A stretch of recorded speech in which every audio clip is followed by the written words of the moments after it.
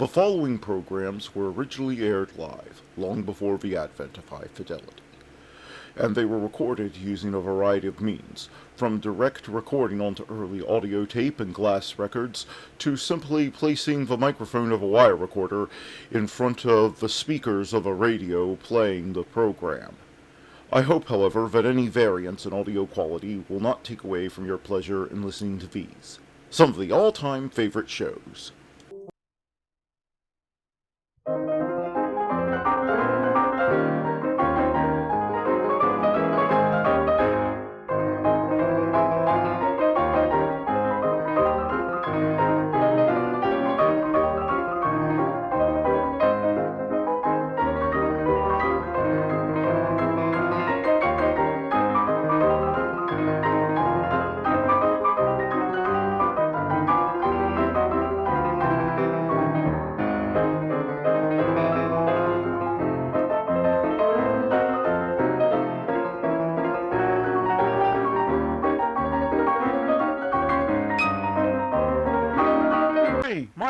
Who's on first? Why, it's Bud Abbott and Lou Costello who are up next. Hey, Abbott, what time is it? It's time for the Abbot and Costello Show. Well, what are we waiting for? Let's go with the Abbott and Costello Show.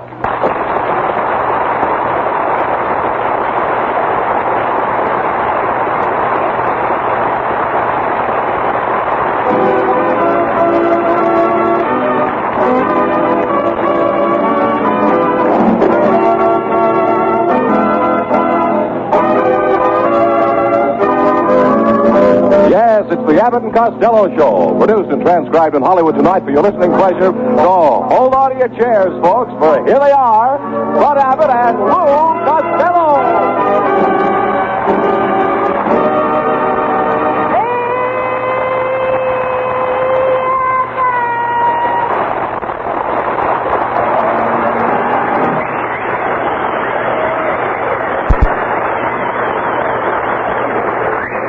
Costello, where have you been? I haven't seen you all week. Oh, Abbott, I've been moving. Moving? I bought a house way out in the country.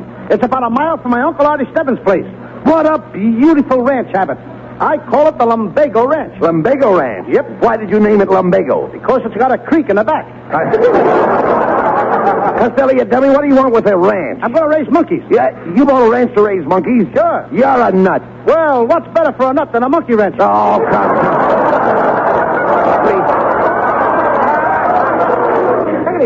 You watch me, folks. Well, I knew that line I had to continue. Thank you. What is that? What is that, Dad? Hey, Abbott. Is that a picture of the ranch? You took the words right out of my mouth. Let me see it. Let's see it. Wait a minute. Over here. What's that little house in the back? That's the garage. I'll bet you thought I was going to say the smokehouse. So you bought yourself a new house, eh? What condition is it in? What? What condition is it in? Oh, wonderful condition. Well, that's swell. I just had it painted, and it didn't cost me a cent. A doctor painted it for nothing. A doctor painted your house for nothing? Right. But wait a minute. How do you know it was a doctor? He signed his name on the roof in big red letters. It says Dr. Pepper.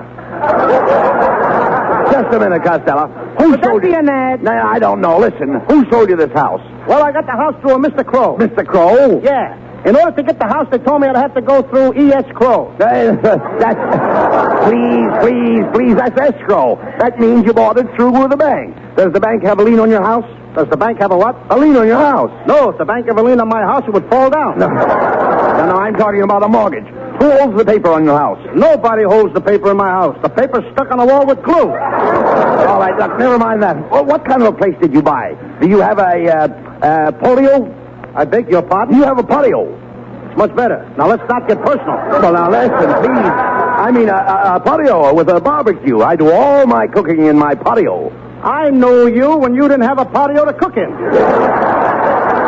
Look, Costello, don't you know anything about your new house? Didn't you even have it inspected? Inspected for what? For floors. You might have floors in your house. Of course I got floors. First floor, the second floor. No. What, do you think I walk on a ceiling? No, look.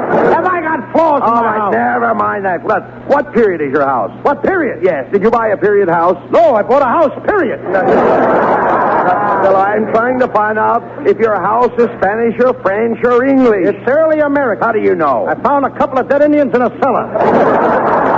Look, Costello, you can generally tell what kind of a house it is by the roof. Is the roof shingle or tiled? Oh, sure. It's one of those... What did you say? Is your roof shingle? Certainly a shingle. Whoever heard of a married roof? Costello, will you please talk sense? Is your roof shingle or did you have it tiled? Abbott, what are you saying? When you're shingled, you can't have it tiled. Now, wait a minute. Only married people can have a tile. Now, Costello, please. I'm talking about your rooftop. My what top? Rooftop. Roof. I can't hear you. That's a dog barking someplace. Will you cut it out? Look, Costello, did you notice if it was tile on top of your roof? No. What would a tile be doing on top of my house? No. I'm not talking about a tile roof. A tile roof is held together by mortar. By what? By mortar. Mortar. Don't you know what mortar is? Certainly. My mortar is the woman that married my father. Now, you dummy, the tile and the mortar keeps the house dry. At my house, it's my mortar that keeps her tile dry. Stella, I'm trying to tell you that the mortar holds the tile on the roof. What kind of a mortar would hold a tile on a roof? Of all the stupid idiots, I'm trying to tell you that the tile is plastered on the roof. Now, there's a pretty picture. A little tile plastered on the roof. Where did he get the stuff from? What stuff? It's against the law to sell that stuff to children. Costello, the tile is plastered on the roof with mortar. What kind of family is that? The mortar and the little tile plastered on the roof. Where is the mortar? Costello. He ought to be looking after his mortar and... Just a minute, please. Let me explain. Now, I have a tile roof on my house. You also have a tiled head on your totem. No. Don't interrupt. Now, when the roof is tiled, they spread the tile on the roof, and then plaster it with mortar. The tile runs across the roof and down to the gutter, so that in case of a shower, the tile drains into a pipe or spout and keeps everybody in the house from getting soaked. That's enough. I am certainly glad I found you out. Found me out? You heard me. What do you mean? I didn't mind so much when you said a shingle roof could have a tile. I didn't even care when you said the tile was up on top of my house.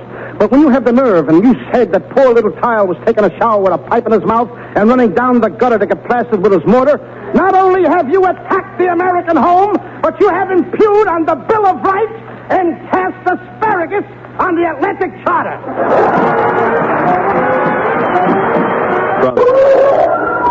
Well, here we are, Abbott. This is my new home. Oh, boy, Abbott.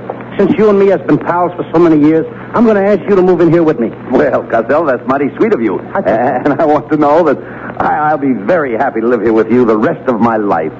You will? Yes. Now will you carry me across the threshold? Oh, please, come on.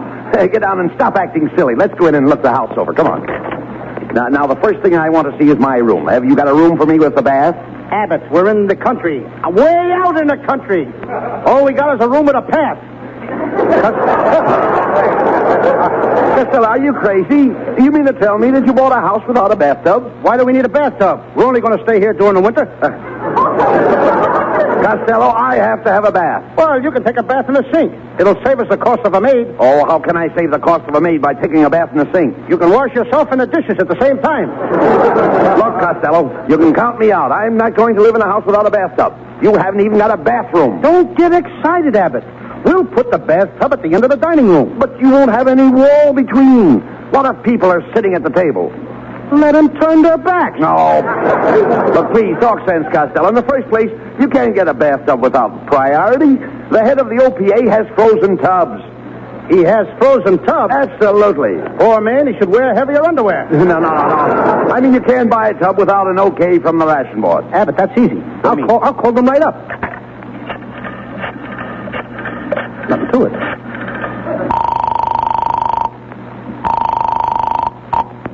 Good afternoon, OPA, ration board. If you haven't got it, try and get it. Look, lady, I just bought a house out in the country, and it ain't got no bathroom. Well, why don't you bathe in the spring? I can't wait till the spring. I'm going to a dance Saturday night.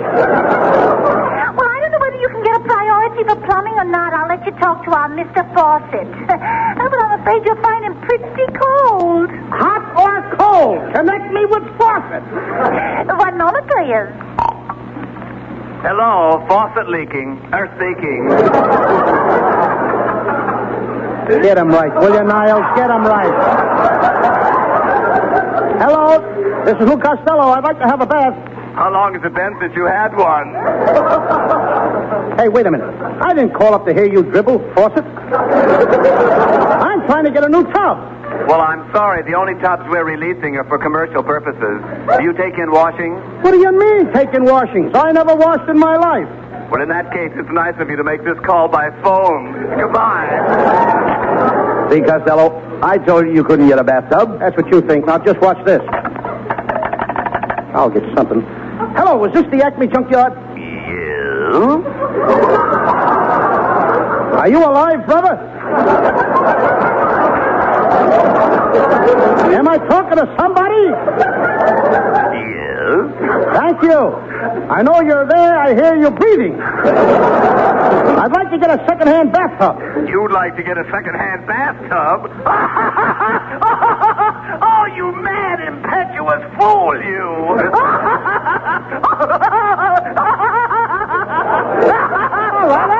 All right, brother, don't knock yourself out. All I want is a second-hand tub. All you want is a second-hand tub. Are you sure that's all? Why don't you ask me for a date with my wife? Okay, but one thing at a time. Costello, I tell you, you'll never get a tub. I gotta try just once more. Stick around. Ajax Plumbing Company. Oh, this is a dead cast tonight, ain't it? Is this the plumber? No, this is a plumber's friend. That's all right, brother. I'll talk to you. I'm a plunger myself. Have you got a used bathtub down there? No, we haven't. Why don't you look in this morning's paper? Why? Did somebody advertise a bathtub? No, but Dick Tracy's in a terrible mess. Oh, come on, Costello. Look, I'll get you a bathtub. We're going downtown to the swap shop.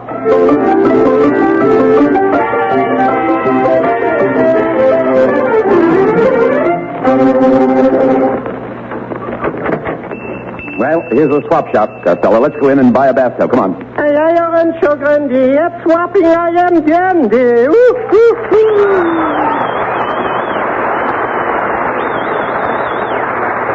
Hello, friend Kitzel. Yes, sir, comrade and gentlemen. Welcome to Kitzel's ye old swappy shop here. Could I interest you in a beautiful imported painting that came all the way from Buffalo, Rome? Just a minute, Kitzel. Buffalo is in New York. There is no Buffalo, Rome. You mean you never heard? Oh, give me a Rome where the Buffalo roam. Oh, where the deer and the antelope play, where seldom is heard an encouraging word, and they break to you an income tax day. What a slight. All right, please. Cut it out. Kitzel, have you got an old tub around here? Yes, but she's busy doing my ironing. You ought to get her to iron you, Kitzel. You're all washed up. I'm all washed up. Could be. Listen, Kitzel, Costello needs a bathtub for his new house. Do you happen to have one? Have I got a bathtub? Gentlemen, just step over here and gaze on this beautiful piece of merchandise. What's a bathtub? Wait a minute, Kitzel. You mean that broken down thing over there? Yes. That tub must be 100 years old. Costello, how can you tell the age of a bathtub? I counted the rings around it. Now, Costello, that's a very nice tub. Oh, it is it? Well, look at those funny-looking legs on it. Oh, pish-posh, funny-looking legs on it, funny-looking legs. Are you going to wash in it or dance with it? This tub is a genuine antique, and it was handed down from the Revolutionary War. Just a minute, Kitzel. There's a big crack in the enamel. Well, that crack proves that it's an antique. How did it happen? George Washington slipped here. But don't worry. The lady who owns the tub said she'll have the crack fixed. Cemented? Of course cemented, or she wouldn't have said it. My line, thank you. Kitzel, I used to think you were a dope, but I've changed my mind. What do you think of me now? You're a full-fledged apprentice moron. Junior grade. No. Costello, we're wasting time. Look, how much do you want for the tub, Kitzel? $14. I'll give you $8. $8 for this magnificent tub? Why, I wouldn't even sell it to my own brother for $8. Just a second. I'll give you $8 for that tub. Positively no. Who is that? My brother. How come he talks with such an accent? I can't understand it. I never leave him out of my sight. Well, come, kiddies. I said $14 for the tub, and 14 it is. You see, I have only one price. I'll give you 10. That's my price. Sold for $10. And there will be $35 for delivery. $35 for delivery? Yeah. No, you don't, Kitzel. I'll take the tub home myself on top of my car. Come on, Abbott, help me carry it out to the car. Costello, how can we carry this tub out to the car? It weighs over 1,000 pounds. We'll make 2 trips. Oh, please.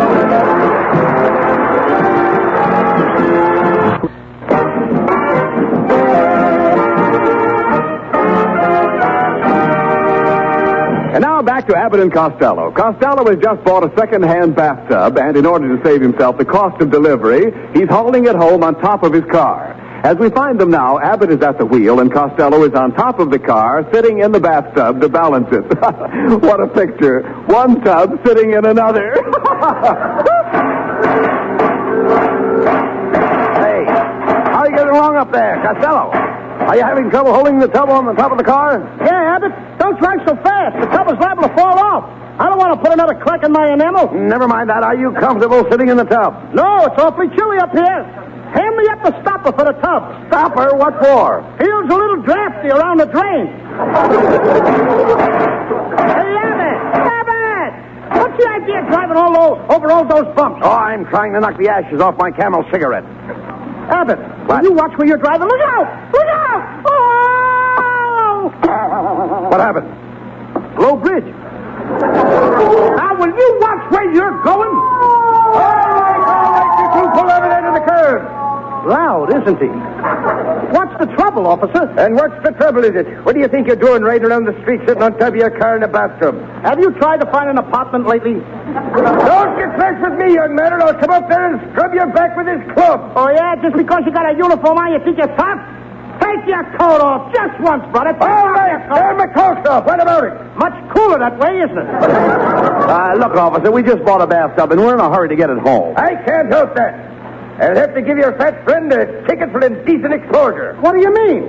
I'm sitting in a tub, but all you can see is my face. That's what I said, indecent exposure. Now get along with you.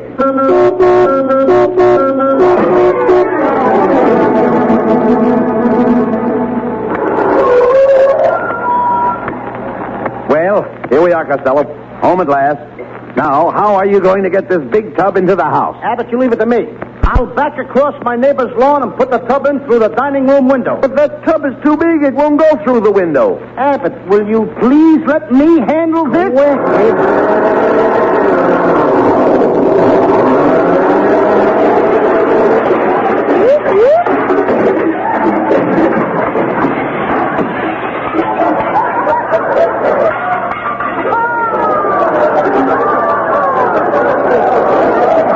Easy, wasn't it?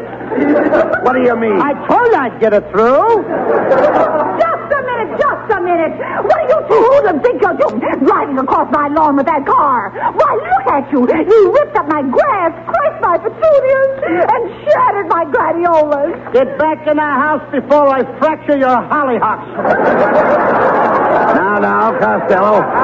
Please don't talk like that. This woman is your neighbor. Remember the old saying, you should love your neighbor. Okay.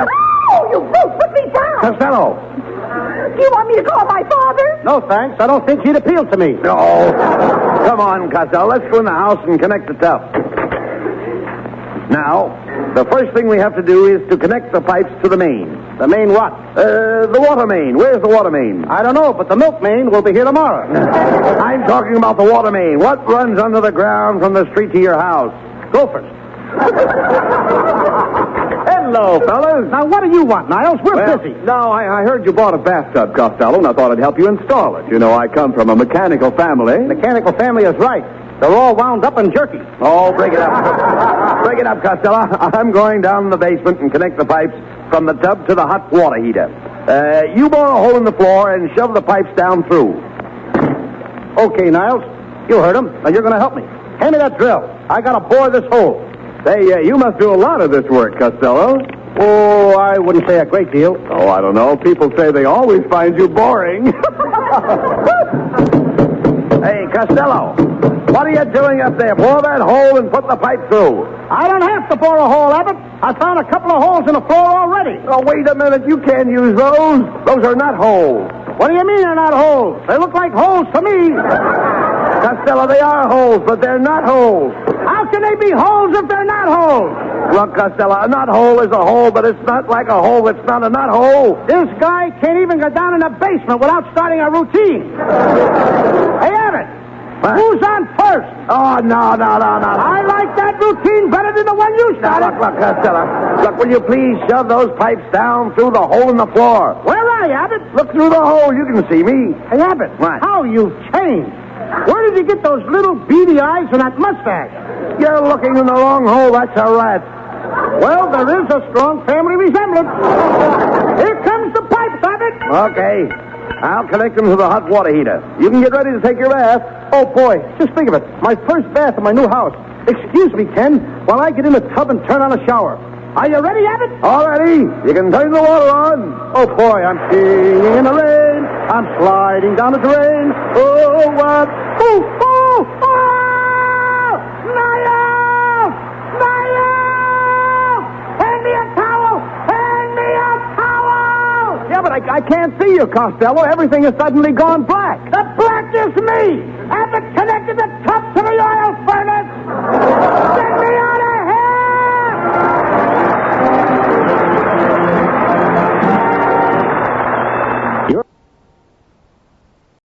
A flat rear floor, so there's more room for your legs, which may or may not be a good thing. Joey, hurry now! Introducing the all-new Civic from Honda. Amazing but true. From the sound of music. And Bing Crosby is up next. Well, if it isn't Bing Crosby. And shut my big open kisser if it isn't Rosemary Clooney.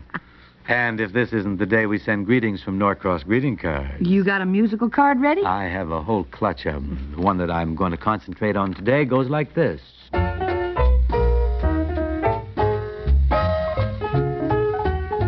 Holding hands at midnight neath the starry sky.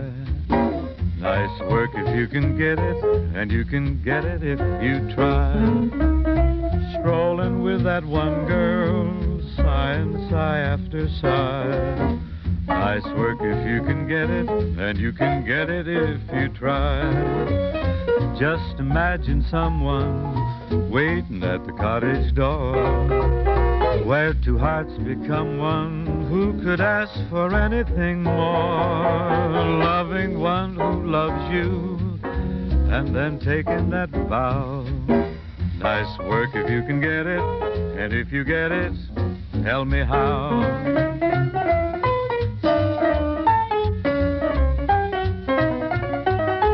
Congratulations, you made it. You can make it if you try.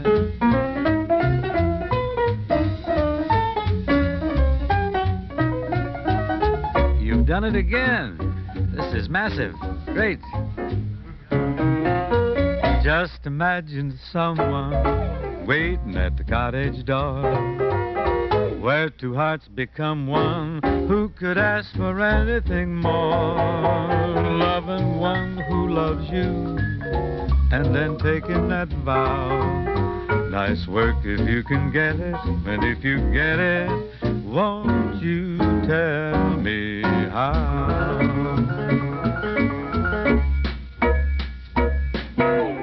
Bing, why don't you take a trip? What have I done? Offended you or something? Say something? Oh, no. I just wanted you to take a trip so I could send you one of those wonderful new Norcross greeting cards. Oh, that's very thoughtful, Rosie. As a matter of fact, I'm planning a trip to the beach this weekend. Well, you really should go further. I always hoped to. I had dreams of faraway places, but... oh, well, circumstances. Anyway, let's talk about these new Norcross greeting cards. They're handsome enough to make one splurge his bankroll on a trip abroad just to receive one. I know. And there are racks and racks of new Norcross greeting cards for every kind of travel, by plane, car, ship, or slow freight. There's always something new from Norcross. The Norcross lads touch all the bases. There's a greeting card for every possible person in every trip. Truly, there's no nicer send-off than one of these bonny bon voyage salutes from Norcross. So make sure you wish your friends a wonderful trip with a Norcross greeting card. Oh, indeed, you can't travel wrong when you pick the nicest cards on the rack. The cards with the N on the back, they're beauties. Norcross greeting cards say the things you want to say. And, Rosie, When you send me that Norcross greeting card for my trip to the beach, pick one with a lengthy verse inside. Why? Well, don't you like to read on the beach? Oh, I dig that. Do you happen to have a song, Rosie? So happens I do, Ken. It further happens that this song happens to be titled It Just Happened to Happen to Me.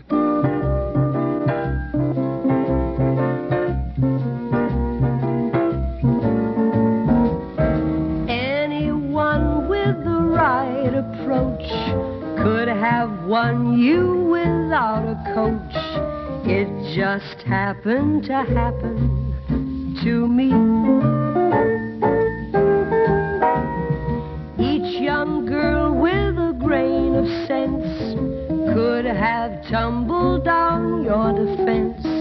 It just happened to happen to me. You passed by my doorstep, I fell in with your step and stayed there just one step behind. You turned into my arms, I gave way to your charms and said to myself, the harm's done. All those girls with their hopeful eyes better look for another prize, 'cause it just happened to happen to me. It happened that you fell in love with me.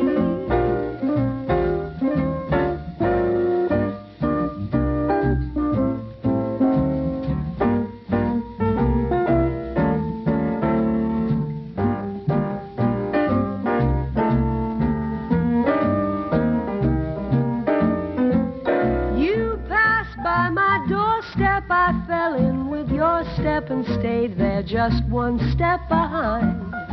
You turned into my arms, I gave way to your charms and said to myself, the harm's done. All those girls with their hopeful eyes better look for another prize, 'cause it just happened to happen to me.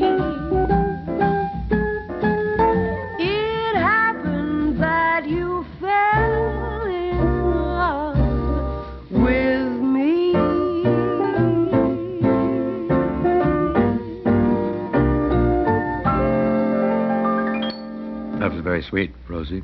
Sure was. Say, would you lads be interested in some interesting facts on women? I may tell you that I've spent quite a few years studying this subject. Yes, me too. Anything new we should know about? Well, there's plenty. For instance, did you know that talking lengthens ladies' lives? Lengthens ladies' lives? Talking? Mm-hmm. Talking is what makes the girls last so long. Oh, man. Some women are really yackers. Oh, some of us do carry on, I'll admit that. Oh, some frails are double verbose, for sure. Well, if exercising the vocal cords means a long life, I know quite a few gals who should live to be 110. At least. And a lot of them are cinched to make the 90s. Don't you reckon? Would you care to name a few? Not me. Oh. So being gabby is healthy for the gals, huh? Sure. You see, we have a knack of gossiping away our repressions. You see what I mean? Yes, I think I do. That's one reason they last longer than men. Yeah. I see. It's gossip that makes them live longer, is that it? Sure. They ain't going to kick off because they're afraid they'll miss something. Either that or they fear they'll be the topic of conversation. Yeah, please don't talk about me when I'm gone. And the old saying, never leave the room first. Don't do that. No. But say, isn't it possible for us men to become a little more talkative and thus lengthen our stay here? Say, I'm afraid that's just not our nature, I guess. You see, the American male goes soon and silent to his grave because he keeps his big mouth shut when he ought to be letting off some steam. Uh-huh, there you are. Then we men should definitely make it a point to do more talking. Oh, that's quite impossible. We just can't break the barrier. We can't get a time slot, you see. Bing. Yeah, I know we get shushed at a lot, too. Ken, and we can't get an out of. We get kicked around plenty. We're pigeons for the ladies when you stop to think about it, honestly. Sure. That's why women have an easier time in life, because men work like crazy to keep them happy. Oh, we've got to keep them happy. Say, and if we don't, they'll drive us nuts. Right off for rockers. Well, gosh, I don't know the solution. I guess we fellas are just hopelessly trapped. We are in a chatter cul-de-sac, you might say. Anyhow, here's to the ladies. Talk it up, girls. It's good for you. Yeah, yak it up, ladies. Can I elbow in here? Personally, Ken, in all fairness, I don't think the gals are much more addicted to gossiping than men. I honestly don't. Well, don't blab it around, Bing, but you're probably right. We should admit it, though, shouldn't we? Oh, why not? Let's be big. Let's make the girls happy. But that's what kills us, isn't it? Sure, but what a way to go. I guess you're right. Oh, pardon, Rosie. You want to say something? I'm sorry. Yes, but I've forgotten. Did you want to sing, maybe? No, I think I wanted to ask you to sing. Okay, glad to. I'm sure of that.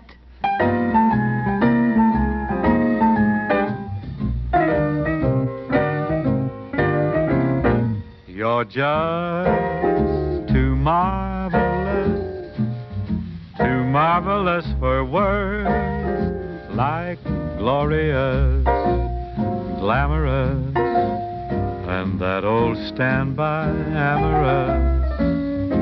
It's all too wonderful. I'll never find the words that say enough, tell enough. I mean, they just aren't swell enough. You're much too much, and just too very, very to ever be in Webster's dictionary. And so I'm borrowing a love song from the bird to tell you that you're marvelous, too marvelous for words.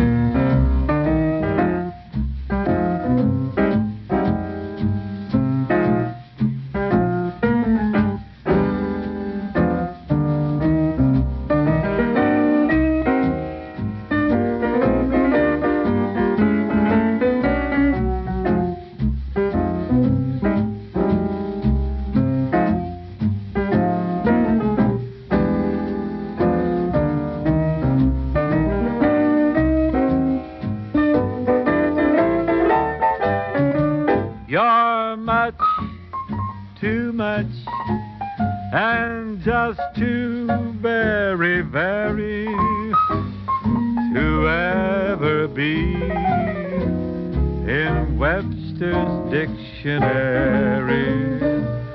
And so I'm borrowing a love song from the birds to tell you that you're marvelous, too marvelous for words. All you need for the cleanest laundry in the whole wide world is water, a washer, and Instant Fells Naphtha. That's right, Instant Fells Naphtha has everything you need in one package. Everything to get your laundry clean, fresh, and soft the way you like it. And Instant Fells Naphtha washes out every bit of dirt every single time. So for the softest, cleanest laundry ever, remember all you need is water, a washer, and Instant Fells Naphtha. For a spotless reputation, you can't beat the Fells family of fine cleaning products. F-E-L-S, Fells.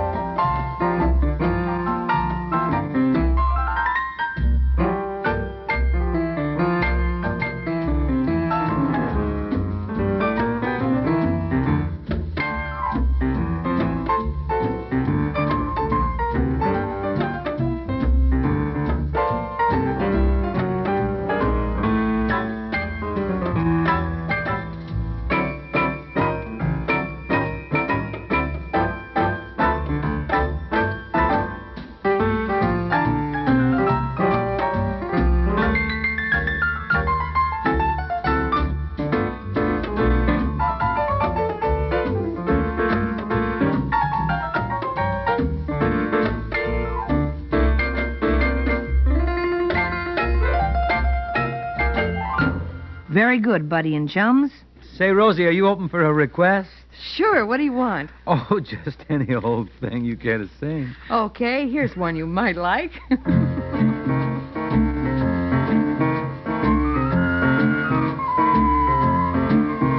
What is this thing called love? This funny thing called love.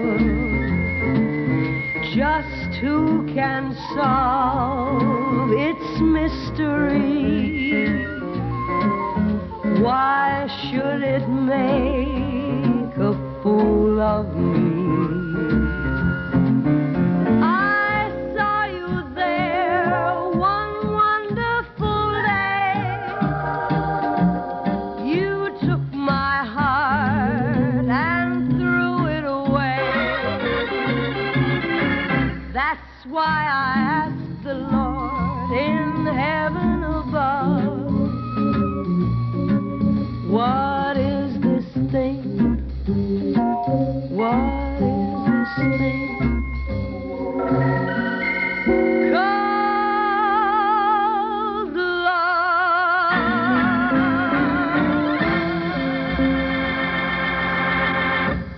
Girls, you want to know how you can entertain your friends outdoors this weekend without entertaining a lot of whining, biting bugs? Well, it's very simple. Just fill your outdoor light sockets with General Electric yellow bug lights. They'll give your whole yard a romantic yellow glow, and everybody will think they're just dandy, except the bugs. Most of them won't even see them, so they won't come around. Yes, General Electric scientists discovered a special yellow color that's practically invisible to a bug's eye. So light up with GE bug lights and enjoy outdoor living all summer. Rosemary and I'd like to sing an old favorite now called Buffalo Gal. Right. We're going to dance by the light of the moon. Heavily supplemented, of course, by GE bulbs.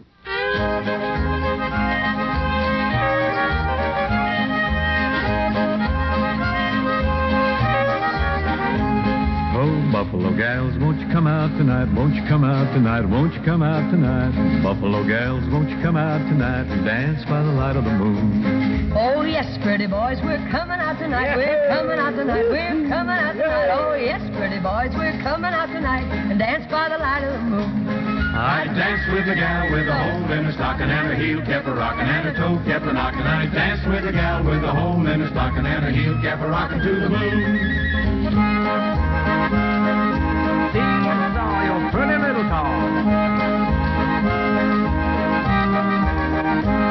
Oh, Wichita gals, ain't you coming out tonight? Ain't you coming out tonight? Ain't you coming out tonight? Oh, Wichita gals, ain't you coming out tonight? I danced by the light of the moon. I danced with a gal with a hole in her stocking and her heel kept her rocking and her toe kept her knocking. I danced with a gal with a hole in her stocking and her heel kept her rocking to the moon. As I was a-lumbering down the street, Hello. down the street, Howdy. down the street, Hello. a handsome gal I chanced to meet.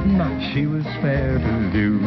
He asked me, would I have some talk? Would you? Have some talk. Please. Have some talk. Let us He know. asked me, would I have some talk as he stood close to me. Oh, Ain't you coming out tonight? Ain't you coming out tonight? Ain't you coming out tonight? Ain't you coming out tonight and dance by the light of the moon? We got to go now, friends. Let's make a date for tomorrow, though, shall we, folks? See you then.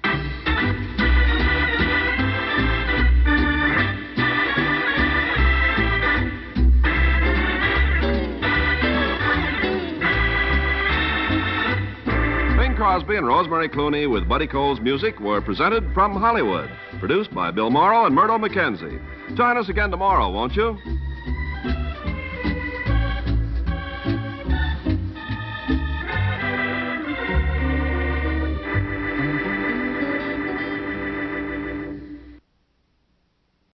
Guaranteed low prices at the Home Depot mean that you can be confident that you're going to walk into our store and find the best price in town. You find a better price anywhere else, we'll beat that price. No questions asked. We will match it and then beat it. That's our guarantee, day in and day out.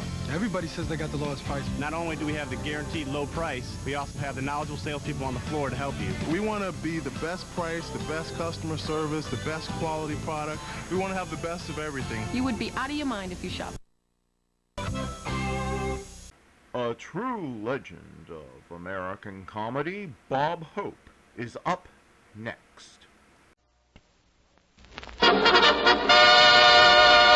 Tonight from the campus of the University of Arizona at Tucson, we bring you Bob Hope and his special guest, Sonny Tufts.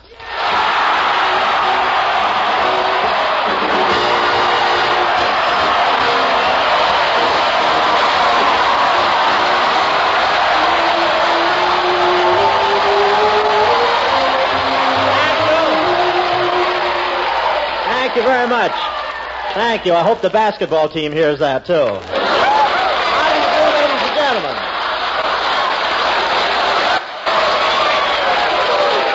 Well, here I am in Tucson, Arizona. That's a sand dune with traffic lights.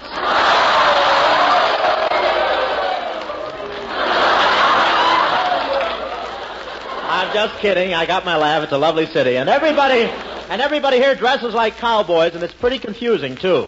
You don't dare take a chance on whistling at a pair of high heels until they get close enough to smell the perfume. I know. I spent all last night doing the rumba with a foreman from the Double R.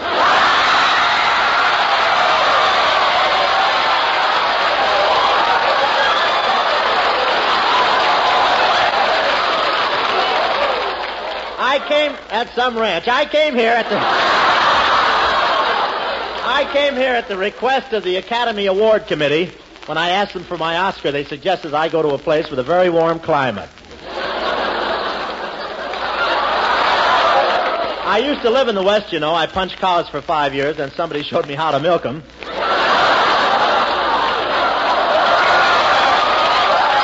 And in the winter, the people here in Tucson make their living off the tourists, and in the summer they rope cattle. But what a wonderful, healthy climate here. This morning I passed a skeleton lying in the desert, and it was winking at another skeleton. But Skinny Ennis already had a date.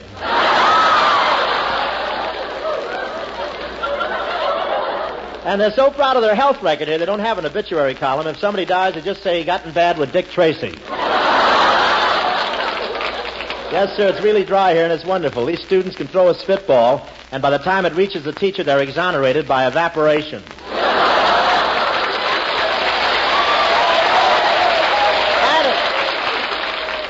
And it's very hot in the daytime here and cool at night. It's wonderful. It's the only place in the world where you can get pneumonia that peels. And they're so proud of their dry climate here in Arizona. I looked up at the stars last night and heard the Little Dipper say to the Big Dipper, "Careful, we're right over Tucson."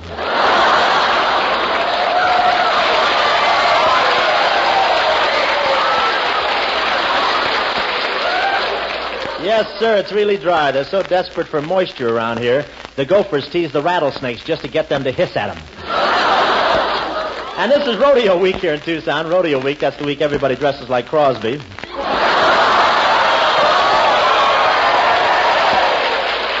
I saw one freshman trying to look Western, strutted around with his cheek puffed out, spitting tobacco juice all over the place. In fact, he spit so much he almost went broke buying Hershey bars. And you see all the girls walking around town in chaps. Chaps, that's a Western expression meaning what a silly place to run out of leather.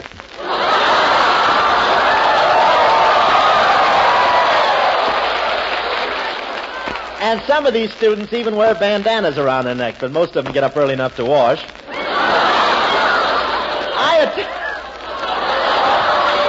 I attended the rodeo here last year. They knew I was a champion rider, and they did everything to make it tough. In fact, just as I was getting on the horse, some wise guy stole the ladder right out from under me. I did pretty well, though. I stayed on a wild bull for 15 minutes, then they let him out of the pen. What a steer. He came out so fast, he'd thrown me 3 times before his hide caught up with us. The steer took one leap, and the next thing I knew, a pilot tapped me on the shoulder and said, "Look, Bub, as long as you're going to be there first, you take the mail."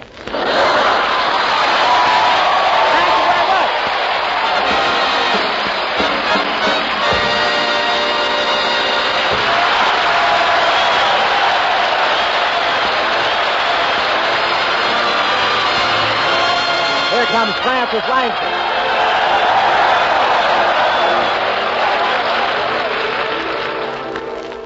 I can't begin to tell you how much you mean to me. My world would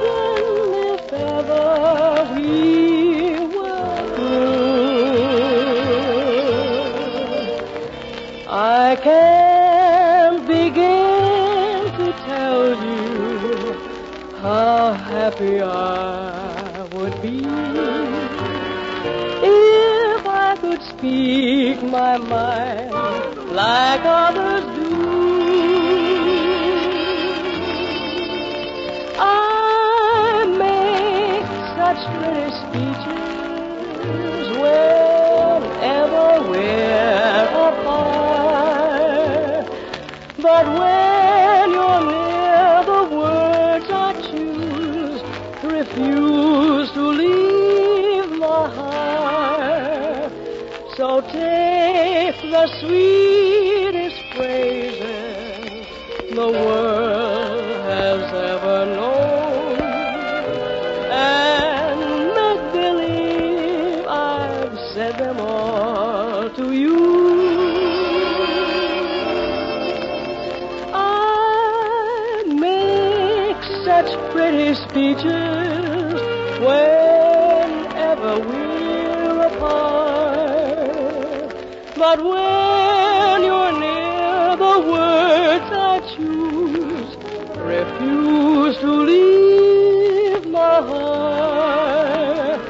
So take the sweetest phrases the world has ever known and make believe I've said them all to you.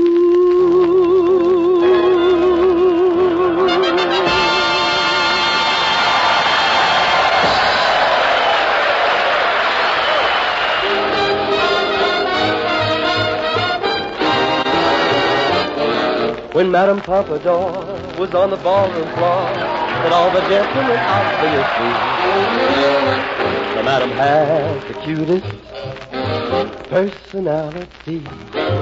And think of all the books about Du Barry's looks, or was it made of the toast of Paris?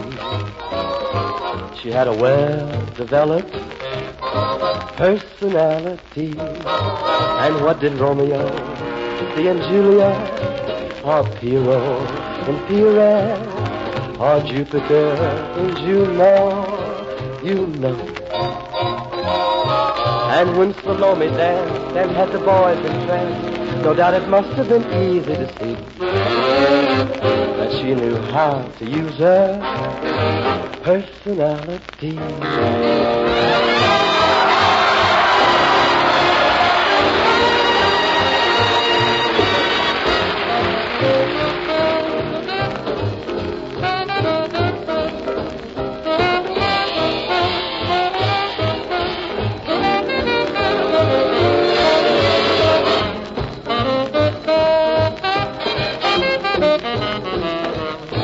And what did Romeo see in Juliet?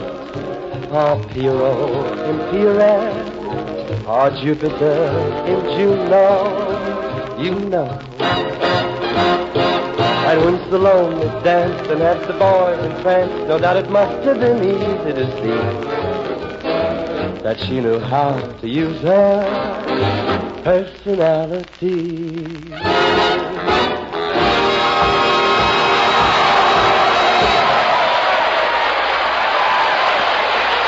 Wonderful, Skinny. That's swell. That's Skinny Ennis singing Personality. Little song from Road to Utopia, starring Dorothy Lamour and a cheese grafter. And now, I have pleasure in presenting one of my good friends who has become one of Hollywood's most popular and capable stars. You've seen him in any number of successful screen efforts, and you'll soon see him again in Paramount's Miss Susie Slagle. Here he is, that big blonde boy. Here he is, Sonny Tufts, right here.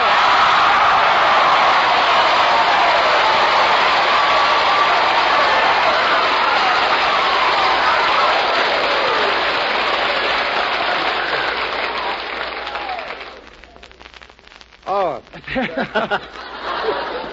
Thanks, Bob, and thank you, student. Yes. How long can you bow, after all? Look at this guy, will you? Tell me, are you really that wide, or is your tailor still working in that coat there, huh? Look at those shoulders. Sonny, how do you like it up here in Tucson? Fine, Bob, but this is quite a long trip for you, isn't it? No, not much longer than usual. You know I'm always pretty close to the border. Yeah, and if I were you, I'd see a psychiatrist about it.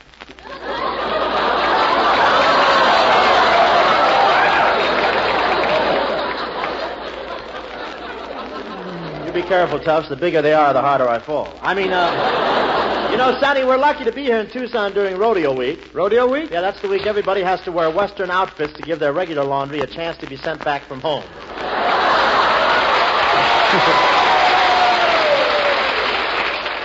But I guess being here in the wild, woolly West is a little strange for you, Sonny. I hear you come from Boston society. That's right, Bob. My family dates way back to the Mayflower. Pilgrims or donuts?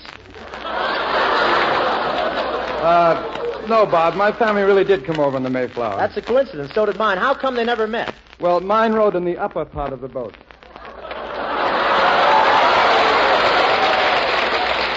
Yeah, well, mine had fresh milk all the way across. But anyway...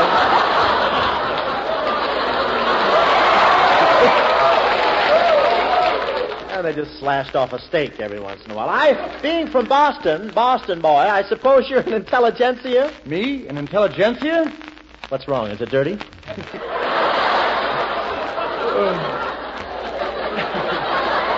Charlie passed it. Say, you're a Harvard man, aren't you, Sonny?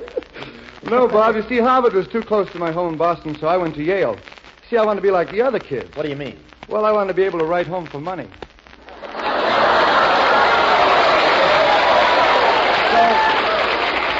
So you went to Yale. Did you get your sheepskin? Sheepskin? Why, Bob, at Yale, they give out nothing but mink pelts. Mink pelts? Well, tell me, what is your latest Paramount picture, Miss Susie Slagle, about? Well, look, Bob, we can talk about my picture later. Tell me about that Road to Utopia. Oh, no, you're my guest. Let's talk about Susie Slagle. No, Bob, I insist on you talking about the Road to Utopia. Well, if you insist, but I'd rather talk about Susie Slagle than the Road to Utopia. Well, that ought to keep Paramount happy anyway. And, of course, and Marty Lewis, too. And, of course, they aren't crying about my winning an Oscar, either. You win an Oscar? Now, look, who do you think you're talking to, a freshman? All right, I'll prove it. I'll get Frances Langford over here. She'll tell you I got an Oscar. Francie, oh, Francie. Hello. Say, Francie, tell Sonny about the Oscar that I... Well, Miss Frances Langford.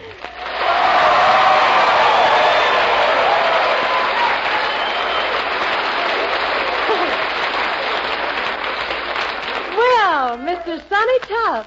Oh, you can call me Tufsy Wupsy. And you can call me Francie Wancy. You know, you can get that way from listening to Onesie Tuesday. Francis, did Bob really get an Oscar? Well, with a stretch of the imagination, you could call it that. Actually, it was a miniature one about the size of a thimble. Oh, then it wasn't a real Oscar. What do you mean? It was the one Crosby got last year, worn down from the polishing.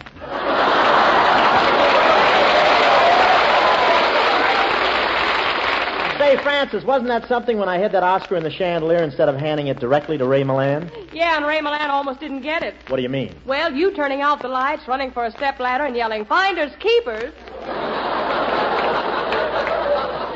Well, all's fair in love and Oscars. But I really must admit you look quite nice in your tuxedo, Bob. You really think so, Francis? Mm-hmm. Say, are you sure that was your tuxedo? Certainly, Sonny. What makes you ask that? Oh, nothing, but when I came in through the stage door, I noticed one of the waiters from Ciro sitting there in his underwear.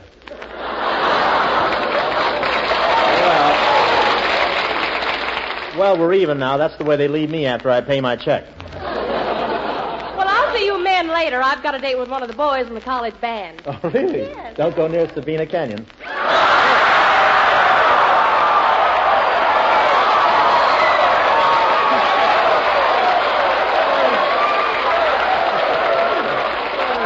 That's where they study flowers here in France. Say, Sonny, while you were in college, you organized a college band, didn't you? That's right, Bob. Gee, I'd have loved to have played in a college band. Well, you should have, Bob. You've been great. You really think so? Why, sure. You're a natural for any of the wind instruments. I guess they call you Sonny because you're so bright, huh? So you had an orchestra while you were at Yale? Oh, yes. We were very ritzy. For our violin strings, we used nothing but pedigreed Siamese. Oh, those ritzy cats. I played drums. So you were a drummer. Say, where'd you get the skin for your drums? Where does anybody get skin? I waited around until I got through hazing a freshman. Man, did I hear somebody talking about bands? Oh, Sonny, I want you to meet Skinny Ennis. And Skinny, this is Sonny Tufts. Well, there they are, folks, before and after.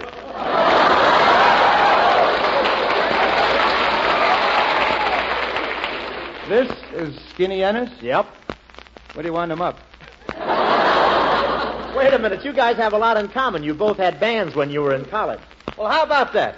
What school, partner? Yale. I'm a Yankee. What'd he say? Yankee.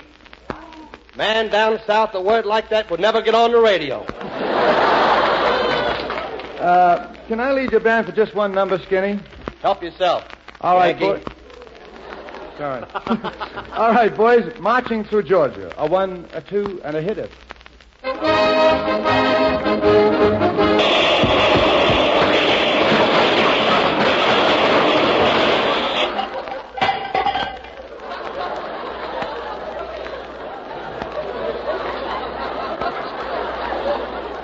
Was that Marching Through Georgia?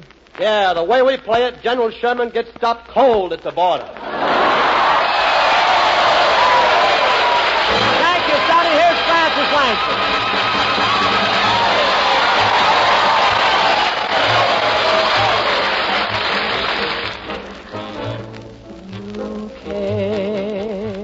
I was alone. I should have known you were temptation. You smile, luring me on. My heart was gone. You were temptation. It would be thrilling.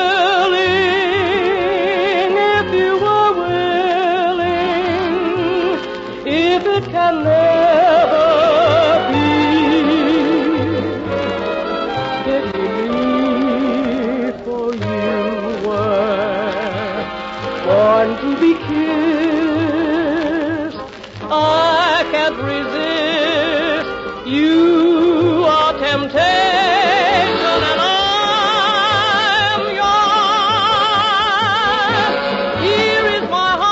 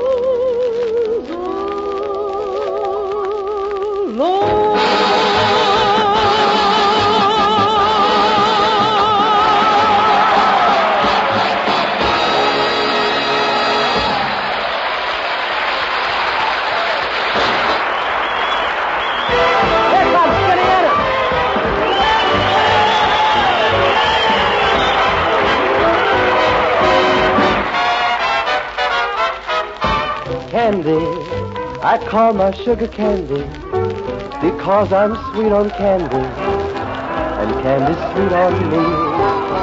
She understands me, my understanding candy, and candy's always handy when I need sympathy. Oh, I wish that there were more of her, so I could love much more of her. She has taken my complete heart, got a sweet tooth for my sweetheart, Candy. It's gonna be just dandy the day I take my candy and make a man of her.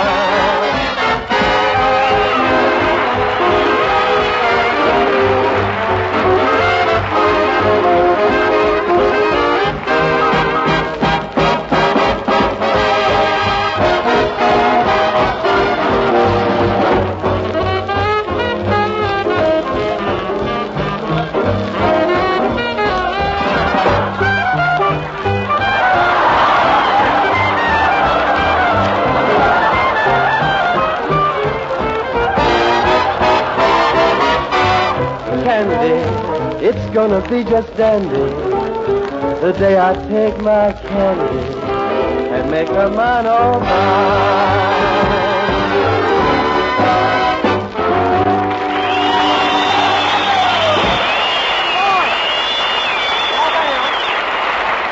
That was Skinny Ennis singing and Kelowna dancing, and here we go.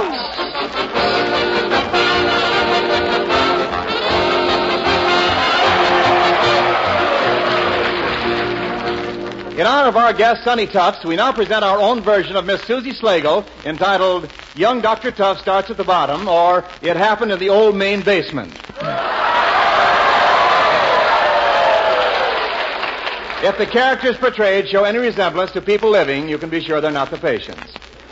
As our story unfolds, we find two young interns, Bob Hope and Sonny Tufts, witnessing their first operation. I can't stand this, I tell you. Get me out of here. I'm going to pass out quick. Somebody get me some water. Bob, pull yourself together. Pull myself together? Yeah. Pull yourself together. After all, you've seen a splinter taken out before. Yeah, but not out of me. That's the last time I'll ever sit down in a cactus.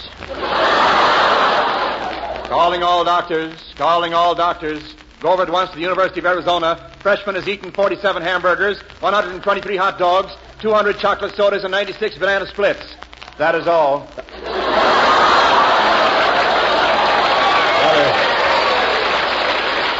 Brother, that's enough.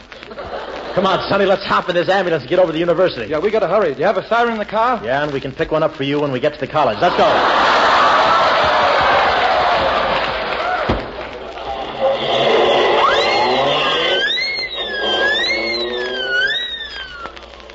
Here's the place.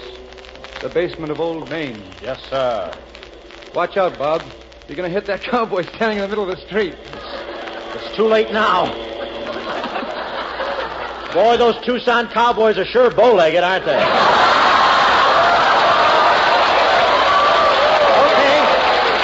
Okay, stop the car, Sonny. Yeah. Yeah, let's go in. Here's the place, the basement of Old Main. Yeah, we're right there again. Yes, sir. Well...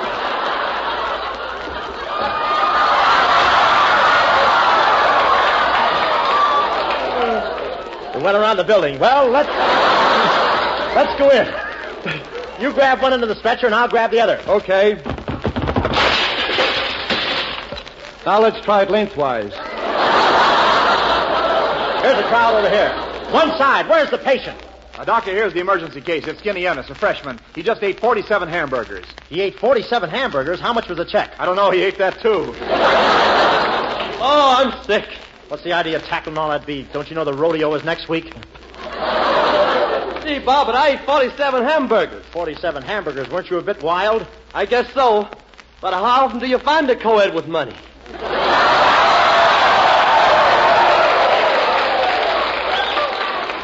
This is serious. Dr. Tufts, put this patient in the ambulance. Okay. Skinny's in bad shape. We'll rush him right to the operating room. But the operating room is closed at night. That's all right. We'll slip him under the door.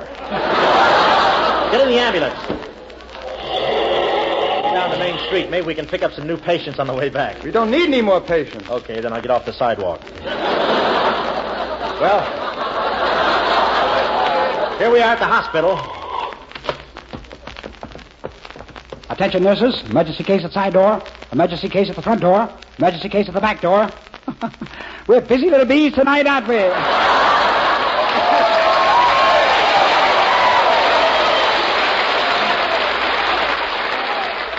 Kelowna, you're in charge here? That's right, Hope J. Penicillin Kelowna. MD, PhD, LLD, and DDT. And DDT? Did I hear you say DDT? Tut, my boy. Don't look so frightened. We only use it on the smaller type of insect. Here's the patient, Dr. Kelowna. Hiya, Doc. Yeah, didn't see the steamroller, eh? Well, I'll live, Doc. One thing at a time, my boy. I haven't decided if you're alive yet. Here comes my nurse. Hello. Hubba. He's alive. Kelowna, will surgery be necessary? Yes, I'm afraid we'll have to operate on him for gallstones. Kelowna, every time a patient comes in here, you operate on him for gallstones. Why is that? I'm building a new home.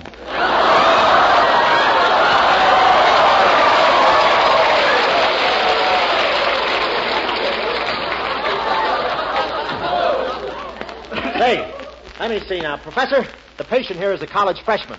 Oh, in that case, we can save the ether. Okay.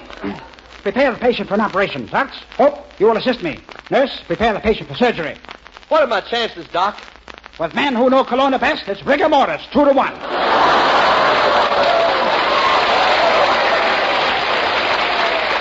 Kelowna, look. Dr. Kelowna, what makes you so headstrong? Oh, send it to gym. Gym class every day. I send it to gym class every day. You said it all. Send it to gym class. Yeah, well, we got that part, yeah. Nice time for your voice to change. It's okay. What's your system? See. See?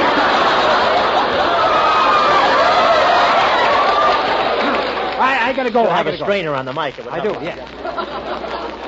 Say, I'll see you later. Hope I have to operate on one of the students. He just swallowed a bottle of Coca-Cola. He swallowed a bottle of Coca-Cola? How did that happen?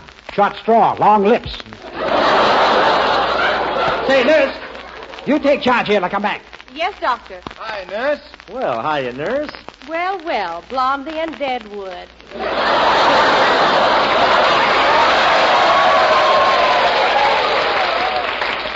Hiya, Starchy. Hiya, tall, dark, and antiseptic. For a change. This hospital has got an antiseptic smell, hasn't it? Yes, but you're gaining on it.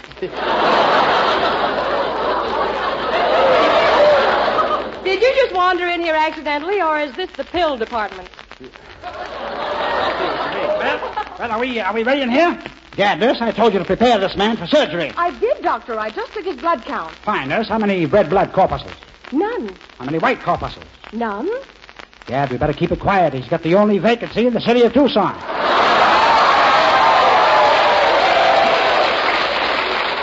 Well, let's get to it. Hope, you start the operation. Okay, I'll start it. First, I'll check his condition. Pulse. Pulse. Respiration. Respiration. Heart. Chaperone marks.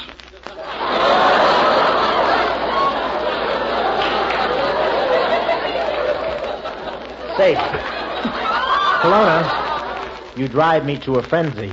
Okay, Hope, and be sure to ask her if she's got a frenzy for me. All right, let's go. Now, men, let's get ready to operate. First, we'll wash up. Okay, Professor. Okay, ready, Professor. Okay, Hope, now give me the rag and I'll soap your back. Well, let's get started. Hand me my saw. Kelowna, you've sawed the patient in half. Silly me, thought I was back in vaudeville. And now for the incision. Ready, Tufts?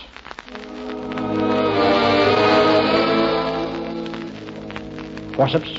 Forceps. Sponge. Sponge. Lawnmower. Lawnmower? Yes, mustache keeps getting in the way.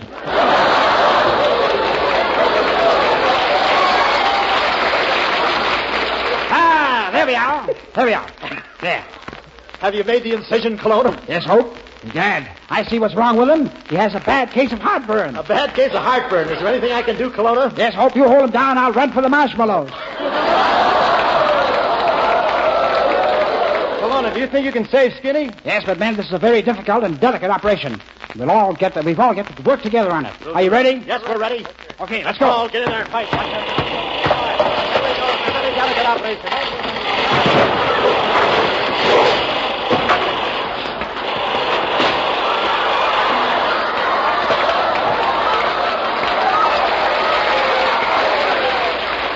Don't let this discourage you, folks. Miss Susie Slagle is still a good picture.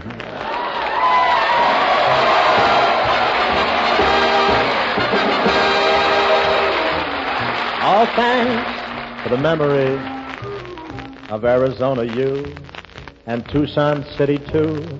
Our welcome here was quite sincere, of the West tradition true. And we thank you so much. I want to thank everybody here connected to the University of Arizona for a fine day. This is the Armed Forces Radio Service.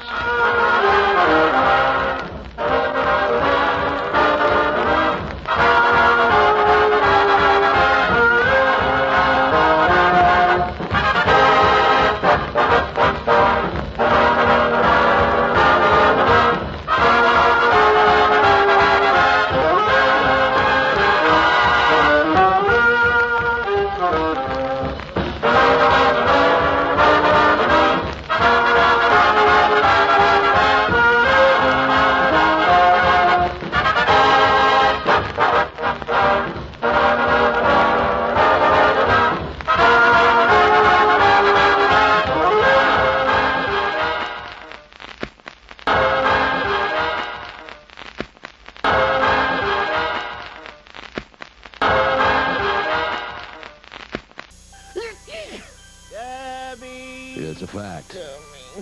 The bigger the man, the bigger the baby. Thank goodness for Kleenex tissues. Kleenex makes the softest tissues you can get for your baby.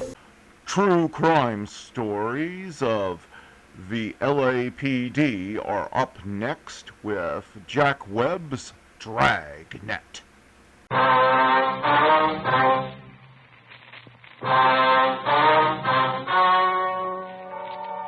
The story you are about to hear is true. The names have been changed to protect the innocent. Fatima Cigarettes. Best of all, king-size cigarettes brings you Dragnet.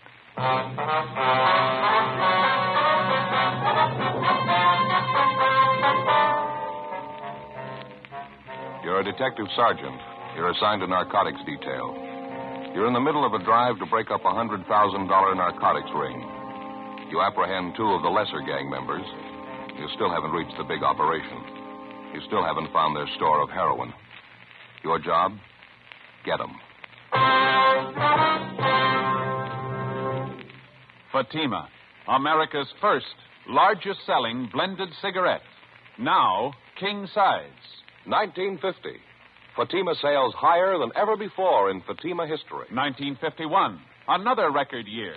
Fatima sales up and up. Why, in 1 month alone, Fatima sales were up 110% coast to coast. Friends, for your smoking in 1952, insist on Fatima. Enjoy Fatima quality, extra mildness, and superbly blended tobaccos. Remember, the name Fatima has always stood for the best in cigarette quality. Yet Fatimas cost the same as the cigarettes you're now smoking. Compare them. When you see the difference, taste the difference, smoke the difference, you'll switch to Fatima.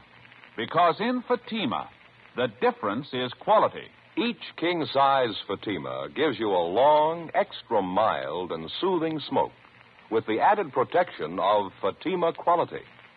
Buy Fatima.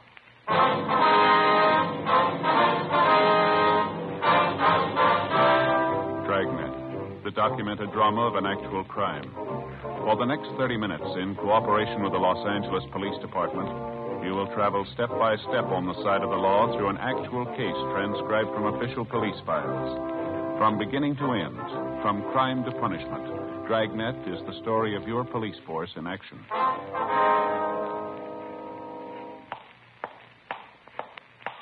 It was Sunday, August 14th. It was cool in Los Angeles. We were working a special detail out of Narcotics Division. My partner's Ed Jacobs. The boss is Captain Kearney. My name's Friday. It was 1:23 a.m. when I got to 5th and Ceres, southwest corner. Hi, Joe. Ed, Captain, you been waiting long? Just got here. All right, Jacobs. Okay. Where'd you finally book in the two of them? 77th Division, substation watch. Parrish here is willing to cooperate. Told us everything he knows about the gang. Well, I'm glad you feel that way, Stan. You won't regret it. Yeah. What's the matter? Hope it helps. If Red and the other guys find out about it, it's going to be rough. They're not going to find out from us. We're heading out for East Hollywood, Joe. Apartment house out there. Parrish says that's where Red makes his pickups. Whereabouts is that, Stan? I don't know the address. I know the neighborhood, though. I'll recognize the place when I see it. How you feel now, Stan? Any better? No, lousy. Sure could use a fix about now. Sorry, Parrish. Can't help you there. How you going to handle this thing, Captain? I mean, picking up Stan and Max Higbee. You figure we can keep it quiet? The newspapers are going to cooperate. They're not going to print a word about it. I'm going to handle the court work. Stan and Max are going to waive their preliminary. Ought to give us 5 to 6 weeks of quiet if we need it. If we can't reach the rest of the gang by then, we'll never reach them. Sure feel lousy. Sick. Never tried to kick the habit before. How long does it take? Well, it all depends. How bad are you hooked? Oh, not bad. I'm just chippy with it, not more than a cap a day. Where do we go now, Stan? Keep going straight? Yeah, straight ahead. Turnout's not for a while yet. Well, how do you figure it from here on in, Captain? What do I do about Red? Well, you're going to have to con your way through. I had the crime lab fix up a dummy package for you on the seat there. Uh-huh. Has the same wrappings as the one the real stuff came in. Package Stan gave you in the restaurant. You take it back to Red and scream your head off. Yeah? You tell him you got the package from Stan and Max and you paid him the 6 G's for it. You opened it up and found it full of powdered sugar. Read 'em off. Put it on big. You got a gun? No, I haven't. I checked it in my locker when I started on this thing. All right, take mine. Okay. Make it heavy. Pretend you're going to gun him. What if it doesn't work, Skipper? That's taken care of, too. There'll be a couple of men down in the street, Joe. If you get your back to a wall, break the window, they'll come running. Okay, I'll give it a try. You think Red's still at his hotel, Stan? Sure. He's probably waiting for me and Max. Anybody with him, you think? No, I don't think so. All right. Ed, I wonder if you'd call my mother the first chance you get. She might be a little worried. Don't have to. She called the office before we left. Oh. I think I convinced her everything was all right. Oh, thanks a lot. Captain? That's it. We'll let you out at the next corner. Head back for the hotel. Right. Good luck, Joe. Right, Ed, thanks. How about it, Parrish? Anything else you can give us that might help him? I don't know. It's going to take a lot of front. Only one way you can get that. Yeah? You better get yourself a good fix. I left Captain Kearney, Ed Jacobs, and the narcotics suspect, Stan Parrish, on the corner of Western and Wilshire and made my way to Red's Hotel on West 54th Street. I went up to the second floor and found his door open. I walked in. Red was sitting in an overstuffed chair next to the radio, listening to the police calls coming in. What's the matter now, Lindsay? Why the gun? Don't try any of your conning this time, you two-bit thief. What's the matter with you? Put the gun down. No, not before I get what's coming to me, you and your lousy punks. What are you talking about? Where's Stan and Max? Dead, I hope. That leaves only you to deal with. I should have known better the first time when you had me tamped. I should have gotten out right then. What's in your craw, guy? Come on, let's settle. Oh, you know what. Now look for yourself. 6 G's worth, powdered sugar. You didn't think you could beat me for this, did you? I don't know what you're talking about. There's more in this than me. If you don't square up this thing with us, there's ways of taking care of you. I'm on the lam anyway. Now, one more beef isn't going to make that much difference. Put that gun down, will you? Now, let's talk it out. It doesn't make sense. If you've been beat, then so have I. Don't try to sell me that line. Get both of them out. I know they're here. Now, come on, get them out here. Will you watch that gun, will you? I don't know what you're getting at, Lindsay. They're not here. Didn't you see them, Max and Stan? Sure, I saw them. That's why I'm here. I gave them the money, 6 yards of it, and that's what I got, powdered sugar. Now, you start explaining, smart guy. It's the truth. I don't know where they are. I gave Stan and Max 20 ounces to take to you. I told Stan to make the meet with you inside the restaurant. Max is supposed to be the lookout. Oh, yeah, sure. So help me. I don't get it. Two of them never tried anything like this before. Weren't you tipped off at all? Maybe the way they acted. Something they said. No, nothing. That moot Stan was a little unhappy. He said he wanted to fix and you wouldn't give it to him. That's right, I wouldn't. Well, and you should have known better. There's no time to get stingy with him when he's going to make a deal for you. You know what happened the last time he took a fix before a job. I sent him out to that park to watch you. He ends up by tamping you. I'm leveling with you, Lindsay. I think we've both been taken. I still don't get it, though. I can't understand why they'd run out on me. Now, look, I haven't got the time to draw you pictures, mister. All I know is my dough's gone and you haven't delivered the stuff. Now, you get with it. Now, wait a minute. How do I know for sure? What? How do I know you didn't get the real merchandise and you took care of Max and Stan? How do I know you didn't build a frame? Oh, sure. That's why I'm back here. I got 20 ounces free and I want another 20. I met those mooches of yours and took care of them all by myself. Now, that makes a lot of sense, doesn't it? Mm-hmm. Now, get off it, Red. You're not going to poor mouth me out of this. I paid my 6 G's and I want the merchandise. Full 20 ounces and I want it right now. You're crazy. I can't do that. You have to give me time. We don't keep this stuff here. It isn't mine in the first place. What are you handing me? It isn't.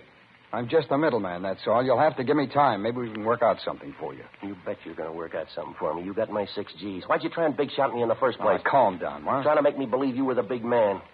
You ought to get wise to yourself, Red. Why should I deal with a middleman? I can probably buy the junk cheaper from your boss. Now, where's he? You couldn't buy it at 2 G's an ounce. He wouldn't sell it to you. I handle all this stuff. I'm the only one he works through. What makes you so special? You can't even handle a 20-ounce deal and keep it straight. Stay cool, will you? Give me 24 hours. What am I supposed to be doing in the meantime? Same thing I'll be doing, worrying about getting that stuff back. Why try and cover up? Your mooches ran out on you. Maybe. I want to make sure I'll get the word out. Yeah? I'll find out what happened.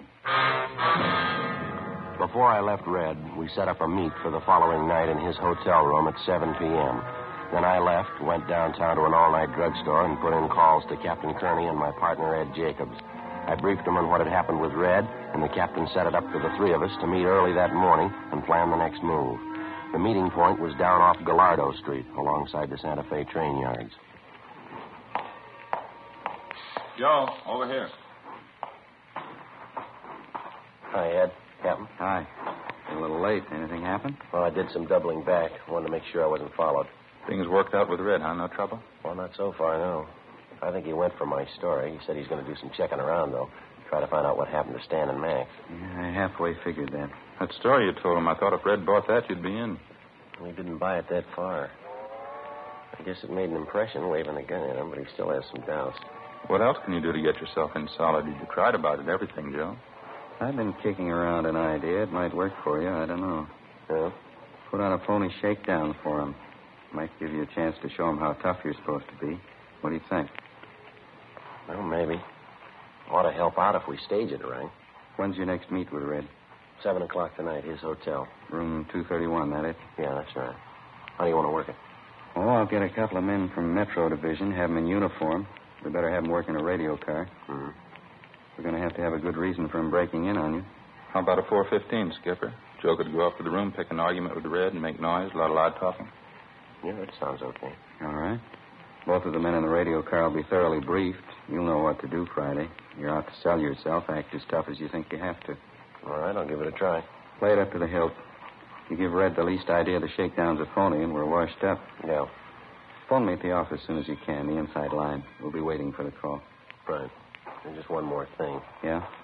How about that apartment house Stan was going to show you last night, the place where Red's supposed to pick up the junk? He pointed the place out all right. It's going to take some checking. How do you mean?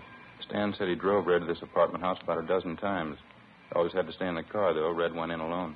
Didn't know which apartment Red went to. Well, can't we check him out, Captain? Got some men on it now. Going to take a little time. Big layout. All right. 47 apartments. I left Ed and Captain Kearney and caught a streetcar back to my hotel. I had some scrambled eggs, toast, and coffee in the grill next door, and then I went up to my room and got a couple hours sleep. Late that afternoon, I took in the show at a newsreel theater, had a bite to eat, and then headed out for Red's Hotel on West 54th Street. I got there a few minutes before 7. Red was waiting. Apparently, he'd failed to dig up any information on what had happened to his two operators, Stan and Max. I accused him again of trying to swindle me out of $6,000. I demanded the 20 ounces of heroin. Red had nothing to offer but apologies. All right. Relax, will you? Take it easy. I'll work out something. Take it easy, nothing. You do enough of that for the both of us. You sit there and listen to that radio. Why don't you get out and hustle up those two mooches of yours and get my dough back? All right. You don't have to scream. I said I'd work something out. All right, then start working. Get it. The dough or the white stuff. I gotta have it by the end of the week. What do you want to do? Have it all over the hotel? Keep it down, will you? Why? You take me for 6 G's and I'm supposed to play it nice? Now come off it, mister. I didn't take you for 6 G's.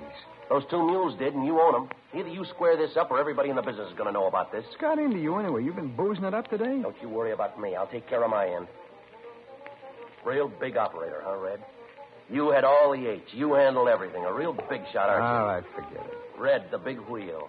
He handles all kinds of deals. 50 cents to $5. After that, they get too big for him. I said forget it, Lindsay. When this one gets around, they're going to laugh you right out of the business. You can go back to selling razor blades. And knock that radio off. I'm sick of hearing it. You got to quiet down. You think you're ready to handle it, do you? I told you I'd try and work out something for you. Now, playing tough's going to get you nothing. You ought to know that. What's that? What's it sound like? Yeah, who is it? Police officers, open up. What is this? What do you got in me? Shut up, will you? Take it easy. Can't tag us, will you? All right, open up. Well, I'm getting out of here. I'm not going through any shakedown. You out of your mind? Hold it. I didn't mean to keep you waiting. Come on in, officers. What's all the noise about up here? Nothing. We're just having a friendly argument, that's all. Can I see your identification? Sure. You, stay put. Yeah? Harry, you better shake him down. Yeah, right. All right, back against the wall. Okay. Come on, hands behind your head. Keep them there. You bet. The lousy fuzz.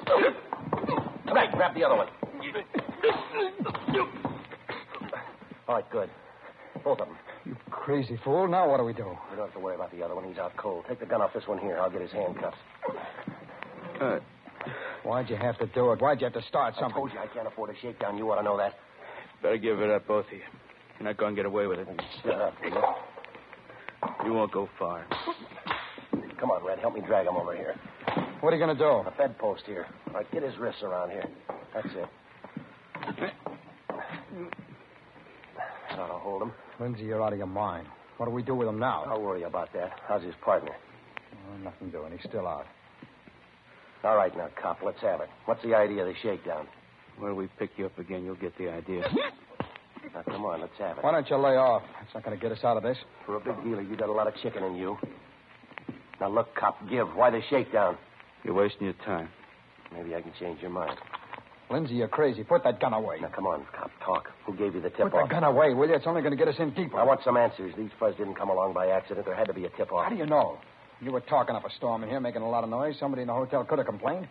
Come on, get out of here. Leave the two of them behind to identify us? That ain't going to work. It's got to. What else can we do? We can kill them. You're out of your mind. I can kill them right now.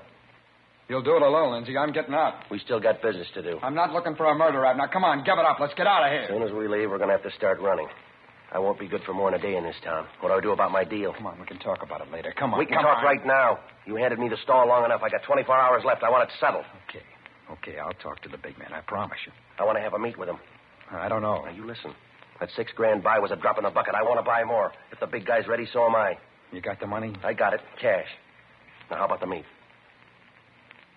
How about it, Red? Okay, I'll set it up. Red got his things together, and we took the rear fire escape that led down to a service alley behind the hotel. Before the two of us separated, we agreed that Red would call me at my hotel at 10 o'clock the following morning. I wasn't altogether sure, but it seemed as though the act I'd put on at the phony shakedown had impressed Red quite a bit. Before I went back to my hotel, I called Ed Jacobs and Captain Kearney and briefed them on the developments. At 10 o'clock the next morning, I was waiting by the phone in my hotel room. At 10:15, Red called. I talked to the big man this morning. I told him what you wanted. Yeah? What's the answer? Gotta be a fast deal, cash and carry. Well, I'm ready. Is he? I think so. Took a lot of talking. All right. What about the meet? I'll pick you up at your hotel. I'll take you to it. When? 8 o'clock tonight.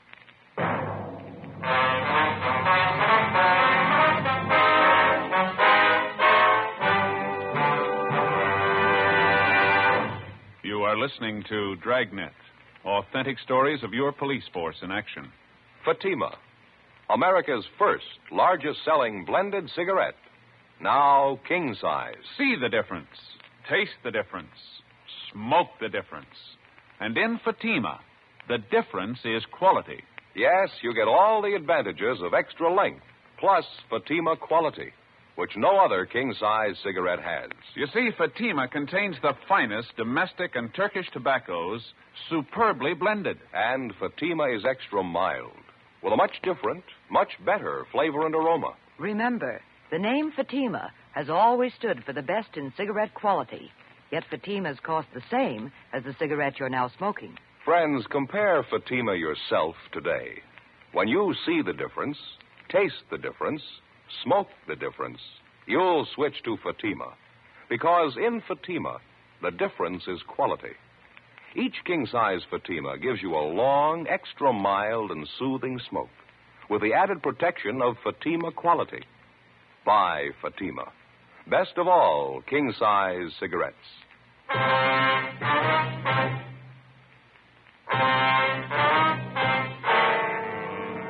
Tuesday, August 16th, 10:33 a.m. As soon as I got word from Red about the meet he'd set up for me with the big man, I called Captain Kearney on the inside line and briefed him on the way things stood. He said he'd have 3 teams of men ready to tail me and cover the meet. They'd work alternately in 3-way radio cars in order to reduce the risk of discovery to the minimum. He also told me the check of tenants was continuing at the East Hollywood apartment house, where Red apparently was picking up his supply of heroin for distribution. So far, the detail of men assigned to the job had failed to uncover any definite leads. At 8 minutes past 8 o'clock that night, Red picked me up at my hotel, and together we drove out along Alhambra Avenue. We parked alongside the edge of a private golf course just north of the Ocean Highway. Smoke? Okay, thanks. Got a match? Yeah.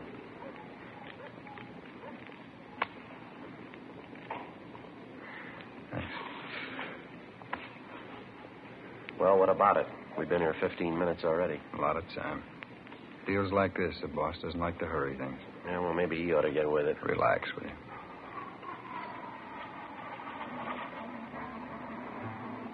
So we waited.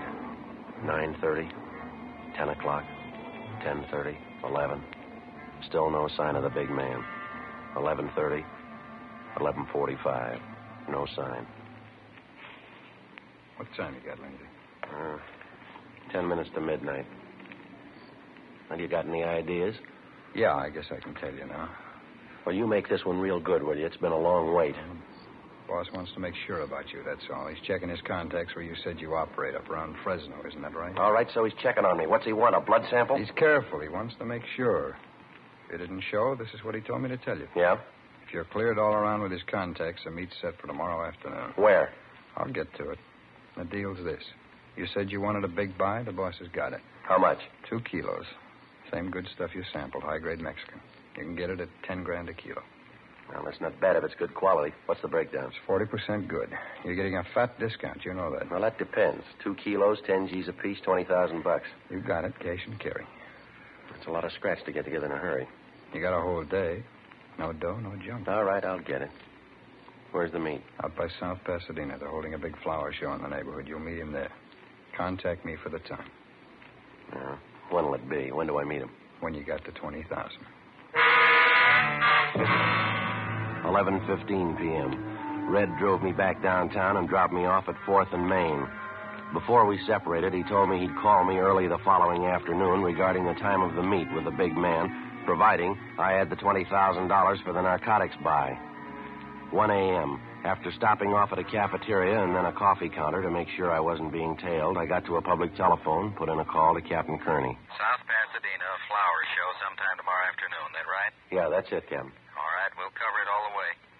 Well, how about the money? What do you think? You got a little with you, haven't you? A little, yeah. Okay, fake it the best way you know how. We'll be around.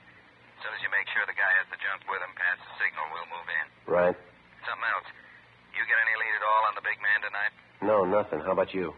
Good piece of luck. I think we got him spotted. Before he hung up, Captain Kearney told me that the careful screening of tenants in the East Hollywood apartment house pointed out to them by Stan had netted a couple of prime suspects. They were an elderly couple, a Mr. and Mrs. Thomas Leslie. Besides the fact that he had a narcotics record in the East, Mr. Leslie operated a second-hand bookstore on Beverly Boulevard, which apparently was being visited often by known narcotics peddlers. Early the following afternoon, Red called me at my hotel room, and I told him I had the $20,000 for the buy. He picked me up at 1:45 p.m. I flashed a stack of money containing mostly $1 bills, and he seemed satisfied. He drove me out to the site of the flower show in South Pasadena, a large glass-domed conservatory just off the Arroyo Seco Freeway. Let's head back this way, huh? Yeah.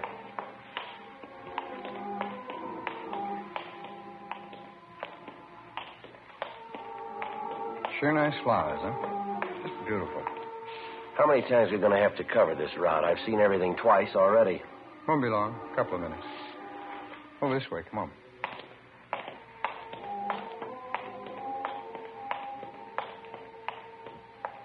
Yeah, they're sure pretty. Look, I don't get any of this. If we got business, why can't it be in private? This your big man's idea of a joke? It's protection, Lindsay. He's got to be careful. I guess he figures this is the last place they'd look for. We make another round of this place, we'll stand out like a sore thumb. Oh, relax. You'll make the buy. Coming up right now. What? Come on, follow me.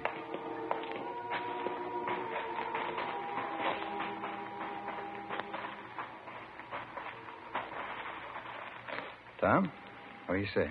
Oh, hi, Red. What do you think of my gladiola entries? Those up there. When you say they're beauties? Yeah, they're real great, Tom. Took me 3.5 years to get blooms like that. South African species, you know, the Chilsea type. Raised them right in a little greenhouse back of our place. Right. You see, the scarlets and the whites, those are mine. Yeah. Oh, Tom, I'd like to have you meet that friend of mine. Lindsay, this is Tom. Hi. How do you do? What do you think of my entries? Raised every one of them from seeds, Lindsay. They take a lot of care. Yeah, they're all right. Plenty of care. Especially those, the South African type. They take a good, stiff, sandy loam, quality fertilizer, just the right kind of heat and water. Takes a lot of work. Proud of them. Yeah. Look, I haven't got too much time to spend. Maybe we better talk outside, huh? Yes, it takes quite a lot of work. Beautiful blooms. You have all the money with you? All of it. You got 2 kilos? That's correct. You can go out the side way. In Red, Hmm? you follow behind. Keep an eye open. Right, Tom. This way.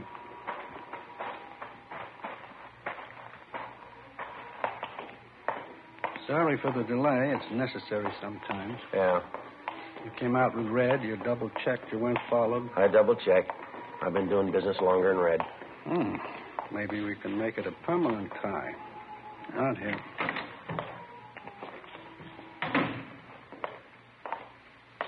My car's this way. You always make deals in the open, public places? Not always. It has its advantages. You sure this is the H I sampled now? I don't want another phony buy. It's no phony. You can be sure of that. Here's a car. Well, the money. Well, you show me the stuff. Red knows I got the money. Red. Yeah, Tom. The money. You saw it before you brought him here? Yeah, he showed it to me. Right here in my pocket. Have a look if you want. Now, come on. I can't afford to camp on this thing. All right. Keep a lookout, Red. All right, Tom. In the car, Lindsay. Yeah.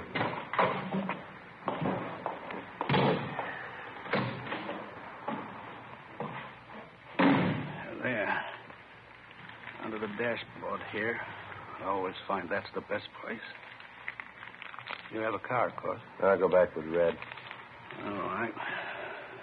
There you are. 2 kilos.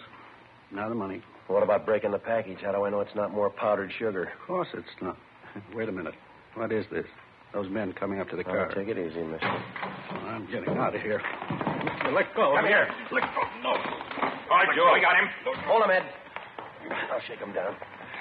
We got the other one. Red. No trouble. Good. Okay, he's clean. Red. That stupid Red. I should have known. Joe, good work. Stuff all there? Yeah, 2 kilos.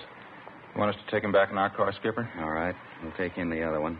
Meet you at the parking lot gate. We'll follow you in. Right. All right, mister. This way. Look, let me ask you a favor. Won't take a minute. Yeah? Let me call my wife. I want to let her know what's happened. I want her to come out here and get my flowers. I got some valuable plants in that show. They'll be taken care of. Your wife couldn't make it anyway. She was picked up an hour ago. No, couldn't be. What's going to happen? Every dollar I own, all my merchandise, 2 kilos, best quality, all of it. We'll take care of that. Come on, let's go. Well, I got those beautiful plants. You can do that much for me. Let me go back and get my flowers. They're prize gladiolas. It won't hurt anything, will it? Just let me take some with me. Just a few till I get back. Why bother? They won't last that long.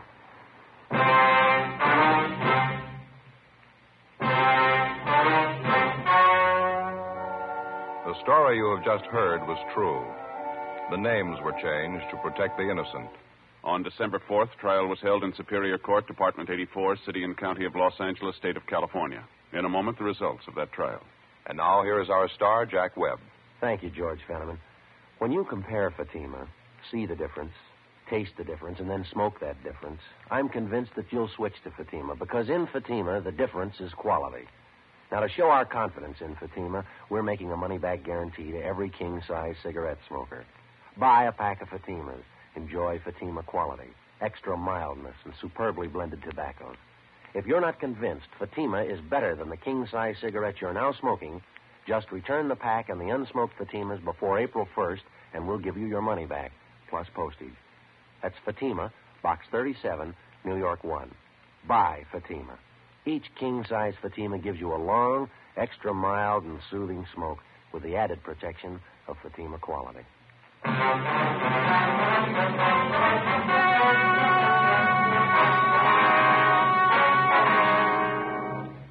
Thomas Leslie and William Red Forrester were filed on in the district attorney's office for violation of the State Health and Safety Code, Section 11,500. Both men were tried in Superior Court and found guilty of the charge. The violation carries a penalty of imprisonment in the state penitentiary for not less than 5, nor more than 10 years. Because of their cooperation in the investigation and apprehension of the narcotics gang ringleaders, Stan Parrish and Max Higbee were given 1-year sentences in the county jail with 5 years probation.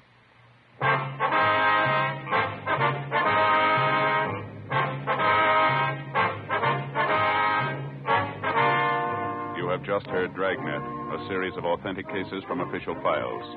Technical advice comes from the Office of Chief of Police W.H. Parker, Los Angeles Police Department. Heard tonight were Barney Phillips and Stacey Harris. Script by Jim Moser. Music by Walter Schumann. Hal Gibney speaking.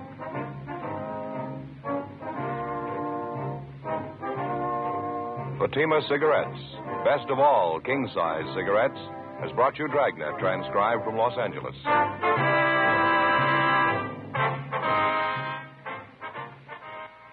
Next, it's David Harding and Counter Spy on NBC.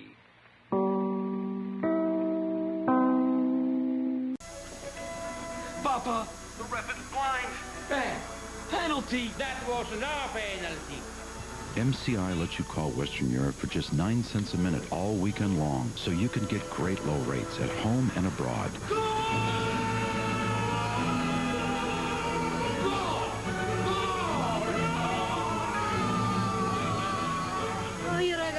Call 1-800-476-SAVE to sign up now and get 1 hour of free calling to anywhere in the world. And now, let's drop in to Duffy's Tavern.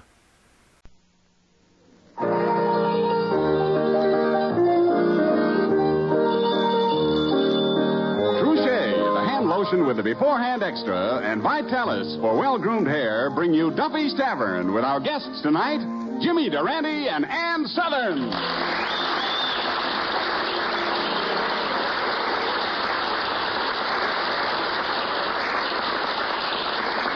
You know, men, no man is well-dressed unless his hair is well-groomed. So take the tip. Try the way successful men in both sports and business keep their hair looking its very best.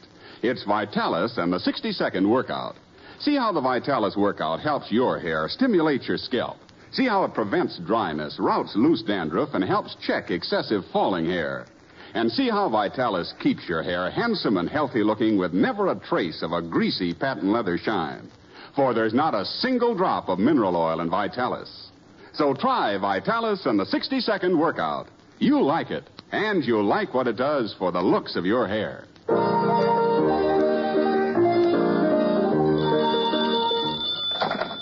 Now, Duffy's Tavern where they eat meat to eat. Eddie the waiter speaking. Oh, hello, Mr. Duffy. Mr. Archie? No, he ain't showed up for work at the tavern today. What happened to him? Oh. Maybe he escaped. Oh, just a minute. Yeah, Miss Duffy, your father wants to talk to you. Oh, thanks, Eddie. Hello, Papa. This is your daughter, Miss Duffy. Yeah, ain't it terrible about Archie not showing up when we got 2 celebrities coming down? Well, for one, Jimmy Durante. You know, nostril boy. Yeah, he's the only man that can stand in Hollywood and smell the ocean. What's so wonderful about that? Papa, it's the Atlantic Ocean. Yeah, and you know who else is coming down? Ann Southern, the actress. What's she like? Well, she's the kind of a girl you wouldn't look at twice. If Mama caught you looking at her once. She's a blonde. And the worst kind of blonde. Yeah. Natural. Yeah, well, I'll call you later, Papa. Goodbye. You know, Eddie, it's funny Archie not showing up. I wonder where he is. No. Maybe he stopped to see the bubble dance at the burlesque show. But I thought he was barred from the burlesque. He was, but they reinstated him when he promised to leave his darts at home. Say, Eddie, are you busy? No, Mr. Finnegan. Boy, am I hungry. How's your hamburger today? Fine, freshly ground. By the way, Finnegan, Archie's missing and we don't know where he is. Archie's missing? Eddie, better make that a fruit salad.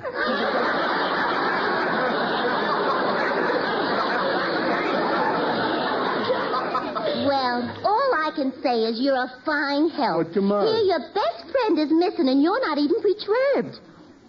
Well, why all the excitement? Finding Archie ought to be a cinch. You really think so? Oh, sure. It's as simple as A.B.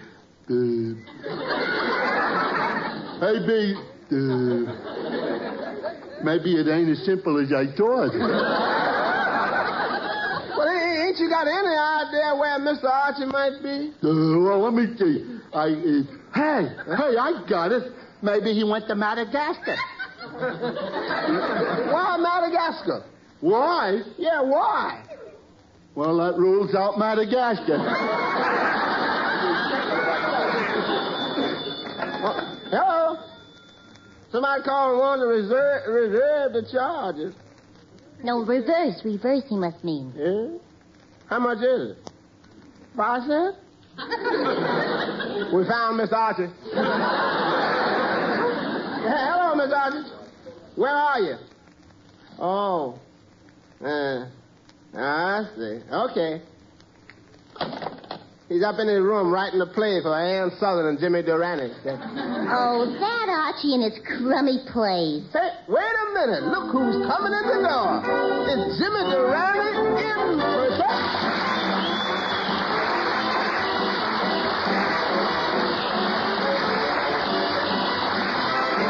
You've got to start off each day with a song. Now, even when things go wrong, why, you feel better, you even look better.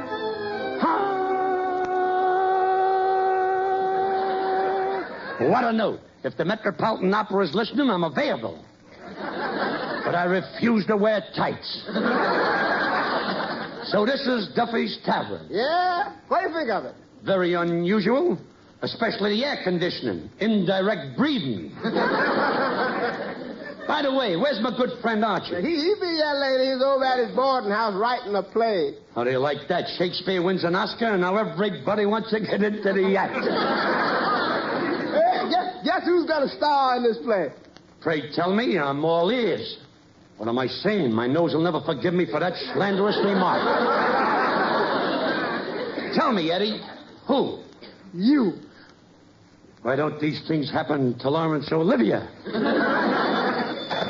Hello, Arch. What's that? Would mean your play is sure to hit Broadway?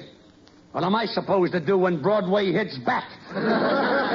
Well, anything for a friend? Yeah, cheer up, Mr. Durante. Ann Southern coming down to co-star in the play with you. Ann Southern? Why don't they tell me these things? I could have saved the wear and tear on my epiglottis. Daddy, I was just... Hey, who's the anteater?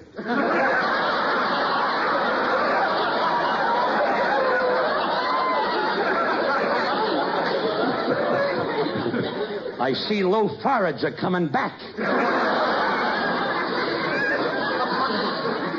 Mr. Durante, this is Mr. Finnegan. It is? How thoughtless of someone. You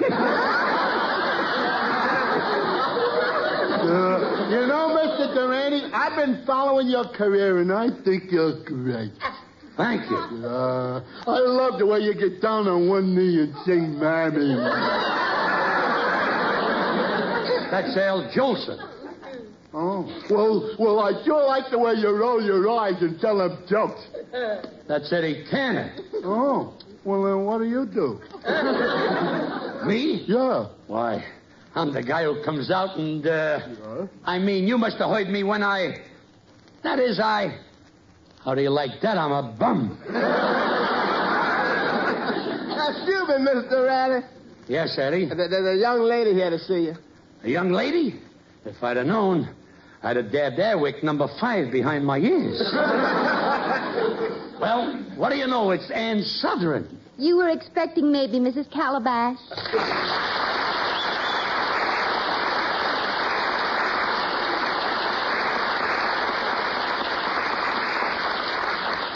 Annie, girl, let me look at you. Ah, yes. Love that Ann Southern. And the Northern party ain't bad either. Annie, you know something? I could spend the rest of my life following the runs in your nylons. Why, Jimmy, you're breathing down the back of my neck. What's so unusual about that? You're standing in front of me. By the way, Ann, this is your first visit to the tavern, isn't it? Yes. What do you think of the place? Now I know where elephants go to die. You're right. Humphrey Bogart may knock on any door, but if he includes this place, he's got more nerve than I thought. I love your sense of humor, honey. Why, I'd kiss you if it was humanly possible. Jimmy, I had no idea you were so romantic. I guess it's on account of the dream I had last night. A dream? Yeah. I was dreaming you and me was alone together on a desert island. Just the two of us. It was horrible. Why, Jimmy? I was a girl, too. But, Ann, we're wasting time with words. Annie, my love, you bring out the beast in me. The beast? Yeah. Say, why don't the three of us go out together tonight?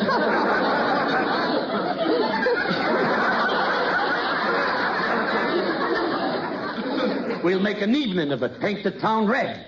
That's the life of Durante. Wine, women, and sense. What do you say, Annie? You want me to go out with you? Yeah, with me. Sounds safe.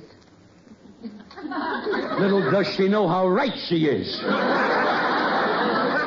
Annie, this night is going to mean a lot to me. What do you mean, Jimmy? Let me tell you. The other day, a friend of mine gave me the number of a girl he wanted me to know. Blind dates her for me, and when she answered the phone, I gave her my sweetest hello. Snuggling up close to the phone, I said, "Durante speaking. How about going out with me tonight?" She said, "Before I go out with you, what do you look like?" What a dilemma. Should I tell her the truth and be turned down, or should I lie and worry about it later? There was no way out, so instead, I braced myself and said, "Say, I wouldn't say I was handsome. I wouldn't say I was cute. I'm not very tall. Gosh darn it all. It's kind of hard to put it in words." You know, the other night, I made a blind date the same way, over the phone. I said, "Hello." She says, "Hello, come right over."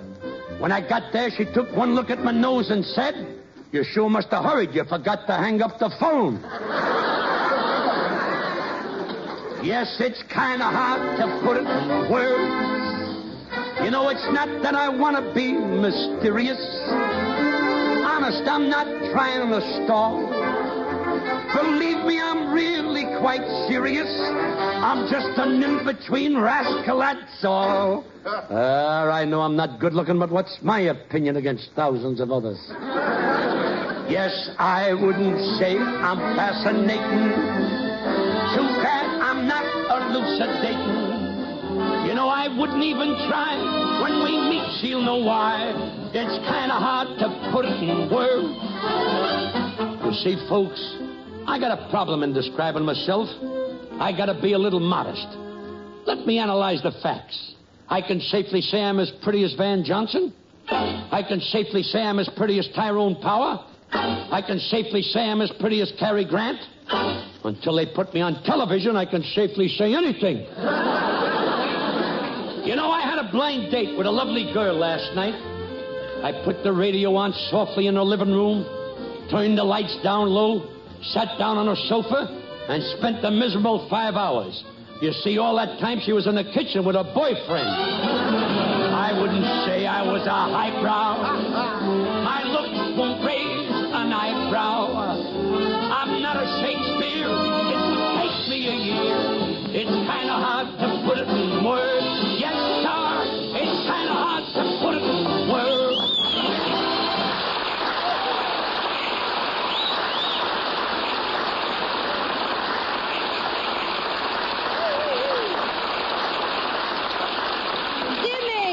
Jimmy, that was wonderful. Thank you. But excuse me, where's my hospitality? What do you say we sashay over to the free lunch and bloat ourselves up a bit? Mead here in this heartburn hacienda? Miss Southern, for your information, the food happens to be a delight of Savoy gastronomy, go match excursion and appetizer and ambrosia, and what one might call the quintessence of culinary substitution.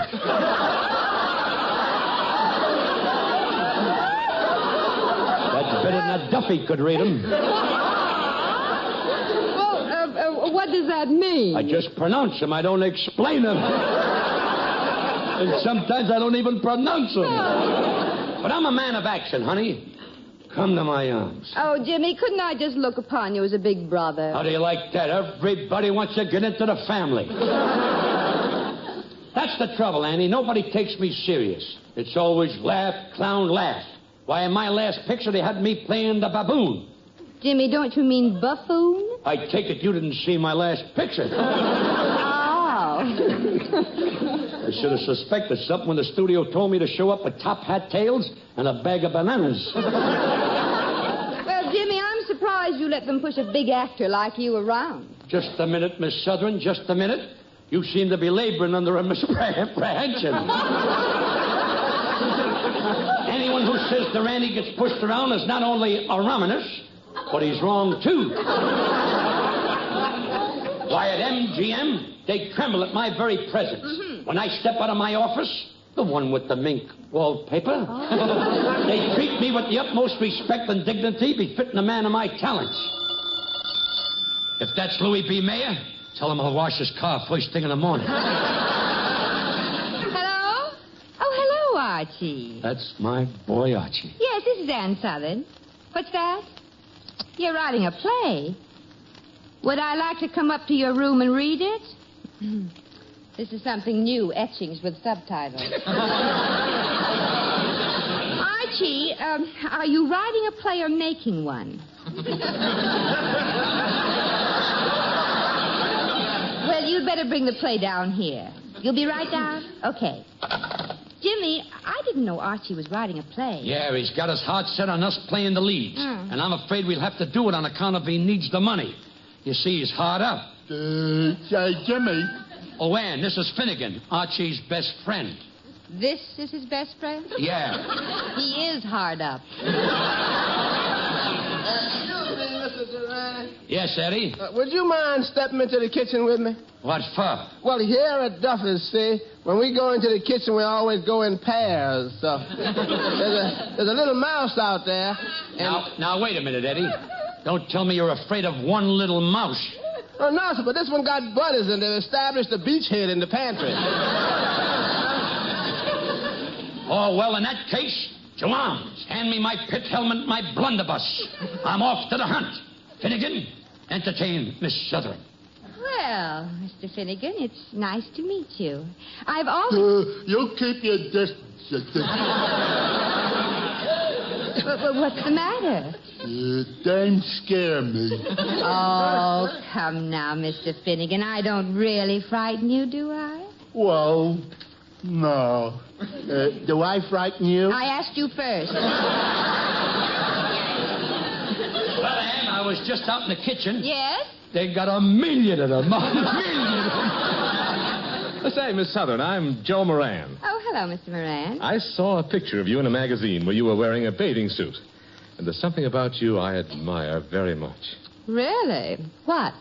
Your hands. This is the kind of a guy who takes a girl to the movies and spends his time watching the picture. Miss Southern, I'm sure your lovely hands must be a great asset to you as an actress. And them legs don't hurt none either. Well, thank you for the compliment, Mr. Moran. Oh, not at all. I always watch a girl's hands. That's a novelty. The girls I go out with always watch my hands.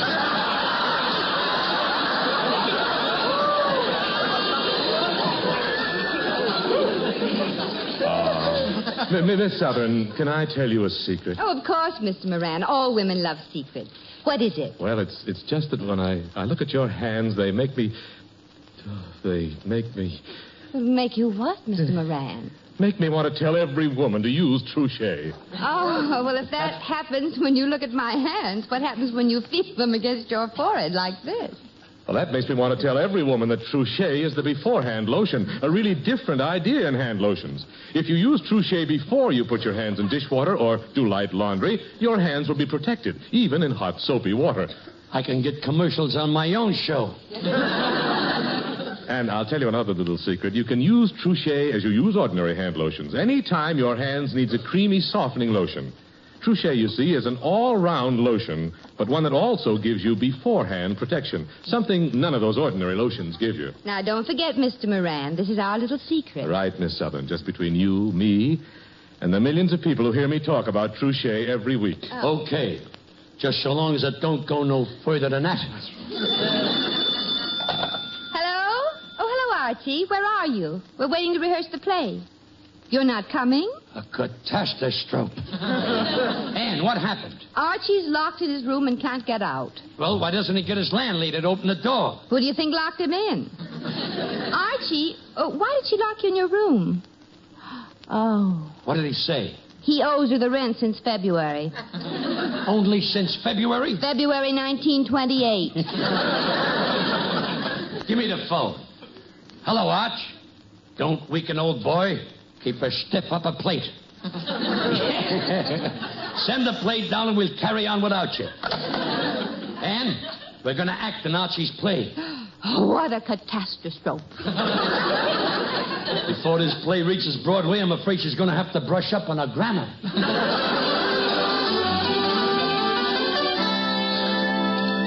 All right, everybody, stand by. We're going to rehearse Archie's play.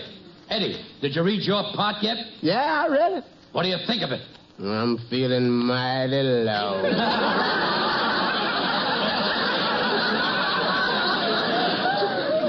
That ain't no way to talk. After all, the play's the thing. Yes, but the question is this thing a play? Annie, girl, we got to do it for Archie's sake. Mr. Malneck, if you please, the overture. Sounds like some of the boys didn't pay their dues this month. Go ahead, Eddie. Read the opening announcement. Ladies and gentlemen, tonight we present a murderous play. Written by Mr. Archie, entitled The Mystery of the Laughing Piano, or Who Tickled the Ivories. Our scene opens in the detective's office. I'm Detective Sherlock Durante, the famous private nose. Affectionately, I'm known as the Ear. Disguise, you know. Some of the kind of lines they're giving me. I'm sitting at my desk examining my empty gun. I'm standing at my mirror examining my powder burns. I call my trusted assistant, Dr. Watson. Oh, Dr. Watson. Did you call me, Chief? What casting? Quick, Watson, the needle. Why? Have you got a clue? No, I just flipped my pants. Hello. Thank you. Goodbye. What was it, Chief? An anonymous tip that a gruesome murder is about to be committed at the old Throckmorton Mansion at 8976 1/4 Baker Street. In the rear apartment, 2 flights up. But, Chief, how could you learn all that in 2 seconds? Supercharged hearing aid. Quick, Watson, I must lose no haste. Shall I call you a taxi? No, Durante, the detective, always travels by super cheap. Super cheap.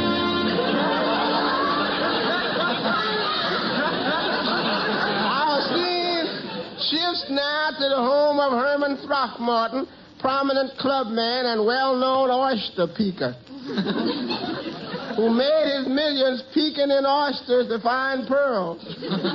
Gladys Throckmorton, his devoted wife, speaks. I hate my husband. I've hated him for years. But since the family cannot stand the scandal of a divorce, I have decided to kill him.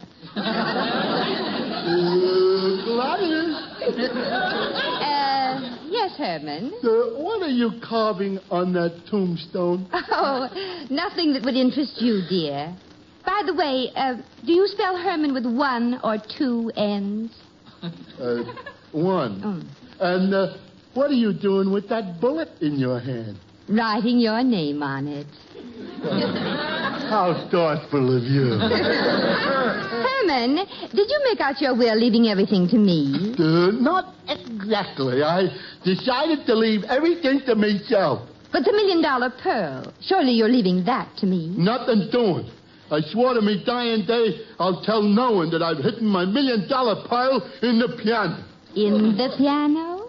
In the piano. That's all I wanted to know.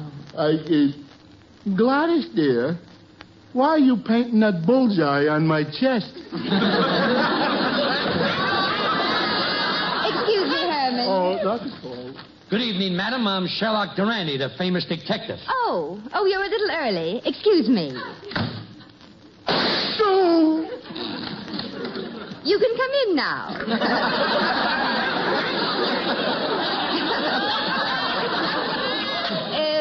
Can I do anything for you? Yes, but first, business.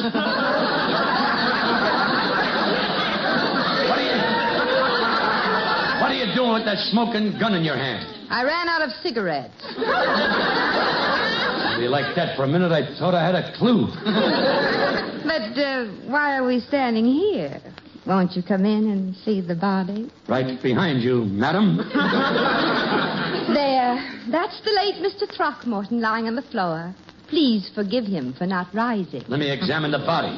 Why, madam, your husband has a hole in his head. That I know. But what killed him?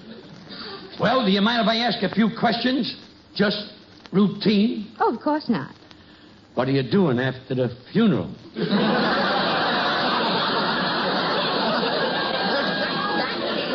That's a routine question? That's a routine question? It's my routine. Are you sure you're a detective? Madam, I'm a born detective. Why, when I was born and the doctor slapped me, I got his fingerprints. I've been carrying them around ever since. Well, I'll take your word for it. Stumped again, but back to business. When I find where the Throckmorton pearl is hidden, I'll have the killer. Let me get at that piano. Oh, no. Don't go near that piano. I mean, please have some respect for the corpse. Okay, I'll only play on the black keys. Ink, a dink-a-ding, a dink-a-doo, a dink-a-ding. Oh! There's something wrong with that note. Oh! Must be something causing it to stick. Wait, I've got it. You mean? Yes, the pearl. I know where it's hidden. Where? In the closet. Quick, open the door. How do you like that? Only an old Hoover vacuum cleaner. How do you know it's a Hoover? It's wearing a high-starched collar. Oh, dear. You know, for a detective, I found you really quite amusing. I think I could really learn to like you. Thank you, Mrs. Throckmorton. Or may I call you Gladys? Oh, please do. Well, Gladys, I arrest you for the murder of your husband. That's ridiculous. You have no evidence. Oh, no? Look at your husband, dead as a mackerel. A hideous corpus if I ever saw one. I resent that. Look, Herman's alive. How can you tell? Well, it isn't easy. But how do you explain it? After all, I did shoot him. I think I have the answer. Mr. Throckmorton, how many oysters do you eat a day? Oh, 6 or 7 dozen. There's your explanation. As everybody knows, oysters contain more iodine than iodine itself. Oh, you mean? Indubitably. Mr. Throckmorton is so antiseptic that he's self-healing. Hello, Archie. I'm glad you called. Has your landlady still got you locked in your room? Well, I got the solution to your problem. Yeah, read the play to her, and she'll throw you out.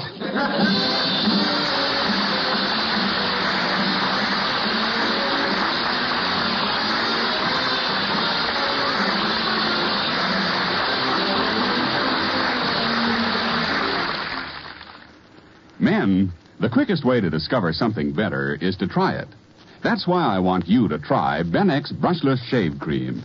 Benex is the new wonder shave with a sensational beard softening formula that has brought better shaving to thousands of men. Benex Brushless leaves your face feeling extra smooth and comfortable. And Benex doesn't clog your razor or drain either. But don't take our word for it. See for yourself. Get a tube of Benex at your nearest drug counter. Or we'll send you a trial tube free. Write your name and address on a postcard and mail to Benex, B-E-N-E-X, Empire State Building, New York 1, New York. Remember, buy Benex Brushless. Or try it free. Write Benex, Empire State Building, New York. Hurry, offer limited.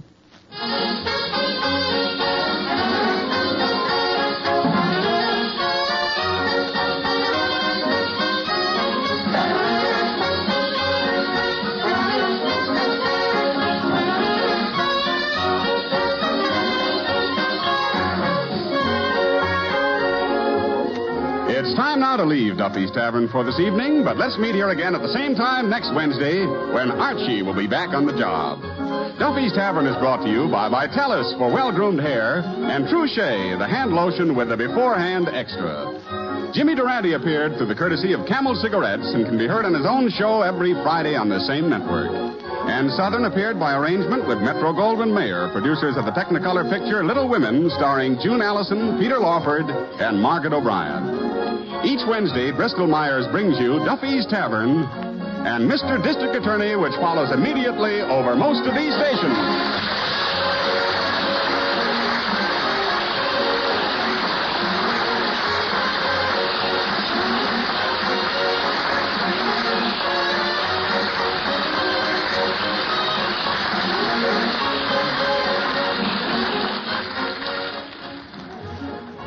This is NBC, the national broadcasting company.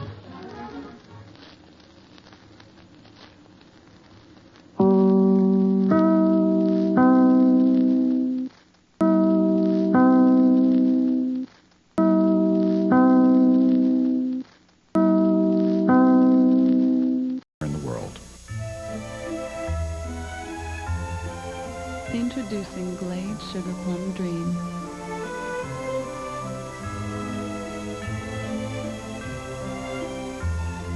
Introducing Glade Holiday Evergreen. Glade Holiday Candle Scents in 2 new joyful fragrances. Created by nature, captured by Glade. S.C. Johnson, a family company.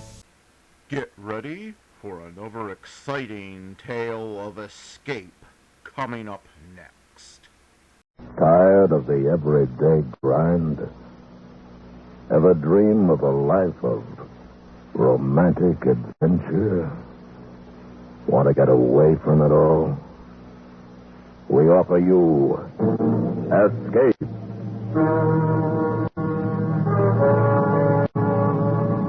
Escape, designed to free you from the 4 walls of today for a half hour of high adventure.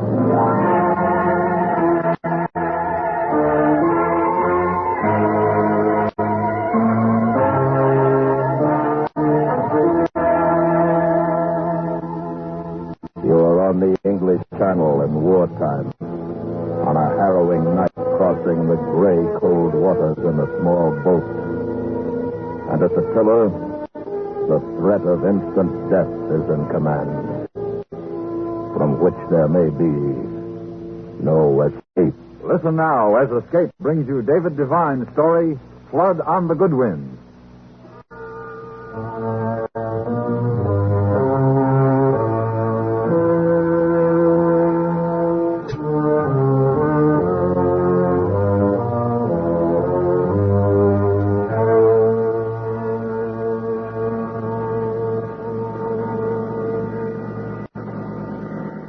Dundas, is that one? Where? About off the starboard. No, it's the mattress. Blasted fog. Couldn't see the living, let alone the dead. I don't think we'll be finding any more bodies. Not the way the stuff's settling down now. Where do you figure the cutter is? It ought to be about a couple of 100 yards to port. Take it easy now, Uncle. Don't want to ram her. Don't you worry about me, Dundas. If you start singing out.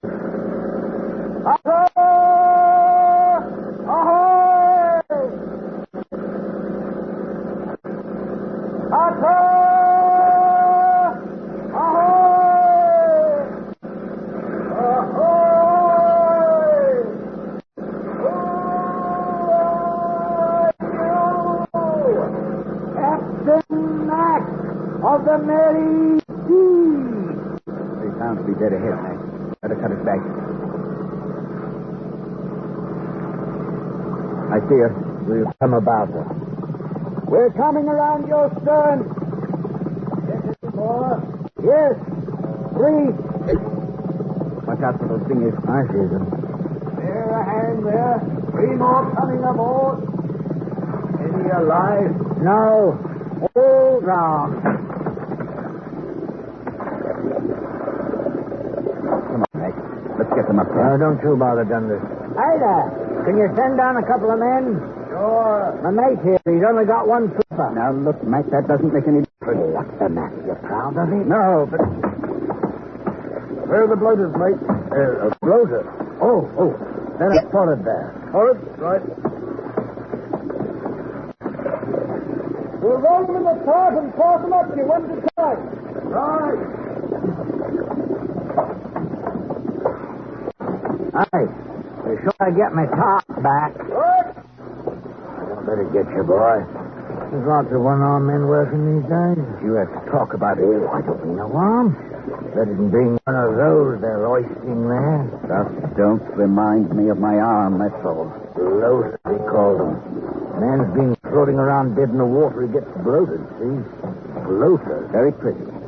You know what they call an old man like you? Never mind, now, never you mind.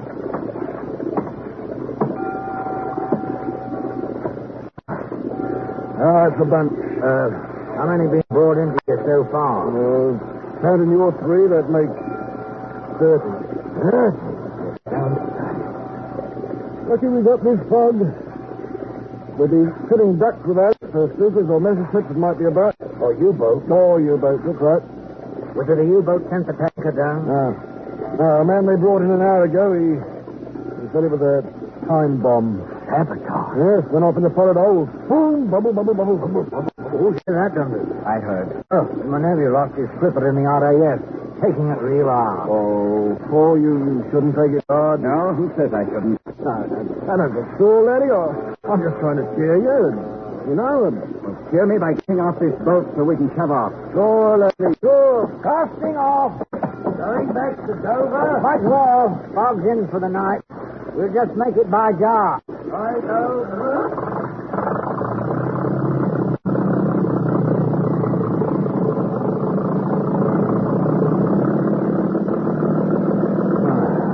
She didn't have to barge his head off. Oh, you didn't mean any of it? I said lay off, Mac, lay off. All right. Circular. That's what he did, huh? Can you imagine doing a thing like that? Can you see a man doing it?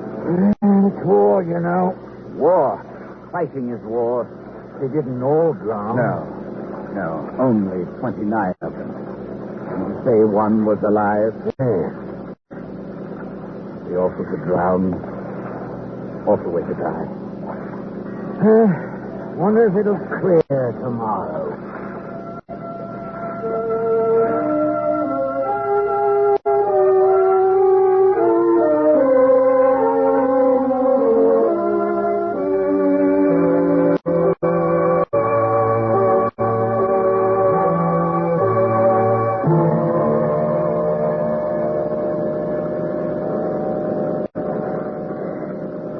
Up ahead. Yeah. We're navigating, Dundas. Ought to be right ahead of us. Mary! Dundas? Coming in. Get ahead, Max. Right. There. I'll jump it. Hello, you two. Look out, Mary. Oh, Dundas. How was it, Max? Oh. Terrible, dear. Just terrible. Were there many? 30. Oh, dear. That's it. Mac, how's the fuel? Ample. We didn't use a quarter of it. Are you going to fish tonight? That's Mac. His boat. Fishing tonight, Uncle Mac? In this fog, I should say not. But Dundas can navigate for you, and the water, they say it's calm as a bathtub. Well, I don't know. I brought your food, Dundas. I think that husband of yours needs some sleep. Are you going to start again? Hey, what's wrong? Oh, all day long he's been complaining like an old woman, just because he had the bad luck to lose his arm. Shut up.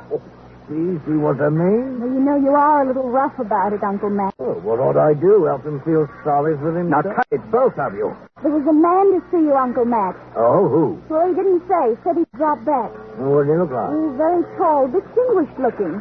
Who's that, Mac? Oh, got me. All you said? Yes, he's carrying a little briefcase. Comes for the payments on both, Mac. No. Huh. Would this be him? Yes. Oh, you were looking for me? Yes, you're Captain Mac. That's right. Who is this? It's Mr. Dundas, my nephew. The husband of this lady? Look, mister, who are you and what do you want? Well, that's very simple, but you must forgive my questioning. When one is engaged in my work, one can't be too careful. Your work? Intelligence. What's that got to do with us? I want to charter your boat for a trip. Government work, huh? Yes. The secret mission. Oh. Well, where do you want to go? To Ostend. Tonight. Belgium? That's a fair haul. And there's the U-boat. The fog will cover you. Well, what do you pay? Well, the Crown provides handsomely in these cases. £100. You're on. Wait a minute. Uh-huh. Would you mind showing us your credentials, mister? Yeah, I wouldn't mind at all, my dear fellow, but the fact is, I'm not carrying any. You're not, eh? Well, this isn't what you'd call a casual visit. Use your head, Dundas. He's going where the Nazis are. No credentials. And would you mind explaining why you're sniffing around a little fishing boat like this when you could cross on one of those big, fast torpedo boats they got over at the yard? I find this man insufferable, Captain. Now, what do you say? Time's going short. Why don't you take the torpedo boat? Or the sweeper. They got sweepers there, you know. Well, as a matter of fact, and you should be able to understand, those are government boats. They might be seen by one of the enemy shore stations. In this fog? You're a liar, mister. And you're a very astute fellow. A gun? Yes, that's my ticket to Ostend, Captain. Yeah, put that thing down. Look out, Max. He's serious. Indeed I am. Now, in. Dundas. Do what he says, Mary. Now you, Captain. Make me. Shall I? Get in. This is crazy. And you, untie the rope. Now, you, miss, you sit up there. Why, you don't stand a chance. We'll see. Free and clear. Okay, Max. Very reasonable. Captain? What? I'll sit up in the front with the lady. Front? You don't know much about boats, do you? No, and I shan't pretend to. Mm-hmm. Now, listen, mister. The harbor entrance is closed up. They got the submarine net there. Well, I happen to know that they're open until 8. And I've got to warn you. No tricks. Because I'm very good. You are, eh? Dundas, he says he's very good. Shut up. And let's go.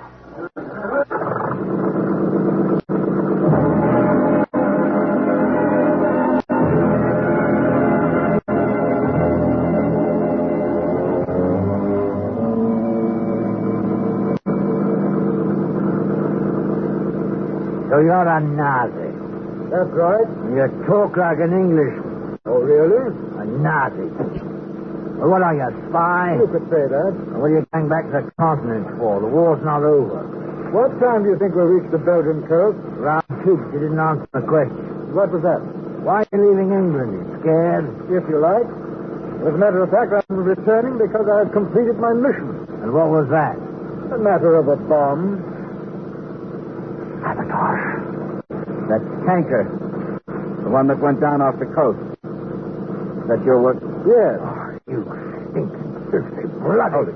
No, let him talk. I find him an amusing old gaffer. 30 men come because of you. 30? Well, dear me, there were 45 aboard, you know. It was 29, Max. 29, 30. What does it matter? This Nazi, this sneak in the dark with his magical teeth. What's the time, Dundas? 2:45. Ought to be passing Goodwin Sands. Tide will be over them, though. What time do they explode? Both tides at once. That means we get a fast ride back, anyhow. If he lets us come back. Lousy Nazi. How do we know you won't kill us when we let you off? You have my word. Word. Don't take him, dear. I can't help it. I'm frightened. Let her come back here with us. No. You see how tough he is? He shoots women. Necessary. I'd like to see you get that close to me. Would you? Yes. Look, Nazi. I'm walking towards you. Max, jump. Why not? Yeah.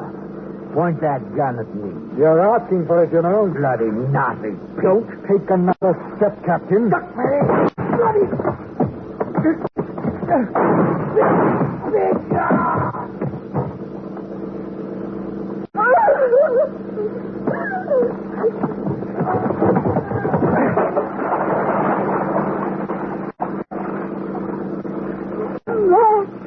He can't hear you, girl.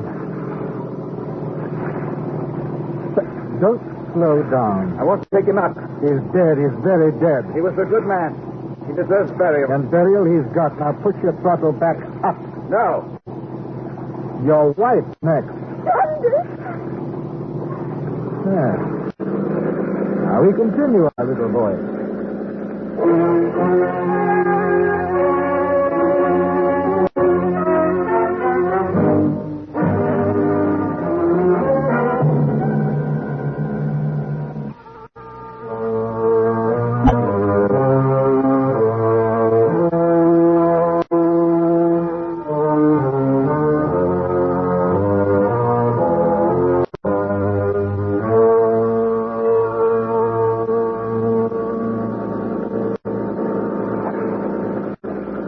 How much longer, Dunder?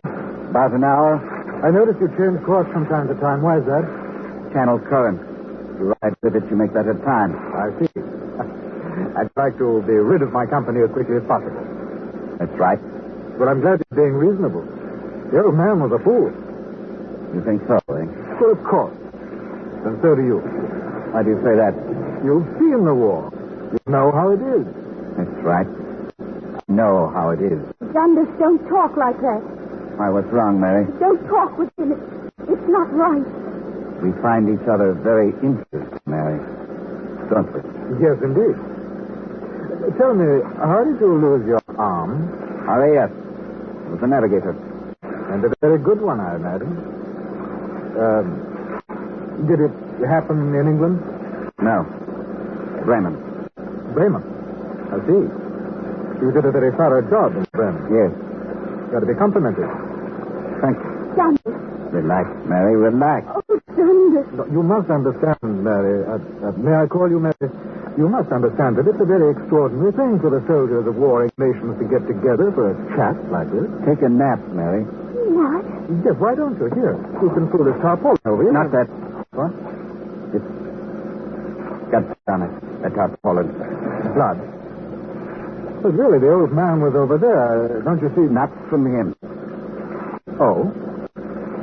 We spent the day picking up after you. Oh, I see. And you used the tarpaulin for the body? Yes. Well, then, of course, you mustn't use that. Oh, please. May I sit by my husband? No, you may not. Just be very quiet, Mary. Everything will be all right. Of course, a lot depends on you, Dunn. Why do you say that? So don't you know what I'm talking about? No. That wrench you picked up about 15 minutes ago, it's right behind you on the ledge. What? Thwart. It's right behind you on the thwart. Would you mind dropping it overboard like a good fellow? That would be a foolish waste. Wartime, you know. Wrenches are hard to come by. Yes, I'm sure. You might not slide it over here. All right. Slide it. Even if you could hit me accurately enough to disable me, the gun would go off and... Oh, you know. I know. Yes. Thank you. Thank you, Dundas. Well, now, what are you fearing? Why don't you come and look?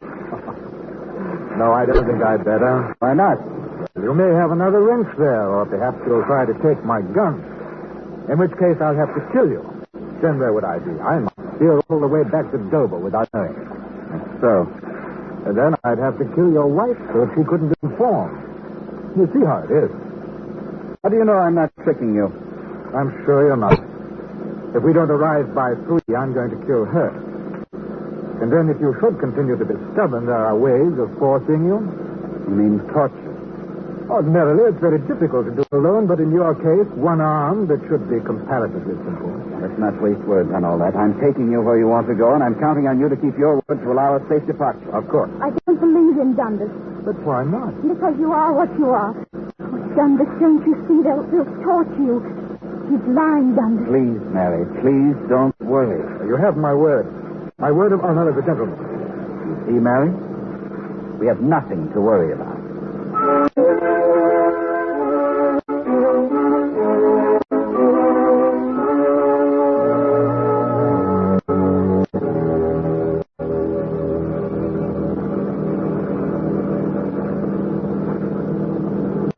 Yes, it must be wonderful to be out of the fighting. Not bad. I'll be glad when it's over. Think it'll be over soon? Oh, yes, quite soon. You've heard about buzz bombs. Yes. But that's only the beginning. We're developing weapons 1,000 times as terrible. 10,000 times as effective. Really? Oh, your wife seems to have gone to sleep. Well, I can't see very well in this dark. Against my knee. About your new weapons. You wouldn't tell me all this if it were your intention to allow a safe departure, now would you? Well, I'm sure your agents know this by now. I don't know. How much longer until we reach the shore? Not long now. I'm bringing her into a deserted beach a few miles outside of Ostend. I see. If you'll look ahead, you may see lights soon. Straight ahead? Yes. Impossible. This fog is much... I got it! I've got the gun! Give me that. Stand back. That's it. Now raise them good and high. Oh, Dundas, I thought he'd never drop his wrist. I waited and waited. Good work, Mary. Take the wheel. Yes, Dundas. Well, well. Remarkable woman, your wife. Yes, indeed. Unfortunately, there's no cartridge in the chamber. Pointed at your guts, why don't I pull the trigger and see if you're telling the truth? Perhaps you'd better not. I don't see why not. If it's empty. No. It's loaded. You... I wonder if you're the type who can kill the man he's facing. I don't know. I've never done it. It's very difficult, you know. Just think of me as a fellow human being, flesh and blood like yourself. Think of the infinite genius that went into making this body of mine. The skin, muscles, arteries, veins, organs, vessels. And the blood. The blood. You know, murder is a very difficult thing when you're face to face with the murder. I know. I don't feel as though I could kill you right at this minute. Suppose I try. All I have to do is squeeze the trigger ever so little. No, wait, no, don't. Why not? My life is worth a lot to me. It's more, believe it or not, than my pride, my honor, my love for Germany. Much more than that. All right. You have a proposition? Dundas. Still, Mary. I know what I'm doing. Yes, you keep out of it. What is your proposition? Money. You're going to need money, aren't you? A man with one arm has a tough time of it in peacetime. Jobs are hard to get. Go on. But I have several accounts in London banks. Big accounts. I can write you a check. You can cash it tomorrow. How much? £1,000. I can't hear you. Dundas, don't do this. 2,000. 3. 5, then that's all the money I have in the world. What about on you? Yes, in the briefcase, £150. I'll get it out. But the briefcase... I'll take care of that after you leave. Write the check for £5,000. Oh, Dundas, please don't do this thing. Your wife doesn't understand these things. No. For this, I let you off at the beach. Of course, I want to warn you against mentioning my name. But of course, yes, I'll make it out in cash. There's the check. Thank you. On. Aren't you going to shoot? No. Bargain's a bargain. I'll follow through. You are an honest man. Deal's the deal. Yes, that's right. Better take the wheel. No, shall I take the gun, Dundas? No. Please, Dundas. Please let me hold it. No, Mary. But why in the name of heaven can't I? You can't steer and cover him at the same time. Not with your one hand. If you take the gun, you'll shoot him, Mary. I know you. No, I wouldn't. Yes, you would. That would be dishonest, Mary. We've made a deal, this man and I. Yes, we have. An honorable deal. It's hard to steer and all. That does pose a problem. Mary, bring me that big wrench. All right, Dundas. What are you going to do? Since I can't handle the wheel and the gun, since Mary's not to be trusted, I'll keep the wrench for just in case. Solve the problem very simply. Oh, Dundas, you threw the gun in the sea. And you, sir. You'll find a fishing line with lead at the end of it, right up there in the front locker. Huh? I'm going to slow down now. We're almost there. You'll do the sounding for me. Yes, of course. You deliberately threw the gun overboard. You're selling out. £5,000. I have the line. All right, throw it ahead of you. Then feel when it touches bottom. Then measure the depth by your spread arms. Here goes. Oh, Dundas, I know the war is a shock to you, losing your arm and all, but don't do this. You'll regret it all the rest of your days. Hit bottom. Out it. 2, 3, 4, 5. That's all. We're closing in on the coast. Swing again. All right. We'll hear the surf in a minute now. It'll not be very strong. Low tide, you know. 2, 3 and a half. All right. Get ready to jump. Jump. This boat hasn't wheels. You'll have to walk the last 10 feet in. All right.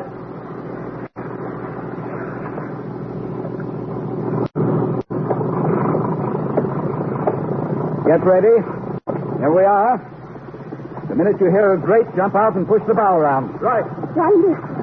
Quiet. Oh, here goes.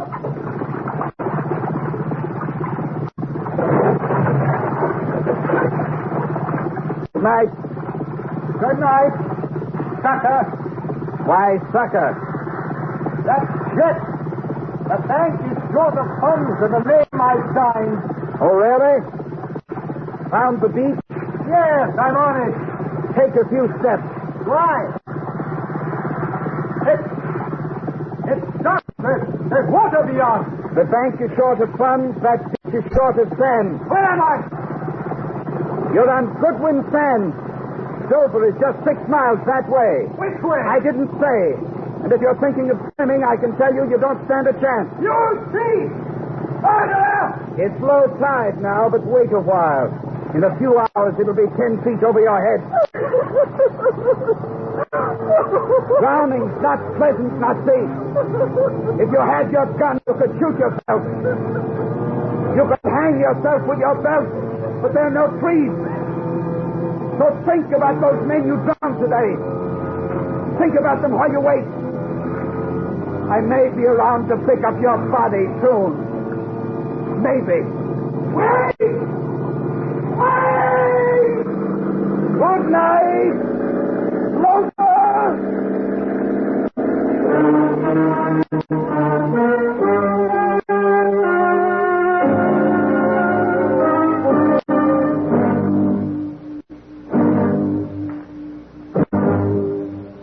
Escape has brought you the David Friedkin Morton Fine production of Flood on the Goodwin. The story is by David Devine and adapted for radio by James Poe. Featured in the cast were Betty Harford, Vic Perrin, Joseph Kearns, and Ben Wright. Also heard were Richard Peel and Alec Harford. Your announcer, George Walsh. The special music for Escape is composed and conducted by Leith Stevens. Next week. You are in the jungles of Haiti, outside of Port-au-Prince, in a night heavy with tropics and small sounds of terror. Below you, a sheer drop of almost half a mile. In back of you, a man with a submachine gun, from whom there is no escape. So listen next week when Escape brings you the Friedkin Fine story, Night of the Gun.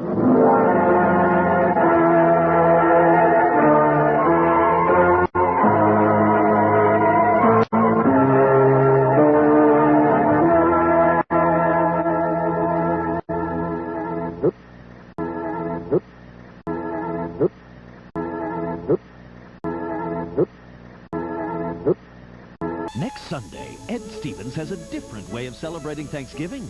Out with the old and in with the new. Skid ball. Skid ball! Skid ball! Margaritian turkey. You will not be eating turkey here tonight. This year, spend your holidays with a bowling alley lawyer. A special Thanksgiving Ed next Sunday on NBC. Hey, man, how about we check in with Fibber, Magee, and Molly next? That sounds good to me. The Johnson Wax Program with Fibber, Magee, and Molly.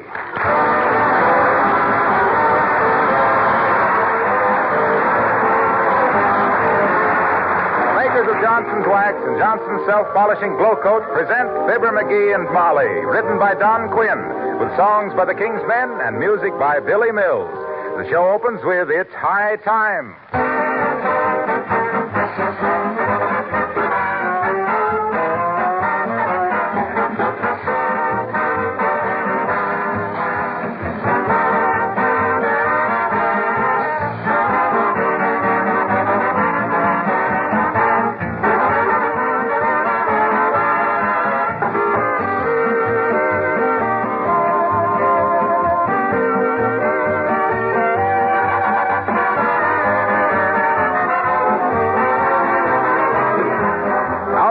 Disturbed period of our history have come a few great songs. One that I like especially from the last war is Keep the Home Fires Burning. It's more than a song. It's an expression of the deep significance of home that a man feels when he's away from it. And it points to the great daily service that women of our families give us, keeping the homes cheerful, clean, comfortable, livable. That's a very important service, never more appreciated than now. Women who practice protective housekeeping with the regular use of Johnson's wax find their work easier and results more satisfactory. Housekeeping authorities recommend Johnson's wax, not only for protection, but also for the great beauty it gives to floors, furniture, and woodwork, and to windowsills, shoes, luggage, Venetian blinds, lampshades.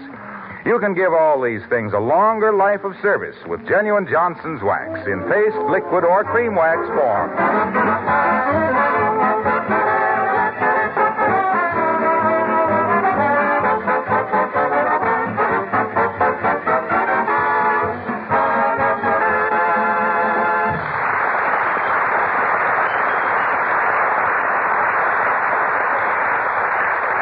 Ordinarily, the lady of the house at 79 Wistful Vista is a pretty calm individual, taking the antics of her husband as minor phenomena in an otherwise normal life. But his maneuvers the past few days have even her a little perturbed. And here, one making faces at himself in a mirror and the other watching him in wonder, we find Fibber, Magee, and Molly.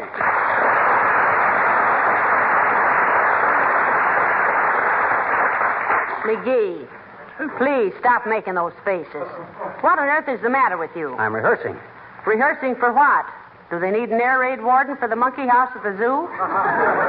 No, I'm practicing to be a comedian. Comedian? Yeah, what our country needs right now is a lot of laughs. Oh. How are they going to get them? New comedians. That's the answer. I see. Sure. You're the chap that replaces Chaplin in the Abbot and Costello. Roughly, that's the idea. Well, roughly, it's ridiculous. I thought so, too. What do you mean, ridiculous? I know whereof I'm speaking about. Remember that picture we made with Ed Bergen and his little petrified partner? Look who's...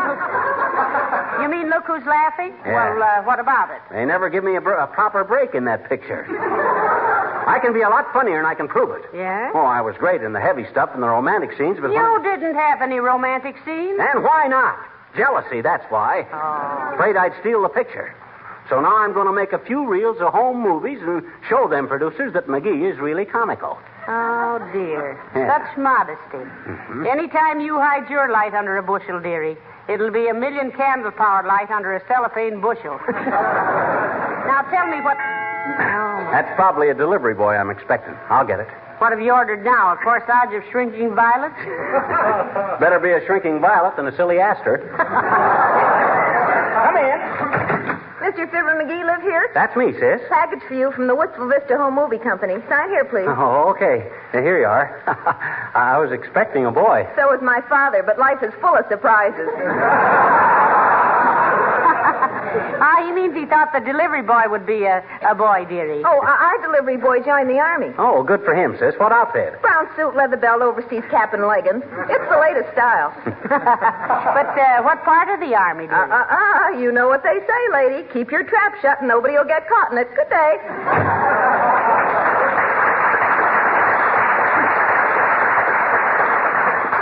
Smart babe. Take an appendectomy to get anything out of her. Well, what did you get at the home movie shop, Magee? As if I didn't suspect. Wait till I show you. There. Oh, a little movie camera. Yeah, the 6 reels of film.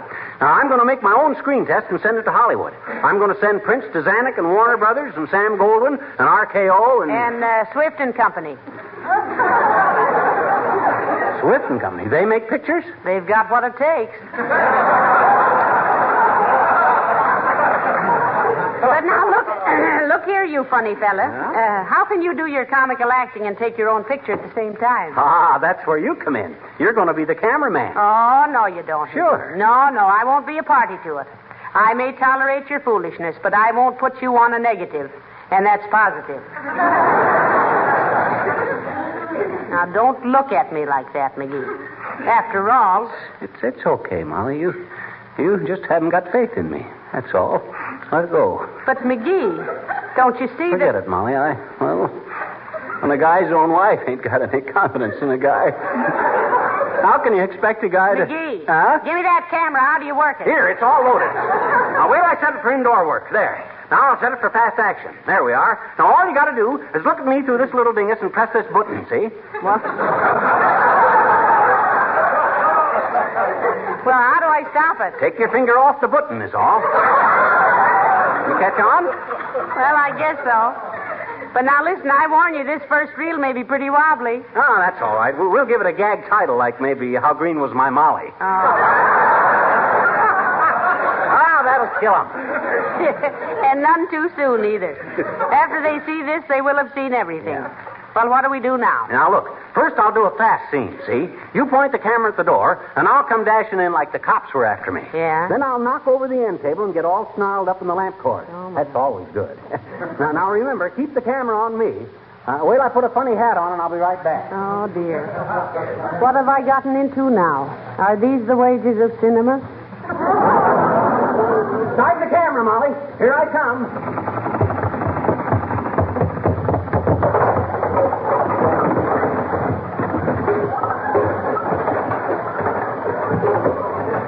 That's it, Molly. Cut. Cut what? Cut the film. What with? No. Stop it. Take your finger off the button.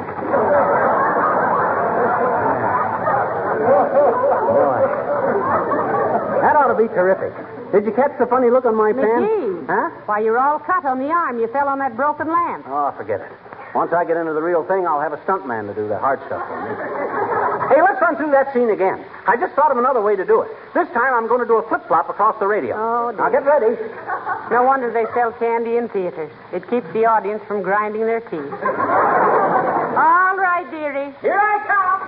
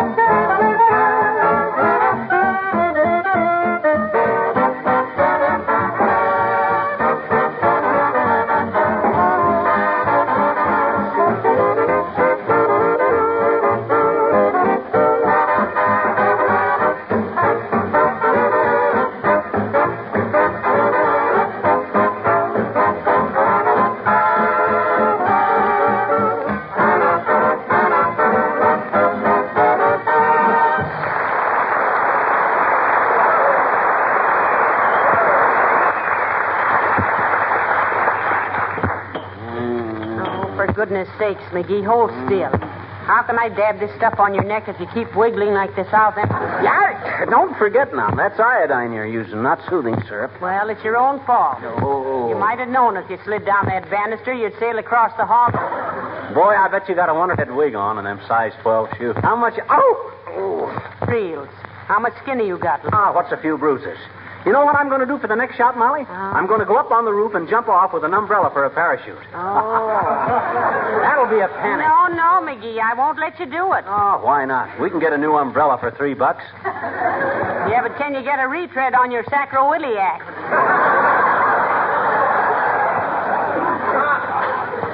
I won't hurt myself. I know how to fall. Red Skelton showed me. Just relax. Come in. Oh, hello there, Mr. Oldtimer. Won't you come in? No, thanks, daughter. Just dropped by to borrow a pair of water wings. Oh, hello there, Johnny. Hi, old-timer. We don't have any water wings, but have a chair. Don't you know this is be kind to your metatarsals week? Don't you get it, Molly? I said this. Ain't funny, Magee. Wouldn't even be be funny if I knew what a metatarsal was, Johnny. Metatarsal is a bone in your back. No,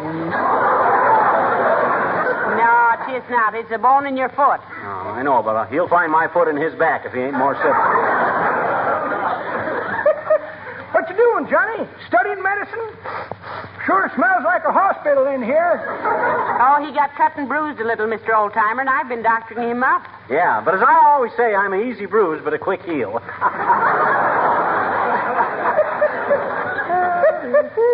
That's pretty good, Johnny. That ain't the way I heard it. The way I heard it, one feller says to t'other feller, see, he says, you know what I'm going to do if the government won't let me buy enough sugar? Sure, says t'other feller, to whom it was an awful old joke, raise Cain.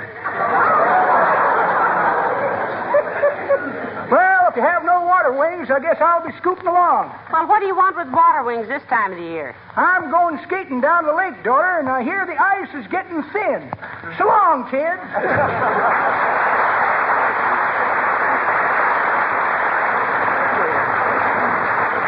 Wonderful world. Now, let's see.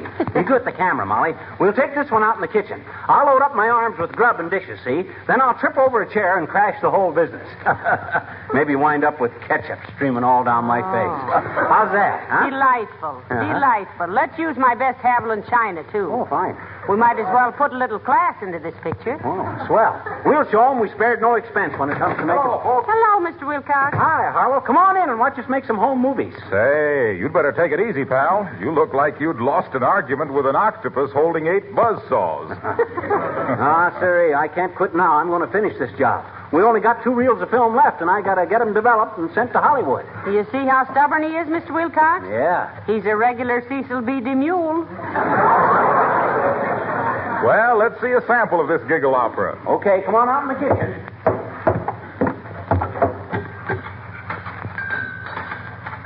Better take some of my good glassware, too, Magee. Okay, I'll take... Stop that! Use the old jelly glasses. They break just as funny as my crystalware. What's the scenario, Fibber? Oh, scenario? We're taking a picture. Now, watch. I pile this stuff up on my arm, see? Like this. Yeah. You get the camera ready, Molly. Go ahead, dearie. I'm ready. Now, when I say go, start the film. I'll pretend I'm getting myself a snack out of the icebox. Yeah. Then I trip and fall with a big crash, see? This'll be a howl. Skip the build-up. Make with the funny stuff. Okay. Action, camera. Now, let's see. Half a dozen eggs, a bowl of salad, some tomatoes, a bottle of milk, a couple of bananas. That's enough. Look out for that chair, Fibber. Huh?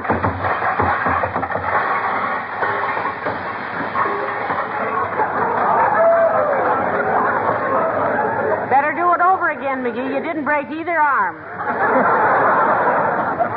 Oh, that was a honey, wasn't it? Did you get the surprised expression on my puss when Wilcox hollered at me? That'll register swell. Yeah. Look at the mess on my kitchen floor. Huh? Let me take the camera, Molly, quick. While that milk and those eggs are still oozing together. Here, but what are you going Get a damp cloth, quick. What? I'll shoot you as you wipe those things off the Johnson glow-coated floor, see? Wonderful scene. Oh, I see. All right. Start going. Hey, wait a minute. Don't use that film for that. I only got a few feet Out of the more. way, Fibber. You're in the light. What? That's it, Molly. This will show how easily spots and stains are wiped off a glow-coated linoleum. Yes. Keep smiling. Oh, swell. No trouble at all, you see. What? Now another little spot on the left there. That's it. Now face the camera and spread your hands out to show how easy it's been. Yes, what? Oh, that's great.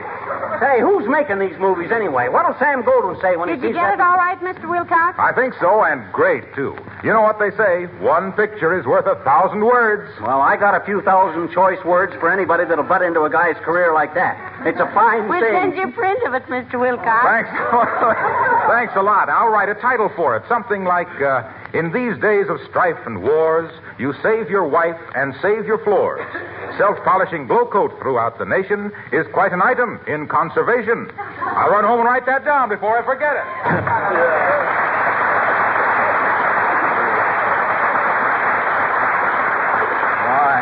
That big palooka, he ruined the whole scene. That's nothing to what you ruined, dearie.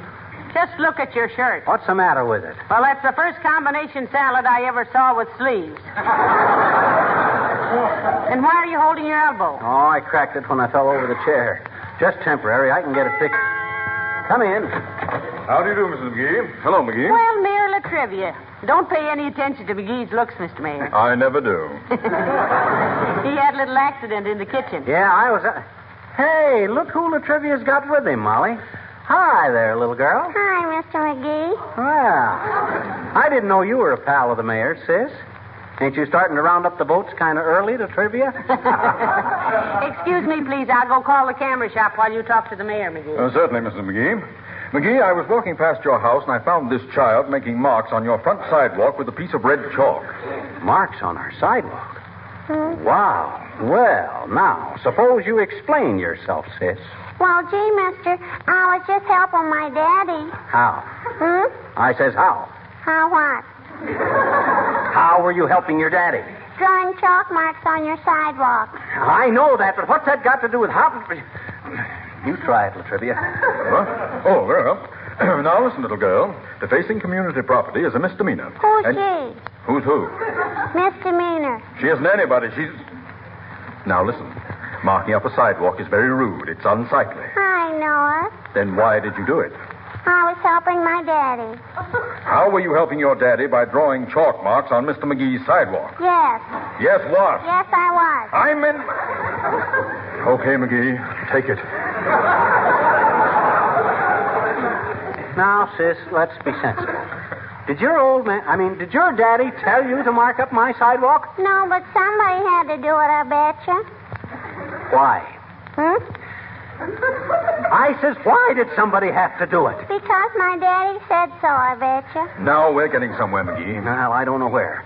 Now, just what did your daddy say that made you mark up his sidewalk? Well, my mommy and my daddy are going to have a party, and they were talking about who was going to be at the party. Yes. And my mommy said, how about the McGees? Yes. And my daddy said, no, sir. We got to draw the line at the McGees, and so I ran out and did it.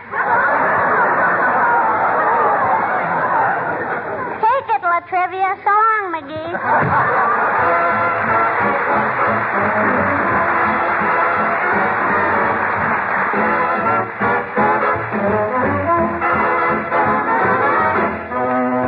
Men sing, what's buzzin', cousin? What's buzzin', cousin? What goes on with that look in your eyes? What's buzzin', cousin? Does it mean what I think it implies? What's tickin', chicken? What gives out with that cute little grin? What's knittin', kitten? How's about am I out, am I in? Oh, come on, let's have our fling. We know that spring has sprung. Ask your mother to hold her tongue. She had a fella when she was young. What's buzzin', cousin? What you say to a cuddle or two? What's cuttin', button? What's dunkin', funkin'? What's buzzin' with you, cousin? Baby, what's what with you? You got a fatal fascination. It's a wonder I'm not under observation. What's yummy with you, mommy?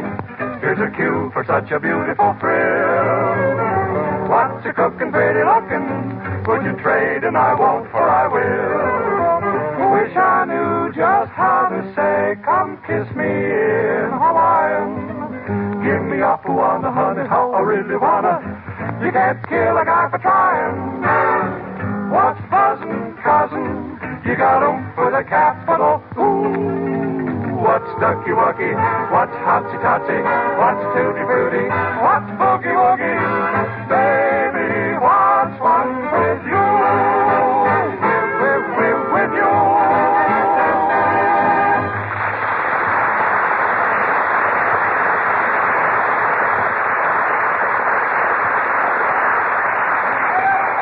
Don't walk so fast, Molly. Don't forget I got a sprained ankle. I'm not forgetting your ankle, dearie, or your cracked elbow, or your cut neck, or your lame back, or your loose teeth, or your bruised ribs.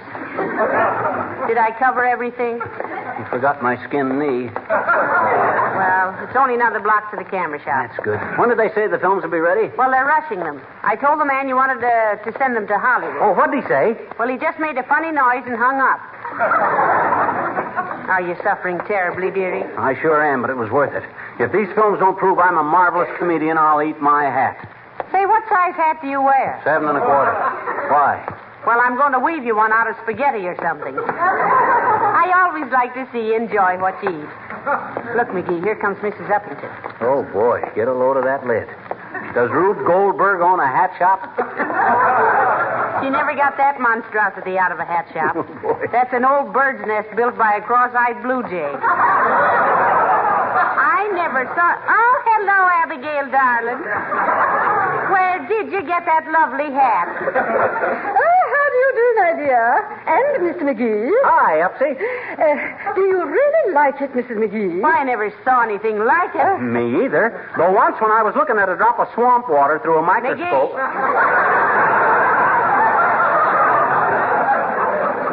Tell me, Abigail, darling, is that an original creation? Oh, but of course, my dear. I have the most marvelous milliner. You must let me take you down there sometime, Mrs. Magee. She could do wonders for you. I've often remarked that if you would only wear some decent... you could be utterly charming except for your... Never mind, Abigail, I get it. But you know I'm awfully hard to please. And you, you lucky girl. They can throw any old thing on you. And they usually do. I'd give 4 bits for a handful of catnip. Of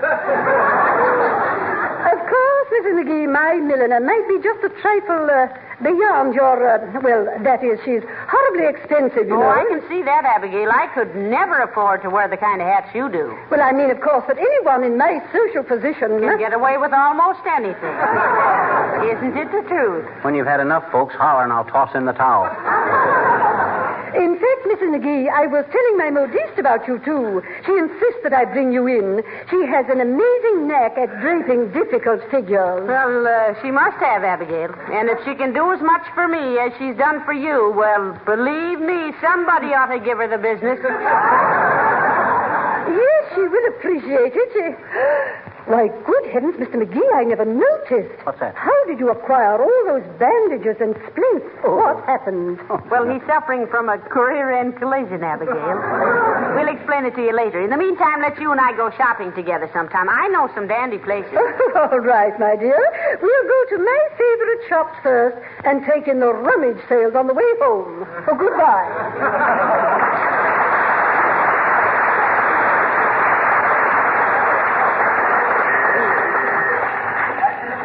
Burns me up, Magee.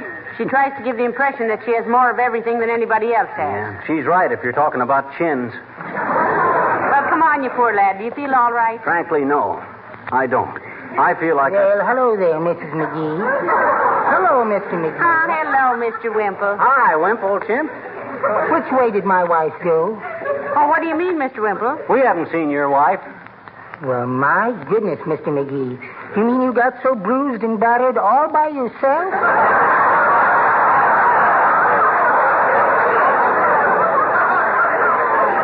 Oh, we were taking some home movies, Mr. Wimple, and Magee took a couple of bad falls. Wait till you see the prints. You'll think they're terrific. Sweetie Face and I took some home movies last week ourselves. She was making some educational pictures for the police department. Jiu-jitsu, you know. Black and white? No, black and blue. Clear up to... Oh, you mean the pictures? Yes. They were black and white. You sure take a lot of punishment for a little guy, Wimp. I wish I could get over the effects as quick as you do. Oh, it's just a matter of regular exercise. Mr. Magee, every morning before breakfast, I take a 2-mile run. Oh, do you really? Where do you run? Oh, just around the dining room table. Sweetie Face is so irritable when she gets up. Mm-hmm. She must have caught you this morning, Wimp. You're walking kind of stiff. Oh, I'm just suffering from housemaid's knee, Mr. Magee. Housemaid's knee? Yes. Last night I tracked in some mud, and Sweetie Face mopped up the kitchen floor with me. Well, I simply must be getting home, folks. I've got to help Sweetie Face with her homework. What's she studying? Part 4, Section 6 of the new police manual. How to throw tear gas bombs. Oh? If you're going past this evening, stop in and we'll all have a good cry.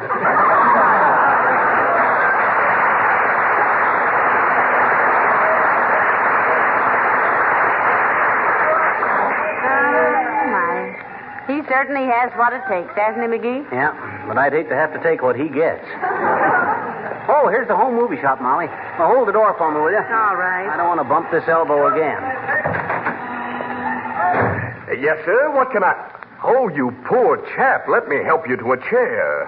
Here. Thanks, Bud. I was kind of wore out. Yes, I've got to get him home to bed as soon as we get through here. What could I do for you folks? Well, I'm Mr. Magee, Bud. Remember? You sent me out that camera and those films. Oh, yes. We picked them up a couple of hours ago, didn't we? Yeah. Just a minute, and I'll see if the prints are ready. Magee, you look awfully pale. Can you hold out till we get home? Oh, sure. Wait till them Hollywood guys take a gander at them prints. They'll tumble all over themselves trying to sign me up. Oh, Mr. Magee. Yeah, Bud, you got my films? Let me see them. Hey, you got a projection room here? Just a minute, please. You can't expect to get them till you pay for them, Magee. Oh, excuse me. You pay him, Molly. I'm too stiff to reach into my pocket. You usually are. How much do we owe you, sir? $3 for camera rental, $18 for film, and nothing for the advice. What advice? Magee, the next time you try to take pictures, first take the rubber cap off the lens. Why, Bud? Your films are all blank. Oh, my. Oh, sorry.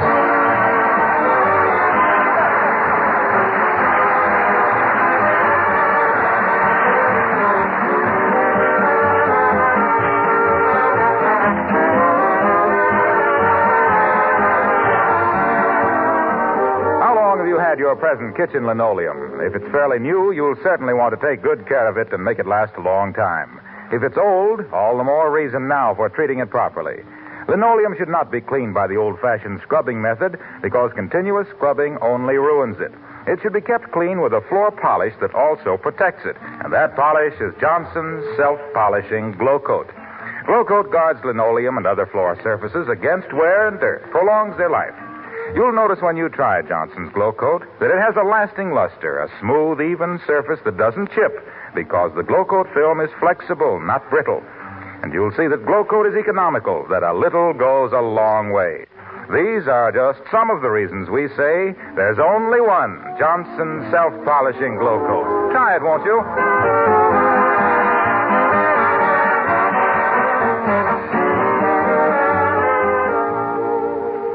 Turn over, Magee, whilst I rub some more liniment on your back. No. Okay. You think you'll ever go on with your movie career, dearie? No. I just been thinking, Molly. Remember that newsreel we saw last week of Mussolini making a speech on that balcony? Yes. I could never be that funny, could I? No. That's what I thought. Good night. Good night, all.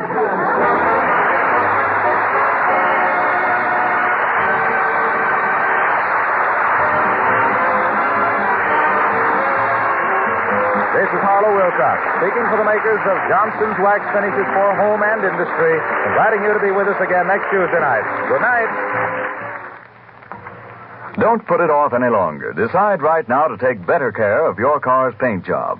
It's so easy now, thanks to Johnson's Car New, the sensational auto polish that both cleans and polishes in one application. 2 jobs at once in quick time.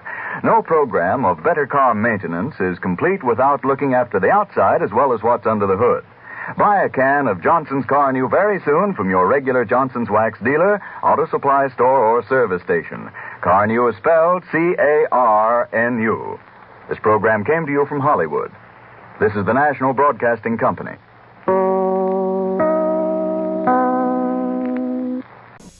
What's dumber than a cigarette in your ear? One in your mouth. Don't smoke.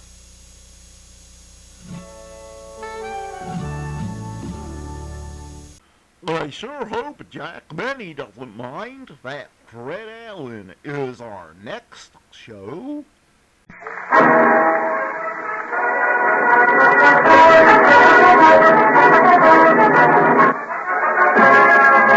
The Ford Dealers of America present the Fred Allen Show.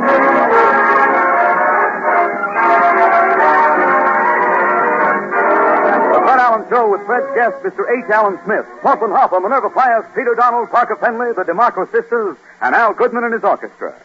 And this is Kenny Delmar, Dr. Delmar, prescribing an early visit to your Ford dealer's showroom. It'll do you good. It'll actually stimulate you to feast your eyes on the beautiful, beautiful 49 Ford. It'll exhilarate you even more to get behind the wheel and drive it. Feel that surging equipoise power. Feel how the king-size magic action brakes operate 35% easier. Feel how the hydrocoil and Paraflex springs soak up the bumps. Feel the comfort of the midship ride. Take the doctor's advice. For a thrill that will stir your pulse, see the new Ford this week.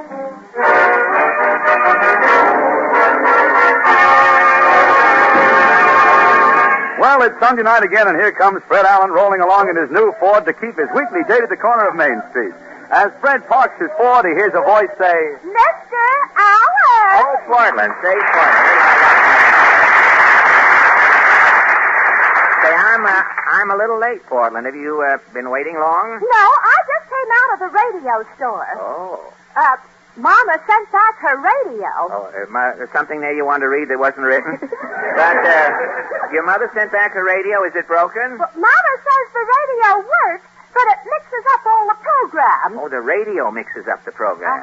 Last Sunday night, Mama turned on the radio. Yeah? When Jack Study came on, he called himself Horace Height. Incognito, huh? Horace Height, huh? When Edgar Bergen came on, he sounded like Phil Harris. Phil Harris, huh? And when Mama tuned you in, you were the news. Well, I know. I was good then. That was the night for me. That was my night. I was all over. You know, at the moment, radio appears to be in a state of flux. Mama read that your Hooper rating went down. No kidding. That's news to me. I'm still telling the same old jokes. I should have the same old Hooper. What is the Hooper rating? Well, the Hooper rating is a so-called service that allegedly tells you approximately how many listeners the average radio program theoretically has. Well, how do they do it? Well, there's a little mystery involved there. There are 60 million radio sets in America today, and they say Mr. Hooper makes around 1,500 phone calls. Well, sir, after calling about 1/40,000th of the number of the radio homes, Mr. Hooper tells you down to the first decimal how many people listen to your program. And when he finds out what the 1,500 people listen to, he multiplies it by 40,000? Yes. It's like taking a bite of one roll and telling you how many poppy seeds there are in the entire company. Country, I mean. Entire country instead of company. I ad-libbed there, but it didn't help. Where's the... I didn't recognize the country in the shape it's in at the present.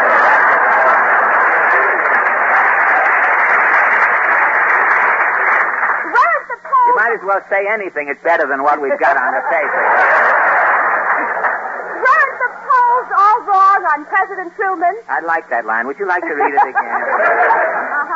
Weren't the polls all wrong on President Truman? Yes, but they had months to work on the polls for the presidential election. The beauty of the Hooper rating is that it comes out every 2 weeks.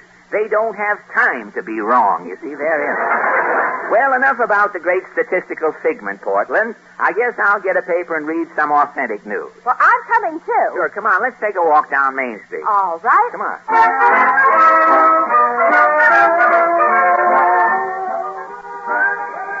What does the paper say? Well, this is the puzzle page I have here. Puzzle? Yes, see this top puzzle? It says if 15 men plowed a field in 5 hours, how long would it take 30 men to plow the same field?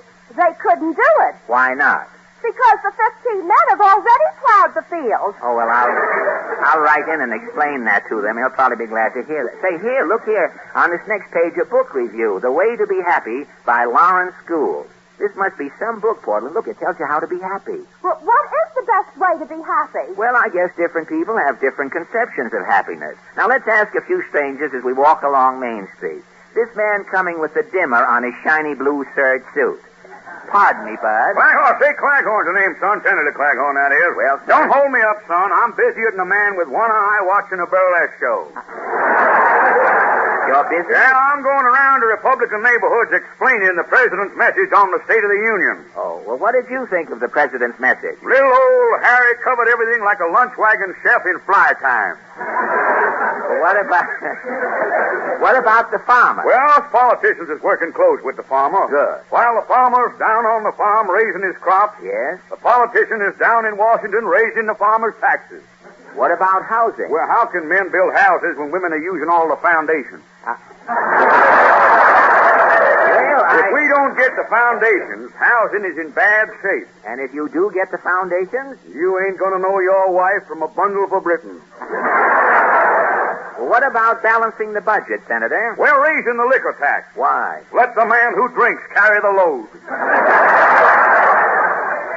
Senator, what about the Wagner Act? Well, son, Harry's planning a lot of things, but he ain't bringing back vaudeville.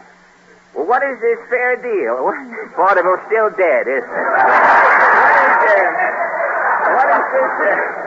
What is this fair deal the Democrats have? Well, the fair deal is like a game of cards. Everybody lives like a king, but nobody's got no jack.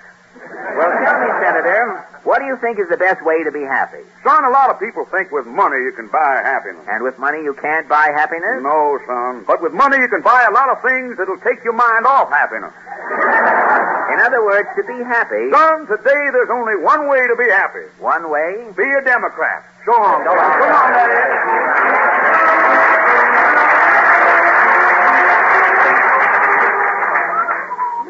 Say, it sure is a nice night to stroll down Main Street, Portland. Look at this side of the milk bar. Milk bar? It says, fresh milk, we squeeze to please. Say, look who's coming out. The milk business is begun, too. Look who's coming out of the cigar store. Titus Moody. Hi, Mr. Moody. Howdy, Bub.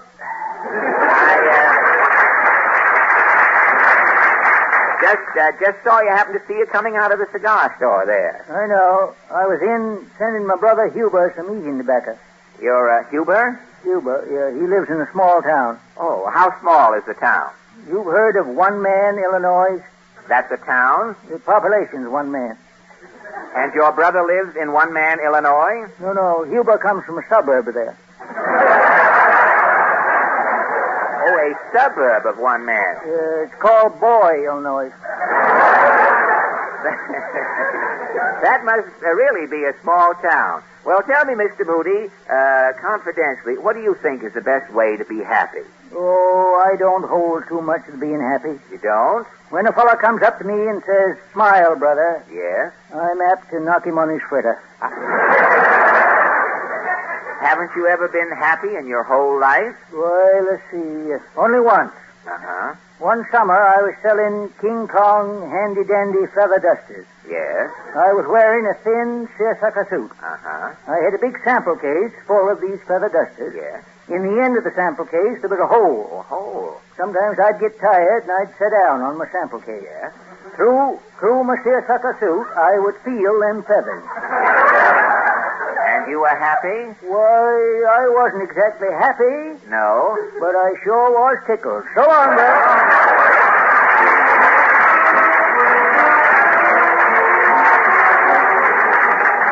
Oh, come on, Portland. What are you stopping for? Don't we know this little lady coming out of the beauty parlor? Oh, we certainly do. Mrs. Nussbaum. So who is from nowhere paging me? Oh, it's you. Yes, I just saw you come out of the beauty parlor there. Did you have a treatment? I'm getting the rakes, but it's a waste of time. How do you mean? Well, first I'm getting a henna blitz. Yes?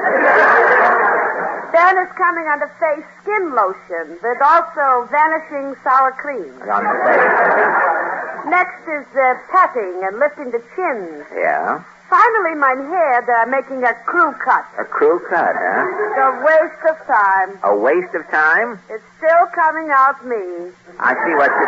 Well, tell me, Mrs. Nussbaum, what do you think is the best way to be happy? Well, Udall the philosopher is saying, happiness is like heartburn. Yeah? Outside, you couldn't see it, but inside, you are feeling it. Well, that is Udall's definition of happiness. What about you? What do you think is the best way to be happy? Formally, happiness to me is disappearing on the horizon. Oh, really?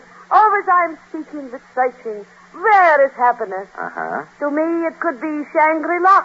Shangri-La.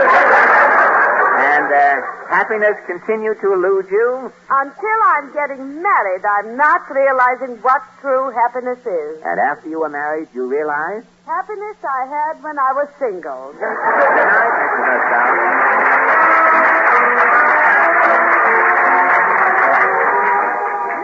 Gosh, you sure meet some prime hoi polloi on Main Street, Portland. You haven't found out much about the real way to be happy, have you? No, I'll try one more character, though. This little man coming along with the monogrammed ferret running up and down his lapel. Pardon me, chum. Rejoice, brother. My name is Humphrey Titter. Humphrey Titter, eh? I'm the joy boy. Stand back, brother. Give me room. I'll let go a bluebird. Yes, Titter, you write unusual greeting cards and jingles. Yes, everybody sends cards to debutantes who are coming out. And you? I send cards to people who are going in. People who are going in? You stole a car. When you were caught, you set the car ablaze. You're going up the river, bon voyage, for 30 days. Say, that's a novelty. Rejoice, brother. Be like the hyena. Get down on all fours and laugh it up. Well, look, Mr. Titter, what about the way to be happy? I shall toss off a jingle. Write this down. What is the title? Are you happy? Are you happy? I've got it. Okay. Are you happy, little man, as at the world you gander, with nations at each other's throats and diplomats yelling slander, with taxes rising every year to heights you can't envision, with the shows you hear on radio and see on television, with housing still a problem, with families still in huts? If you say you're happy, little man, I gotta say you're nuts. So long, Mr. Titter. Rejoice, brother. Let go of Bluebird. Yes, Anybody? I'll take you. Well, come on, Portland. Wait a minute. The man in the music store is going to demonstrate a record. Really? What record? It's Al Goodman and his orchestra with the 5 DeMarco sisters. Not too many details, Portland. What's the song? Bella, Bella Marie. Bella, Bella Marie. There's a story told of a lover born and a lovely melody he sang. Bella, Bella, Bella Marie, you're the fairest of my Bella Marie. Bella, Bella, Bella Marie, you are divine. When it's springtime, the songbirds bring back the melody. Oh, darling, everywhere I met my Marie. There were stars in the sky, the love in her eyes divine. It was heaven to see, but heaven could not be mine. So her lips in shell I knew very well, Marie. Was the girl in a song a fisherman sang to me. Now my heart is forever lost in the melody of Marie, sweet Marie, Bella, Bella, Bella Marie,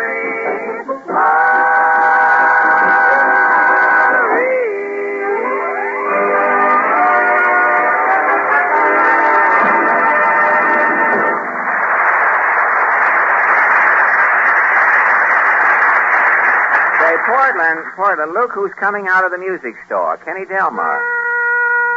Kenny, what is that thing you're blowing? A dill piccolo? No, I just bought a pitch pipe, but I always, need a pitch pipe when I start to sing one of my songs. I think you do better with a dill piccolo, instead of the pitch pipe. Kenny, after that broken down barcarolle you sang last Sunday, don't tell me that you have the nerve to come around here again with another song. Oh, yes, Fred. This song I got tonight is dynamite. Oh, really? I'll stand back. The Ford dealer knows Ford, has a stock of real Ford parts. His Ford trained mechanics keep Fords close to their hearts. With his special equipment and factory methods too, you should let the Ford dealer do service jobs for you. How about joining me in the chorus, Fred? He can save time and money wherever you may roam. When it comes to port service, there's no place like home.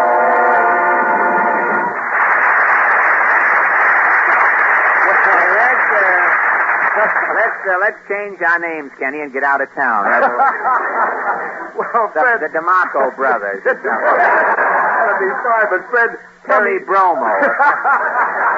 We can leave on that seltzer train, you know. Well, that'll be swell, Fred, but tell me truthfully, what do you think of me as a songwriter now? Kenny, you make a lot of sense in reminding Ford owners that it pays to bring their Fords back home for service. But as a songwriter, Kenny, you and mock you, this is only one man's opinion, which I took from one man's family, a little something they had left over from the script. As a songwriter, you are still a pitch pipe virtuoso, and that is putting it mildly. So long, Kenny. So long, Fred.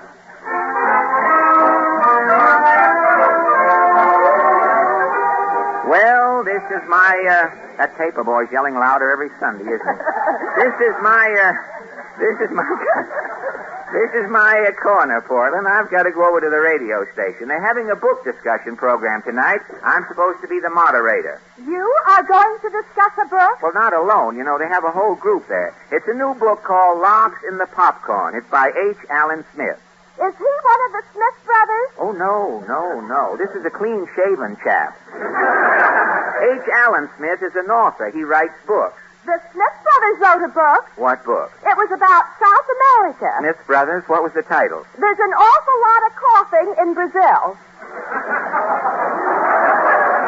I do not relish it, and I am not alone in my... Portland, a joke like that I wouldn't tell at a firehouse party. Well, here's the radio station. I'll have to leave you now. See you later, Portland. Good night. Good night.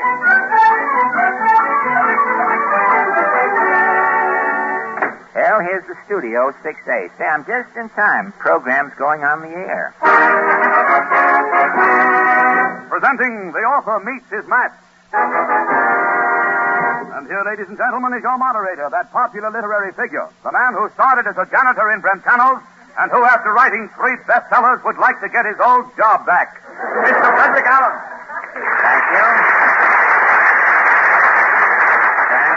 Thank you, and good evening, fellow bookworms.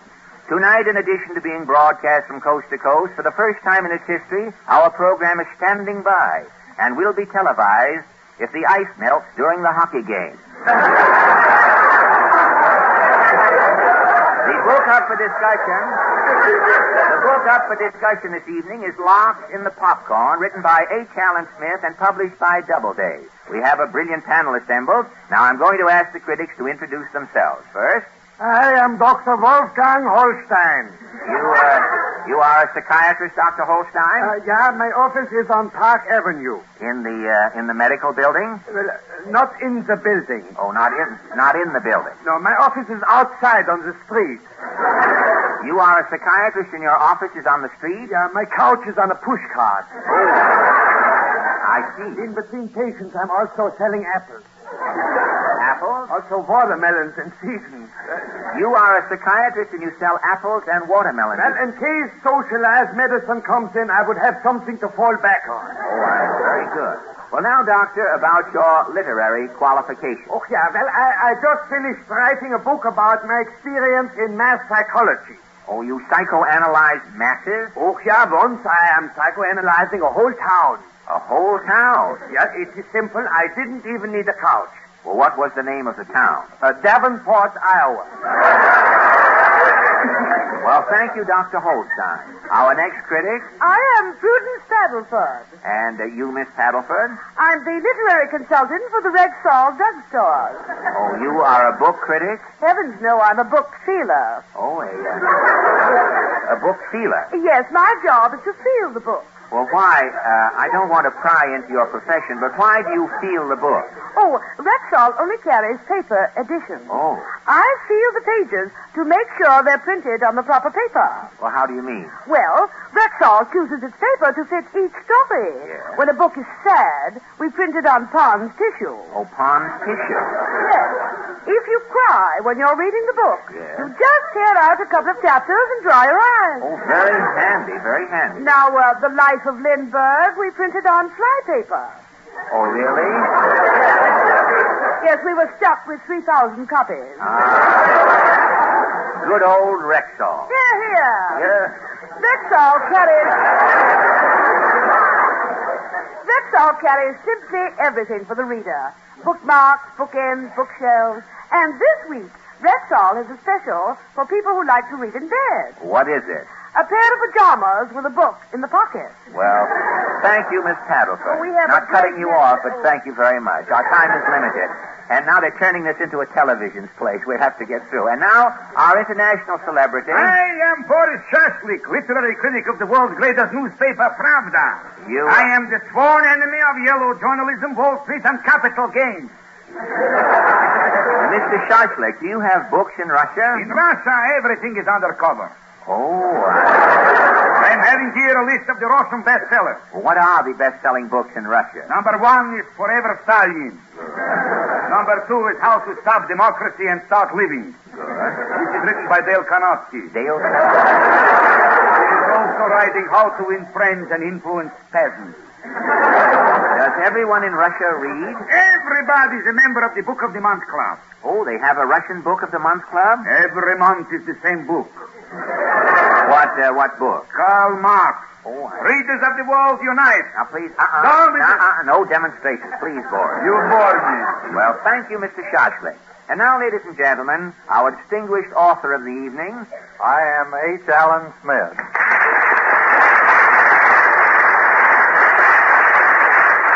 Mr. Smith, you are an author. Well, I'm wearing spats, Mr. Allen. That's good enough for me. And the title of your new book is Locks in the Popcorn. That's right. Well, that's a most unusual title, Mr. Smith. How did you happen to call your book Locks in the Popcorn? Well, Mr. Allen, the only way an author can make any money today is by selling his book to the movies. That's right. And to make sure the movies would buy my book, I put popcorn in the title. Oh, I see. And to help the popcorn sale, I'm writing another book. Another book? Yeah, it's called Tomorrow Will Be Butter. Well, the book we're discussing this evening, Locks in the Popcorn. What is this book about? Well, it's about 250 pages. Well, thank you, Mr. Smith.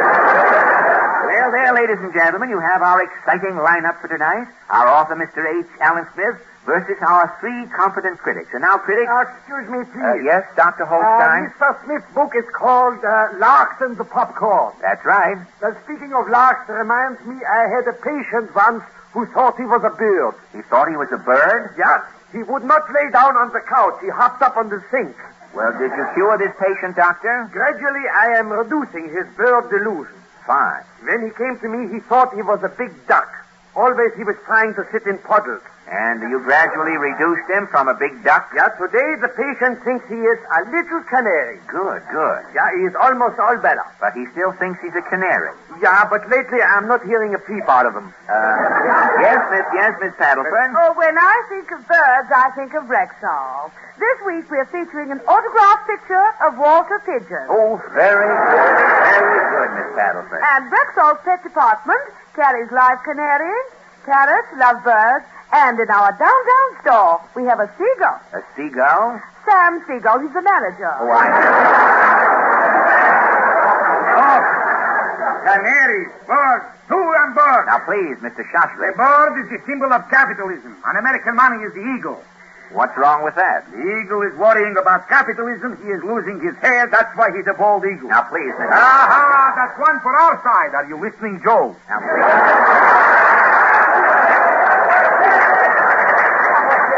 Very interesting. I had a patient once who was as bald as a pumpkin. Pumpkin. Oh, thing you're hinting I am a spy. No, who is saying anything? You never say anything. Just a minute.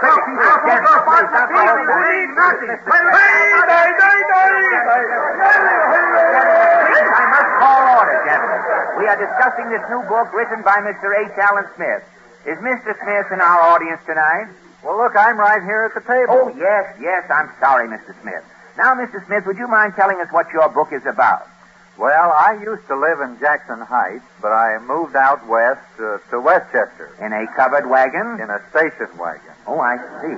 My book is mostly about a city boy's experiences in the country. I bought a house. Yes, Doctor. Yes, Doctor. Speaking of houses, I had a patient once who thought he was a house. Your patient thought he was a house? Oh, yeah. To him, his best button was the doorbell. Yeah. And his pockets were windows, and he always wore his union suit backwards. Why did he wear his union suit backwards? So he could have a front door. Oh, I see. Yes, Miss Paddleford. Miss Paddleford. House reminds me. Yes. Rexall carries everything for the house. Oh. This week we're featuring a combination waffle iron and clothes presser. Oh, how does this combination waffle iron and clothes presser work? Well, when you press a suit, it comes out looking just like a waffle. It's very handy. Handy, huh? Yes. When you spill syrup on your vest, nobody will notice it. What happens when you make a waffle? Well, it looks like a waffle. It tastes like a waffle, but it has sleeves on it. Delicious. As I said, Rexall carries everything for the house. Houses in America are only two houses. Two houses? The bankers are living in one house, the house of Morgan. Yes. The workers are living in the other house, the poor house. Yeah. Well, as a psychiatrist, I think Shashlik should live in the nut house. Oh, you're a Trotskyite.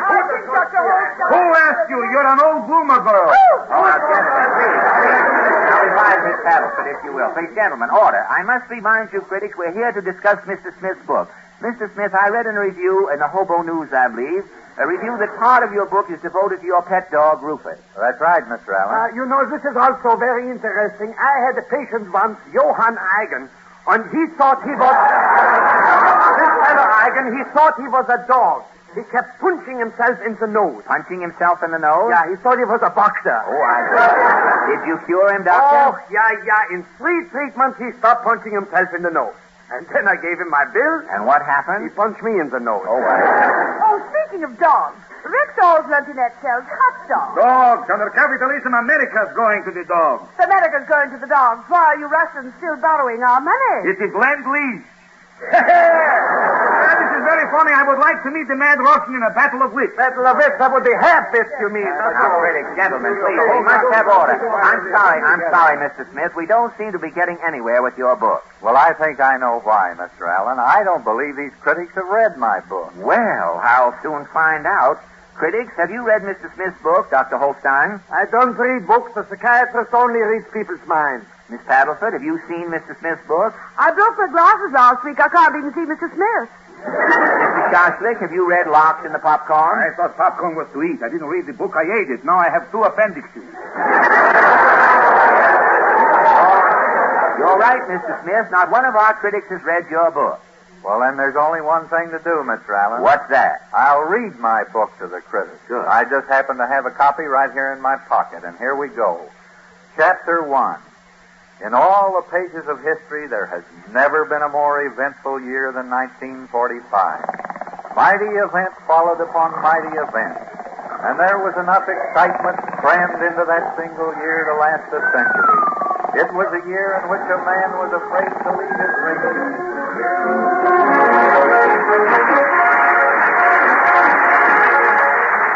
Next week, our guest will be Charles Fourier. Your Ford dealer has asked me to leave this thought with you. The better we can learn to understand our American economic system, the better it will work. Thank you and good night. Two-Gun Gary Moore. Just a minute, you're going to hear a program called Stagecoach. And in 90 minutes, I'll be on, a whooping and a hollering over NBC, the National Broadcasting Company.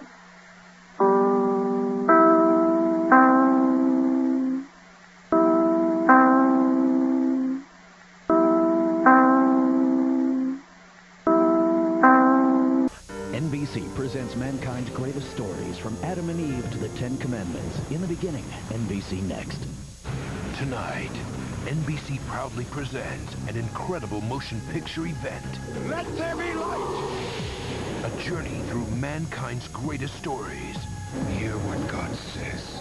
From Adam and Eve to Abraham and Sarah. Why do you command this? Joseph and the Pharaoh. You have the power to interpret dreams. Moses and the parting of the Red Sea. To the 10 Commandments.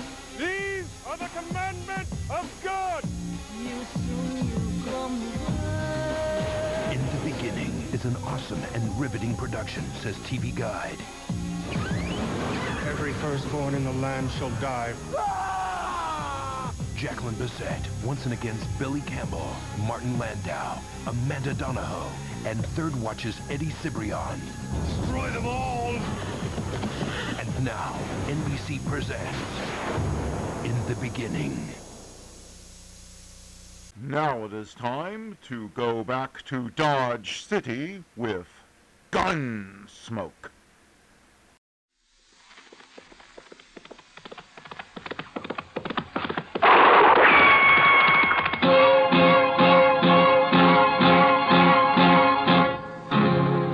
Gunsmoke, brought to you by Chesterfield, America's most popular two-way cigarette. What a pair. Chesterfield King Size at the new low price. Chesterfield Regular. Around Dodge City and in the territory on West, there's just one way to handle the killers and the spoilers, and that's with a U.S. Marshal and the smell of Gunsmoke.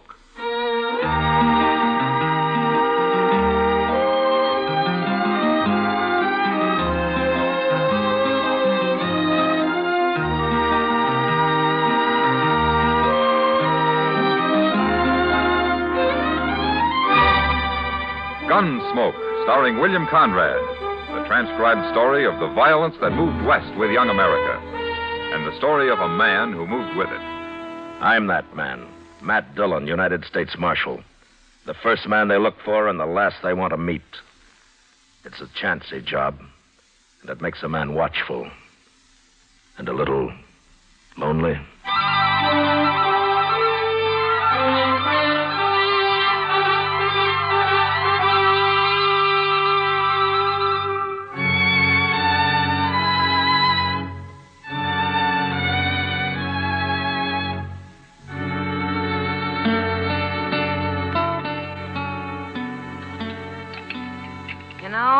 I'd sure like to meet whoever's running the kitchen in this place. Oh, why, Kitty? A cook that can make antelope stew taste like prairie dog ought to be something to see. Well, at least it's hot. No, it isn't. Well, mine is. You forgetting you dumped half that bowl of chili peppers in yours? Well, I've eaten here before, Kitty. Oh, hello, Marshal. Hello, John. You know what I'd do if I owned this place, Matt? Tear it down? No. Look, it's got tables and chairs and knives and forks and spoons. And out back, they got a kitchen all set up with a stove and everything. So? Well, it's all here. I'd open a restaurant. You're spoiled, Kitty. Dodge isn't St. Louis, you know. St. Louis? I was there 6 months, 4 years ago. Hello, Matt. Kitty. How are you, Doc? Oh, I'm fine. Well, sit down, Doc. Sit down. Oh, thank you. Oh, well, what are you eating? Stew? That's what they call it, Doc. Ah. Well, I'll try a little anyway. Then I'm going to bed. At noon? I was up all night, Kitty, out at the Brandt place. Mrs. Brandt have her baby? Uh-huh, a boy. That's 5 I've delivered out there. You know, it seems to me it's about time they gave you one. Oh, no, gave me one. I've got enough trouble all by myself. But seriously, I'll tell you something, Matt. It's got so I'm afraid to be driving onto the prairie at all. More Indians, Doc? I ran into Sam Butler outside. He just drove in with his whole family and all his belongings loaded onto his wagon. Says he's quitting. Well, why? The Pawnees wiped out another family up near his place on the Smoky Hill River a couple of days ago. That's the second raid in the last 2 weeks. No wonder he's scared. Matt, he's telling everyone who will listen that it's a shameful thing for the law to be hiding out in Dodge while whole families are being slaughtered in the country. He is, huh? Yes. I thought you'd like to know. You sit with Kitty, Doc. I'm going to have a talk with Sam Butler. Sure. I'll see you later.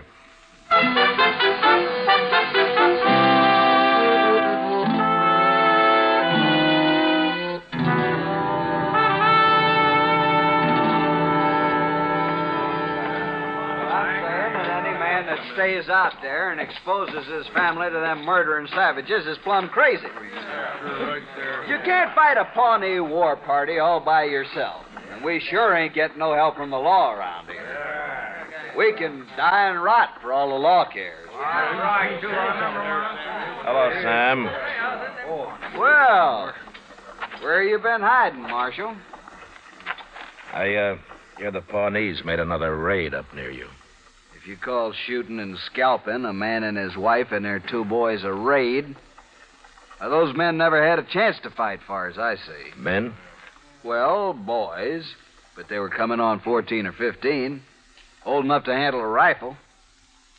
But they got caught outside and never even made the house.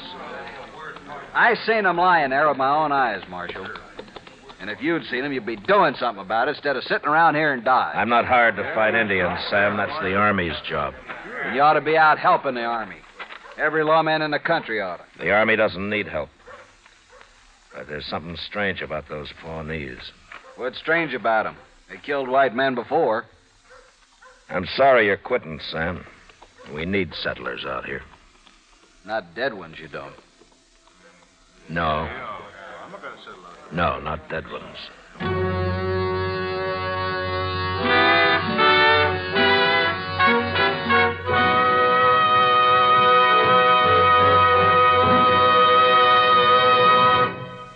What a pair. What a buy. They're talking about king-size Chesterfield at the new low price. And Chesterfield Regular. They're the quality twins. Either way you like them, you get the same highest quality, the same low nicotine, the same wonderful taste and mildness, a refreshing smoke every time. Yes, the Chesterfield you smoke today is the best cigarette ever made, and it's America's most popular two-way cigarette. So buy a carton today. King-size Chesterfield at the new low price. Or Chesterfield Regular. What a pair they are. They satisfy millions. They're best for you.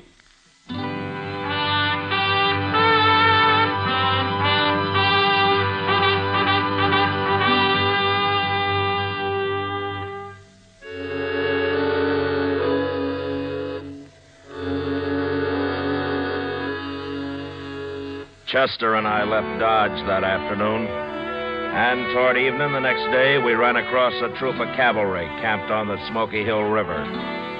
It was commanded by an officer who was new to this part of the country, a Captain Starr. He was anxious to make a success of his first expedition, but so far he hadn't even seen an Indian. I decided to stay with him for a while, and I'm glad I did. The next afternoon, while we were on the march, his scouts reported another settler's cabin burned. The family killed. At my request, Captain Starr filed his troop out in patrols while he and Chester and I rode forward to the scene of the slaughter.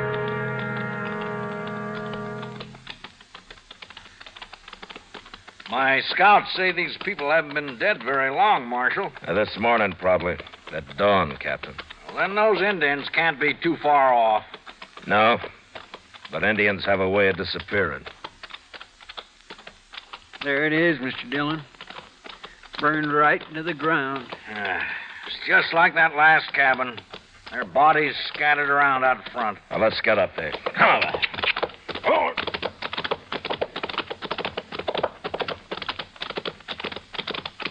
Ho, ho, ho.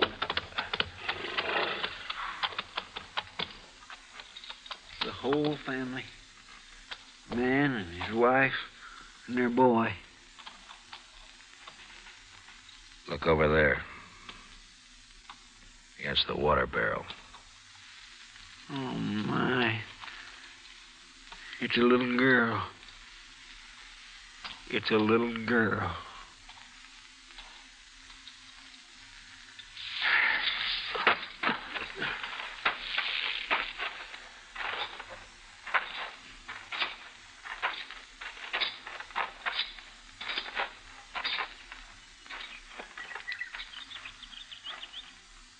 They scalped them, every one of them.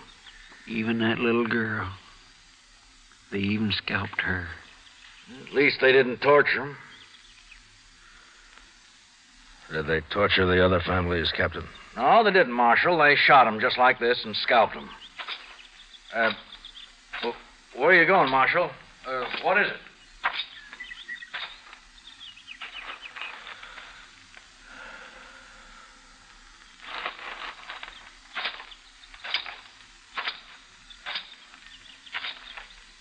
Captain Starr, last night you told me this is your first tour of duty in Indian country. That's right, Marshal. Well, take a good look around here, Captain. Well, I have. All right. All three of these settler families were killed in the open, outside their cabins. Does that mean anything to you? Those Pawnees are pretty tricky. I guess they really surprised them. Yeah, they sure did. There are not many arrows around. If these people had had a chance to put up a fight, there'd be a lot of arrows. They were shot, Marshal, with rifles. Pawnees don't usually waste ammunition, Captain. There's a reason for it here, though. Well, what reason? Look at the ground. There are no tracks. Every sign of tracks have been dragged out with a blanket. Say, you're right. I hadn't noticed that. Well, there's another thing you haven't noticed, or maybe you didn't know about. Oh, what's that? That boy there. How old would you say he was? Oh, about the same age as the boys at the last place. Maybe 12, 13. Well, Captain, that's old enough to be a brave in a couple of years if he was a Pawnee. What do you mean, if he was a Pawnee? They usually keep a boy that age. They don't kill him. They take him and try to make a brave out of him. Oh, well, I didn't know that. I know what he's driving at, Captain. You don't think it was Pawnees that done this. Ain't that right, Mr. Dillon? Yeah, that's right. But the Pawnees are the only tribe around here we know of, Marshal. Captain, it's them tracks. Pawnees wouldn't hide their tracks. No, they wouldn't. What? A man wearing moccasins doesn't care about his tracks, Captain. He's got nothing to hide. I'm afraid I don't understand, It Marshal. wasn't Pawnees that did this. It wasn't Indians at all. It was white men. Marshal Dillon, it's impossible for me to believe white men could have done this. Is it, Captain? No white man would shoot that little girl over there and then scalp her. Did you ever hear what Chivington did to the Cheyennes at Sand Creek? Kill and scalp them all, he said, big and little. Nits make lights. Congress has repudiated that whole affair, Marshal. Well, it still happened. And it was still white men that did it.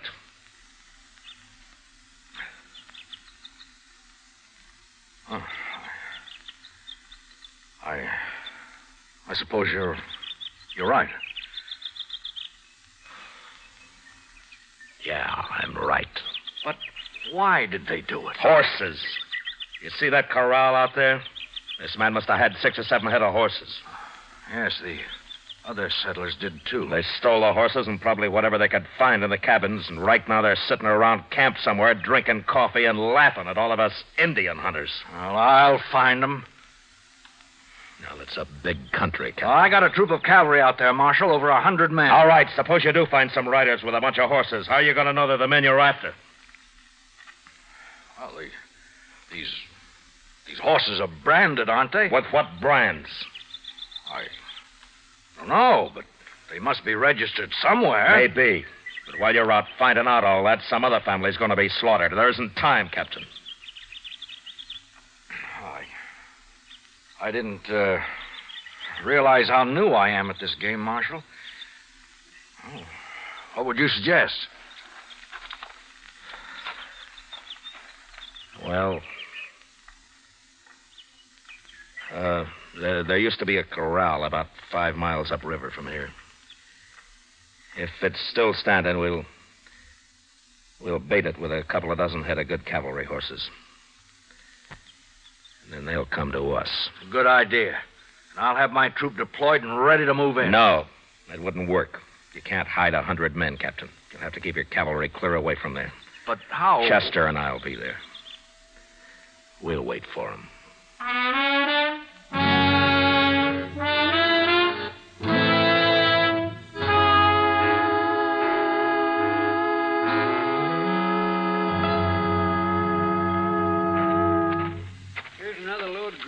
Mr. Dillon. I'll throw them on the fire, Chester. Let's have some more smoke, huh?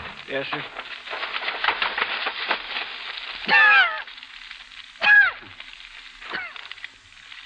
Waltz stand back. Chester. Yes, sir. Well, they ought to see that if they're anywhere this side of the Rocky Mountains. They're sure to be scouting around, Mr. Dillon. They ain't stolen enough horses yet to leave the country. Besides, they're feeling mighty safe. They'll come. Mr. Dillon? Yeah. I've been thinking. Now, what's bothering you? Well, sir, there's only 2 of us. And I'm wondering how many there are of them. You want to go back and find the cavalry? I feel a whole lot safer. They'll go on, then. Oh, you didn't answer my question, Mr. Dillon. How many do you think we're waiting for? There's no way of telling, Chester. Well, if there's a whole passel of them, how in the world are we going to take them? I don't care how we take them. You're pretty mad, ain't you? Well, I can't get that little girl out of my mind. Yes, sir, I know. Now, look up. Here comes somebody. He's all alone. Just some cowboy, probably. Maybe. Yeah, sure it is. He's seen the smoke from our fire, and now he's wondering what that old corral's doing full of horses. And he might be scouting it for the others. Those men don't take many chances. Well, how are we going to find out? Well, maybe we won't till it's too late. Heat up some coffee for him, will you, Chester? Yes, sir. I think I'll have a cup of it, too, huh? All right, sir.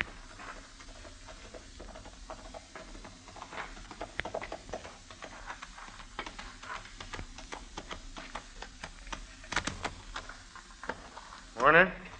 Oh, get on, stranger. We'll have some hot coffee up in a minute. Well, let's tie my horse here. Whew. Sure used some coffee. Had to make dry camp last night. Oh? Well, you couldn't have been very far away. Why didn't you ride on down to the river here? Tell you why, mister, I was lost. I rode till after dark, and I got lost. Well, your horse could have found it for you. Maybe my horse ain't smart as yours. No offense. Sit down. Chester's bringing the coffee now. I've been sitting all morning. Here you are, mister. Oh. We ain't got no sugar. You men are traveling pretty light, ain't you? What do you mean? Here's your coffee. Oh, thanks, Chester. You mean all them horses? Mighty big remote and no wagon. Not much grub I can see. We're driving those horses to Cheyenne. There's only 2 of us. We couldn't handle a wagon and the herd both. Only 2 of you, huh? Yeah, that's right. Well, mister, look, I'm drifting. Maybe you could use another hand. It may be. Where are you from? Dakota Territory. Name of Lee Stapp. I sure would like to see Cheyenne. I never been there. Well, why don't you ride up there alone? It'd be chasing a herd of horses all the way. Well, I'm broke, mister. Wouldn't have much of a party in Cheyenne broke, would I? No, I don't guess you would. I'm a good hand. I work cheap. How about it? You're a good hand, huh? Of course I am. Did you take a look at those horses we got? Yeah, I sure did. I ain't never seen none better. Well, they're good horses, and we take good care of them. Well, okay. What's that got to do with hiring me? Mister, I wouldn't hire you to herd sheep. What? You said you made dry camp last night. How come you tie your horse up without watering him while you stand here slopping up coffee? Well, it's my horse, ain't it? Sure. How's the coffee? Coffee? Is it any good? Well, yeah, sure it is. Well, then have some more of it. Hey, what's that?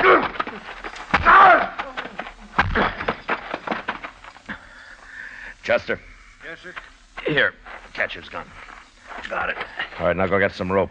We'll tie him up while he's still out. Yeah, but Mr. Dillon, you sure he ain't just a cowboy like he said? I was pretty sure, Chester, but this made me real sure. It was sticking out of his pocket. Oh, my.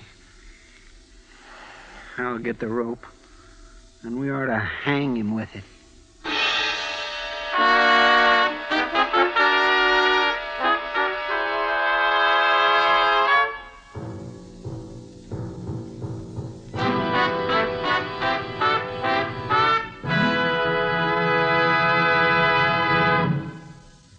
return for the last act of Gunsmoke in just a moment.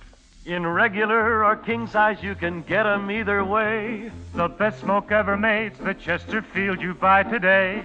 Smokers coast to coast are changing, it's a cinch to do. Here's all you have to say to get the one that's best for you. Chesterfield's for me, Chesterfield's for me. You just say it's Chesterfield's for me. Friends, for your vacation, take along plenty of Chesterfield. Buy 'em by the carton. Chesterfield king size at the new low price. Chesterfield regular. What a pair. They're the quality twins. The same highest quality. The same low nicotine. Either way you like them, they're best for you. Smoke Chesterfield. It's America's most popular two-way cigarette.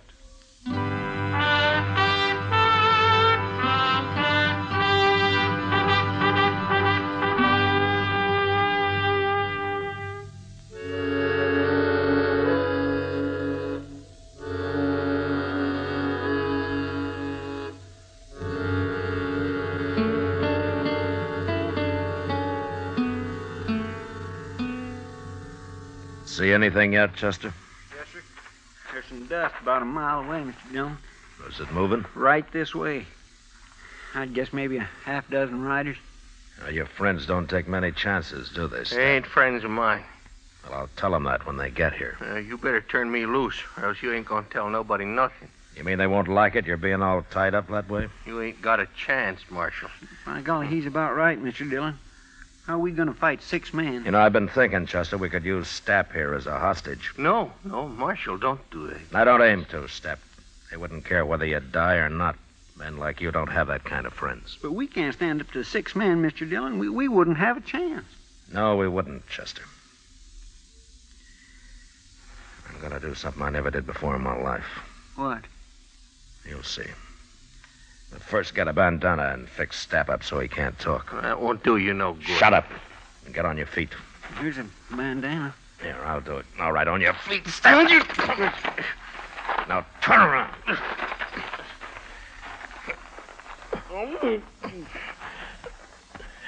Get our rifles, Chester. Yes, sir. There. That'll keep you quiet, Stapp. All right, now walk.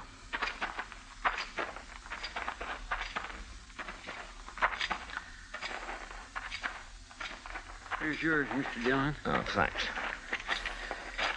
You get on behind that log over there, Chester. Yes, sir. I'll keep Stapp here with me. All right, lie down, Stapp. And if you make any noise, I'll split your skull. Now, go on. Lie down.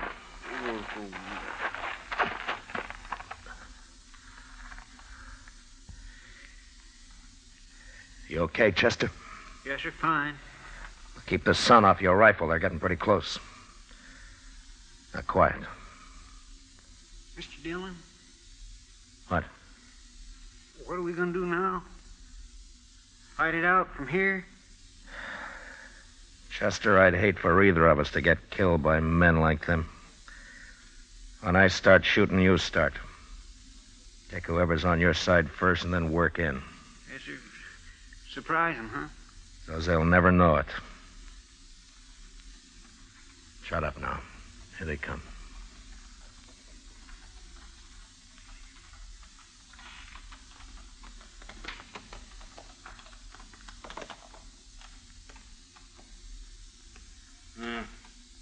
They must be over the river. We'll get down and wait here for them.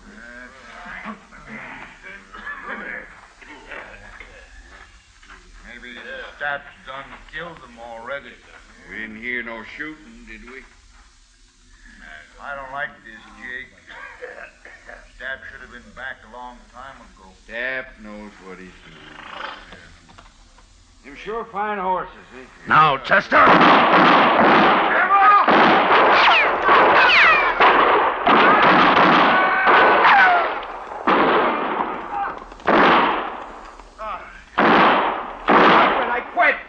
I give up.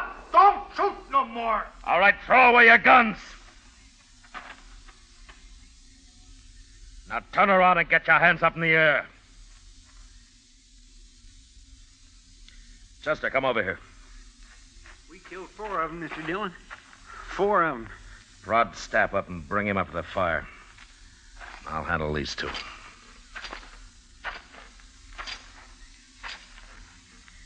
All right, you 2 stop just in time. You can turn around now. Who are you? What'd you ambush us for?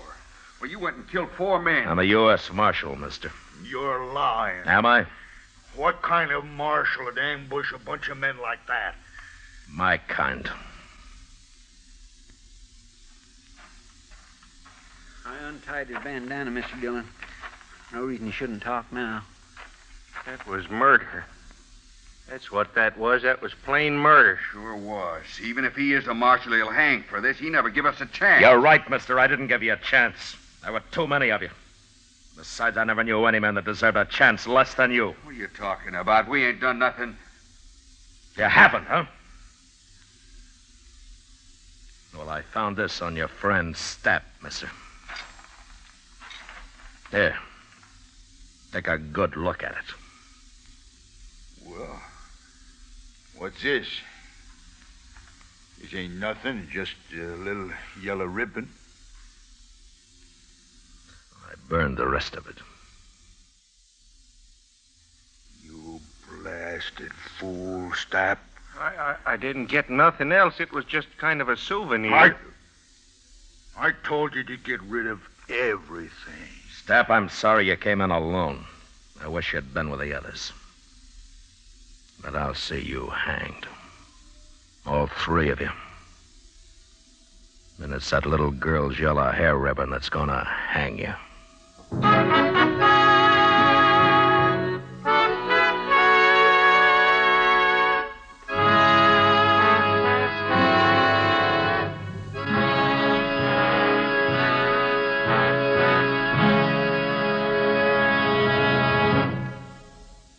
L&M goes king size. Yes, L&M goes king size. Now, L&M is king size as well as regular. Both have the same low price. Both have the miracle tip for the effective filtration you need. Yes, it's the filter that counts, and L&M has the best. You get much more flavor, much less nicotine, a light and mild smoke. Yes, this is it. L&M filters, just what the doctor ordered. Buy a carton, king size or regular, both at the same low price. L&M filters, America's highest quality and best filter tip cigarette.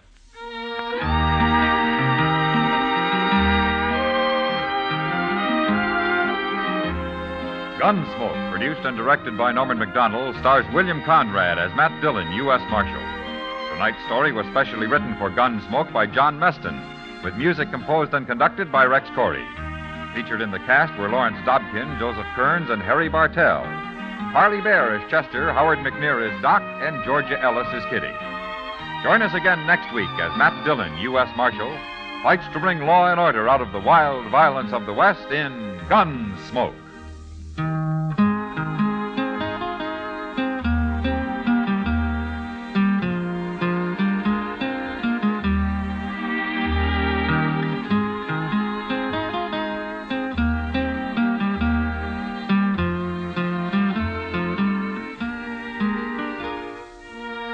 Although the physical danger of war is over for your friend in the service, his morale is threatened now more than ever. He worries about being the forgotten man. And when there's no mail from home, that's when loneliness really settles in. And it's tough to be lonesome. The USO knows there's nothing like a letter to make a fellow feel better. Why don't you let your friend in the service know you're thinking of him? If you're a cousin, neighbor, schoolmate, or a member of his church, club, or union, write to him today. Remember, it's tough to be left out at mail call. And remember, too, next week at this same time, Chesterfield will bring you another transcribed story of the Western frontier on Gunsmoke. This is the CBS Radio Network.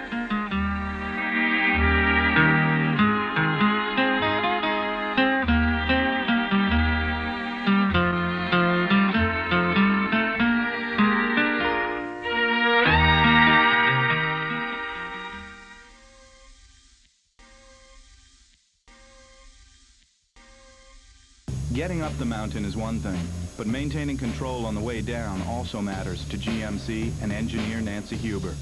For the new GMC Sierra Heavy Duties, her team chose an Allison transmission, which selects the right gear for the grade whenever you apply the brake, for more control when you need it most. Nancy thinks you should enjoy the scenery, not become part of it.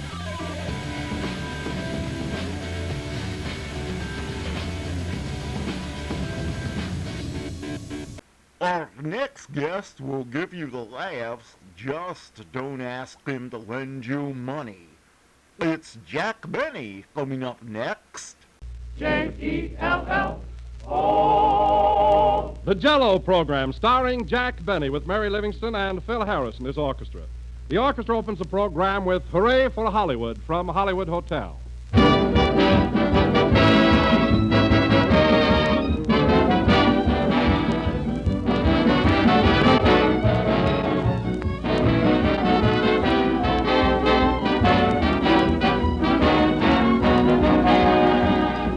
Everybody knows the familiar expression, I'm from Missouri, you've got to show me. Well, if you're the kind of a person who likes to prove things for yourself, here's one swell way to prove how extra rich and extra good Jell-O is. Just make this simple test right in your own kitchen. First, open a package of Jell-O and smell the fruit-rich fragrance that rises from those powdery crystals. Then dissolve your Jell-O in hot water and enjoy again that delightful aroma of fresh, ripe fruit. More proof of Jell-O's extra-rich fruit flavor. And for the final proof, that's the best of all, taste Jell-O. Then you will know how good it is, for Jell-O has delicious, satisfying, extra-rich fruit flavor that makes every Jell-O dessert a winner every time. So don't accept any substitutes for Jell-O. Always insist on the real thing. Look for the big red letters on the box. They spell Jell-O.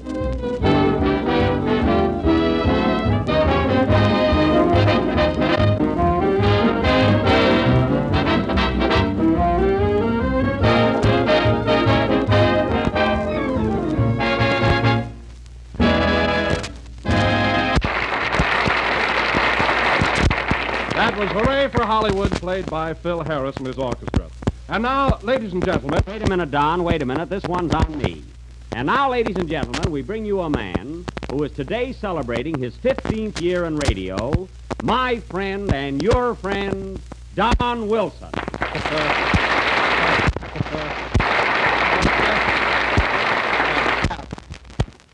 Well, take it, Don. Well, thank you, Jack. And hello again, this is Don Wilson talking. Attaboy. Say, Jack, it's mighty sweet of you to give me that nice introduction. That's what I call a nice introduction. That's what I call a lovely, spontaneous gesture. Well, Don, I couldn't help it. I read in the paper yesterday that this is your 15th anniversary. Radio to be congratulated. Well, why shouldn't I enjoy radio? You're such a swell fella to work with. You're kind, considerate, lovable. Generous? No, lovable.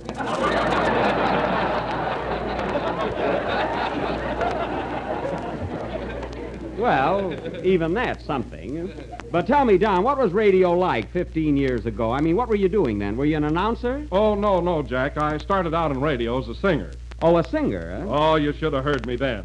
Yes, sir, that's my baby. No, sir, I don't mean maybe. Hey, that's my baby now. Chop! Oh, a crooner, huh? So you started out in radio as a singer? Yes, and then I thought I'd change to an announcer. You thought? Listen, Don, Bing Crosby's horse has got a better voice than you have. Well, he's got a trainer. Oh, that's right. You know, Don, I don't recall ever hearing you sing. What was your name in those days? Was it Don Wilson? No, Jack. I was part of a trio. We were known as the Three Melody Boys. Oh, you were part of a trio. Mm-hmm. Who was the other fellow?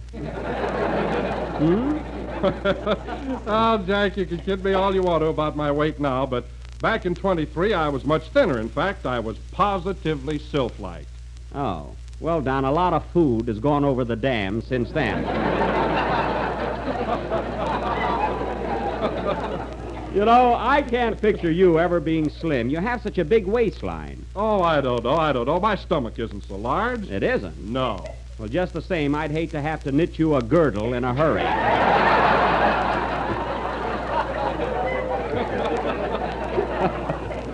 Oh, hello, Phil. Hello, Jack. Congratulations, Don. Oh, thanks, old boy. Say, Phil, that was quite a surprise to me. I didn't know that Don was in radio that long. Oh, sure. I remember Don way back in the old days when I used to be a drummer in an orchestra. Oh, yes, Phil, you were a drummer. Say, when did you give up the drums and become a leader? When I lost one stick. Well, you should have lost both. You know, I can't understand, with all the beautiful instruments in the world, like a violin, for instance, why anybody would take up drums. Why not? Well, there's no melody to a drum. Rat-tat-tat-tat, boom-boom, crash-bang-clink. It's a fine instrument. Sounds like Andy Devine eating celery in a boiler factory.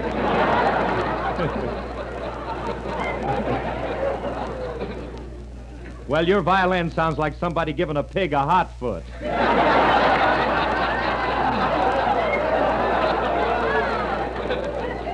Just the same, a violin is the king of instruments, and a drum is nothing. Now, wait a minute, Jack. Did you ever see that famous painting called The Spirit of 76? Yes, once on a calendar. Well, what do you see in that picture? A flag, a fife, and a drum. You don't see a violin there. Well, for your information, Phil, the fellow carrying the flag is a violinist.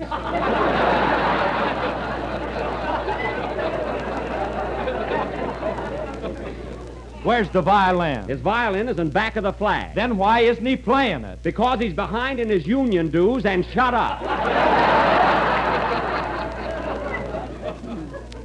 You know, Phil, someday you're going to argue me right into a new band leader. Hello, Jack. What are you mad about? Oh, it's Don's 15th anniversary. I mean, Phil is quibbling with me again. Say, Mary, aren't you going to congratulate Don? This is his 15th year in radio. I know. Say, Don, Yes, Mary. as soon as I read in the paper that this was your 15th anniversary, I went right home and wrote a poem in your honor. Oh, it's mighty sweet of you, Mary. Well, here we go, fellas. But I don't mind it tonight. Really, I don't. I think Don deserves a poem. What's the title of it, Mary? Knickerbocker Hotel. Knickerbocker Hotel. What's that got to do with Don? He owes them a month's rent. Oh. Well, go ahead with the poem, Mary. Look modest, Don. Oh, Don Wilson, oh, Don Wilson. 15 years ago today, radio first swept the nation. Now you and it are here to stay. Well, so far, that's very ungoofy, isn't it? Yes. You were born in the town of Denver, in the mountains called the Rockies. Also born there was Paul Whiteman, but neither of you would make good jockeys. Say, you must have done a lot of research there. Oh, Don, was Paul Whiteman born in Denver, too? Yes, he was, Jack. Well, incidentally, Phil, Paul Whiteman plays a violin, not a drum. Who's Whiteman? Oh, quiet. Go ahead with the poem, Mary. Right. Oh, Don Wilson, with your laugh and smile and chuckle, for 15 years you've been announcing, and for words you've never stuckle. Stuckle? Yeah, I got stuck. Oh. Go ahead, Mary, and good luckle. Oh, Don Wilson, you're the nicest man alive. How we love your cheeks so rosy, and your chins 3, 4, and 5. Mary, Don's only got 2 chins. Look under his collar. Oh. Are you through, Mary? No, one more verse. Oh. We salute you, dear old Wilson. You're blushing now, but you'll get paler. And we salute the stork who brought you, even though he used a trailer. Well, that's very good. Wasn't that sweet, Don? Oh, yes, it was. Thanks, Mary. I'm overwhelmed. Well, say, I've got another idea. Phil, how about playing something now that was popular back in 1923 when Don made his debut in radio? I got one already, Jack, and I dedicate it to good old Wilson. Then hit it. Gee, I feel 15 years younger already.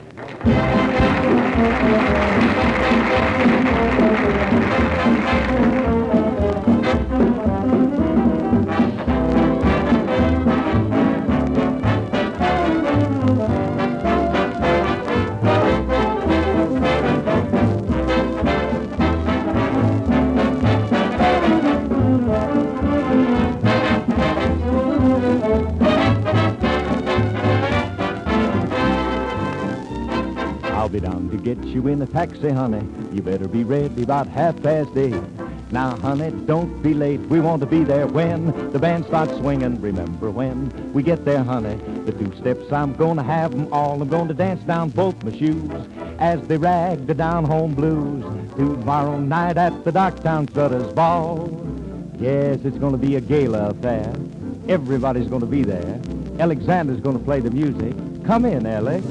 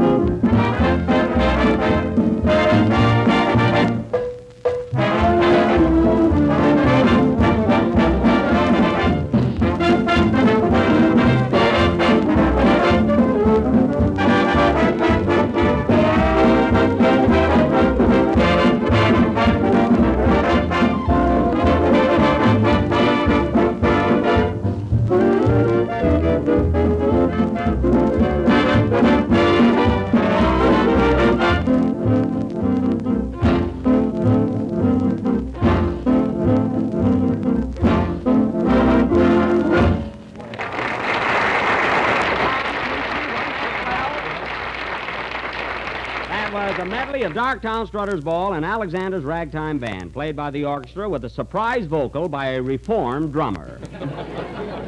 You know, Phil, for a guy that stays up all night like you do, your voice has a remarkably fresh quality. I don't stay up all night. You don't, eh? Why, that looked like an ad for Ye Goody Donut Shop. How's that, folks, huh? You should talk. The bags under your eyes are so low it looks like your pants need pressing. Now listen, Phil, and let this sink in. I could stay up all night and on my way home get hit by a taxi cab and still look better than you do. Not if I was driving the cab. Well, you should be driving a cab. You're yellow. Hey, that's a sizzler! Oh, that's a honey, isn't it? Yeah, one more crack like that and you'll be looking at the world through rose-colored beefsteak. Oh, I will, eh? Now, boys, please. After all, this is my anniversary. Oh, that's right, Don. I'm sorry. This is one day we should act like gentlemen. Well, I'm in favor of it. Okay, come on over here, Phil. Come on over and shake hands. Put her there, Jack. Ow! Gee whiz. I mean, you didn't have to break my hand. That's just a sample. Gee, my hand's a wreck. Now I won't be able to tear that telephone book in two at the party tonight.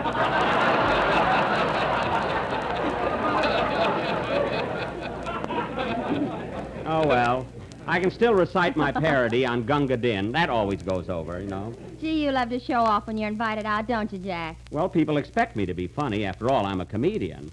Tell them what happened when you went to Carol Lombard's party the other night. Now, don't start that. Oh, what was it, Mary? Oh, cut it out now. No. Come on, tell us, Mary. Well, Carol invited us over to her house the other night, and Jack thought he'd hand everybody a big laugh right away.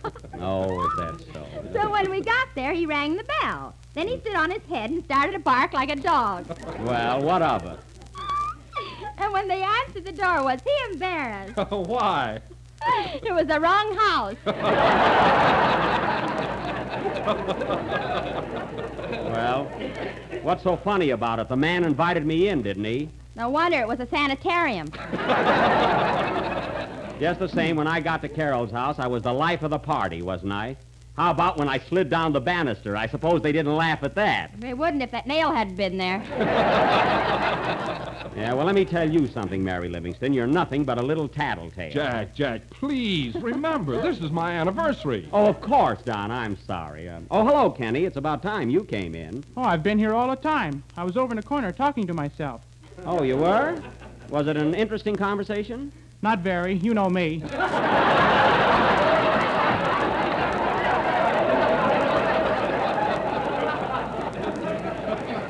That's right.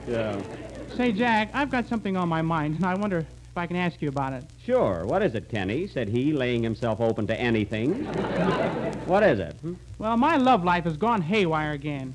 Oh, the same old trouble, huh? Yeah. My girl and her boyfriend are going to get married, and I'm plenty burned up.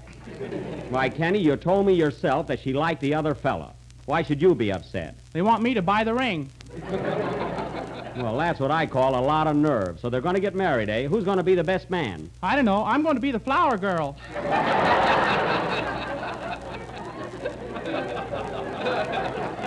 Well, Kenny, if you buy that ring, you ought to have your head examined.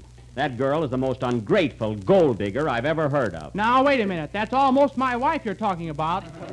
Well, you're just crazy, that's all. What are you defending them for? Oh, I don't know. They're a nice couple. Yeah. Right after they're married, they're going on an automobile trip, and they invited me to go along. That's fine. Why should they invite you to go along on their honeymoon? It's my car.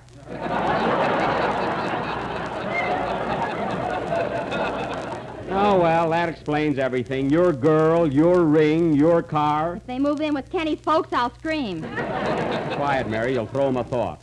Well, Kenny, now that you've asked my advice about something which you won't take, how about doing your song? Okay. Of all the silly, stupid, idiotic kids I've ever known, Now, Jack, please remember, this is my anniversary. Oh, you and your old anniversary. I'm sorry I started it. Sing, Kenny. Anniversary, anniversary, anniversary. One night the moon was so mellow, Rosita met young Manuelo. He held her like this lovely miss, then stole a kiss, this fellow. He said he was glad he'd met her, and soon he would come and get her. But she said, no, I cannot go until I know you better. Tippy, tippy, tin, tippy, tin, tippy, tippy, ton, tippy, ton. He kept on stealing and he had a feeling she was satisfied. Tippy, tippy, tin, tippy, tin, tippy, tippy, ton, tippy, ton. She was saying go, so he held her closer, that's how he complied.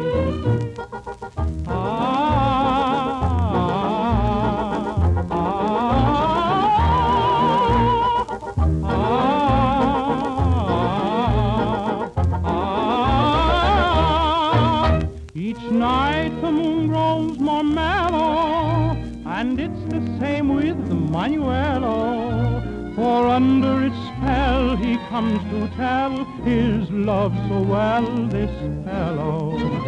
She does her best to resist him. She won't let him know she's missed him. But under the charm of his strong arm, it seems no harm to kiss him. Tippy, tippy, tin, tippy, tin, tippy, tippy, ton, tippy, ton. He kept on stealing and he had a feeling she was satisfied. Tippy, tippy, tin, tippy, tin, tippy, tippy, ton, tippy, ton. He will always do so 'cause she has a trousseau and he has a bride. Tippy, tin.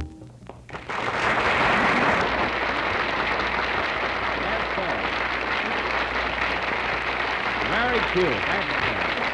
That was Tippy Tin, sung by Kenny Baker. Say, I never heard that before. That's a new one, isn't it, Kenny? Yeah, it's a little Spanish number I picked up. Has she got a friend, Kenny? Shoo, Phil. No, really, Kenny, it was very cute. Oh, say, Jack, I just thought of something. What is it? Is it Don? Well, I'm a little nervous. You know, this is my big day, and I've gone all through the program without mentioning our product once. Do you mind if I do it now? Now, wait, Don. This is your holiday. And as a special treat for you, I hired another announcer to do the plug. And I'm paying for it out of my own pocket. Oh, Jack, you shouldn't have gone to all that expense. Oh, it wasn't much. We know that, Sporty. Quiet. Oh, Jack, why don't you let me do it? You know, I get a big kick out of it. No, Don, the arrangements are made. Now, here's your substitute right here. Are you ready, Mr. Final Seal Forces Starter in Wrestle Force. Mr. Watt, I didn't get that. Mr. Final Seal Forces, Wrestle 4cm. Honey, I still don't get. What's your first name? Oh, well, go right ahead, Jerry.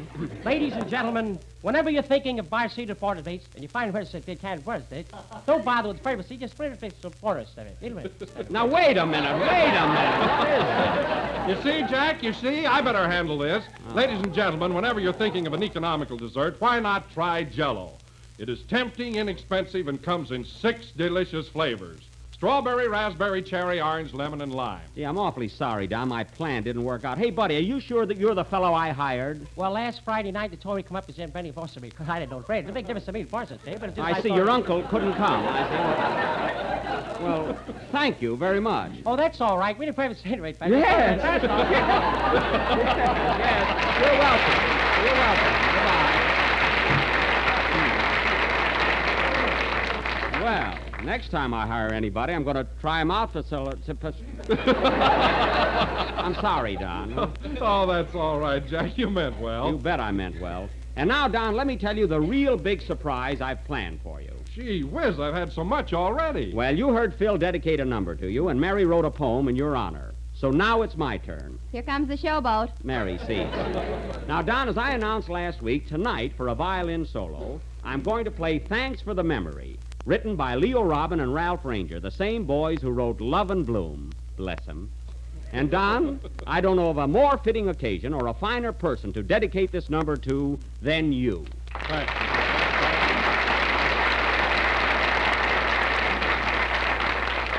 Thank you, highbrows. Oh, Phil, let me have a violin, will you? Okay. Hey, Misha, let Mr. Benny have your violin. No, it's Yasha's turn. Give him yours, Yasha. No, Misha, give him yours. Misha, Yasha, give me Herman's, anybody. Here you are, Jack. Thanks. Gee, you think I was going to ruin the violin. I only want it for a few minutes. That's all it takes. Well, I'm not going to break it. Gee, it's a little out of tune. Give me A, fellas.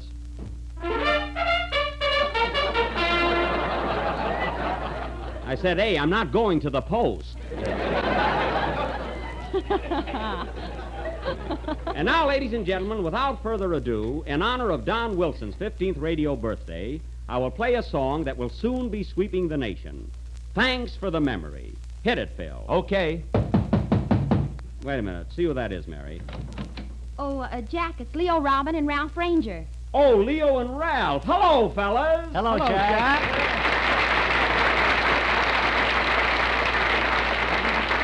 Well, boys, you couldn't have picked a better time to drop in. I was just about to play your new song, Thanks for the Memory. Yeah, we heard you announce it last week, and we thought we'd come over. Oh, that's nice. That's awfully nice. Say, Jack, we'd like to talk to you for a minute. Do you mind? No. What is it, fellas? If it's okay with you, we'd like to talk to you alone. Oh, certainly. Mary, do you mind stepping out for a minute? You too, Kenny and Don. Huh? Okay, sure, but take care. You want me to go too, Jack? No, you stay here, Phil. After all, there are two of them.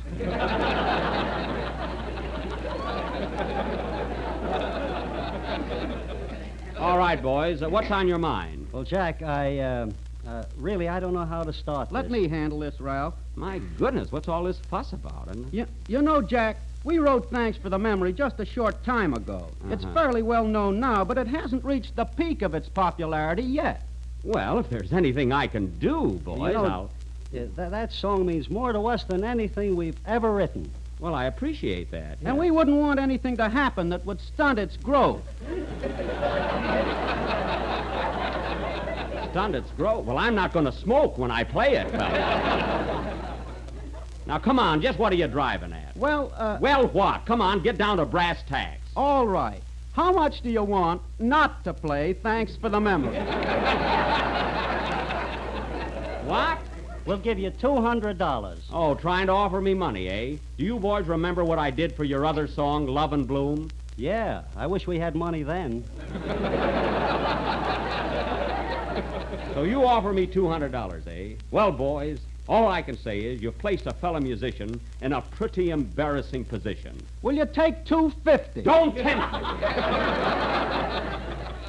Now listen, boys, tonight I'm going to play Thanks for the Memory. And you're going to stay right here and listen to it. And when I finish, your song will reach heights beyond your wildest dreams. 300! Nothing doing, fellas. Come on in, everybody. Now, quiet. I don't want any disturbance. Announce me, Don. Ladies and gentlemen, Jack Benny will play his own arrangement of Robin and Ranger's latest song success, Thanks for the Memory.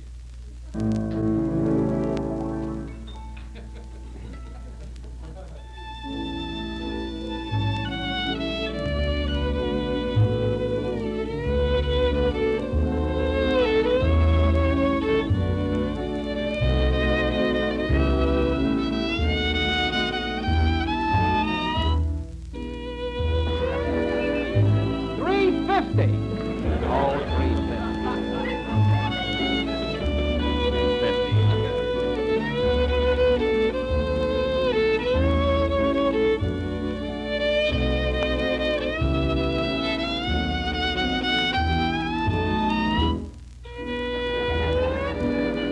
400 and a trip to Catalina. I've been to Catalina. Trip to Catalina.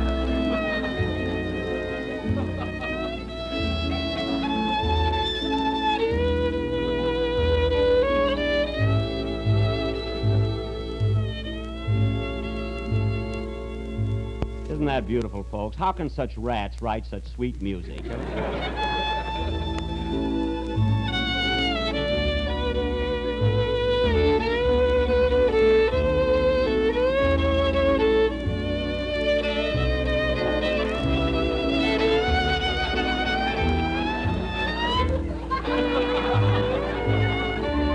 Ah, what a song. I'll bet they don't even like it in Waukegan.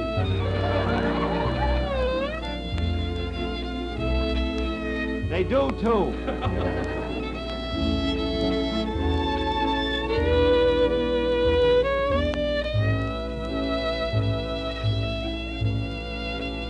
All right, boys, hit it. Give it everything, fellas. Hurry, boys. Not so loud.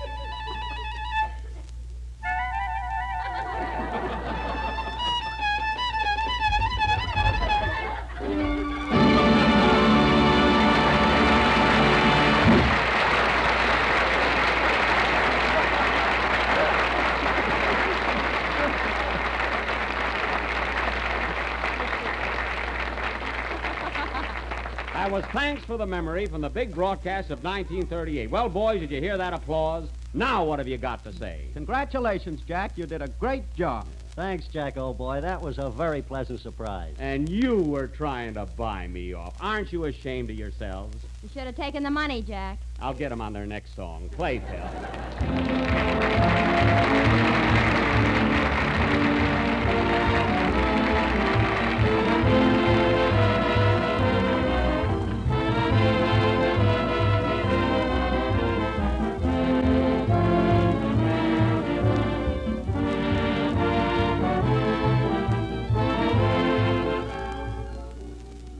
Do your wintertime menus need more variety? Well, here's a swell new dish.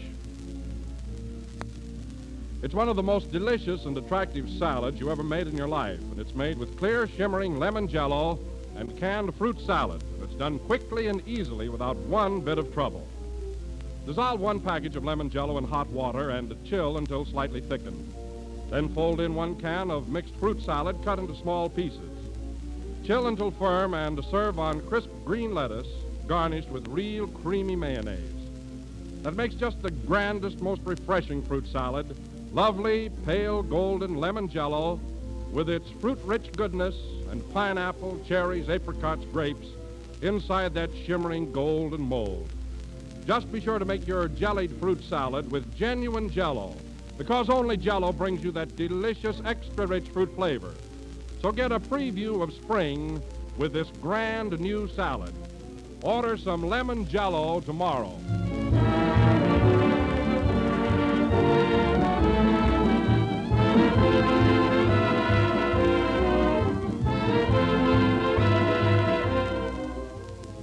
This is the last number of the 23rd program in the new Jello series, and we're with you again next Sunday night at the same time.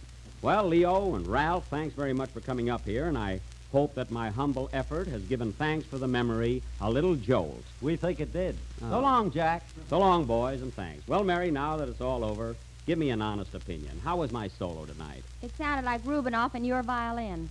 Well, that's not bad, believe me. Good night, folks.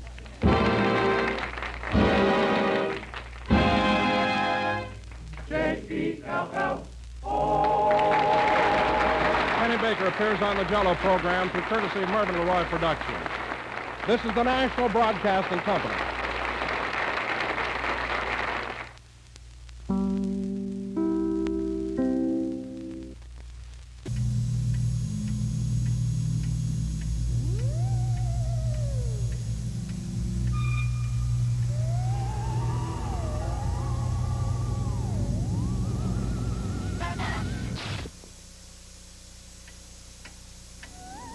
Gotta have sweet, gotta have juicy fruit. Nothing satisfies like it.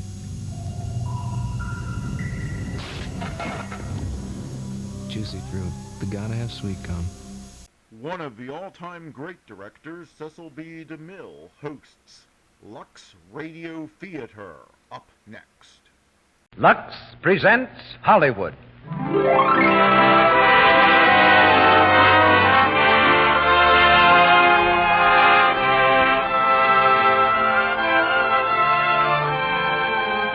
The Lux Radio Theater brings you Herbert Marshall in Sorrel and Son with Richard Carlson and Karen Morley. Ladies and gentlemen, your producer, Mr. Cecil B. DeMille.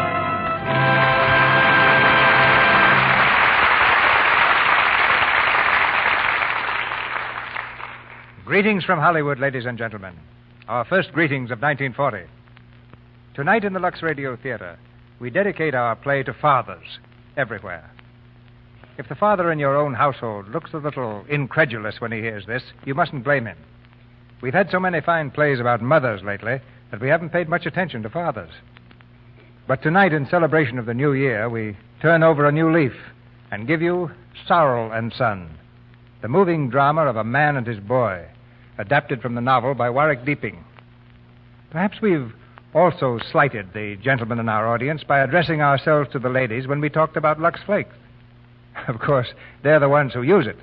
But after all, it's the men who notice the pleasant effect of Lux Flakes on the feminine wardrobe and the family budget.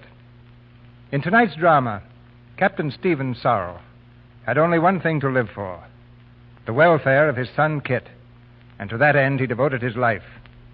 In the role of Stephen Sorrel, we give you an actor who seems perfect for the character, Mr. Herbert Marshall. Whenever I talk with Bart Marshall about playing a part, he gets that ocean-going gleam in his eye. You see, our first association was making a picture in Hawaii, and I think he's always hoping that lightning will strike twice in the same place. For Sorrel and Son, however, he came entirely by land from the RKO studios, where he's starring in a bill of divorcement. In the part of the son, we have two actors. Clifford Severn, Jr. will be Kit as a child, and Richard Carlson will play Kit as a young man, old enough to fall in love. For the role of Dora, we have Miss Karen Morley. We now subtract 20 years from the calendar as we begin the drama of Sorrel and Son, starring Herbert Marshall as Stephen Sorrel, Richard Carlson as Kit, and Karen Morley as Dora. The curtain rises on Act One.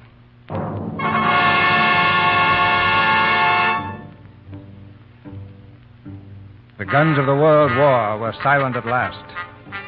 1 million British troops turned wearily from the blood-stained fields of France and looked hopefully toward England, eager to begin again their shattered lives. But a strange new order awaited them at home. A world gone mad, a money-grabbing, material world where power and position were worth far more than decorations for bravery. Some managed to find a place in this new order, but others were left far behind, without jobs, without money, confused and baffled by the mad scramble for existence. One of these was Captain Stephen Sorrel, M.C. Captain Stephen Sorrel, Military Cross.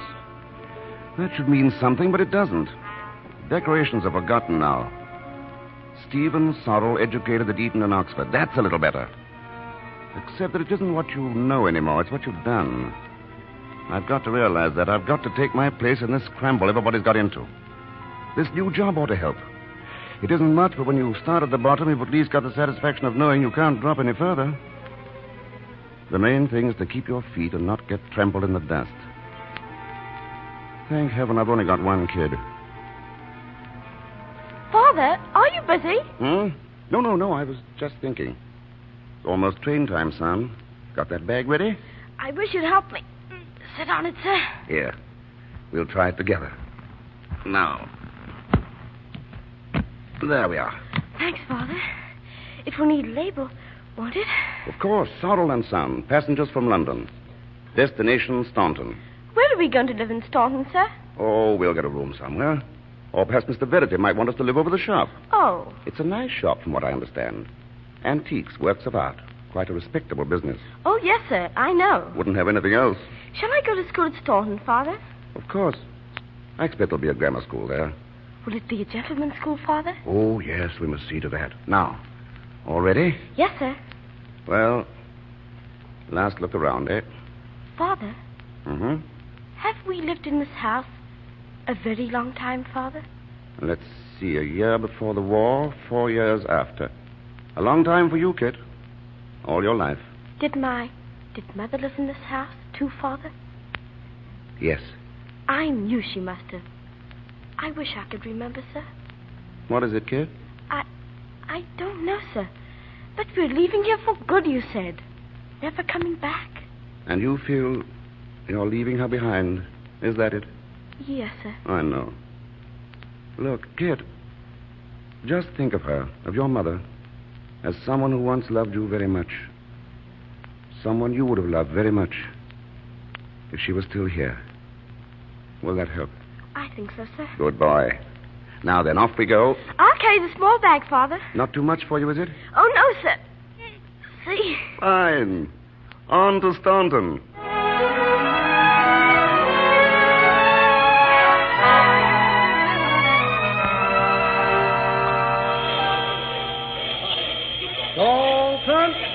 Staunton Station. All out for Staunton.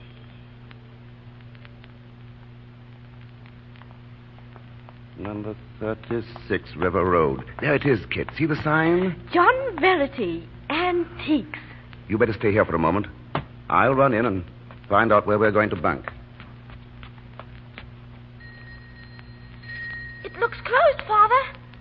It can't be this time of day.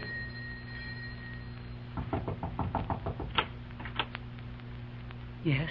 Mr. Verity in, please? Oh, Mr. Verity died this morning. He died? It was very sudden. His heart. Oh, I'm sorry. I've just come down, you see. I was to be his assistant. Yes. He mentioned it the other day. But without him, there's nothing, of course. I'm sorry.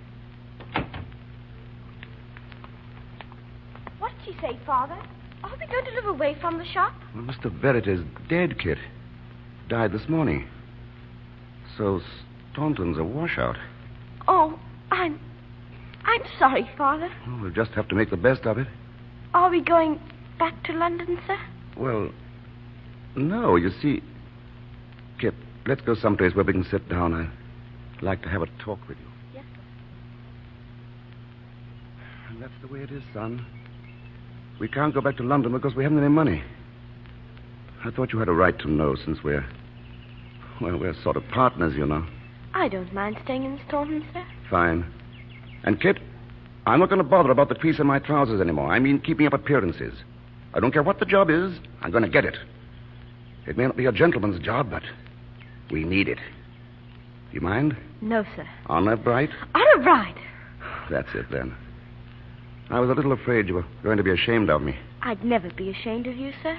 Yesterday and a long time before, I was sort of a shabby gentleman, but that's finished. From now on, we're going to make a living. It may not be much.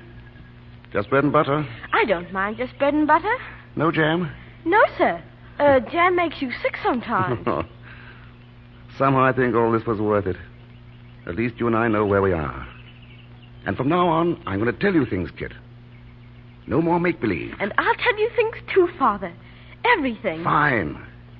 Now, suppose we find ourselves some diggings, and I'll go out, look around for some work. There must be something. Yes, sir. And I'll unpack the bags while you're gone.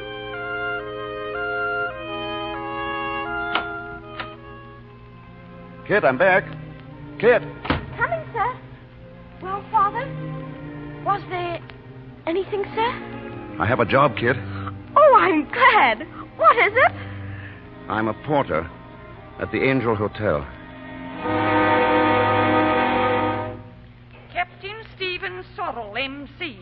So, you're our new porter. That's right. Mr. Palfrey engaged me last night. Yes? Well, you might as well know first off that my husband doesn't engage anybody. I run this hotel. Oh, I understood it was definite. It's definite that we need a porter, but I'm not sure you're the type. I'd like the chance. What's your trouble been? Is that any business of yours? Perhaps not, but you say you'd like this job. Are you married? Not now. But I have a boy. This'll be rather a come-down for you, won't it? That's my affair. What is the job, please? Well, of course, you're pretty raw. The main thing is you won't be able to put on any airs. The man who cleans the boots in my hotel doesn't put on airs. Point number one, I clean the boots. Carry up the luggage. Yes? Keep an eye on the yard and the garage. Well, then there's the bar. You'll have to scrub that out every morning. I see. And lend a hand sometimes with the drinks. Right, anything else? Oh, any odd job I may want done. And you will call me Madam. Very well. Madam? You'll live in, of course. And what about my boy, please? Oh, I'm not engaging a boy. You can put him out to board somewhere, and he can go to school here in the town. Oh, but I'd planned on having him... It's up to you, Sorrel. I can fill this place 10 times over in half an hour. Well, will you take it or won't you? I'll take it. Sorrel, room number 7 wants cleaning. I was just finished number 6, madam. I was talking about 7. I'll do it right away. See that you do, and wipe off the mirror. There's lipstick on it. Sorrel, the missus says you're to carry up that trunk to number 4. Yes, as soon as I'm done here, I can't do everything at once. I know. She's a hard one to satisfy. I've been married to her for 10 years, and I know. Don't let her kill you, man. Sorrel, have you brought the greens in? In a minute, cook. I've got a trunk to carry up. Well, I can't start the supper till I get the greens. I know. The ashtrays are full again, Sorrel. Sorrel, have you got a minute to sweep the floor? I'll need some help with the glasses, Sorrel. Ashtrays, Sorrel. Floor, Sorrel. Glasses, Sorrel. Hurry, please. Don't let her kill you, man. Greens, please, and hurry. Better up please. to it, Sorrel. Hop to it, hop to it. I say, Sorrel, the maid says at the window... Sorry, Mr. Palfrey. I'm just on my way out. Got an hour off this afternoon. Oh. Well, you deserve it, Stephen. You deserve it. Thanks. Father, here I am. Hello, son. Let's see you. Well, looks as if Mrs. Barter's feeding you pretty well. Oh, yes, sir. Have you much time off? A whole hour. What about a walk? We could go down to the river, sir. The river it is. Come on. Father, is the work, is it hard up at the hotel? Oh, I'm getting used to it. That is hard, isn't it? It is a bit. Why? Oh, nothing. Well, shall we sit down, sir? I think I'm getting tired. Oh, you mean you think I'm tired, don't you? All right. Father, Mm-hmm. you know it may not be so very long. What?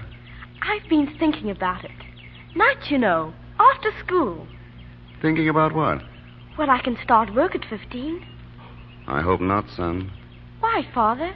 I'm going fast and... Kid, most people grow fast, too fast. Like cabbages. See that tree over there? It's beautiful, isn't it? Well, that tree wasn't in a hurry. And we're not going to be in a hurry. But with you working so hard and doing everything, I'd like to help too. But you do. You see, your job is to go to school and learn things. Your job is to grow up strong and decent. So I'll never have to worry about you. My job? Well, my job is to see that you do your job. Is that too mixed up? No, sir, only... Let's put it this way. I want you to have a chance. A good chance to do worthwhile things. If you get that chance, and if I can help make it for you, I'll be very happy. Oh, you'll hear a lot of talk about the school of hard knocks. I believe in it too, son, but don't ever get the idea that it's the only way to learn. You don't have to cut your hand to find out it'll bleed. And if you can learn through someone else, why, you're just so much ahead of the game. But I'll be learning through you. You'll be taking all the Lux for me. Well, Kip, I haven't been a father so very long, and I can't be sure, but I have an idea that that's the way it should be.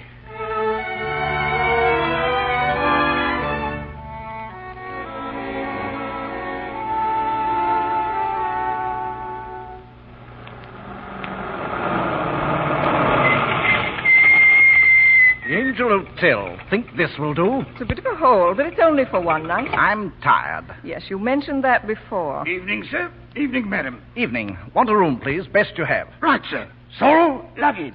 Coming. Where's the bar, please? Right inside, sir. For heaven's sake, Harry, do you have to start in right away? You started again, too. Let me alone. What room, Mr. Palfrey? Number 3. Will you want all the bags, madam, or just... Well... No, just the 2 small ones. Very good, madam. Bring them right away, please. Yes, madam. Just put them down anywhere. Well, how are you, Stephen? Very well. So you're the porter here. Yes? Well, forgive me for being surprised. It was something of a shock. My being a porter? Well, seeing you again. I was just a little glad that Harry had gone inside. By the way, would you like to be introduced to my second? How long are you staying here? Oh, just the night. Don't get windy, Stephen. Harry doesn't know you from Adam. We'll leave it at that. You've done quite well for yourself, I see. Yes, Harry's very generous.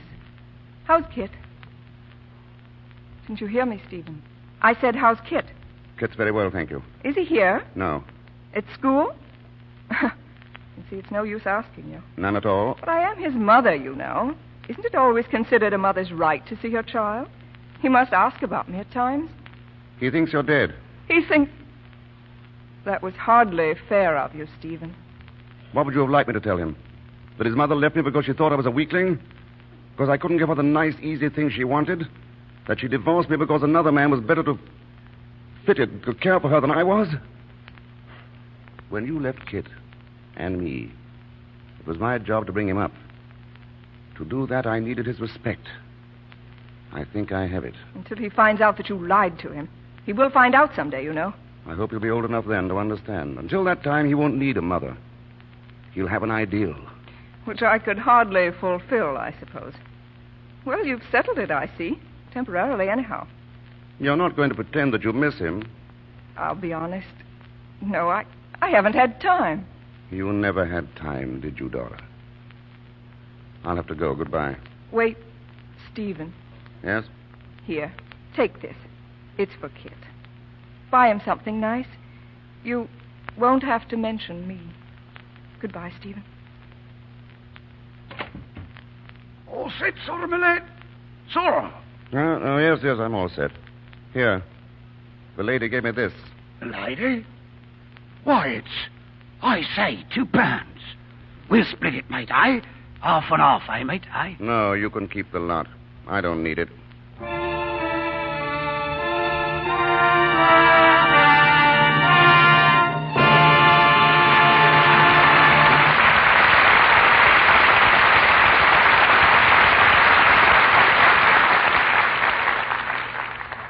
During this short intermission before Mr. DeMille brings you Herbert Marshall, Richard Carlson, and Karen Morley in Act 2 of Sorrel and Son, we have a very important announcement to make, one that affects every woman in our audience. I know that millions of you have been using Lux Flakes every day for years, and I've heard plenty of you say how marvelous Lux is, what wonderful care it gives your washables. But that didn't satisfy us. We wanted to make Lux Flakes even more perfect. Women said it couldn't be done, because Lux was already so very, very good. But all the time they were talking, we were trying to figure out a way to do it. We couldn't make Lux any purer. We couldn't make it any safer. But there was one thing we could do. We could make it faster. And that's just what we've done. That's our big news for tonight. We've added a new ingredient that speeds up the action of Lux Flakes so that you get faster suds. And when I say faster, I mean just that. It's simply astounding how fast you get suds with new Quick Lux. I wish you'd try it right away. Your dealer has it now, in the same familiar Lux box. I have tried it, Mr. Ruick, and I think it's simply marvelous. I could hardly believe my eyes the way it burst into suds the very minute I turned on the water. Well, no wonder, Sally. New Quick Lux is 3 times faster by actual test. In water as cool as your hand, New Quick Lux dissolves 3 times faster than any of 10 other leading soaps tested. Flakes, chips, beads, or bars. I can believe it. Why, I've never seen anything like it. You should see the suds I got. And, ounce for ounce, New Quick Lux gives you more suds than any of the 10 other soaps tested. A little goes so far. That's why we say New Quick Lux is so very thrifty. Why, it costs almost nothing to use. Faster suds and more suds. And the new Quick Lux has the same famous Lux safety you've always known. It certainly is grand. Well, there's no harmful alkali to hurt any color or fabric that's safe in plain water. It helps your stockings, underthings, dresses, blouses, and sweaters stay new-looking longer. I hope every one of you will try new Quick Lux right away. It's simply marvelous. I know because I've tried it. I think it's grand, and I'm sure you will, too. Remember, the Lux your dealer now carries is New Quick Lux. It comes in the same familiar Lux box. Ask your dealer tomorrow for a thrifty large box of New Quick Lux. Now, our producer, Mr. DeMille. Act 2 of Sorrel and Son, starring Herbert Marshall as Stephen Sorrel, with Richard Carlson, Karen Morley, and Clifford Tavern, Jr.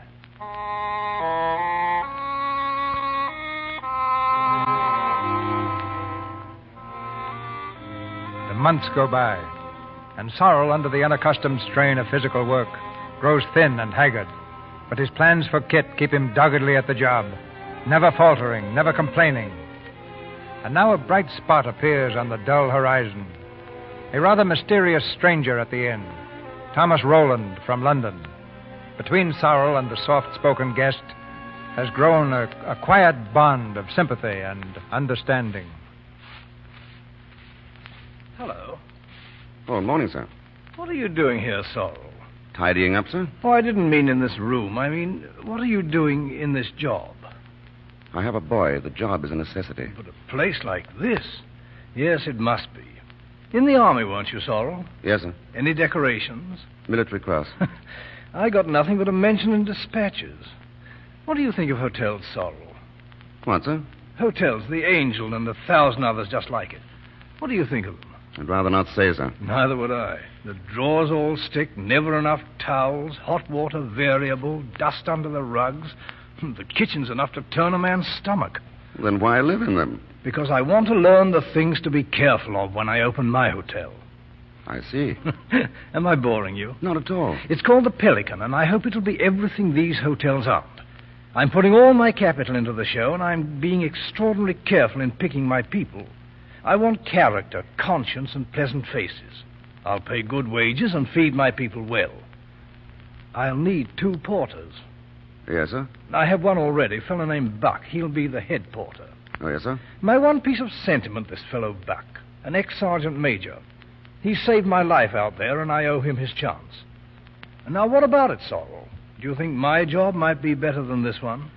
If you'll take me on, sir, I'll see that you don't regret it. It's only second porter. I realize that, but you'll give me a chance to get out of this hole. I'm grateful. They say gratitude is a slave virtue. Then call it goodwill, sir. Ah, that's it, Stephen. Every time.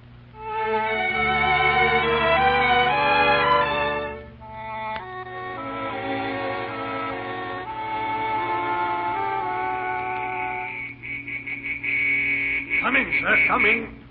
Welcome to the Pelican, sir. There's a bag in the back, and I'll want the trunk off the carrier. Right you are, sir. Buck's my name, sir. Ed Porter. Anything you want, just let me know, sir. I'll need that trunk right away. Right you are, sir. Sorrel! Yes? Oh, here you are. Take the gentleman's trunk and step lively, Sorrel. He wants it right away. Step this way, sir. I've got you.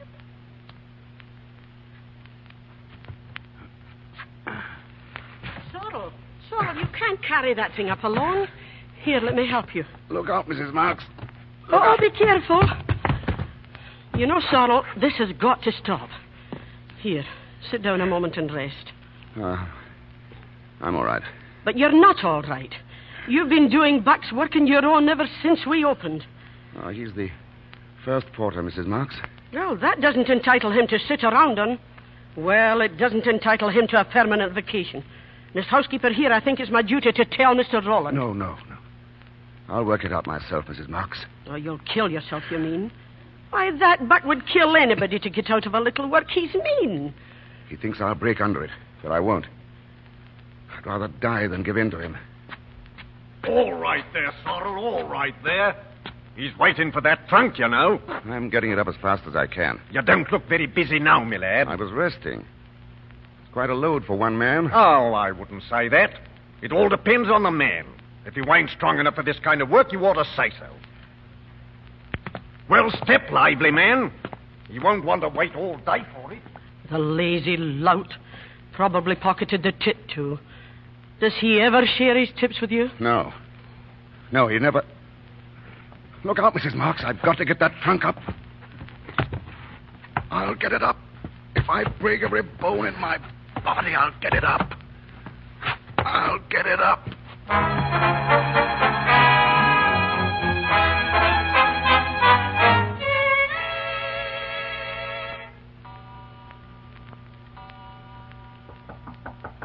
Yes? It's Stephen, Mrs. Marks. Hi, Stephen, what's wrong? I hate to disturb you this time of night. I wondered if you might have some sleeping pills or something. Are you ill, Stephen? It's nothing. Bit of a pain in my side. How long have you had it? Just this evening. You've hurt yourself with those trunks. I knew you would.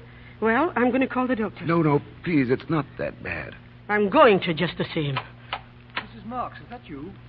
It's Mr. Roland. What's the matter? Sorry. Anything wrong? Oh, Stephen's sick, Mr. Roland, and he won't let me call the doctor. Oh, it's nothing at all. I just... Let me see you. He's pale as a ghost, sir. Go back to your room, Sorrel. I'll have Dr. Harvey in. Oh, but it's only... Run along, will you? Just to play safe.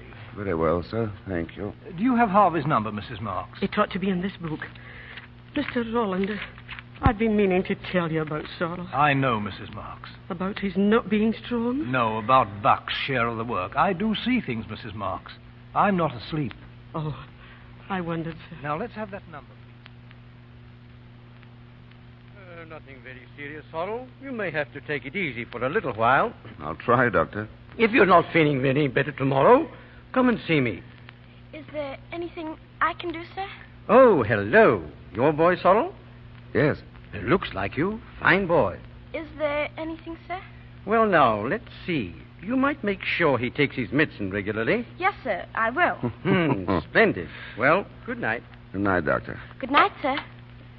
Do you feel better, Father? Of course. You always feel better after you have a doctor in. Didn't you know that? No, sir. Is that true? Well, now I really think of it, I believe it is. With most doctors, anyway. It's the unknown that makes people feel bad. Now, I had a nasty pain. It worried me. Doctor came in and saw it wasn't so serious, and... well, here I am, feeling better. He was nice. I liked him. Did you? So did I. It must be nice being a doctor. I mean, making people well. Yes? I should think they'd like it ever so much with everybody sort of depending on them. They must feel pretty fine when a sick person gets well again. You know, Father, I think I'd like to be a doctor. Do you? Well, we'll have to talk some more about this, son.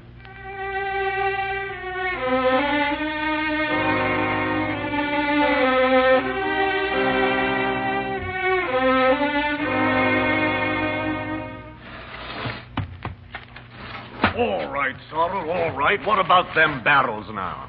I've been moving them out all morning. All morning for a few barrels of ashes. It's a posh job you've got here, my lad. There's places I've worked where the second porter had moved them barrels in 10 minutes or move out. Perhaps the second porter had help. What's that? And perhaps in the places you've worked, the second porter received some share of the tips. What do you mean by that? Come on now, what do you mean? I seem to miss most of the tips. That's not my fault, my lad. If people don't pass it over to you, there must be a reason. Yes, I expect there is. They pool their tips in the dining room and the chambermaids pool theirs. Do you think I'd pool with the chap what works under me? I've sweated for my position, my lad. And I don't share out with the boot boy. I do all the work. I'm entitled to something. To the back of me hand, if you don't mind your tongue. If you don't like it, you can leave. I won't leave. I need this job. And I also need the money that's coming to me. If you... That's the thing you had coming, my lad. You! More, is it? You want more, do you? All right, my lad. See how you like this. Oh, Mr. Roland, Mr. Roland! Sorrel, stop it, I tell you. Get up, Sorrel. What's this all about? It was him started it, sir. He struck me, sir. I'm sorry I had to treat him a bit rough, sir. Go into the office, Buck. I Yes, want to sir. speak to you. Yes, sir. Right away, sir. Sorrel. Yes? I'm sorry, Sorrel, but I had to be sure about Buck. Not sure about? Did you think I was asleep, too? I've given him the chance I promised him. Sorry it took so long.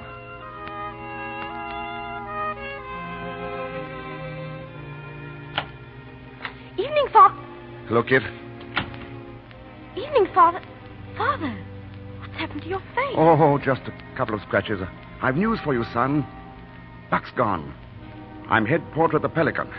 Really, sir? Oh, well, it's not that important.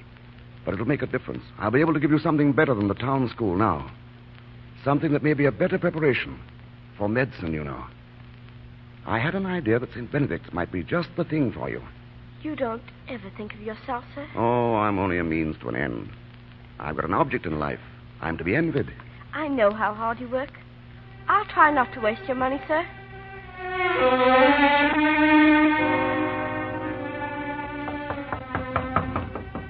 Come in. Evening, Sorrel. Evening, sir. Sit down. How's the boy? I had a letter from him yesterday. He's doing quite well at St. Benedict's. Take a few days off and run up and see him. Oh, thank you. You'll need a bit of a vacation before you take over your new job. New job? I suppose you've saved a little money, Sorrel. Yes, I have a few £100. It's for Kit. Well, let's talk business. The Pelican has paid well. I'm going to open a second place and perhaps later a third. The obvious thing is to turn the whole show into a company with shares held by a few interested people. The Roland Hotels. How's that strike you? It should be a sound idea. So I think. And as you will be running the Pelican, I shall want you on the board, of course. Oh, you mean me to manage here? Yes. Well, it's a big jump from head porter to manager. A very big jump. Well, shall we drink to it? Thank you. I'm still a bit flabbergasted. Here you are. To the Roland Hotel, sir. To the new manager of the Pelican. Yes? Excuse me, Mr. Roland. Of course. Stephen, Kit is here, Stephen. What? Kit, he's in your room. He came down from school in the bus. Is he sick? I don't believe so. Well, what in... Will you excuse me, sir? Sure. Son, Hello, Father. quite a surprise seeing you here. Yes, sir. You've left the school? Yes, sir. Sit down. I don't see your bags. I left them up there. But I'd rather not go back, sir. I want to stay on here. I could take private coaching, sir, or go back to the council school in town. Please, Father, let me stay. I always thought St. Benedict's was a pretty fine place, Kit. What happened?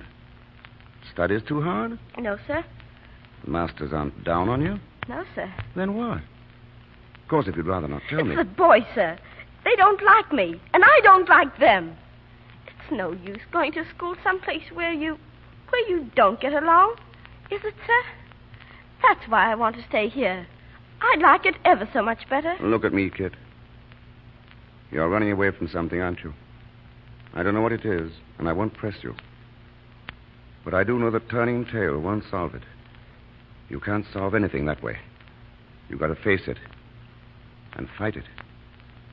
I think you agree with that, don't you? Yes, sir. What is it, son? Can't you tell me? They wanted to know about you, sir. They wanted to know what you did. For a living? Yes, sir. I see. And what did you tell them? I said you were head porter at the Pelican. Good boy. I'm not ashamed of it, sir. I'm not. Of course you're not. And you've won your fight already, don't you see? You faced the hard part of the task. Now go back and finish it. See it through. You've got to, son. For me. Understand? For me. Very well, sir. I'll go back. And the next of our graduates is a young man who leaves St. Benedict's with several of our most coveted honors. He is to enter Cambridge in the autumn. Will Mr. Christopher Sorrel step forward, please? I'm proud of you, Kit. I'm proud of you.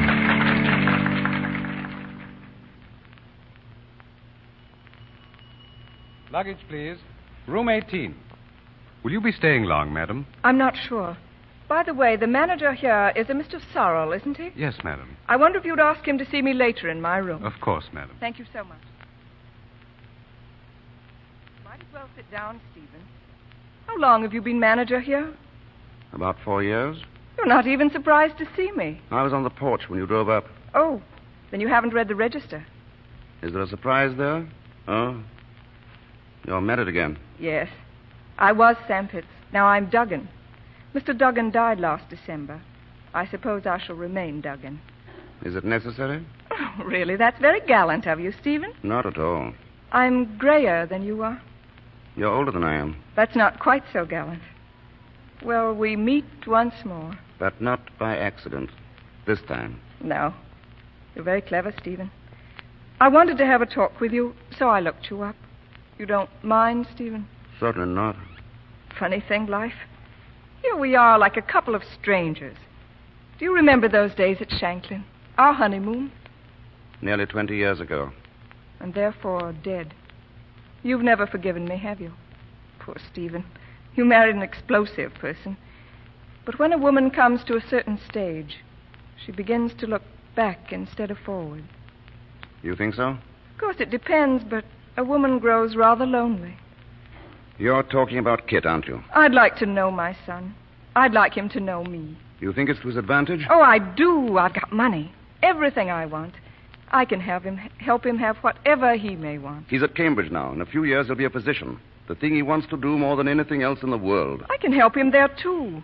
I have friends, Stephen, rich friends. They make good patients. Do you think you can buy your son back after all this time? There's little to be lost by trying. And then there's my side of the story, too, you know. He may be interested in that. He doesn't know mine yet. Then he still thinks... You must be quite mad, Stephen. He still doesn't know. No. Then I think it's time he did. Or are you afraid? No, daughter. I'm not afraid.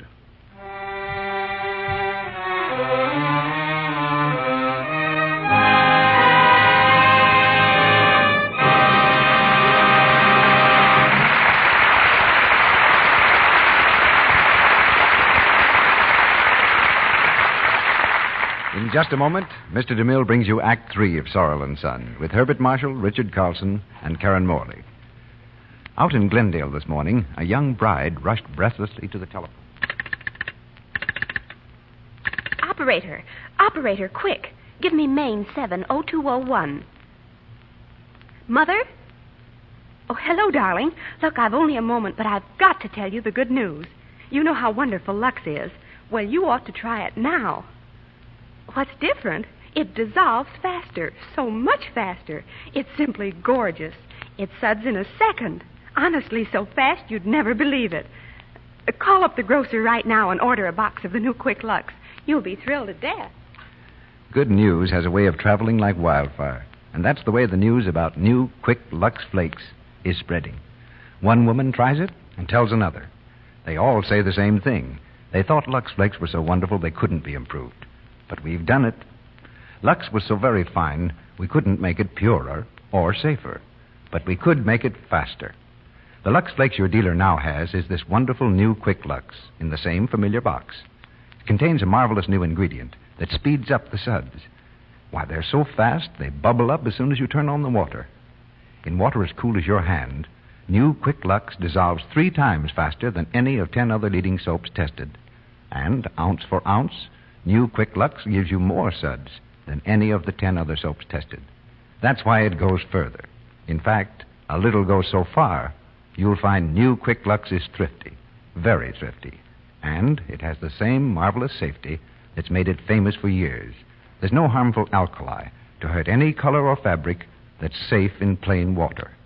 Buy a thrifty large box of new Quick Lux tomorrow, and we're willing to wager you'll be telling your friends about it, too. It's so fast, so thrifty, and so safe. We pause now for station identification. This is the Columbia Broadcasting System.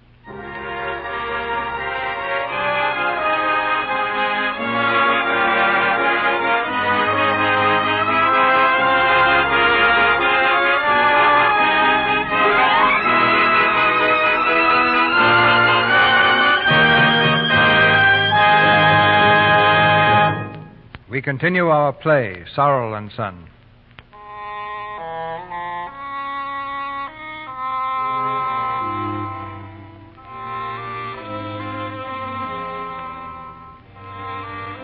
Two days have passed, and Sorrel has gone to Cambridge to see Kit. In the quiet dormitory room, the late afternoon sun streams through the open window, where Sorrel stands looking across the campus. He and Kit have been silent for some time, almost unwilling to break the hush of the waning day. I suppose you knew I had a reason for coming. Well, I didn't quite expect you, sir. It's almost train time, so I'll have to tell you quickly. I'd rather you didn't speak, Kit. Just listen and think it over when I'm gone. What is it, Father? A long time ago, son, we said we'd have no secrets. Well, I haven't quite lived up to that bargain. Ever since you were a child, I've told you, or let you believe, rather, that your mother was dead. Well, your mother isn't dead. I spoke to her 2 days ago. Father. Please, son. I realize this is a shock for you. But you mustn't think that because I've never mentioned her that there was anything wrong. We just didn't get along together, that's all. She divorced me right after the war. You were too young to know what it was all about, and I didn't try to explain. I'm not certain now that I was right in handling it that way, but at the time it seemed best. That's my only excuse, Kit. You can judge it for yourself after you've had time to think it over. Your mother wants to see you, Kit. It's going to be hard on you. Just remember, this is just as hard for her. Right now, there's nothing more I can say or tell you. I know you'll be fair. Goodbye, son.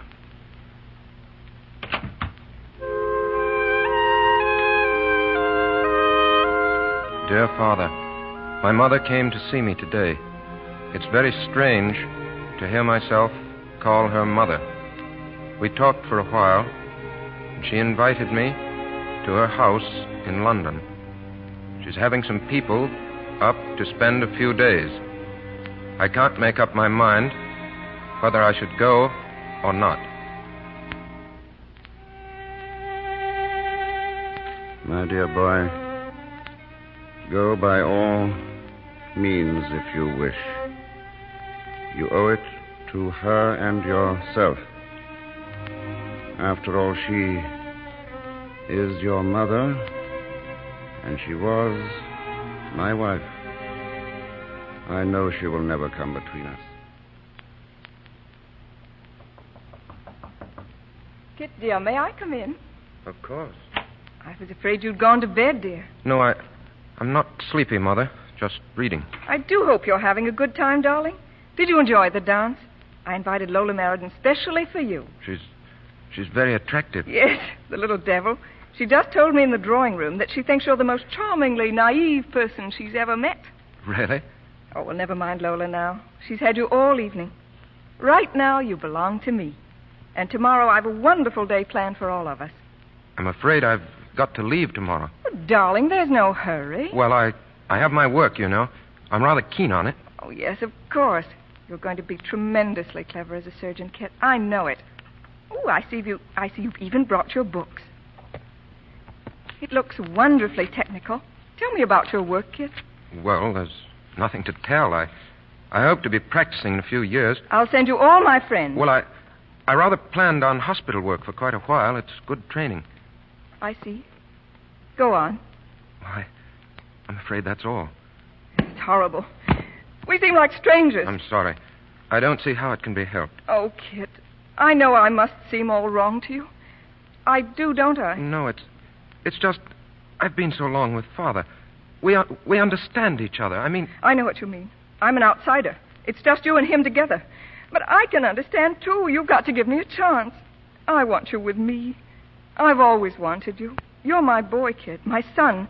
Do you know what that means? You're my son. Please. He's poisoned you against me. He's filled your mind with lies and deceit. He's made you see only his side. What about mine? It wasn't my fault that I couldn't love him. It wasn't my fault that he wasn't strong enough to fight a man's battle. Now I've got to suffer for it. You're leaving me. You're going back to him. I've got to go back. No, you're my son. I want you here. I want you with me. I'm sorry, Mother. I'm really very sorry.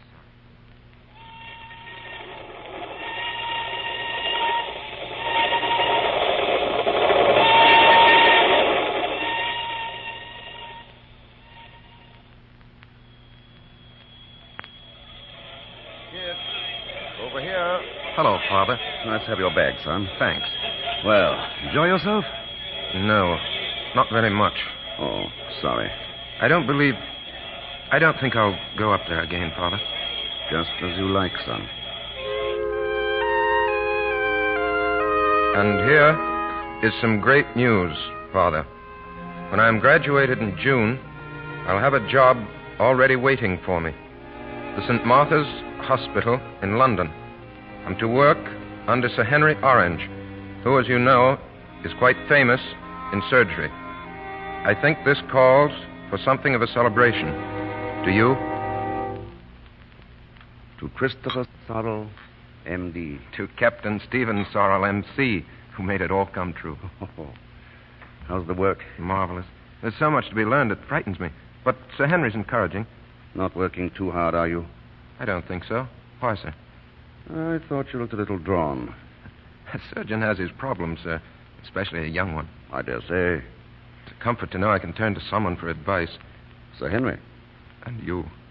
Me? I imagine you're a little grown up for my advice now. You're on your own. Yes. That's what makes it so difficult. Oh, then there is something that... All right, son, I'll do my best. Is it a woman? I thought you'd know. She's a nurse at the hospital. It could very easily interfere with your job, couldn't it? I suppose so. Is that the most important thing? It all depends. Probably not. Look, Father, it's not just this girl. There's nothing serious yet. It's just, well, women in general. It didn't bother me so much up at Cambridge, but down here in London... Yes, I know. It's like going about hungry and seeing a basket of fruit at every corner. I suppose it's pretty low of me. I've been through it too, Kit. It isn't low. But it can be. Low and mean and cheap. But I see beauty in woman, Father. I know that can't be wrong. Look, son. Go on seeing beauty in woman. That's the way of life, and it's a good and natural way. And just try to remember this. Don't ever hurt anybody. I understand, sir. I can sit here and advise you over and over. Still, I went and married the wrong woman. And yet she gave me you. It's a hopeless muddle, isn't it? But if I had it all over again, I'd say to myself, don't hurry. It's the hurry that makes things go smash. Our own hungry haste. Besides, you know there must always be one right woman. I suppose so. And I have a sort of feeling that one owes something to her. Stick fast to that idea, son. It's a good one. Dear Father, you were right, as always.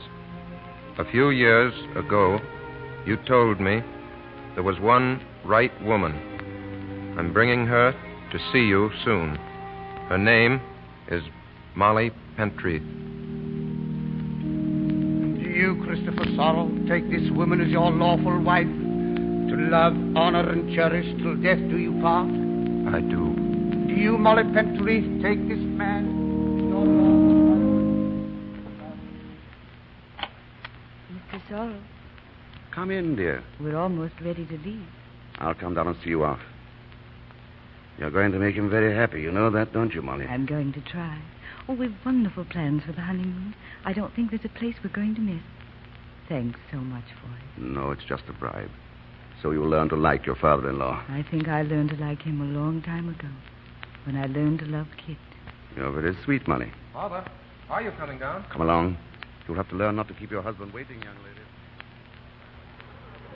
Goodbye, Father. Thanks for everything. Goodbye, son. Have a good time. Goodbye, Molly. Goodbye. We'll write every day. I won't expect it.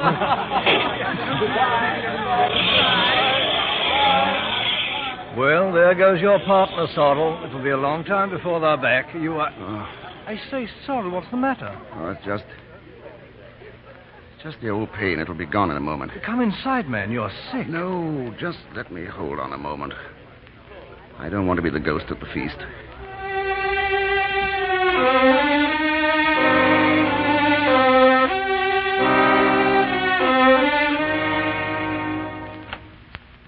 Hello? You see the doctor? Yes, I just spoke to him. Now, don't try to get up. Why didn't you tell us, Sorrel? How long have you been sick? I saw old Harvey about a year ago. He was very kind to me. He didn't tell me the truth. But I think I knew. Sorrel, I'm going to write to Kit. He ought to be here. No, not yet. There's time yet. I don't want to spoil anything. And Roland... Yes? Don't worry about it. I'll let you know when to tell him. Cable to Mr. Christopher Sorrel, Hotel Dupré, Le Havre, France. Your father ill. Advise you return at once. Signed, Roland.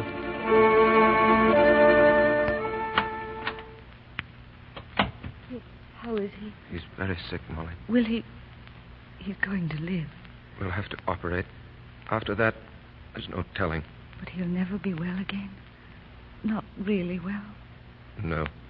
Oh, Kit. A man has to live. That's medicine. That's a doctor's job, to keep the body alive at any price. Keep it moving, keep it breathing. Kit. Oh, it's all right. I'm not losing my grip. I mustn't now. Kit. Yes? He wants to see you alone. Very well.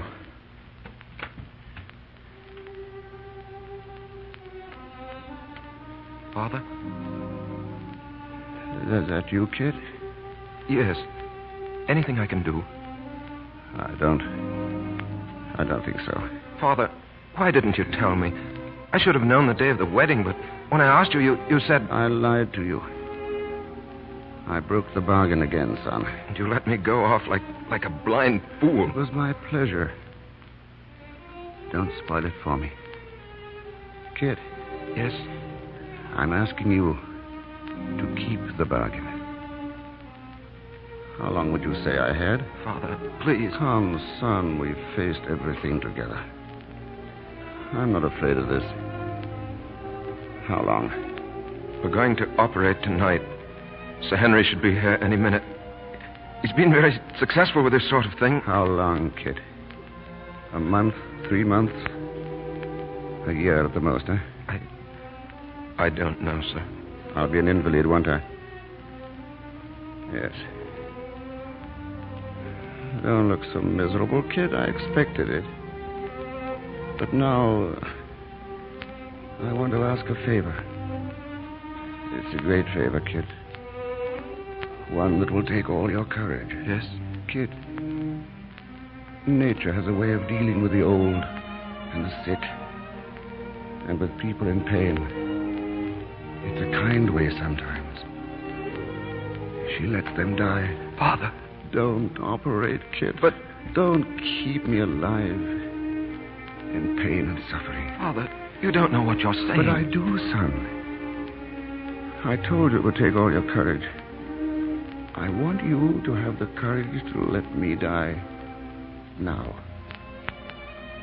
Before pain has taken everything human out of me. Father, I can't do that. I can't. Kid, listen to me. I'm an old man. My work is done. And I'm tired. I could sleep now.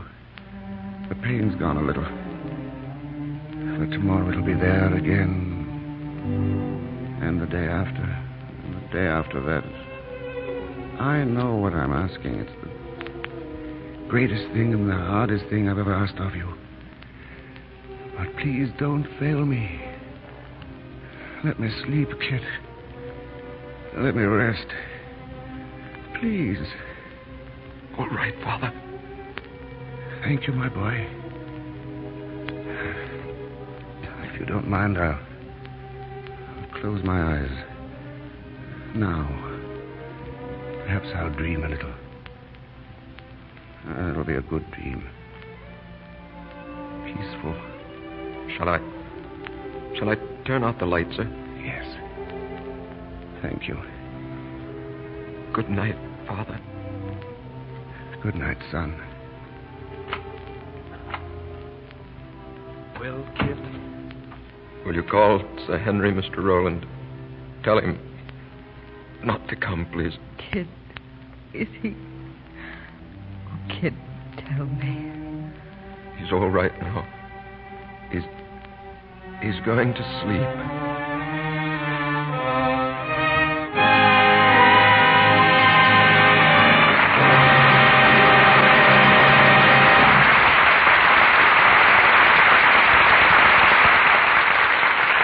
The curtain falls on the last act of Sorrel and Son.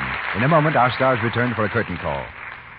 A new year starts today, and we hope that it brings peace and prosperity and all manner of good things to you and your family. It seems especially fitting on the first day of the year to bring you the news of new Quick Lux Flakes, because this new improved product will make your tasks easier in 1940. We want you to try new Quick Lux tomorrow and see for yourself how really wonderful it is. New Quick Lux is faster. It suds in a second. In water as cool as your hand, new Quick Lux dissolves 3 times faster than any of 10 other leading soaps tested. And you get such quantities of rich, active suds. By actual test, you get more suds, ounce for ounce, than from any other soap tested. That's why we say a little goes so far. New Quick Lux is thrifty. Thrifty for all the soap and water tasks you have every day. It's safe for everything, safe in plain water. Your pretty frocks, sweaters, blouses, and dainty underthings stay new-looking longer because new Quick Lux has no harmful alkali to fade washable colors or fabrics. The Lux Flakes your dealer now carries is new Quick Lux in the familiar Lux package. Ask him for a large box of new Quick Lux the first thing tomorrow morning. Now, Mr. DeMille is bringing our stars back to the microphone. I can't think of a better way to start the new year than welcoming 3 people like Herbert Marshall, Richard Carlson, and Karen Morley back to our stage for a curtain call. Made any resolutions yet, CB? Yes. I've resolved that you won't be permitted to take such a long vacation from this microphone in 1940. Have you made any resolutions, Bart? No, I didn't make any, and so far I've kept them all. What about you, Karen? Well, I've resolved to develop my automobile manners, 1940. Going to be absolutely as polite driving a car as I would be, well, in talking to a producer. The Emily Post of the traffic jam, huh? Richard, let's hear from you. I'll nominate Karen for Woman of the Year if she sticks to that resolution. I've been wondering how this business of celebrating New Year's started. An old historian like you ought to know, Mr. DeMille. Well, contrary to the popular belief, it was not a nightclub proprietor who began it, but one of the old Roman emperors. Well, he's probably turning over in his catacomb right now, wondering how they get so many people out to see the gladiators in the Rose Bowl. Well, if it hadn't been for the emperor, we'd have had one less holiday, so here's to him. Even if his gladiators didn't have the box office draw of USC and Tennessee. By the way, Mr. DeMille, what's the draw in the Lux Radio Theater next week? Next Monday night, we're going to present the 2 stars who won the 2 Academy Awards last year, Spencer Tracy and Betty Davis. Our play is Dark Victory. It's the dramatic love story of a brilliant doctor and a society girl who learns that money won't buy everything. With Betty Davis and Spencer Tracy in the leading roles, Dark Victory will be brought to you by 2 of the finest dramatic artists of our day.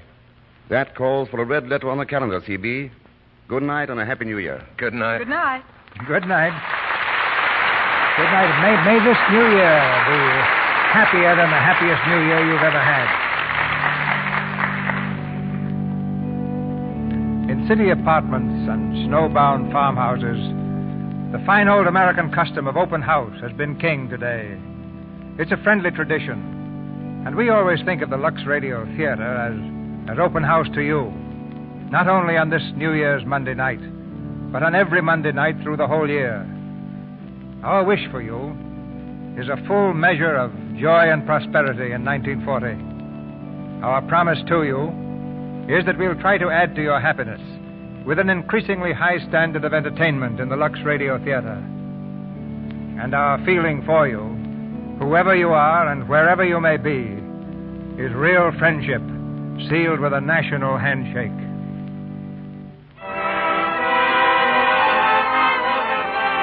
Our sponsors, the makers of Lux Flakes, join me in inviting you to be with us again next Monday night when the Lux Radio Theater presents Betty Davis and Spencer Tracy in Dark Victory.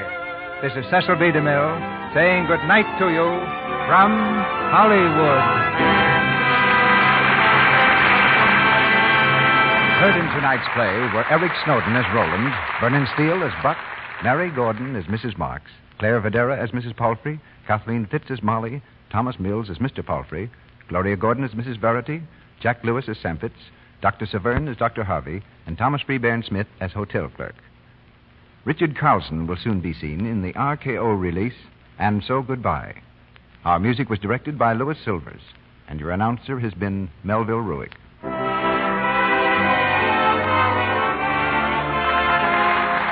This is the Columbia Broadcasting System.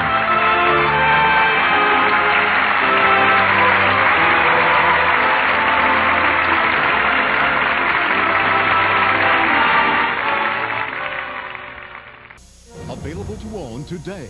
The best movie premiering on video this year is the one your kids will love, Joseph, King of Dreams. It's destined to join The Prince of Egypt and The Lion King as an instant classic. Own this Parents' Choice Award winner today. The Warrior of the Woodlands, Ranger Bill, is coming up next.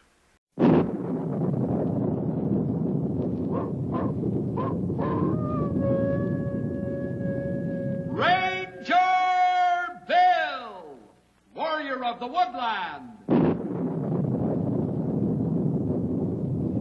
Ranger Bill, Warrior of the Woodland, struggling against extreme odds, traveling dangerous trails, showing rare courage in the face of disaster. In the air,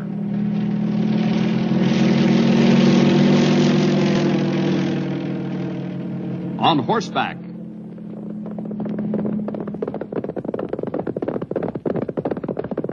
or in a screaming squad car.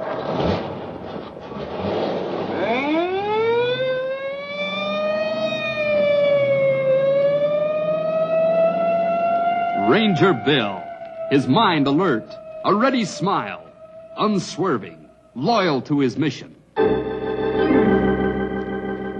And all this in exchange for the satisfaction and pride of a job well done.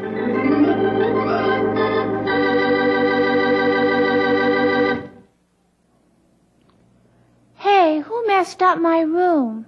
You mean who cleaned up your room, don't you, young man? I did it. Aw, Mom, you know I can never find anything after you mess around in here. Well, you won't have to worry about me messing around anymore. Today is the last day I ever planned to clean this room. You could have saved the trouble of even doing it today. What I mean is, from now on, you are going to be responsible for keeping it tidy. Okay. I think I'll go outside and Just one little moment, Norman Clark. I'm not through with what I have to say. But, Mom, I know that every time I clean this room, I say that it will be the last time. And then I turn right around and clean it again. But this is the last time. No more messes in here. No more little animals. This little room is going to be kept spick and span at all times, and you are going to keep it that way. Hey, you're really serious, aren't you? Yes, I am. And just to show you how serious I am, you are going to stay in here this morning and get used to seeing your room clean. What? You heard me. I'm having you stay in this room all morning to help you remember that I want this room kept clean at all times. How come you're getting so mean about it? Maybe I just haven't been stern enough about it in the past, Norman. You're old enough to take on a little responsibility, and I think this room is as good a place to start as any. Yeah, but to stay in You heard what I said, Norman. I just want you to get used to a clean room. I have to get back to work now, so I expect you to do as I say. Your room is clean now, and I want you to leave it that way. It's clean now, and I want you to leave it that way. Boy. So I'm supposed to leave it that way, huh? Okay. I will leave it that way. Move over, birds. If I'm old enough to take a little responsibility around here, I'm old enough to take it anywhere.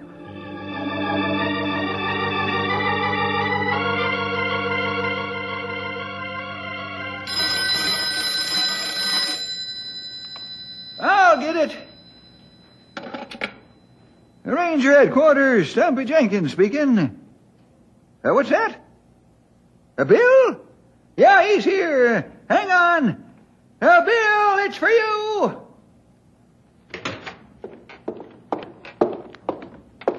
Feller here asked for William Jefferson. I didn't know who he meant at first. Thanks, old-timer. I'm not even sure I'd know. Hello? Yes, this is William Jefferson. Who's calling, please? Yes, I'll hang on. Who is it? I don't know. The operator's making the connect... yes? Hello? Who? Oh, Hugh! How nice to hear from you. Who? Hugh who? Sounds like I'm calling somebody. Yoo-hoo! Just a minute, Hugh. Stumpy, please. I'm trying to hear what he's saying. Who? An old friend, Hugh. Hugh who? Oops, there I go again. I'll tell you later, Stumpy. Now, please. I ain't saying another word. Hello, Hugh. No, everything is fine. I was just finishing a little business with one of my men here. Hugh who? Where are you calling from, Hugh? You are? Oh, that's terrific. Yes, of course I'd like to see you. You can? Oh, that's fine. We'll look for you later on in the day then. Yes. Okay, Hugh. Goodbye. Stumpy, do you remember my telling you about that Englishman I met at the last Ranger Conference? Hugh Fitzhugh? Hugh Fitzhugh? That's right. He was over here observing methods of plant and wildlife conservation. Well, anyhow, he's back, and he's coming here. I'm sure you'll like him a great deal. An English feller, huh? You think I'll be able to understand what he's a-saying? I think the trouble may be in the other direction. What's that? I'm sure you'll be able to understand him, old-timer. I hope so, at any rate. I know he'll want to be shown around the area, and I'm not even partly done with all those reports. I'll be counting on you to do most of the guiding. You think I ought to get into a better press uniform or something? No, I don't think so. Well, don't look so worried. You was just an ordinary person. Now, let's sit down for a minute and plan some sort of route for your tour. I imagine he hasn't got a whole lot of time, and I know he'd like to see as much as possible.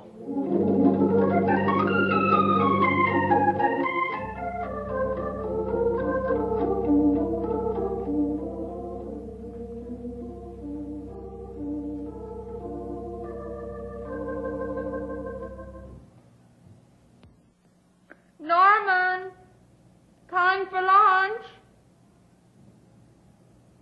Norman? Norman, please come to lunch. I think you deserve it after the quiet morning of... Norman? Are you hiding from me? Norman! I wonder where... The window. He's gone out through the window. Norman's run away.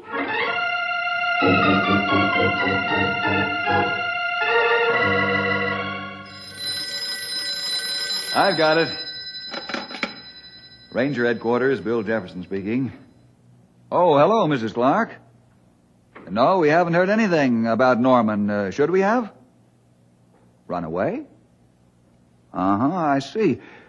Well, Mrs. Clark, I wouldn't worry too much about it. That's right. Well, for a couple of reasons. It's still early in the day. He didn't take along a lunch, things like that. I've heard some of the strangest conversations into that phone today. I can't make this one out at all. That's right, Mrs. Clark. I think he'll get hungry and probably be home before dinner time. Well, if he doesn't show up by then, give us a call. He couldn't get very far. Say, why don't you check with Cal over at the sheriff's office? Maybe they'd... Oh, you did, huh? Well, as I say, I wouldn't worry for a while yet. That's all right, Mrs. Clark. Right. Goodbye now. Now, what was that all about? Little Norman Clark has run away. At least his mother thinks he has. I doubt it, though. Well, if there's trouble of any kind at all, call the Rangers. They don't have anything else to do. Well, what was that all about? Oh, I don't know. I guess I'm a little on edge about this visitor of yours today. I just don't know what to think about him. I say, am I at the right shop? You certainly are. Come on in. We were beginning to think you'd lost your way. And this must be Stumpy Jenkins. I've heard a great deal about you from William. From who? Oh, Bill. Howdy, it's nice to meet you. Sit down, you. Tell us all about what you're doing here and the like. Oh, thanks. Well, actually, I'm here in my own time. Is that so? Well, rather. You see, I had such a delightful time when last I was in your country that I thought I'd spend my holidays here this year. So, here I am. Well, then, you probably ain't in much of a hurry. No, I ain't. Aren't. Am not. I guess we could all relax. Stumpy and I were trying to plan a tour of our operation here that would be the most comprehensive and at the same time the most economical. We were? That just means see the most in the least time, Stumpy. Oh, yeah. And that's what we were trying to do, all right. Oh, well, I really appreciate your efforts on my behalf. I am, as you surmise, quite anxious to see your methods of operation here, but there's no rush at all. I say, it is especially warm in here. I was noticing it, too. It's hot as an oven. It ought to be. This here is where we bake our bread.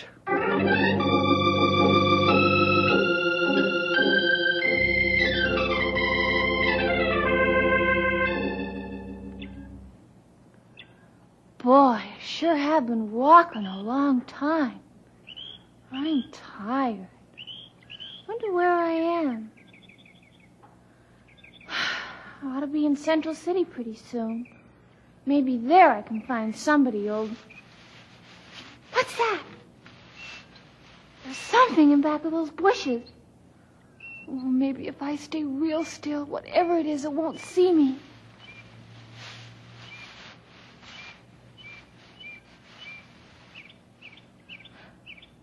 It's gone, whatever it is. Whew. Maybe I better go back home.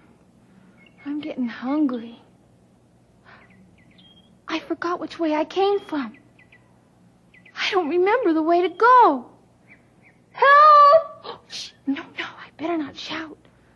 Whatever was in those bushes might come back. Oh, what am I going to do?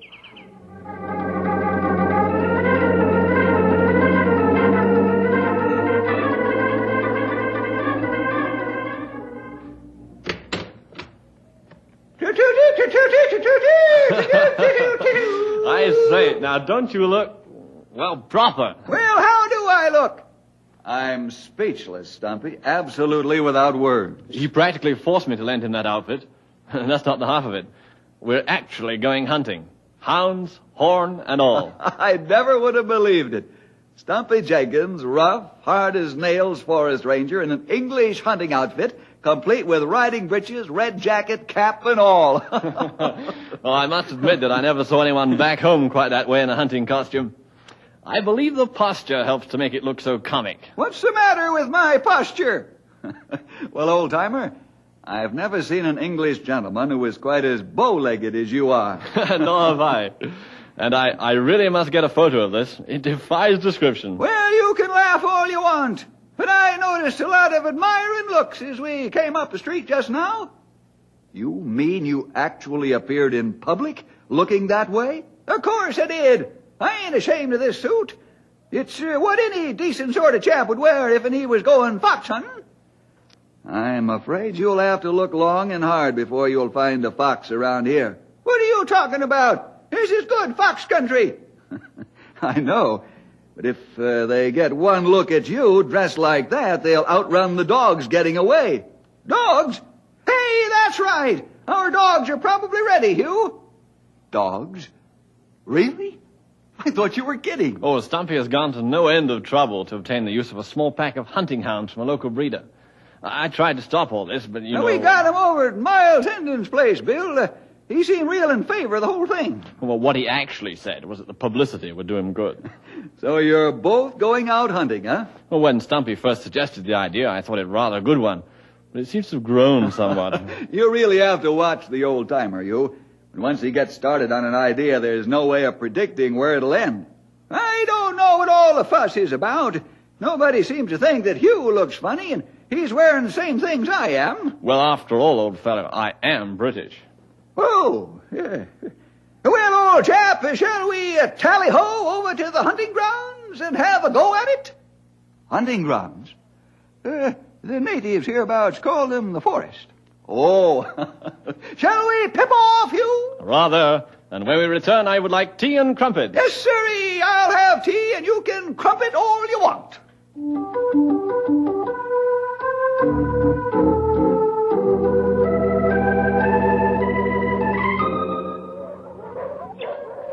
Well, I can't just sit here. I'm too scared to move. What's that?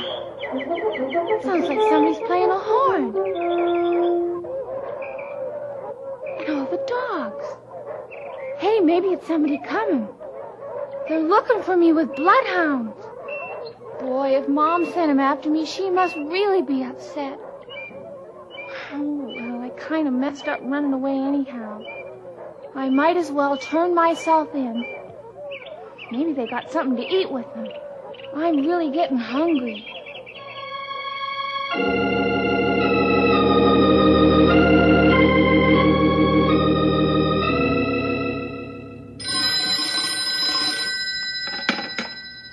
Ranger Headquarters, Bill Jefferson speaking.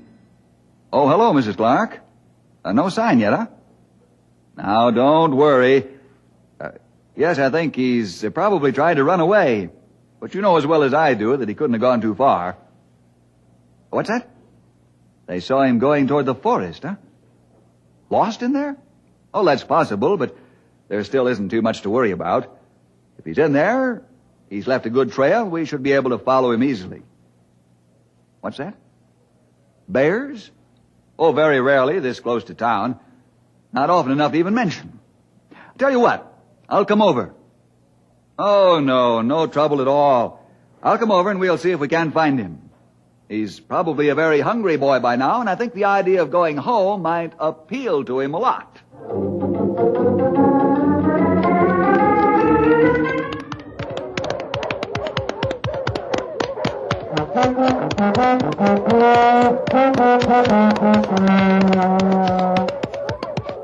I don't see how you can blow this thing and ride at the same time. I can't hold her steady enough. Oh, it takes practice, old man. And then, too, our riding styles are quite different, you know. If I sat that straight in the saddle, I'd break my back. It appears as though the dogs have caught on to something. They seem to be running in a more directed fashion. Whoopee! That fox had better run for it. I say, we'd better run for it ourselves before we lose the dogs.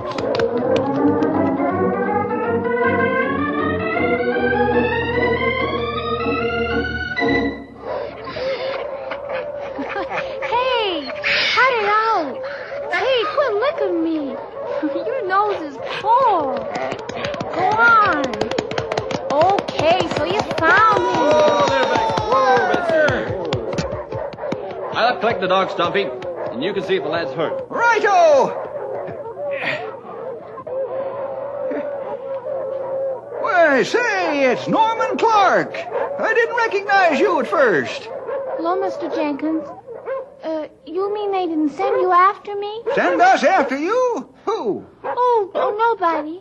What are you doing way out here anyhow? Where's your mother? I was just taking a little walk, that's all. That's so.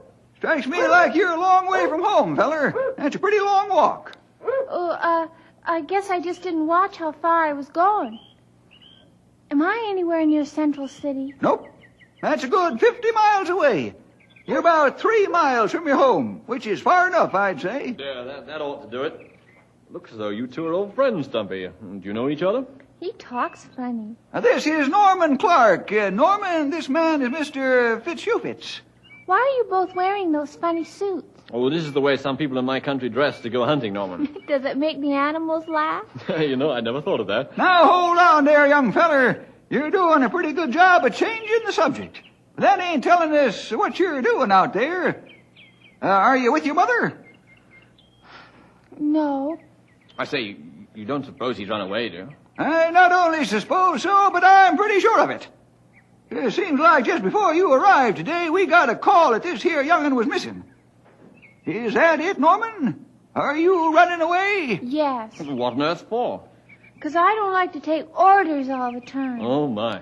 Can't do nothing I want to. Such as? Well, like having pets in my bedroom. I didn't know you had any pets. Well, I don't like some kids do, but I mean pets like I find outside. You know, field snakes or turtles or sometimes even a little mouse. My mother won't let me keep any of them. Oh, that's easily understood, isn't it? It is? Of course. Women never like mice. Well, for the life of me, I can't think why. Oh, it's all just sissy stuff. Most of the time they scare the mice more than the mice scare them. Well, that's very astute, young man. Huh? He means you're right. Oh. Well, actually, I've heard of one case where the woman, her name was Miss Dowd, really got the best of a mouse that frightened her. Would you like to hear about it, Norman? Sure, I guess so. Well, it's a poem, actually. It goes like this. A mouse in her room woke Miss Dowd. She was frightened, it must be allowed. Soon a happy thought hit her. To scare off the critter, she sat up in bed and meowed. Hey, that was funny. You know any more? Oh, lots. Tell me another one. Well, maybe when we get home I could. I don't want to go back there. Yes, I know. Rules. But you know, all of us have to follow rules. I don't believe that. Big people don't. Look at you two. Well, Norman, we have to follow different kinds of rules, but we still have to follow them. Like what? Well, like the law. You can't just go around breaking it all the time. Why not? Lots of people do. Unfortunately, you're quite right, Norman. But you see, when one is caught breaking the law, one must pay the consequences. Then is it okay to break the law as long as you don't get caught? Well... What you want to know is, why is there any law at all, huh? Why should there be such things as rules?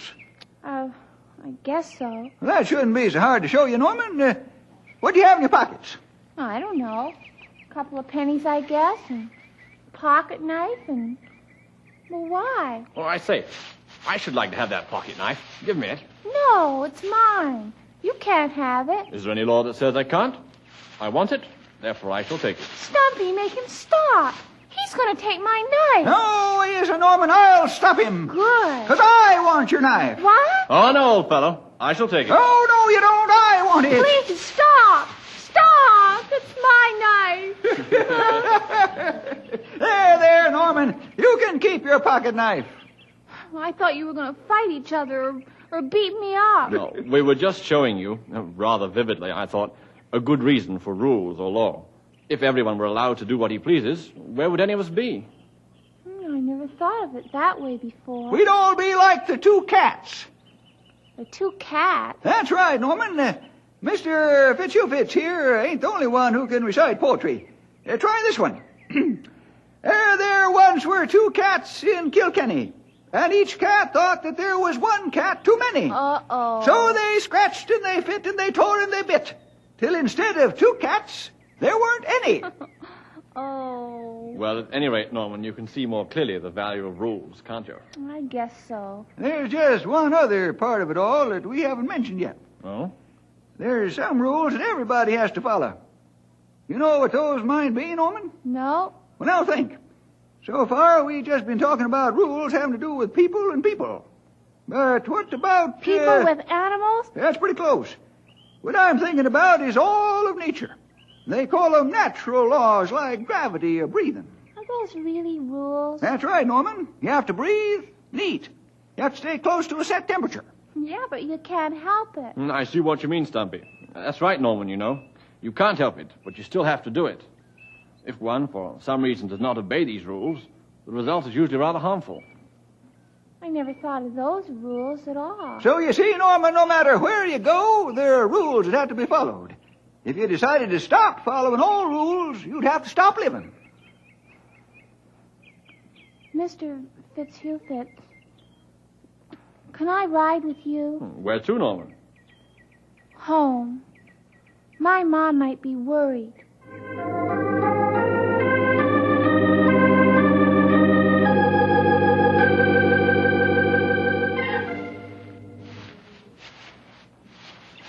looks as though he went through here, Mrs. Clark. He certainly came a long way.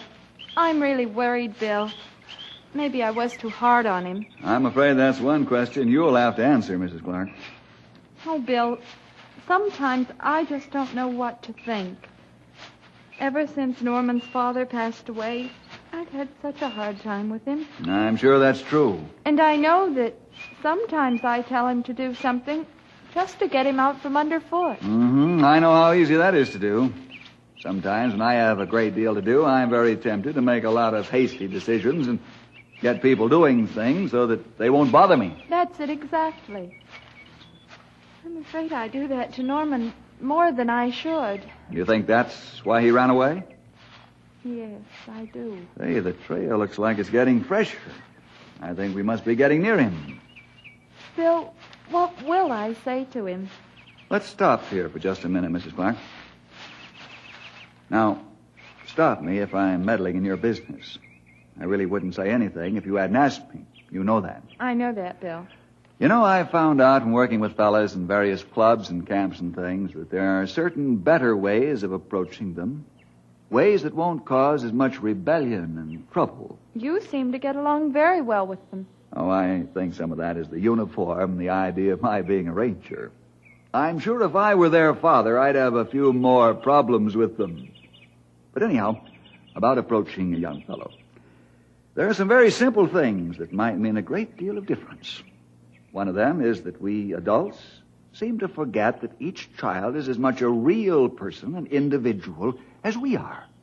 And as such, he's entitled to as much consideration and respect as we would give another adult. I know, Bill, but sometimes I just don't have the time to go into it all. Can you use that excuse when you're talking about another adult? Many times you have to take time with other adults. If you don't, there are hard feelings. And it isn't too different with the younger set. But Norman doesn't understand the way an adult would. He's only a child. That's right. But you owe him the opportunity of trying to understand. I sometimes feel that if you can't explain the reason you say or do something to a child, you'd better check into it yourself. I agree with what you say, Bill. But it'll be hard to really do these things. I don't think that how easy a thing is any indication of how right it is. What's that? It sounds to me like we found Norman, Mrs. Clark. But it also sounds as though we aren't the only ones.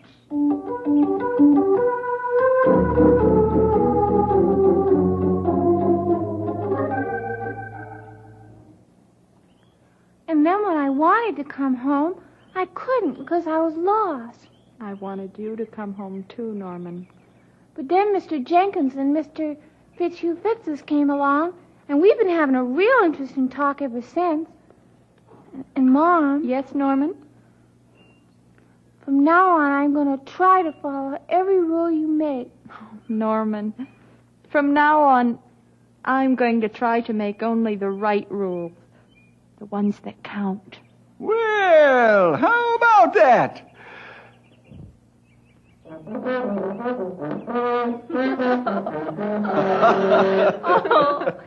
you don't blow it anywhere near as good as Mr. Fitzhugh-Fitzes. I shall allow the mispronunciation only because it was a compliment. I guess I just don't have the hang of this thing. Hey, why don't you teach him, Mr. Fitzhugh-Fitzes? Oh, I'm afraid that's quite impossible. Impossible? Why? Well, it's very much like a flute player I heard a poem about once. Oh, boy. Mom, his poems are funny. Listen. Well, it goes, a tutor who tooted a flute tried to teach two young tutors to toot. Said the toot to the tutor, is it harder to toot or to tutor two tutors to toot?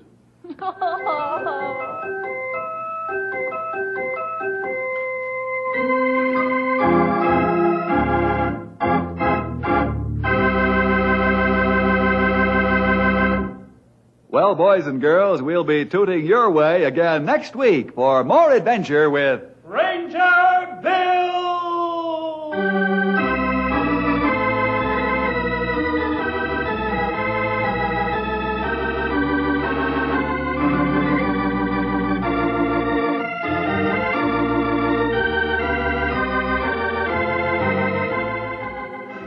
Ranger Bill was produced in the radio studios of the Moody Bible Institute in Chicago.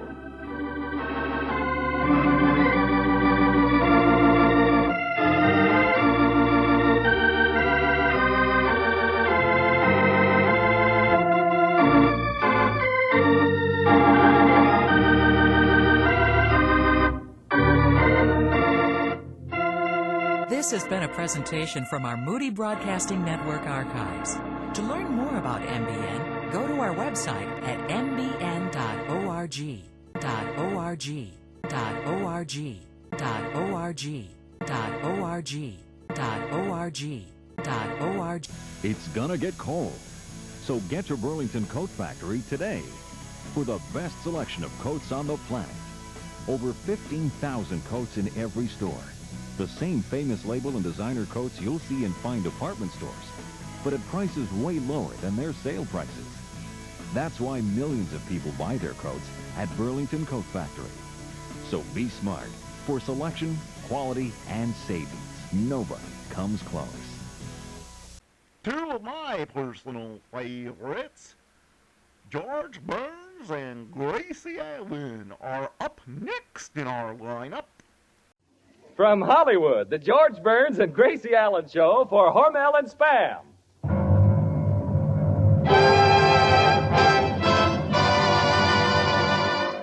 Crazy people. Spam, rebop, boom, spam. George Burns and Gracie Allen. Artie Shaw and his orchestra. For singing glee, we're the Smoothies Three. Last but not least, and with Bud Heaston.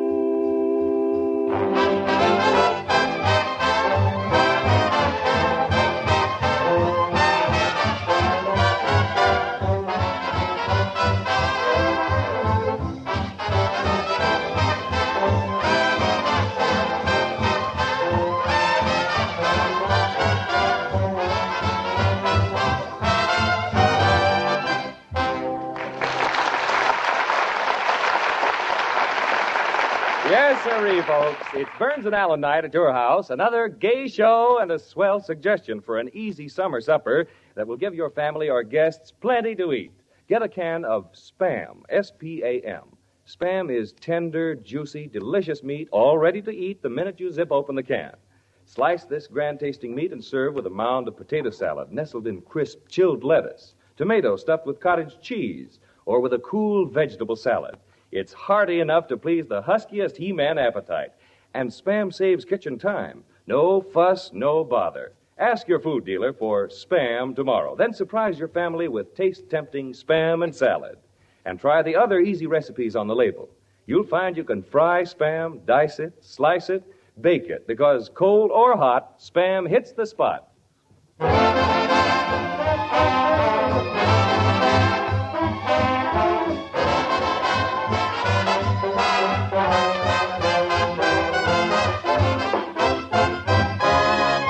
And here are those two delightful people, the stars of our show, George and Gracie.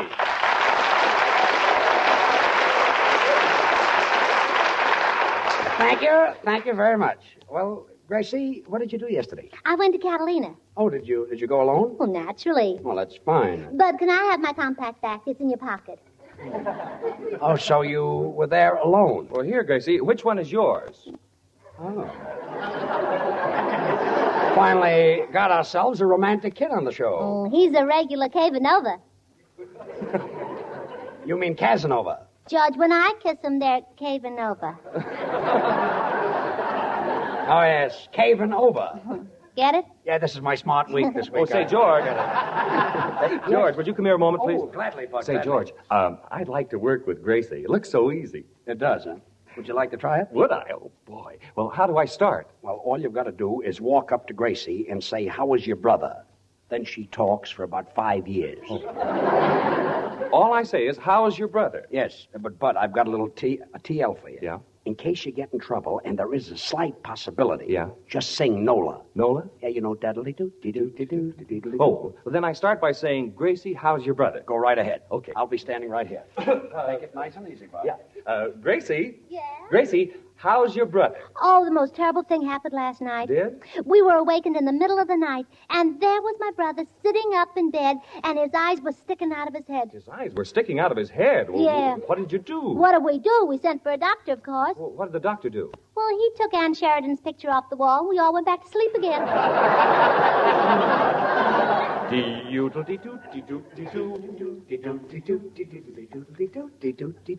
Gracie, where is your brother now? Oh, he's in the East. He went to see that prize fighter, you know, the one who fights without any clothes on. There's a prize fighter who fights without any clothes on? Yeah, that's what my brother said in his letter. Just saw Galento fight Bear.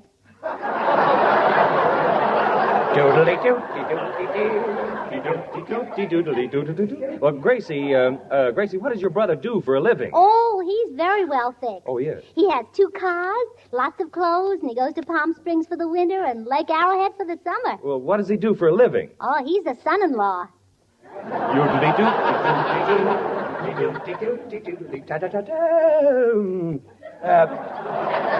Gracie, what did your brother do before that? Oh, he was married before, you know. He's the one who was a knife thrower in vaudeville, and his wife was his assistant. Oh, he used to throw knives at his wife. Uh-huh. But one day before he went on the stage, he had a little too much to drink. Well, what happened? He got married again.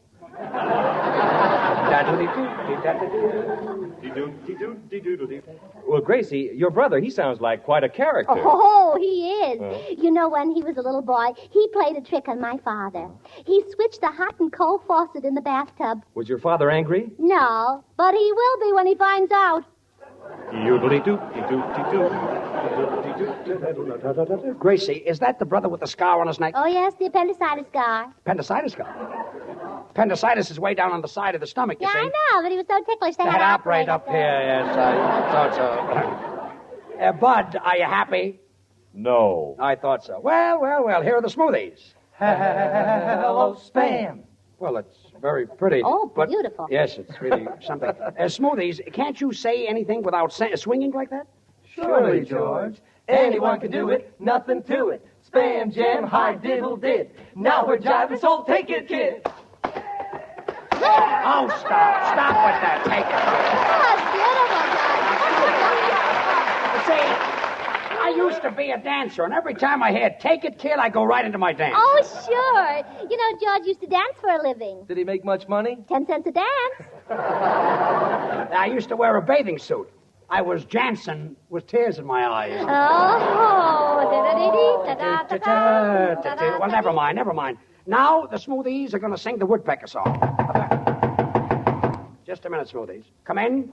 This is what I do for a living. Hello, everybody. Oh, hello, Bubbles. Say, sound man, stop slamming the doors. You're going to break down the whole building. I know you're a very intellectual fella because you told me last week you went 4 years to Harvard.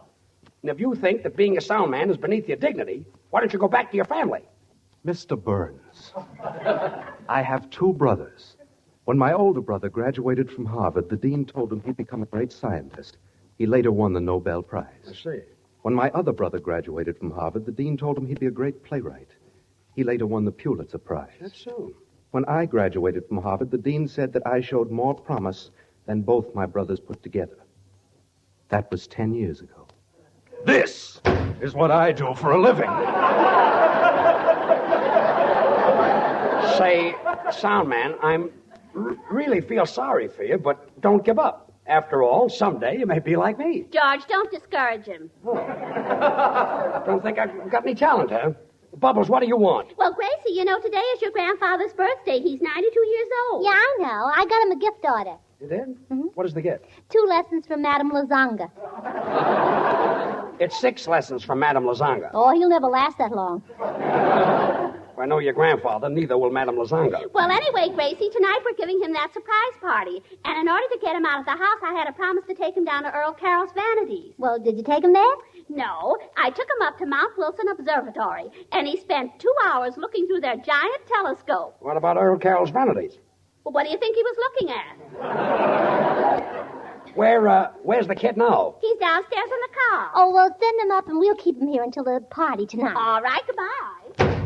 4 years in Harvard. Oh, quiet. Oh, now listen, everybody. After the show, you're all invited to my grandpa's surprise party. Oh, we're going to have more fun. And there's going to be a big cake with 6 candles on it. And 6 candles? Uh-huh. Your grandfather is 92 years old. Yeah, but the cake is only 6. Oh, I see. It's the cake's birthday, too. Spoons, we're waiting.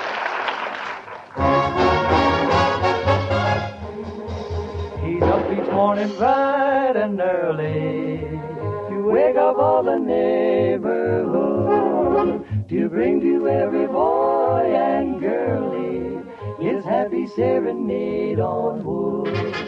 Hear him picking at a melody, peck, peck, pecking at the same old tree. He's as happy as a bumblebee all day long. To serenade your lady, just find a tree that's shady. And when you hear that tick, tick, tick, tick, tick, tick, tick, tick, tick, sing right along. Come on and try his rhythm, and let your heart beat with him. Just listen to that tick, tick, tick, tick, tick, tick, happy little woodpecker song. Listen, peck, peck, peck, peck, peck, peck. All together, let your hearts beat in rhythm to the woodpecker song. It's a bee spawning bright and early to wake up all the neighborhood, to bring every boy and girlie his happy serenade on wood. Picking out a melody, pecking at the same old tree, happy as a bumblebee all day long. To serenade your lady, just find a tree that's shady. And when you hear that tick, tick, tick, tick, tick, tick, tick, tick, tick, tick, sing along. Come on and try his rhythm, and let your heart beat with him. And when you hear that tick, tick, tick, tick, tick, tick, happy little woodpecker song, just hear him peck, peck, peck, just hear him tick, tick, tick. He's a bee stone with a song. Woodpecker, woodpecker song. He peps like a heifer, peps like a pepper, step, step, steps like a stepper. Woodpecker, woodpecker song. Well, kids, that was really a grand number. You liked it, George? We're glad you did. But now's your chance, so take it, kid. Yes, sir.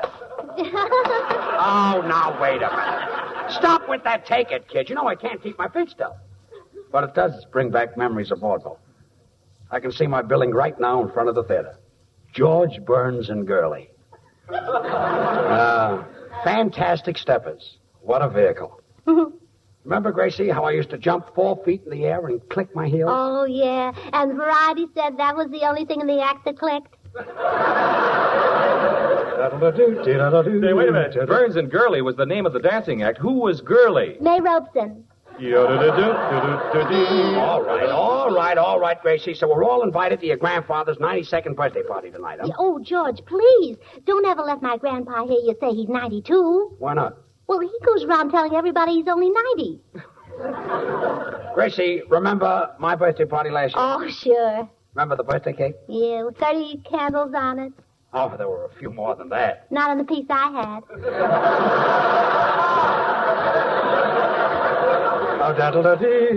Say, George, yes. I don't know about your age, but you certainly know how to wear clothes. Oh, thanks. That blue suit with that red tie certainly is a swell combination. Oh, thanks, Bud. It's like Spam with chili sauce. Oh, thanks. Thanks, Bud. I've listened to you on the radio month in and month out, and you're really great all year round. Oh, thanks, Bud. Like Spam, it keeps so well. Doesn't need any refrigeration.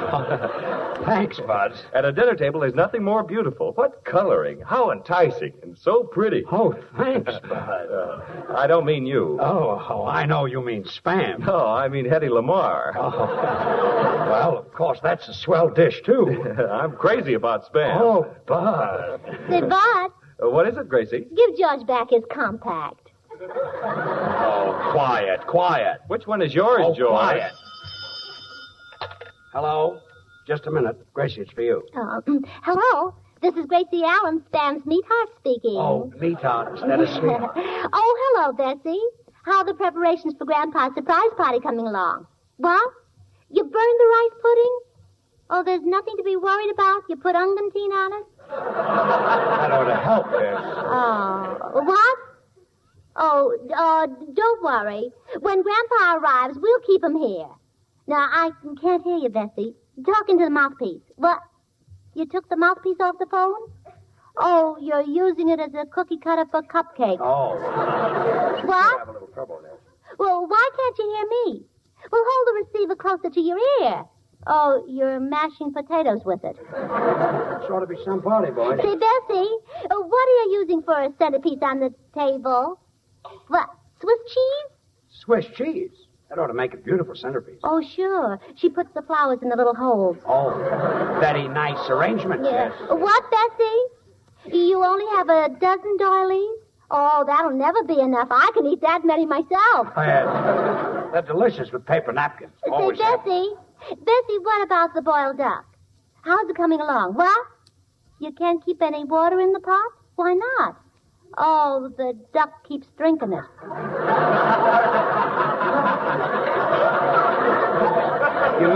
You mean the duck is living? If you call that living. Well, let's break this up. This is...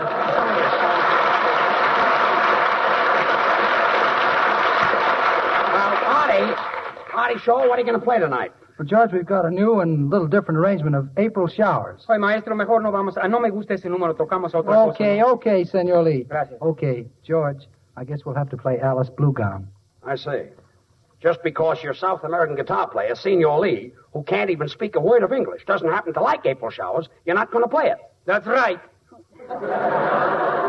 But Artie, April Showers is a beautiful number. Oh, when April showers will come your way.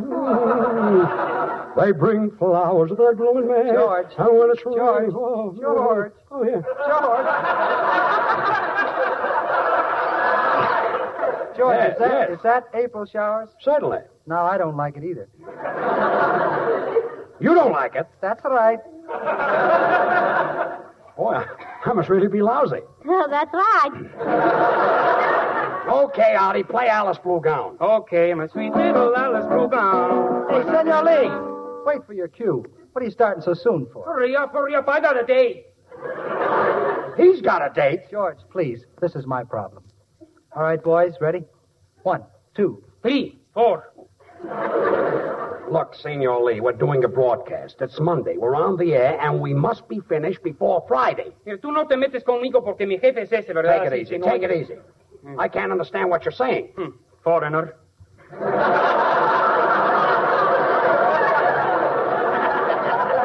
Foreigner? Look, Artie, I've got a T.O. for you. If you don't get rid of that guy, I'm going to get rid of you. Now you're cooking with gas. Senor Lee, I've had about enough out of you. I'm the boss of this program, and I expect to be on this show for many years. Si caes a todos como me caes a mí con esos chistes malos, yo creo que no va a estar por tantos años.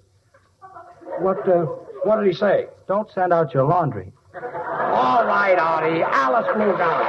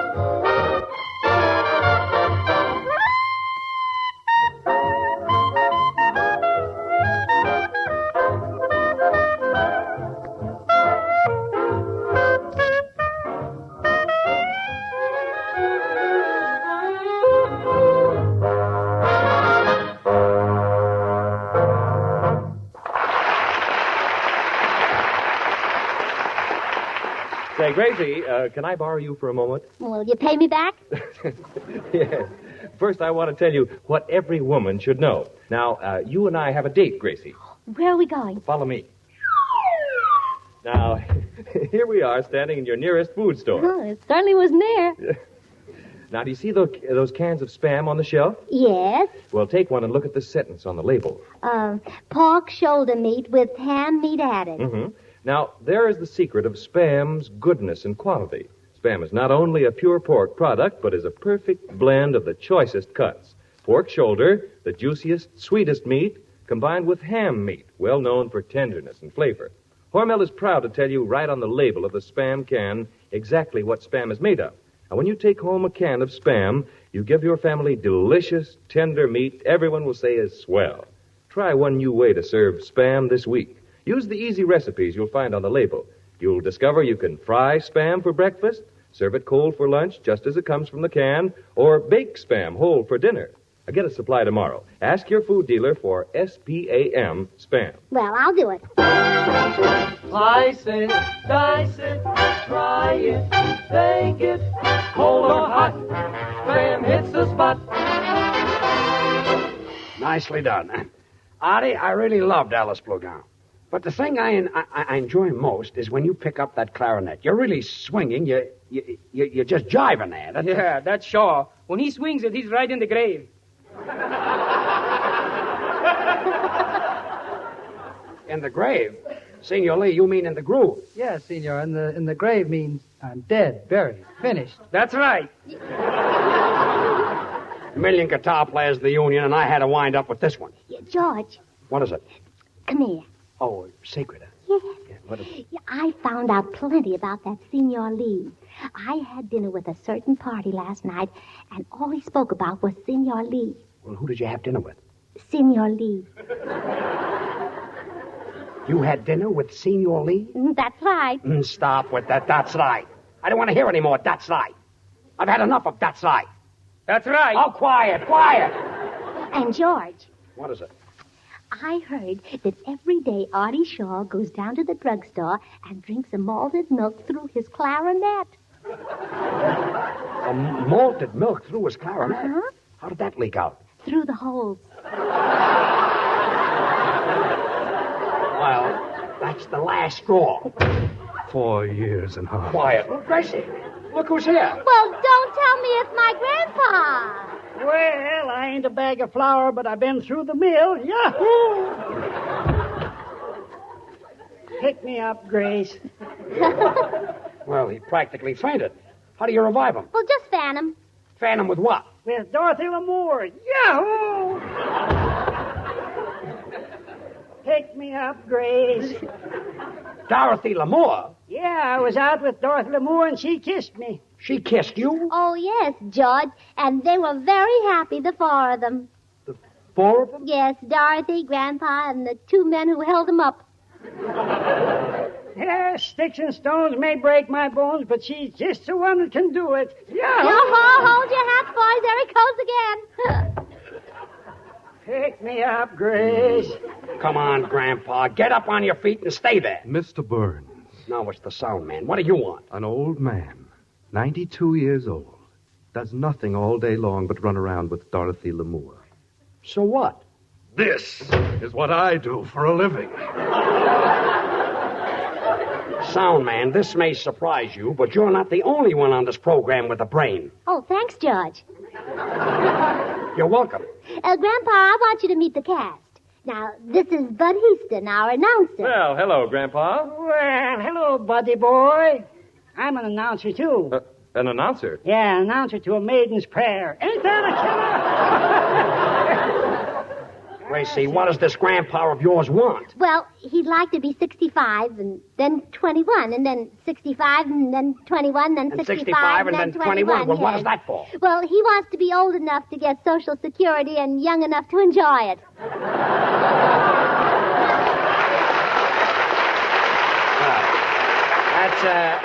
That's nice work if you can get it. Oh, well, Grandpa, these are the smoothies. These are the smoothies? Well, blow me down. Hello, Spam. Darned if they didn't.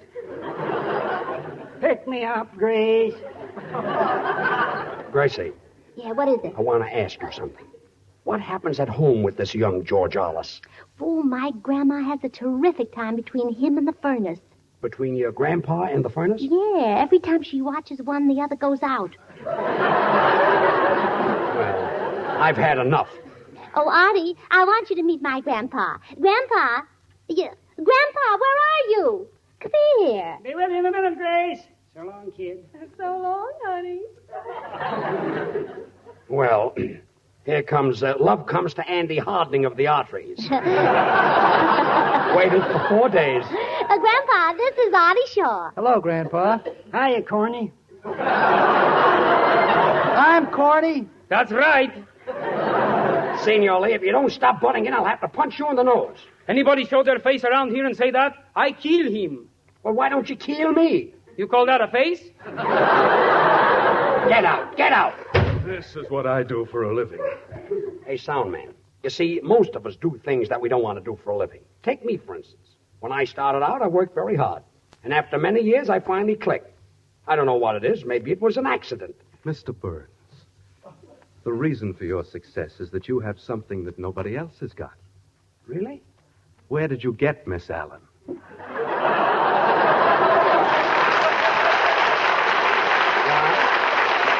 I've got a TL for you. Grandpa, get away from those drums. Gracie, surprise party or no surprise party? Do we have to keep him here? Oh, George, you'll spoil the whole thing. Isn't there any way that we can quiet this old guy? Well, do what we do at home. Well, what do you do at home? Well, we just give him pictures of glamour stars and bathing beauties, and he sits in a rocking chair and sings. Well, what does he sing? Wishing will make it so. Well, he certainly picked out a nice number.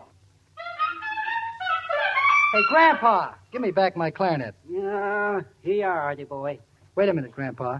Take your teeth. Gracie, will you talk to him? Oh, yeah, Grandpa, you're going to need them for the surprise party I'm giving you tonight. You gave away the whole thing. Well, say, Grace, I can't make it tonight.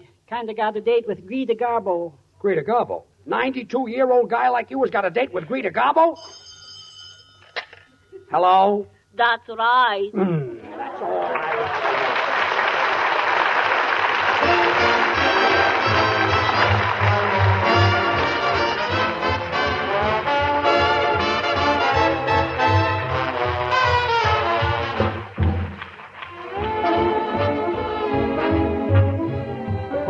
For George and Gracie to return, let me suggest an easy way to give your family a grand summer supper. Serve Spam and salad. Get a can of Spam when you shop tomorrow. Open and slice this tender, delicious meat, a perfect companion for your favorite salad. You'll say it's great, too, because Spam is economical to use, so easy to fix. Surprise your family with Spam and salad tomorrow. Thank you, Bud. Well, Gracie, say goodnight. Oh, good night. Oh, George. Yeah? George, look at the lovely roses Ray Noble just sent me. Ray Noble? Uh-huh. Oh, where are the flowers? Oh, right here in the package of seeds. Good night, all.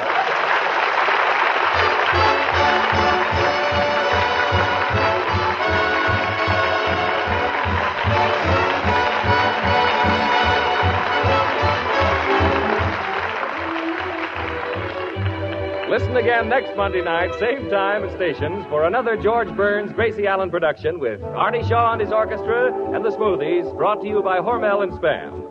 Until then, this is Bud Heaston reminding you to remember that cold or hot, Spam hits the spot. Good night.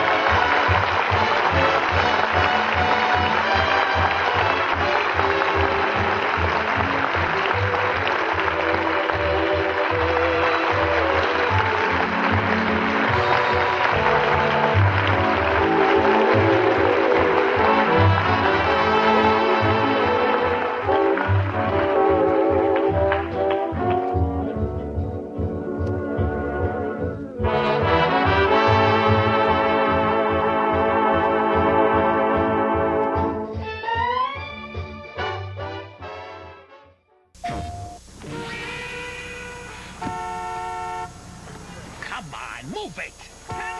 Come on! Move that piece of junk! Hey, honk this, pal. Go ahead, make my day. Honk the horn again, okay? Crash is ready for battle. Crash Bash, a head-to-head multiplayer rumble. Rated E for everyone. Do you know why I pulled you over? 'Cause you think I got donuts in here. PlayStation. Hunt the biggest of all game with the Green Hornet and Cato coming up next. The Green Hornet.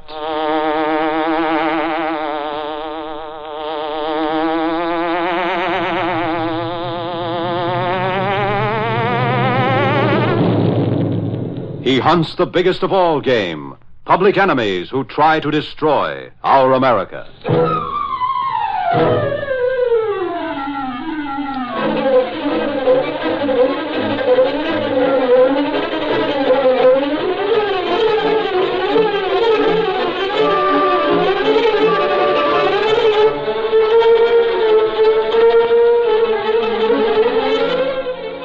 With his faithful Filipino valet Cato, Britt Reed, daring young publisher, matches wits with racketeers and saboteurs, risking his life that criminals and enemy spies will feel the weight of the law by the sting of the Green Hornet.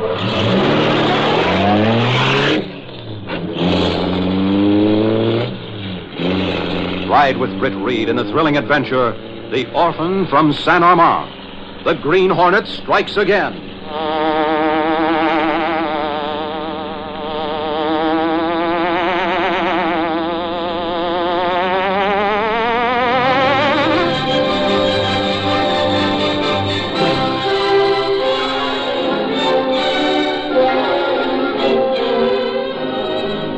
We all know that America is the land of opportunities.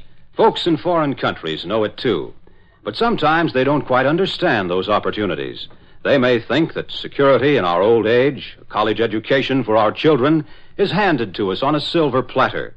We know that we have the opportunity of ensuring our future and our children's future, but we also know that we must take advantage of that opportunity. And one of the best ways is to invest our money in war bonds. For war bonds are the safest possible investment. So take advantage of this opportunity to provide for your own security or for your children's education. Put every dime and dollar you can spare into war bonds and hold on to those bonds until they've reached their full value at maturity.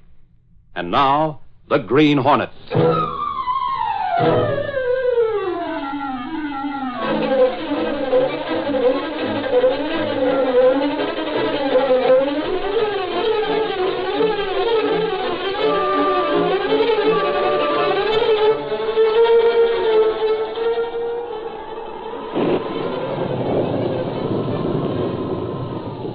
It was a dark and stormy night in the little town of San Armand, in the northwestern section of France.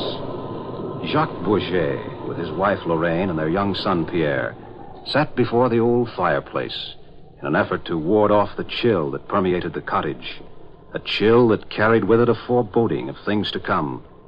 For many things had happened in their village since the Germans had come, and each night the darkness brought with it that feeling of futility, of anxious waiting for something worse to happen. Suddenly, the silence of the cottage was broken by a furtive knock at the door. Jacques, someone is at the door. Perhaps... Do not be afraid, Lorraine. If it was the Nazis, they would knock much more strongly. Aren't you going to open the door, Papa? Quiet, Pierre. It is better, perhaps, that we do not. It may be someone in need of our help, Lorraine. I will go and see. If you think it best, Jacques.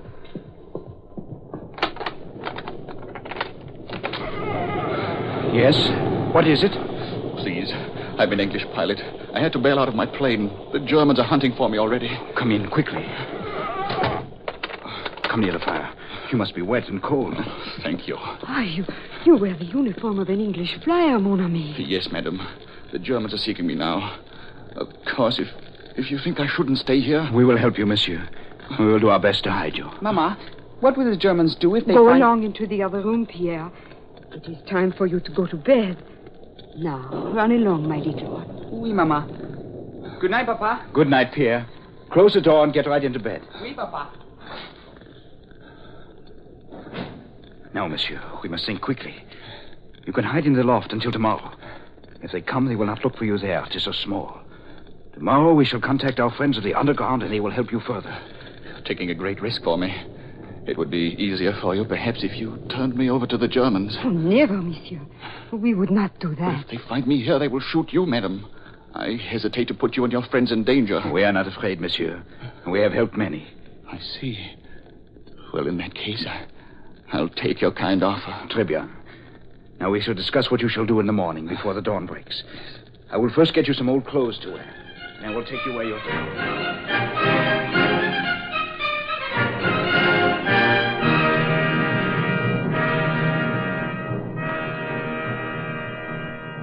Late that night, after the pilot had been hidden in the small loft, the Bourget family were aroused by heavy banging on the door. Oh, Jacques, they have come, the Nazis. Yes, we must be careful. Pierre. I am awake, Papa. I want you to hide as you have done before. They have a way of questioning children too closely. Quick. Oui, Papa. Good. Now let them in before they break the door down.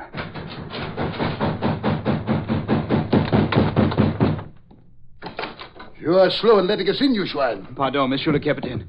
My wife and I were sleeping. Corporal, search this hovel quickly. Yeah, mein Capitan. Come with me. We will not leave a spot unsearched. Pardon, Monsieur le Capitaine. What is it you are seeking so late at night? As if you did not know. The swine in this village know too much. We have trailed a British pilot in this direction. He's being hidden somewhere. And if we find him in one of your filthy cottages, the whole village will suffer. I promise you that. Too many have been helped lately by your so-called underground methods. Get out there. Move quickly. I am going, monsieur. Please, you are hurting my arm. Perhaps, mein Capitan, we can make the woman tell if they have seen the Britisher. You have searched thoroughly? Yeah, Herr Capitan. They found no one. Since you have found no one, monsieur, is that not enough? There is nothing for us to tell. It is not easy to hide anyone in this little cottage, Monsieur le Capitaine. It is as your soldiers have said. There is no one to be found. Perhaps you're looking for me, Captain. I'm up here in a very secure hiding place. Oh, mon ami, you should not have done it. So you saw no one, here, my friends? Well, Captain, our little plan worked. This man is Jacques Bourget. He and his wife took me in and hid me. Mais non. Also, they gave me the names of others in the village who were to help me escape. No. They are dirty traitors. They did not suspect our trick, I see. But I do not understand.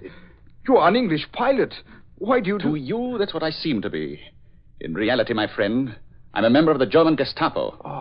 My English education came in handy tonight, along with this English uniform. Take these swine away. Gather all the villagers in the public square at once. Every man, woman, and child. They have flaunted their hatred in our faces long enough.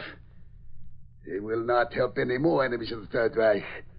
For at dawn, they shall all be eliminated. And the villagers Saint-Amand razed to the ground. Take them away.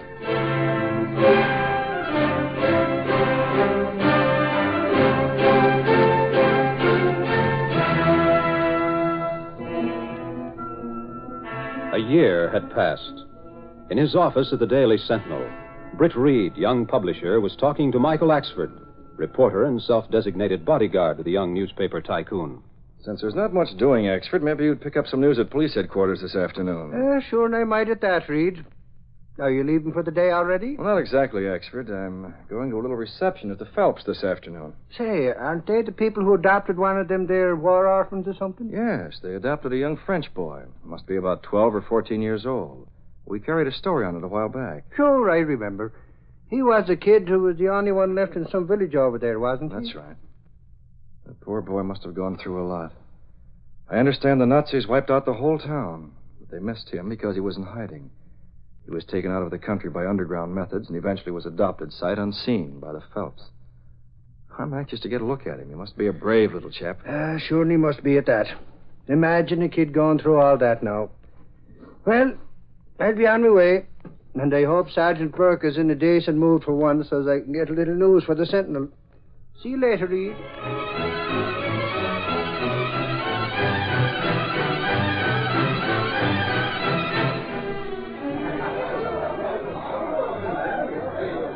Well, Brett.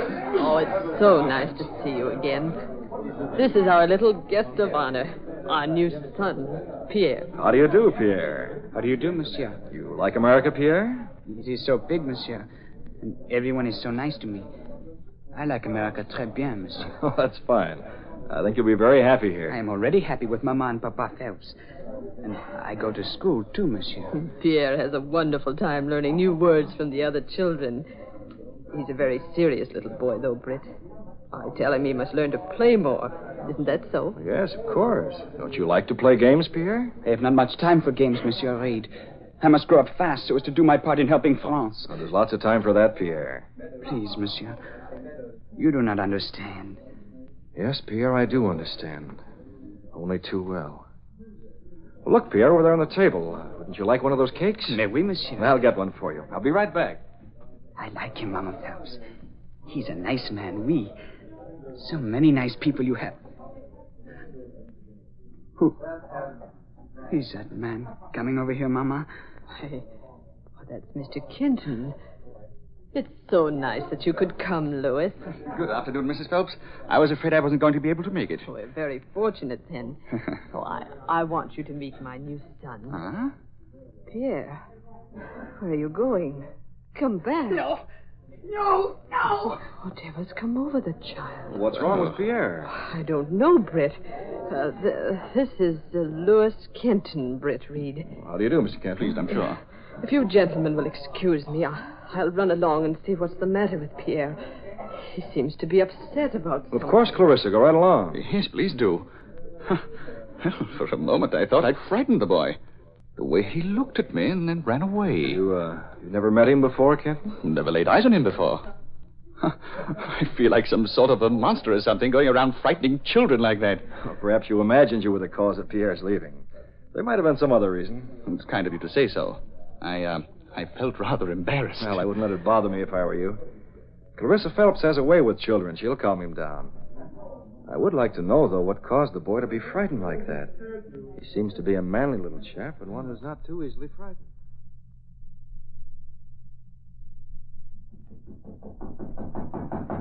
Come in. Is everything all right, Clarissa? Yes, I think so, Britt. Pierre's feeling better now, aren't you, dear? Oui, Mama Phelps. That's fine, Pierre. You must not think I am crying, monsieur.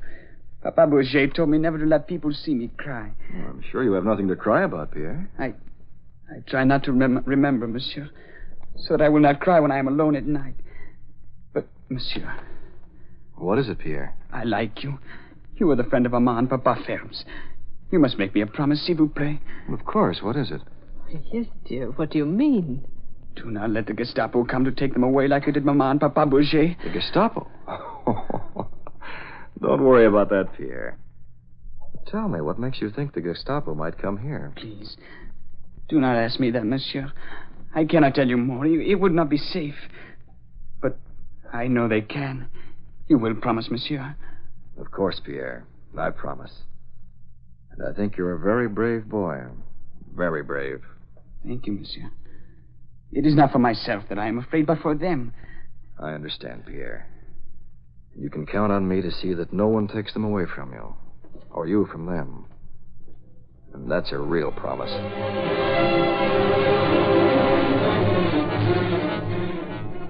The next morning, Britt Reed was busy in his office at the Daily Sentinel when Michael Axford knocked on the door. Come in. Britt Reed looked up as Axford hesitatingly approached his desk. Well, what now, Axford? Nothing at all, Reed. Just feeling sociable this morning. That I am. Well, now that you've made your social call, how about getting to work and earning your salary? As a matter of fact, seeing that I felt I was working pretty hard lately, I was fixing to ask you, that is, well, maybe it'll wait. Saved by the bell. Hello? Axford? Yes, he's here. Just a minute. For you, Axford. You see what I mean, Reed? Everybody asks for me around here. Hello? Oh, hello, Sergeant Burke. What's up? Is that so?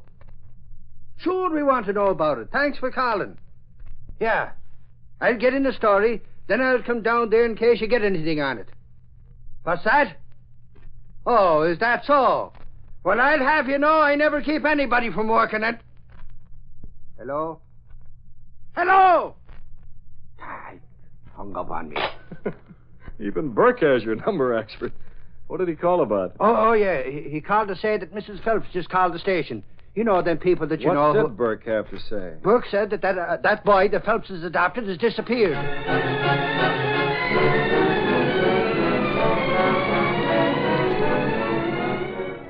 We'll continue our Green Hornet adventure in just a minute. This is an announcement about a woman who's wanted. Wanted in all 48 states. There's a liberal reward. This woman is alert, clear-eyed, and has the love of America in her heart. The reward is a reward for her, a share in America's victory. The Woman's Army Corps offers her choice of 239 important Army jobs, her choice of branch of service, Air Forces, Ground Forces, or Service Forces, and if she wishes a further choice, depending on where she lives, of course, her choice of the Army post or camp at which she'd like to have her initial assignment. If she has no special skill, Army training will equip her for a vital job. Yes, that is the woman who's wanted. The woman who wants to do a job for her country, for herself, and for America's fighting men. And now back to our story.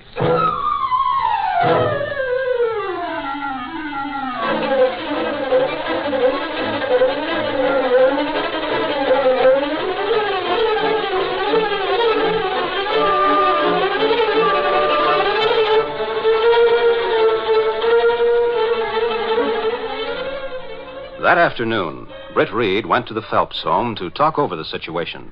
Tell me, Clarissa, just what are the circumstances surrounding Pierre's disappearance? Britt, it's all so strange. Last night after you left, he was worn out, poor child, so I had him go to bed. Later, I sent up a light supper to him. Finally, after the last of my guests took their leave, I went by his door, but I didn't go in. I was sure he was sleeping. This morning, I found this. A note? Let's see. Dear Mama, Papa, I will not let them bother you. Do not worry. Pierre. I don't understand it, Britt. I'm almost frantic with worry about the boy. He evidently left of his own accord anyway. Why should he leave this way? He seems so happy here with us. Well, from this little note, I'd say he has reason to believe someone's trying to harm you or your husband. It may be, of course, that the boy's past experiences have brought this about. But it was all so sudden. You know how happy he seemed when you were talking to him down here last evening. When Louis Kenton came in, you know. Yes, I do remember. Tell me, who is this Kenton? Where does he live? Do you know? Louis Kenton? I don't really know a great deal about him. I took it for granted that he's English. He lives at the Maynard Apartments on River Boulevard. I've met him at several social functions. He's very nice. I see. Well, don't worry too much. The afternoon edition of the Sentinel is carrying a picture and write-up of Pierre. I'm sure it won't be long until he's returned to you. I feel very sure of that.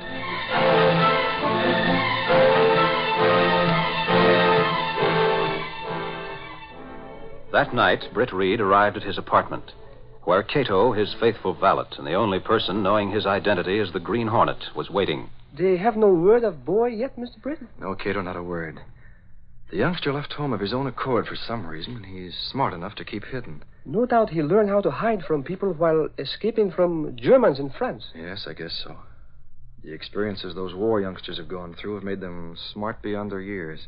What do you think is the reason for boy leaving, Mr. Britt? Well, Cato, I think I know the reason, but it's just a hunch. I also think meeting that fellow Kenton had something to do with his leaving. Cato, I'd like to know a little more about Louis Kenton. You say Kenton speak with English accent? I did tell you that.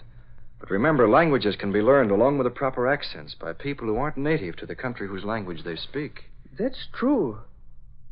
You think the Green Hornet find out something about Mr. Kenton, perhaps? The Green Hornet's going to do just that, Cato. We'll take the Black Beauty, also the masks and gas gun. Come on. Britt Reed made a promise to Pierre that the Hornet will keep. Stepping through a secret panel in the rear of a closet in his bedroom, Britt Reed and Cato went along a narrow passageway built within the walls of the apartment house itself. This passage led to an adjoining building which fronted on a dark side street. Though supposedly abandoned, this building served as the hiding place for the sleek, superpowered Black Beauty, streamlined car of the Green Hornet. Britt Reed pressed a button. The great car roared into life. A section of the wall in front raised automatically, then closed as the gleaming black beauty sped into the darkness.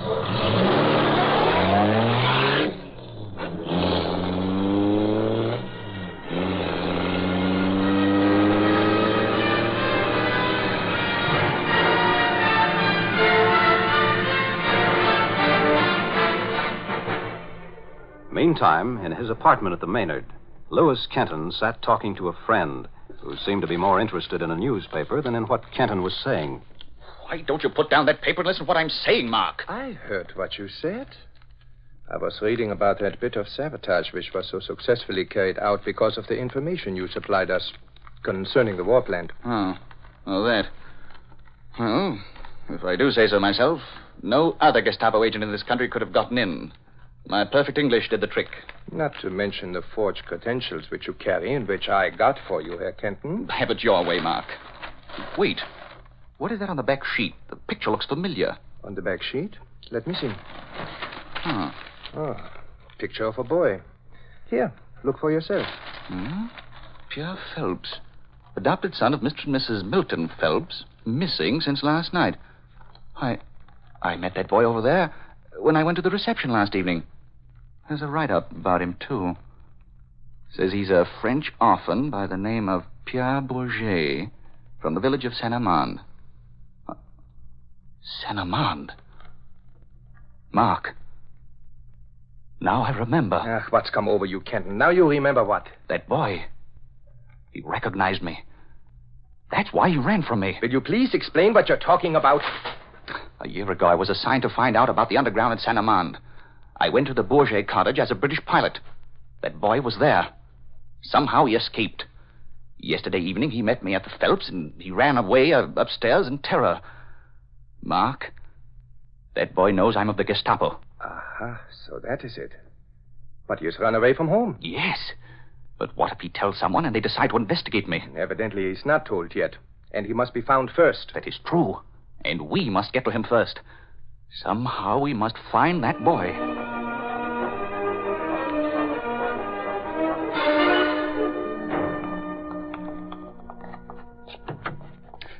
Come, Mark. We will drive over near his home. Yeah, it will be like looking for a needle in a... Look, Kenton. On the windshield. A seal. The seal of the notorious Green Hornet. Close the door. Yeah. The little compartment door is open, Kenton. What did you have in there? A gun. Why, it's gone. Well, I still have one in my pocket. Get going, Mark. We will drive to the Phelps. I will talk to Mrs. Phelps and try to find out if she knows anything. We must work fast. No. I will not let you do that, monsieur. What the... That boy was hiding in the back of the car. Why, I have the gun. I will not let you do harm to Mama and Papa Phelps. I hid in your car last night. I have been watching you, monsieur. Well, I'll be... Give me that gun, boy. No. No, I will not. Give it to me. Oh, very good, Mark. Now get out, quick. Do we take the boy? Yes, of course. Now the sound out of you, Pierre, you know what will happen to you. I know. I remember. But you must not go to... Come on. Get out and come with us. That Green Hornet must have known the boy was in the car. I saw no one. I was hiding in there. Uh-huh. In the luggage compartment. You're very smart for a young boy, Pierre. Come, not a sound now. Remember Saint-Amand. I will remember it, monsieur. I'm coming. We must hurry and get our things together, Mark. That Green Hornet evidently knows something. But when he returns, if he does return, he will not find us at home. Nor will he find little Pierre, who escaped us once at Saint-Amand.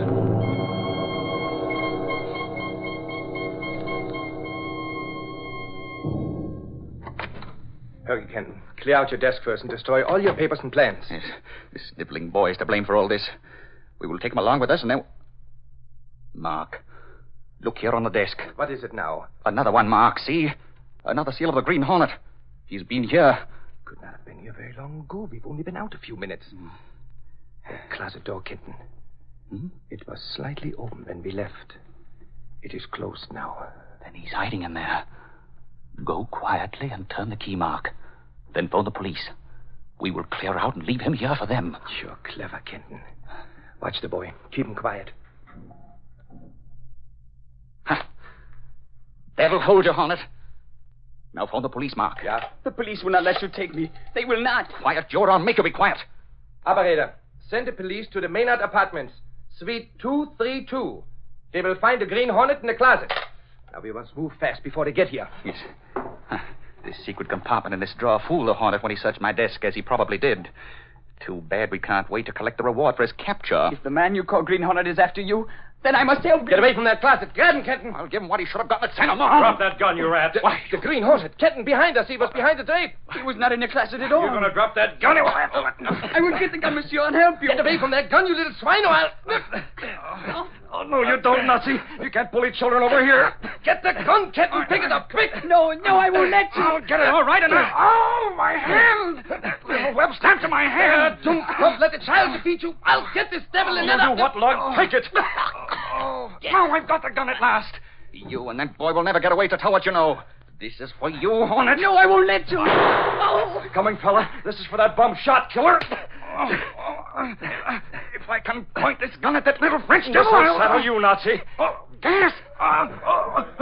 The police. Tell them, Pierre, what you know of this man. Those papers on the desk will prove what he is. You're a fine, brave boy. Au revoir. I'm leaving by the window. Wait, don't go. Who did the shooting? What? Say, ain't you Pierre Phelps, sonny? Oui, monsieur. Don't tell me now that you've done all this to them. Not alone, monsieur. Who are those men lying there? They are from the Gestapo, monsieur. They killed my mama and papa in Saint-Amand. Then they would have killed my new mama and papa, too. Say, what's the kid talking about anyway? Search me. That Gestapo stuff sounds like something he's making up. No, monsieur. It is the truth. On the desk are the papers. The masked man said so. Sure, Sarge. Look there on the desk. Let's have a look. Glory be. Look at here. Those two are spies, all right. There's enough evidence here to hang them both. Say, sonny, what was it you said about a masked man? Say, that must have been the Green Hornet. He was mixed up with them, no doubt. The Green Hornet? Sure. Where'd he go? That I do not know, monsieur. It is these men who are bad. They are the ones I am afraid of. You mean you're not afraid of the Green Hornet? No, monsieur. Why should I be? Will you listen to that, Sarge? I can hardly believe my ears. Say, maybe the Hornet wasn't even here. Ashford, you ought to be a detective for figuring that one out. I suppose you think this kid knocked the two out single-handed and stuck that Hornet seal on the desk there in the bargain. Glory be to St. Patrick that he was here. Little boy, you're a better man than I am if you didn't drop from fright when he came face to face with that two-timing spalpeen, the Green Hornet. Oui, monsieur. Hey, Sarge.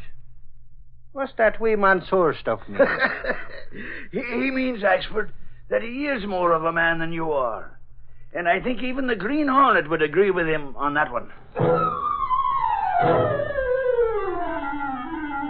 Mr. Lextree paper! Missing boy found! Health convict spy ring! Green Hornet implicated!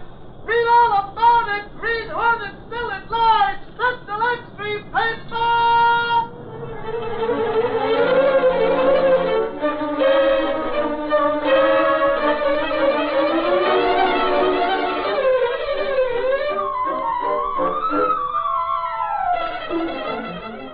A recent announcement made by the War Food Administration states that civilians are in for a 19% cut in canned vegetables this year. So you will be wise to start planning your food-producing victory garden now. Last year, American people planted 20 million victory gardens. The goal for 1944 calls for planting 22 million victory gardens. More gardens, bigger gardens, better gardens, to produce the kind of nutritious foods which this nation most vitally needs. Plan to grow the vegetables you enjoy most, particularly health-giving green leafy vegetables, yellow vegetables, and tomatoes. For expert information, free, write to Victory Gardens, Washington 25, D.C. Be sure to listen to the Green Hornet next week at this same time.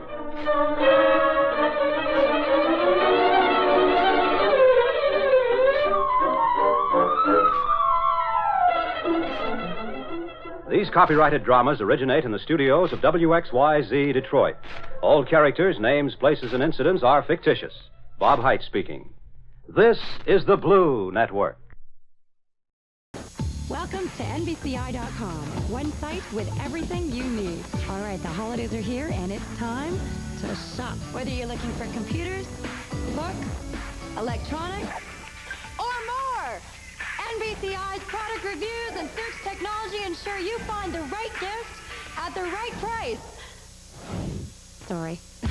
So this holiday season, do all your shopping at NBCI.com. One site with everything you need.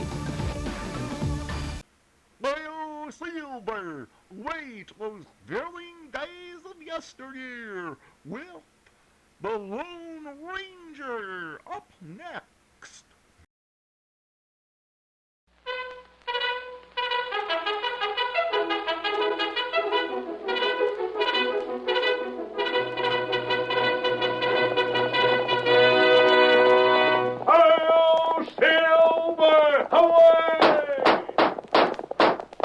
A fiery horse with the speed of light, a cloud of dust, and a hearty Hi-Yo Silver, the Lone Ranger.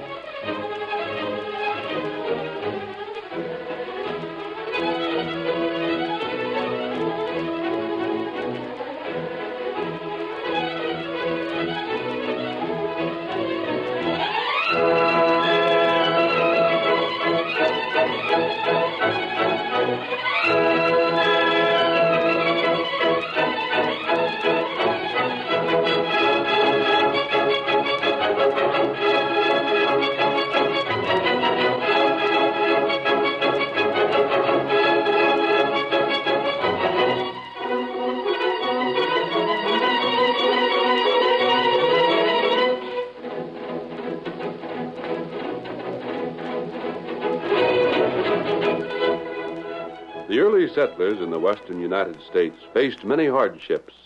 They fought hunger and thirst, blazing heat and bitter cold, hostile Indians and the outlaws who roamed the hills and the range country. Their pioneer spirits would not admit defeat, but the West might never have been won if the masked rider of the plains hadn't led the fight for law and order. No one could match his courage and daring, and Hi-Yo Silver came to be the battle cry of justice on the frontier. Return with us now to those thrilling days when adventure lay at the end of every trail. The Lone Ranger rides again. Come on, Silver! Someone's waiting in the trail ahead! Hi-Yo Silver! Away!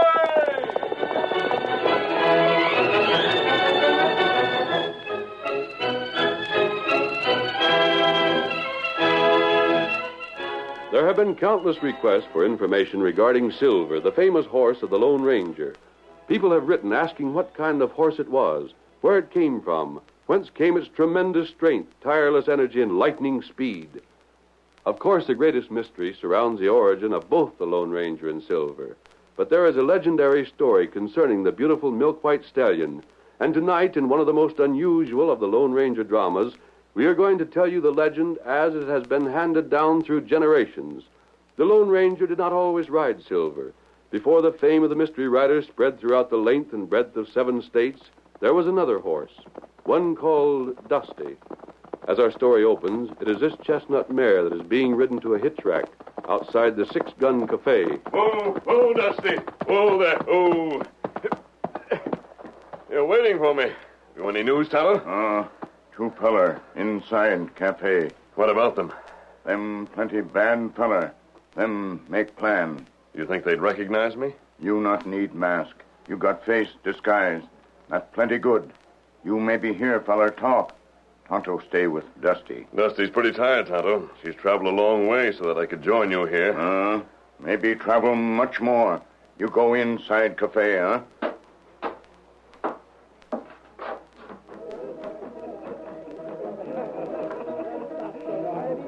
Squint, they ain't but one thing can keep us from getting away with the express office money. What's that, Butch? Horses. We might borrow a couple. We might, and we might not.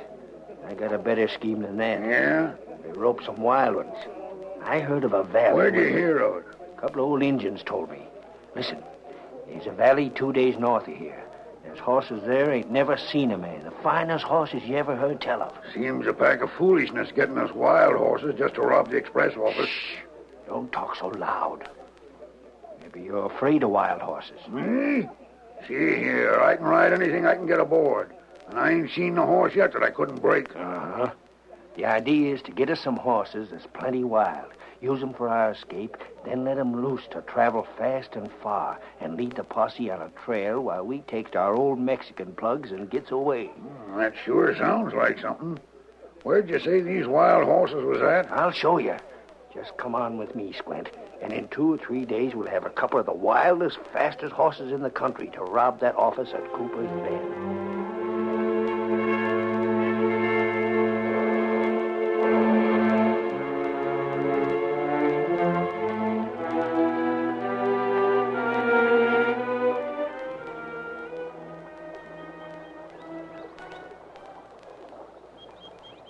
Nestled in a valley in the heart of Green Hills was a sanctuary where man had never been. Here the grass grew green and lush, and shady trees spread green boughs to cast soft shade. Here from the living rock came waterfalls, both sweet and pure. King Sylvan and his gentle mate Musa ruled this land. Their court was made up of untamed horses that had never known the restraining bit and binding saddle. Happy, carefree horses that had never seen man nor known his inventions. Sylvan had won the right to rule his followers by might and courage. His was the fleetest foot, the quickest eye, and the greatest of strength. Then there came a day when the mare Musa bore King Sylvan a son. Then Sylvan's happiness was complete. His fleet hoofs pounded the turf, racing, turning, flashing in his joy.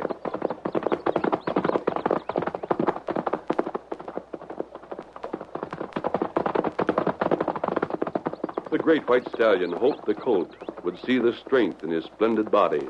That was this little one's heritage. At length he thundered close to Musa. He braced his feet in the soft turf and stopped. Then gently muzzled his mate and the little colt. My son, he seemed to say, my little white one called Musa from her mother's heart. And truly, as he stood there on his wobbly little legs seemingly too slender to bear even his light weight, he looked like a drift of virgin snow, with the sun turning every hair into gleaming points of silver fire. Almost as soon as he was born, the white one began to display those characteristics which afterwards made him a leader of the band that his father ruled before him. Strong, graceful, fearless, with the heart and courage of a lion, but added to them the sweetness and gentleness of Musa, his mother.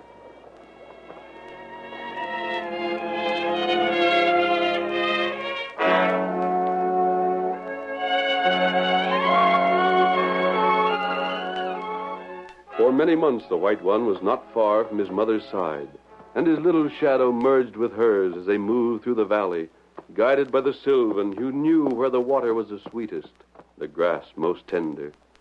Then came the days when his colthood was left behind him, days when he could outdistance Musa and run side by side with his illustrious father.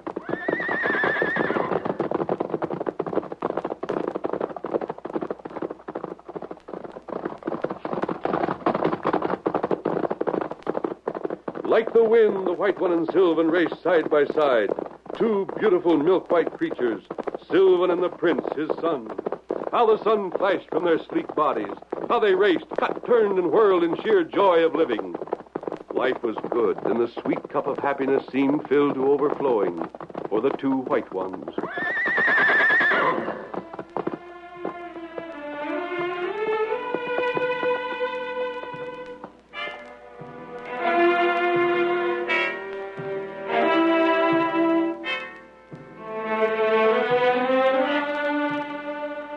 Then there came tragedy to the life of the little one. The light of the world was covered for Musa. She went to the everlasting valley of happiness, but not before her little son was full grown and ready to fight for his place in the kingdom of Sylvan, his father. Day after day, the brave horse fought his rivals in the field of battle. It was the prince's duty to fight for and to hold his princely position. It was his duty to meet all comers and accept all challenges.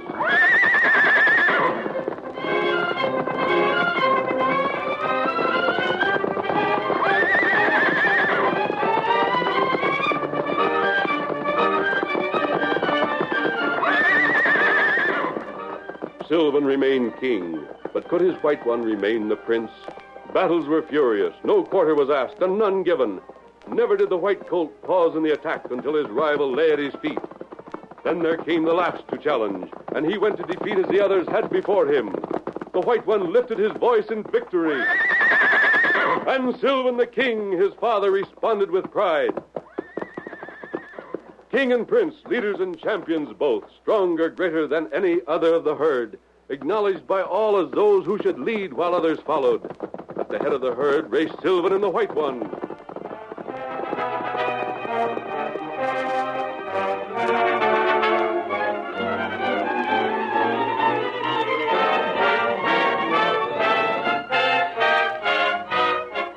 Then man came into the valley, bringing pain and misery and tragedy.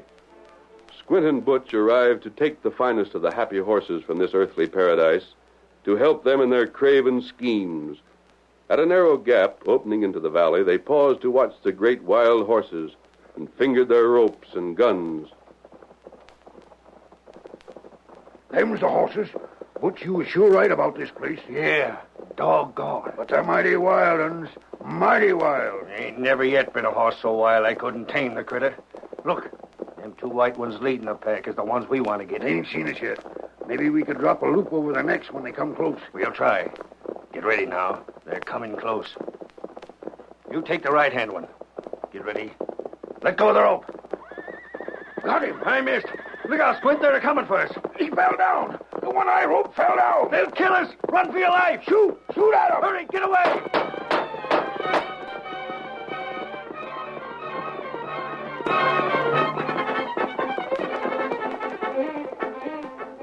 The sight of man was strange to the wild horses.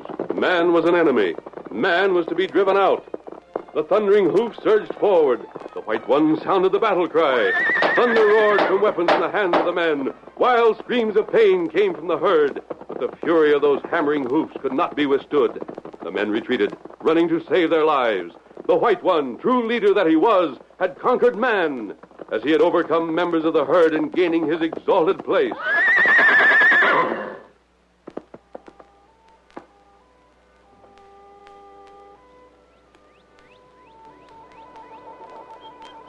But there was little joy in this victory, for Sylvan, the mighty monarch of the valley, had sent his soul to join that of Musa. Sylvan's strong neck had been cruelly hurt by the rope of the white man. Sylvan was no longer king. In his stead, the white one should rule. But to what end? As he stood there, the white horse found little left for him in the valley. His was the heart of a conqueror. He would leave the valley to cross that purple ridge in the distance to see what was beyond. While he stood with proud head lifted high, there came again the form he had so recently learned to hate, man. The white one would not attack. He would evade. He would cross the hills that surrounded the valley. He remembered the cruel ropes that had broken the neck of his father. He remembered the strange weapons that spoke like thunder and made horses fall to the ground. He turned and fled. Heading for the distant hills, heading for new worlds, as the Lone Ranger and Tonto rode into the valley. Oh, there, Dusty, pooh.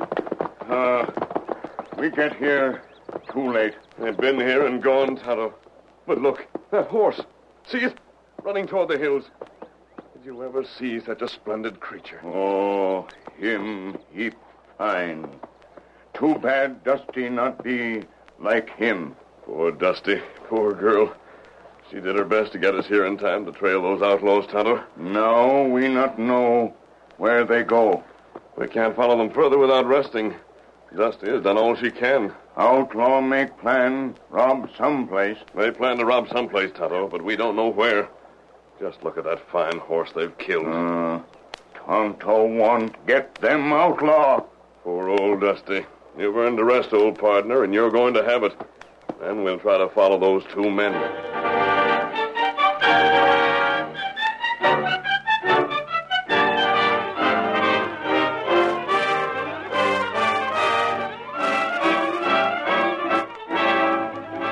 The curtain falls on the first act of our Lone Ranger drama. Before the next exciting scenes, please permit us to pause for just a few moments.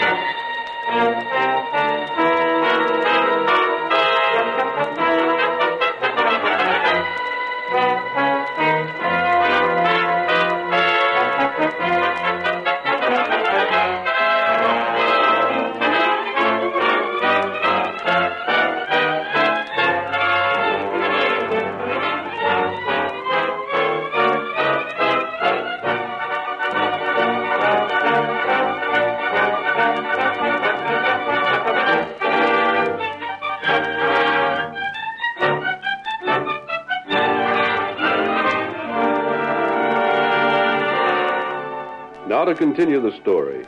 You recall that we left the great wild white horse as it departed from the valley. Alone he made his way through the mountains. Hour after hour he climbed steep hills, drawing farther and farther away from the valley where he had known joy and peace and happiness, grim tragedy and sudden death. Away from the valley where he had first seen man, his hated enemy, a creature that had killed his father. Here was a new world. For a time he enjoyed the strange sights. But as the trail grew steeper, the path became more narrow. Sharp thorns frequently raked his beautiful white body. Broken, jagged rocks hurt his hoofs that had known only the soft grass of the valley. Strange insects drove their wicked daggers into his muscled flesh, and flecks of red stained the white coat. Here there was no gentle Musa to tenderly cleanse the torn places with a mother's gentle care. But on he went. He was a king, a conqueror, not to be daunted. Finally, he reached the top of the mountain ridge, and then proceeded to the plains beyond.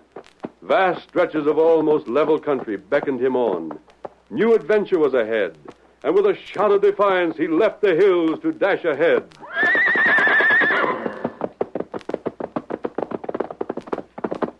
As he raced onward, the white horse remembered stories that his mother had told him. Stories of his ancestors that had roamed these plains, but had been forced to leave them for the safety of the valley. Stories of horrible beasts that roamed the plains, wild buffalo with flaming eyes and fire-breathing nostrils. Then, suddenly, the white horse stopped. Just ahead, he saw the foe. A huge, shaggy buffalo, an ugly beast of dull mud color with a tangled mane and a huge hump on its back. Its bloodshot eyes glared at the white horse in hatred, and its sharp hoof feet stamped on the ground in rage. From the horrible beast there came a roar. And then the creature charged with what seemed to be a long pent-up fury.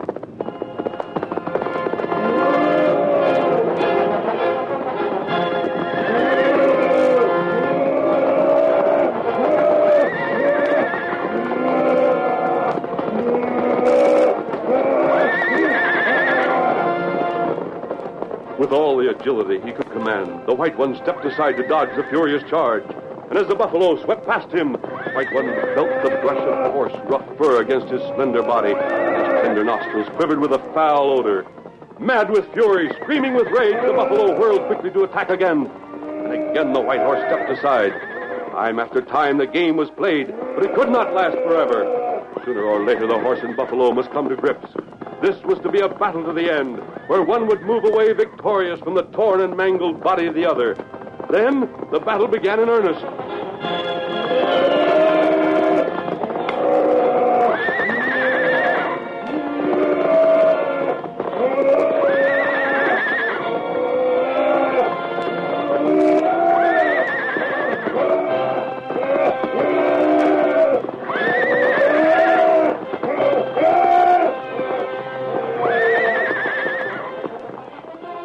The air was filled with bellows and whinnies of rage and defiance.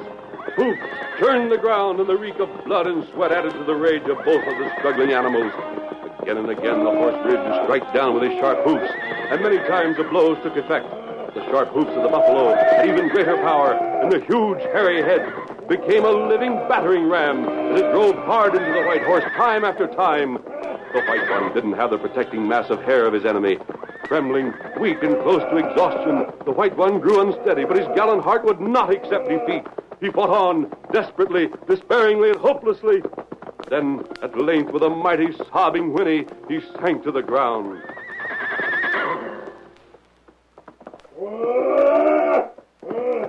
The buffalo stood glaring for a moment at the conquered animal. The evil eyes glowed in savage hatred, in gloating joy at victory.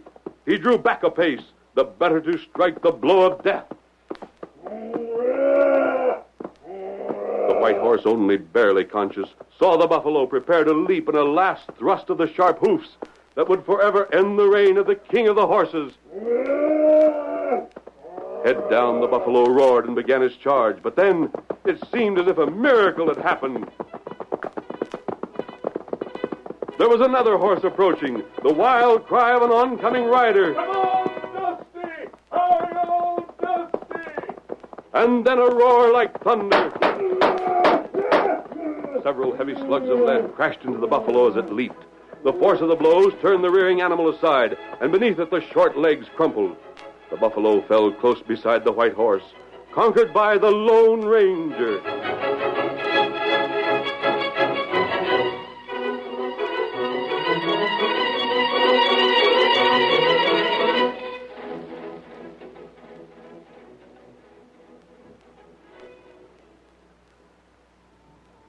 Then a great peace descended on the white horse, and he was aware of a gentle hand that touched his cruelly battered head. Poor fellow. Great-hearted horse. Tonto, he's alive. Huh? Tonto, get him water.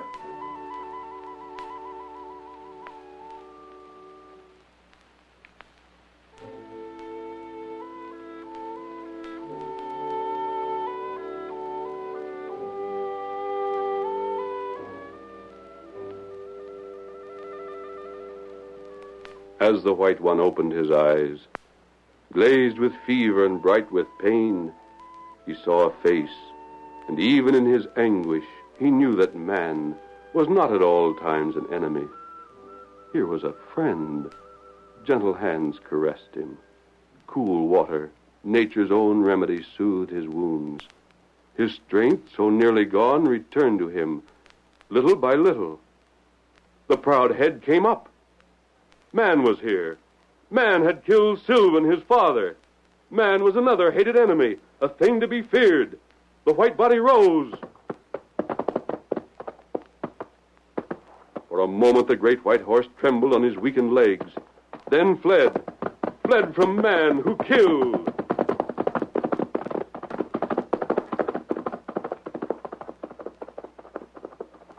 Tonto, there goes the king of all horses.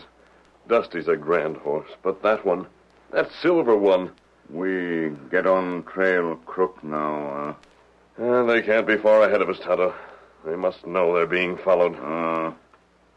Town yonder named Cooper Bend.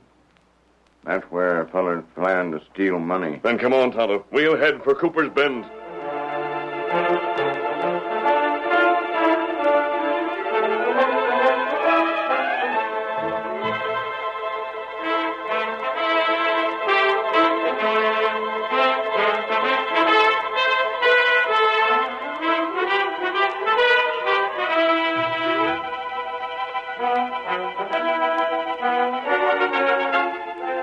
The Lone Ranger and his faithful Indian friend Tonto continued on the trail. As they came into Cooper's Bend, 2 horsemen rode toward them at full speed. Squint and Butch had robbed the express office and were making their escape. The outlaws saw the 2 men that had trailed them and knew there was no time to lose. Squint drew his gun and opened fire. Leap, Tonto, to the ground. Them fellers shoot Dusty. They have the money bags with them. We're too late. We not get 'em now. We not got horse. After this long trail, Tonto, they'll escape us. They've succeeded. We've no way to overtake them. Look. You, look. The silver horse? Him come to you. Here, boy. Here, fellow.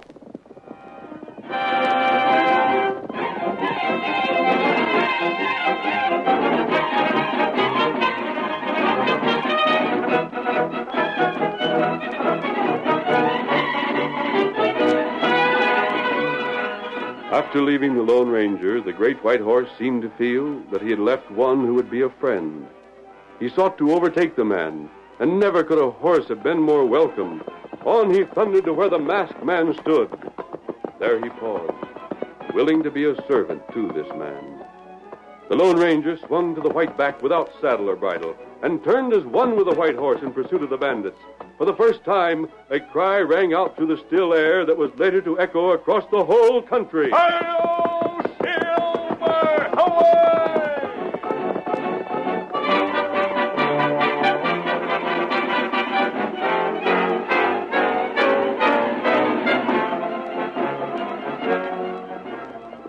Faster than any horse had ever moved, swift as the wind, a flash of white flame, the great stallion swept across the prairie, his strength seemingly greater than ever before, as he turned and leaped at the touch of his master, a man he could love with all the unselfish love of horse for master, the man who had brought him life when death seemed near. The outlaws' horses could not match the terrific speed of the great stallion. They were overtaken, roped by the quick hand of the Lone Ranger, brought to earth and held until the sheriff's men could overtake them.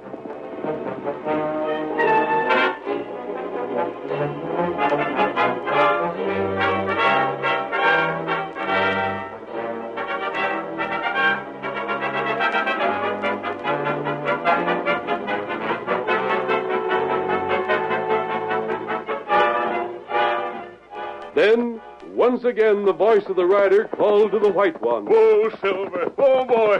Whoa there, fellow. You understand me, great horse that you are. Your heart of gold and your coat of silver. Good old fellow.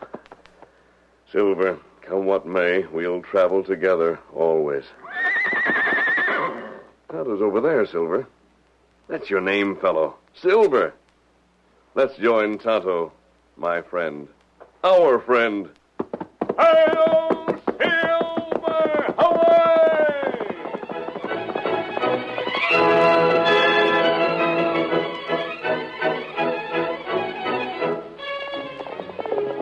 Come on, Silver, old boy! There's adventure on the trail ahead! Hi-yo, Silver! Away!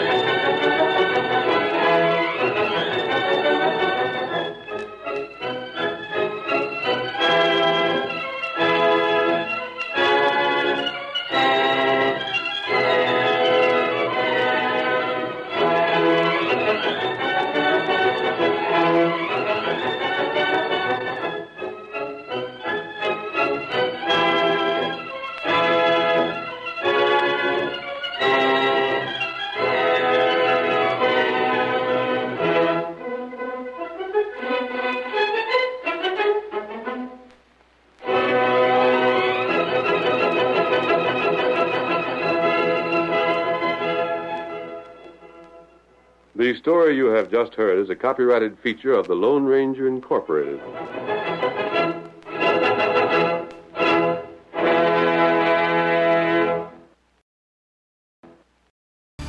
NBC Superstar Thursday on Friends, Sex and the City's Kristen Davis and the return of Janet. And after Cursed, it's Will and Grace with Cameron Manheim and Jack's Idol. And I can turn back down. Cher. Plus, Just Shoot Me has Jenny McCarthy and Sally Field joins the ER on NBC Superstar Thursday. Groucho Marx is your host, as some of the most interesting contestants you will ever meet compete on You Bet Your Life. Up next. Ladies and gentlemen, the secret word tonight is knife. K-N-I-F-E. Which you'd like to put on my back. Really? You bet your life.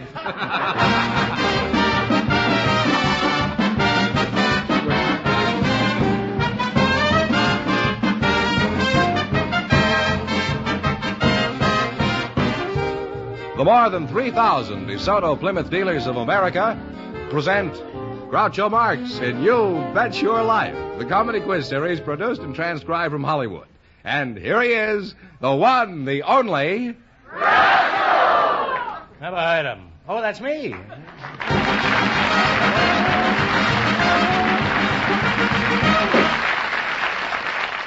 Well, here I am again with $1,000 for one of our couples. Groucho, we invited some people from the world of scouting to the program tonight. Really? Yes, and just before we went on the air, our studio audience selected Bill Ollinger. His partner is Miss Martha Pendergast, and here they come. Folks, come on in and meet Groucho Marx. Well, welcome, kids, for the DeSoto Plymouth dealers. Say the secret word and divide $100. It's a common word, something you use every day. Oh, thank God. Miss Martha Prendergast, huh? That's right.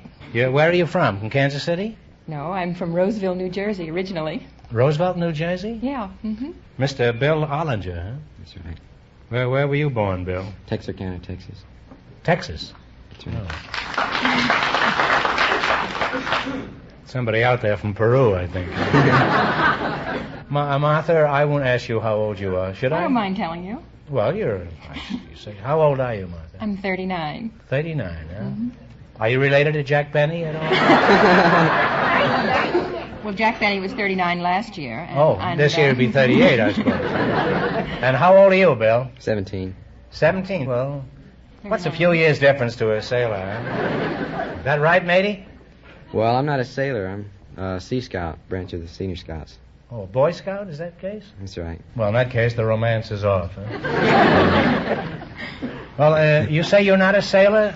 Bill, No. Well, why are you wearing that uniform? Well, this is the official uniform of the Sea Explorers. Of the Sea Explorers? Yes. Well, then you're certainly not in the Navy. Sailors do all their exploring on land, don't they? Hardly. Is there much difference between the Sea Scouts and the regular Scouts? Well, we do everything the regular Scouts do, except we do it on the water.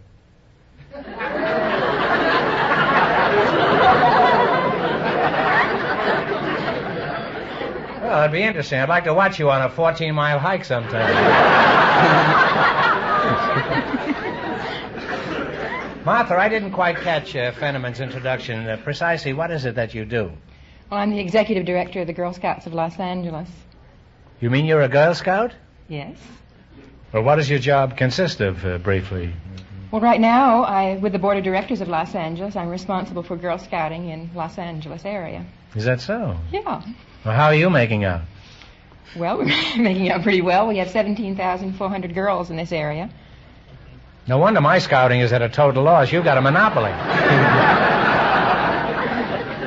Do the Girl Scouts have a motto like, keep your powder dry? Well, we have a motto, be prepared. How about you, Bill? What is your motto in the deep sea? Sea Be Scout? prepared. Be prepared, huh? Well, that's a lot of preparedness. What's the matter? Don't you trust each other? Sure, we're good friends. Well, I'm fairly familiar with land scouting, but how do you conduct your activities on water? We use a boat.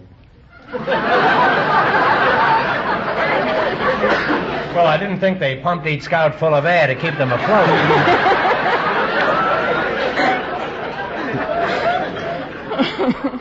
What kind of a mud scout do you use? It's an LCVP. LCVP? I used to know her very well. Well, she lived in Pittsburgh, as I recall. No, I think it was Harrisburg. Did you know LCVP? No. Would you mind describing this scow that you labor on? Yeah. It's a 36-foot boat, and it has a 10-foot cabin. The helm is inside the cabin. And what's your language, boy? It stands 3 feet out of the water. What did you say is... You mean when you're in this thing, you ride 3 feet out of the water? Now, where is this ship? It's at Cabrillo Beach, San Pedro Harbor. Uh-huh. Well, is anybody on it now, or... No. Where is it? What is it doing there? It's tied to a buoy. How old is this boy? Well, it's not a buoy, it's a mooring. Don't change the subject. What is this boy's name? You mean to say this kid is in the water day and night down there? What about his parents? Don't they object there? No. He must be awfully waterlogged when he gets home in the evening. I wonder if he's related to LCVP or lives in Harrisburg. Now, to what far-flung exotic ports do you journey in this ship of yours? Well, the furthest we've ever gone was Catalina.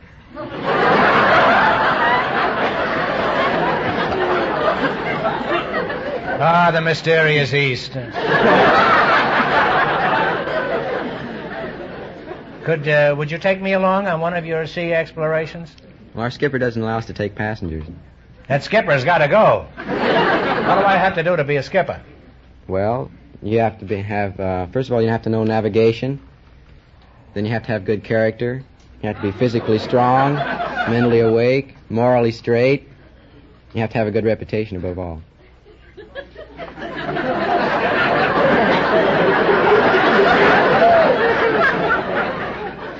You haven't mentioned any category where I would qualify.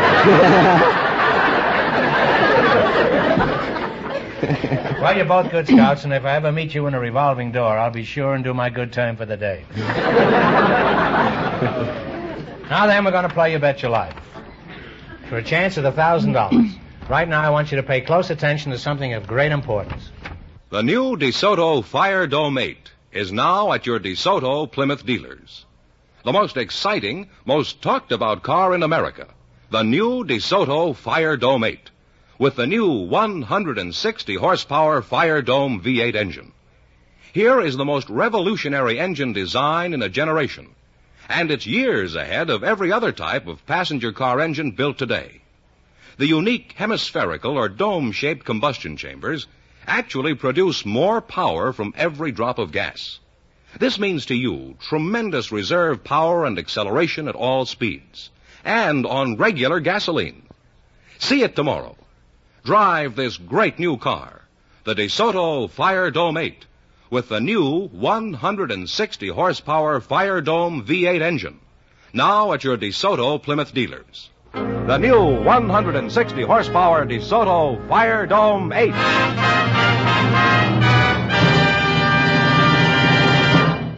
All right, now let's see how you work together as a team. George? Yes, sir. This is Mr. Have you met Mr. Fenneman? Yes, How do you do? This is Mr. Fenneman. Would you mind explaining the rule? This is Martha and this is Bill. How do you do? How do you do? You bet They're as married. I forgot to tell you. Oh. You bet as much of your $20 as you want on each of 4 questions, and the couple that earns the most money gets a chance at the DeSoto Plymouth $1,000 question at the end of the show. Here we go. Let's see how high I can build you $20. You select the terms used in plane geometry. All right, here's your first question. How much will you bet? 17. 17. 17? Let them hear out. 17. Okay. What is the shortest distance between 2 points? A line. A straight line is right. Well, you now have $37. Now, remember, you're going for $1,000 tonight. How much of the $37 will you bet on this one? 34. You can talk. 34.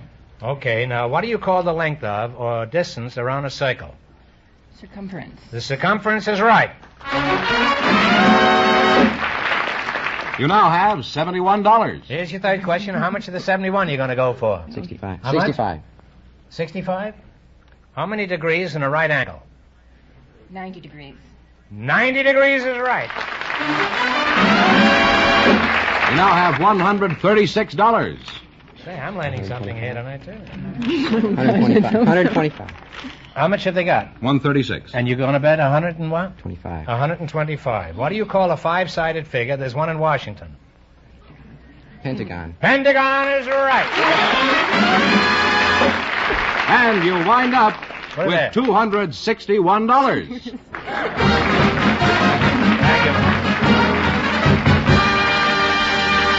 Thanks and good luck from the DeSoto Plymouth dealers. We invited some women lawyers to the program tonight, Groucho, and just before we went on the air, our studio audience selected Mrs. Elsie Manahan, and her partner is a husband from the audience. Right over there he is now. Groucho, This guy's is Mr. wild. We have the wild. This is Fred Clark, Groucho. It's Fred Clark. Well, put it there, Fred. Delighted to meet you, Groucho. Glad to meet you, Freddie, old boy. Miss Elsie Manahan, huh? That's right. That's a good old Irish name, isn't Just it? a little bit. A little bit. You're a woman lawyer, eh? That's right. I used to go with one. She had quite a case on me, too. We only went together 2 months. It was just a briefcase.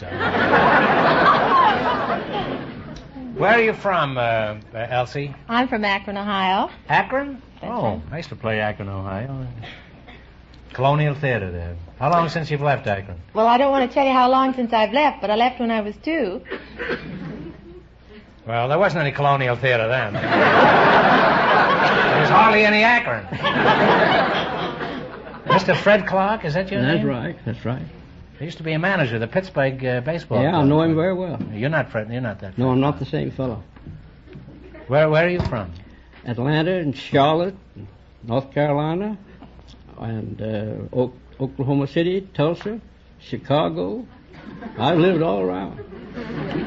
Wouldn't it have been cheaper to pay your hotel bills? Well, I had a company that paid them, thank the Lord. You were sort of a roving minstrel, huh? No, you see, I was at it quite a while. I see. Well, where are you living now, Fred? I'm living out at 1034 South Catalina Street, I see. Los Angeles. Oh, how soon do you plan on moving? Well, it looked like I might have to move pretty soon. Rain got me the other night about 2 o'clock in the morning, and I had a little row with the owner this morning. I hired a man to help me, tried to keep the rain off, and had a little row with him. I might move. Well, I'd wait for another rainstorm. Just take it easy. It wasn't rain. It was a pipe broke, and he said it was an act of God. And I told him I didn't think God break any pipes.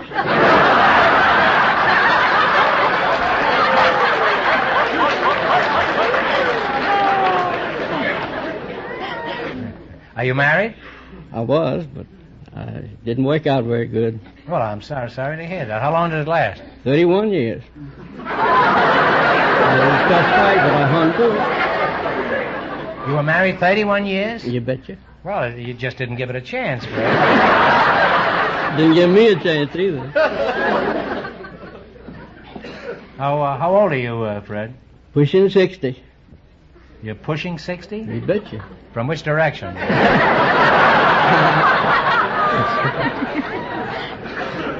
Now, Elsie, you're a lady lawyer, is that right? That's right.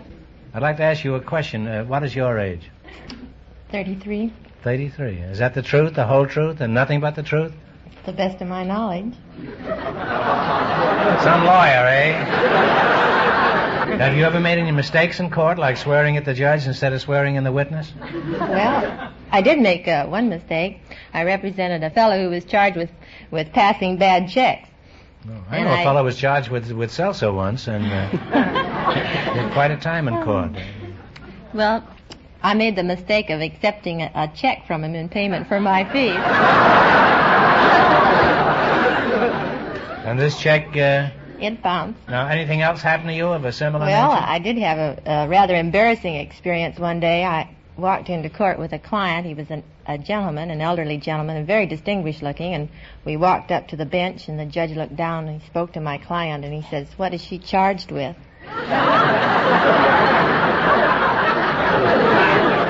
That's something like the salsa joke, isn't it? Fred, let's get back to you, shall we? Not that I want to particularly, but the sponsor says I have to talk to everybody. Now, as a matter of fact, I'd like to talk to you because... Thank you. That goes double on my side. Well, that's fine. Put it there, Fred. Yes, sir. What kind of work do you do? Well, I'm retired, and I'm trying to grow old gracefully. Mm-hmm. Why don't you be like me and grow old disgracefully? That's where I get caught. That's not too bad, Fred. Well, I have to get you to help me, God. They're very, very lenient on us oldsters. Yeah, you're not as old as I am by a long shot. Well? Well? You paid me a compliment, I'll pay you one. Yes, and it's I mean unfortunate that we're both lying. Well, a good lie is better than the truth sometimes. Yes, it certainly is. Say, you're quite a philosopher, Fred. Well, thank you. You're sort of a rolling Benjamin Franklin. So are you. What kind of work have you done in the Oh, past? I started out... I mean, before you were breaking pipes in somebody's house. Started out in the plumbing business and lasted one day.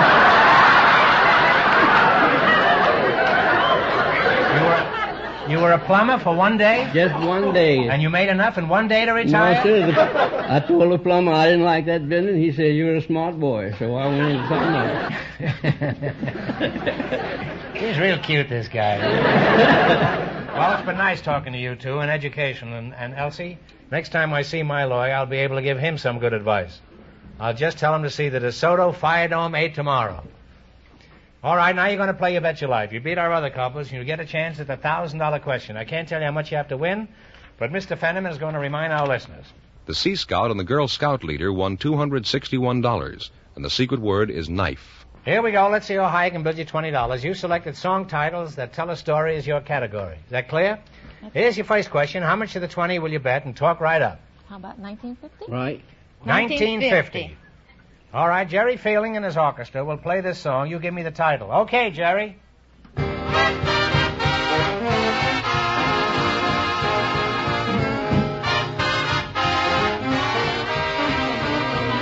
Yeah.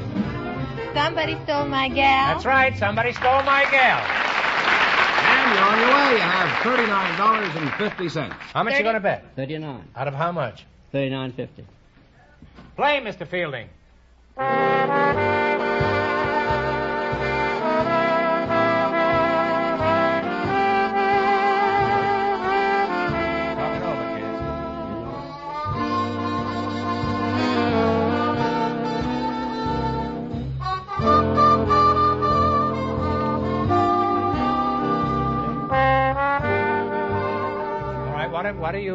What's the answer you guess? Did you mean it, or was it true? No, you're close, but it's Do I Worry. Oh. You were flirting with her. Well, that's we a were shame. worrying, all right. That's Not a shame. enough. That's not an easy question. All right, now, how much have they got? 50 cents? 50 Right. cents. How much of the 50 cents you going to roll? 25 cents? Yeah. 25. All right, here we go. Mr. F.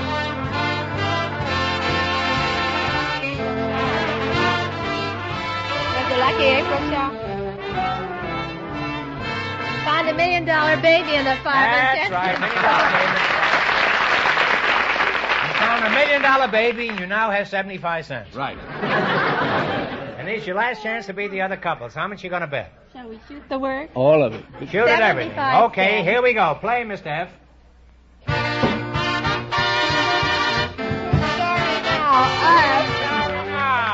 Well, you wind up with $1.50. We can't let him go away, can we? Nobody leaves here with $1.50. Nobody leaves here with less than $25. I'm going to give you one more question, answered correctly, and we give you $23.50, right? All right, and no help in the audience, because this is a tough question. You ready? Yeah. Who is buried in Grant's tomb? Right. General Grant is right. Put it there, Grant. Thanks, and good luck from the DeSoto Plymouth Dealer.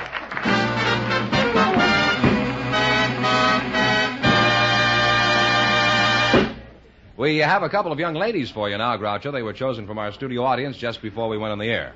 I'll let you find out more about them as you talk to them. Miss Haya Tarnar and Miss Marion Aberdeen, come on in here and meet Groucho Marx. Well, welcome. Welcome, youngsters, for the DeSoto Plymouth Dealers. You right. Say the secret word and divide $100. It's a common word, something you use every day. Talk to you first. What is your name? Hiya. Hiya, but what's your name? Hiya Turner. Oh, in that case, Hiya, Hiya. Where are you from originally, Hiya? Haifa. Hiya from Haifa, eh? Is that anywhere near semicolon, hyphen? Where is Haifa? It's in Israel. Oh, Israel. Well, Hiya, you're the first person we've ever had up here who's from Israel. And after looking at you,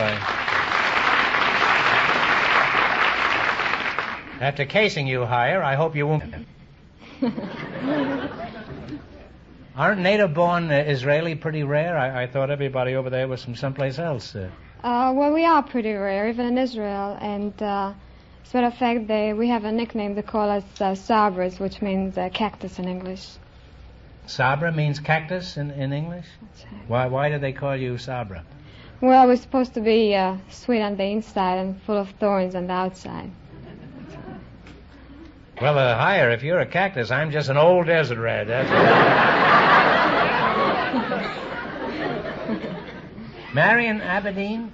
That's right. That must be, I'm sorry I've been ignoring you, but I got involved with Cactus Pete over here. That's all right. As a matter of fact, I wasn't exactly ignoring you anyhow. I was looking out at you at the corner of my eye. Marion Aberdeen, then? That's a Scotch name. Are you from Scotland? No, but my father's Scotch-Canadian. Oh. Your father's Scotch-Canadian. That makes you 1/5 of Scotch, eh? Something like that. Where are you from, Marion? I was born in Syracuse, New York, in this hospital that was torn down right afterwards to make a big Coca-Cola bottling works. Then we moved to Shelton, Connecticut. Wait a minute. You mean they took a look at you and tore down the hospital? Yes. That's not very flattering, is it? it?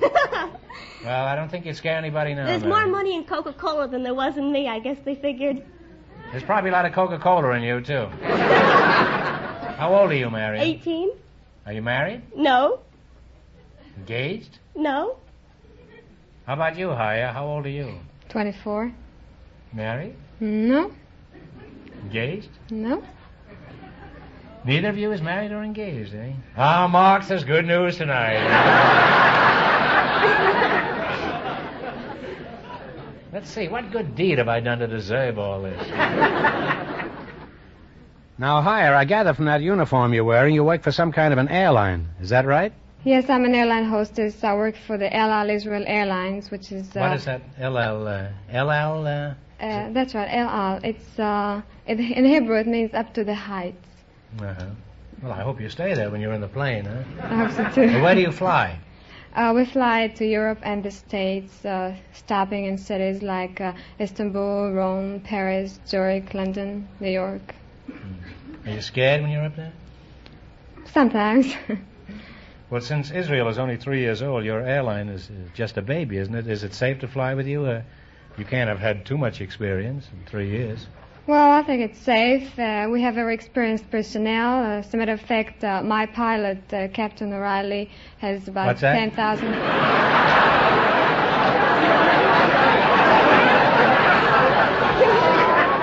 Hiya, my ears are not what they used to be. Would you mind repeating that? So, Captain O'Reilly. Captain O'Reilly? He's a native of Israel? No. He must live on the outskirts. It doesn't matter. Most of our pilots are Americans. Oh, well, why is that? Because they have experience of 8 and 9 years, which our boys haven't got it yet. Hiya, tell us some more about Israel. What is the climate like over there? Just like California. You mean the sun shines every day, but you're building lots of flood projects? Well, it happened to us, but it happened here. It was very unusual, but we had the floods the same time you had them here. Is that so? Well, there's a kindred spirits. Now, how about industry? What sort of things do you export? Our biggest export is oranges. We grow oranges as big as grapefruits. You're proud of that, eh? Sure. Well, don't get too cocky. California's pretty good, too, you know. Out here, we raise grapefruit as big as oranges.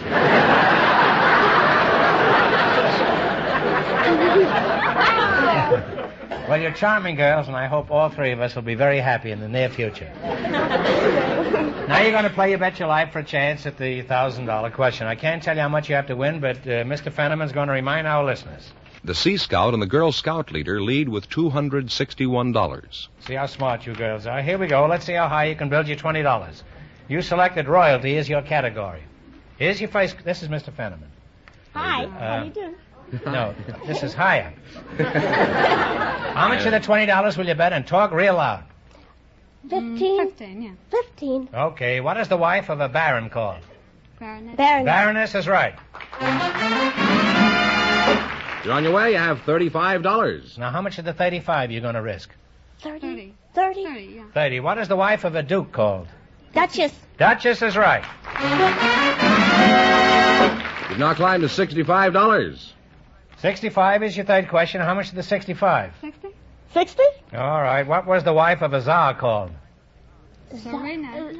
Among other things, she was called a czarina. That's right. That's right, a czarina. You now Not have... a note out of him until I say czarina. We haven't trained. You now have $125. And here's your last chance to beat the other couples. How much of the $125 are you going to bet? All of it. Hmm? Well, what have we got to lose? Okay. 125. Shoot the works. I bet she owns part of that Coca-Cola plant. What is the wife of an emperor called? Empress. An empress is right. Well, you wind up with $250, and that means the Sea Scout and the Girl Scout leader with $261 in just 1 minute get the chance at the DeSoto Plymouth $1,000 question.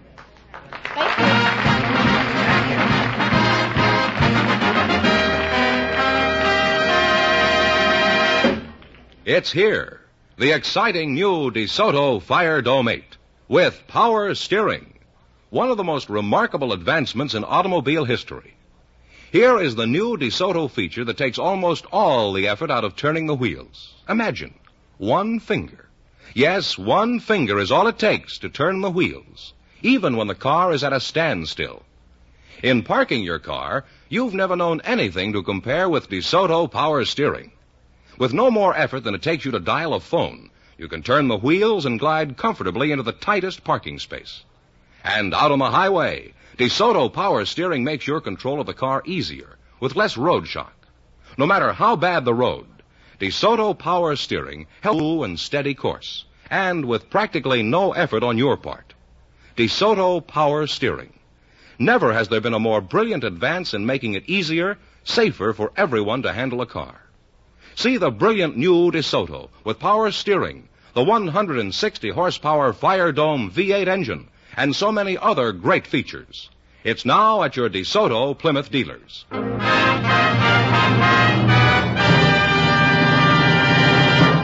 And here comes the Sea Scout Groucho and the Girl Scout leader, all set for the DeSoto Plymouth $1,000 question.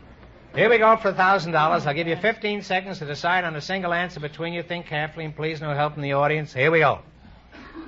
The largest river in France divides the country into two nearly equal parts. For $1,000, what is the biggest river in France? Talk it over.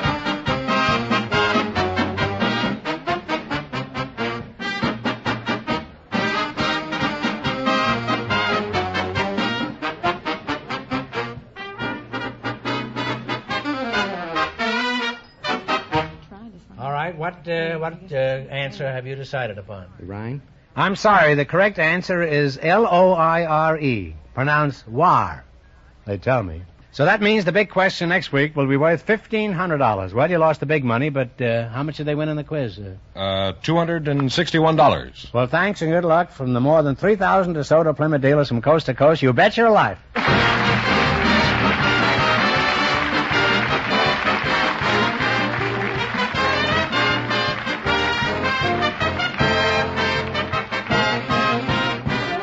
Be sure to tune in again next Wednesday night at the same time for the Groucho Marx Show, when the big question will be worth $1,500. And don't miss Groucho's television show, also presented by the DeSoto Plymouth Dealers of America.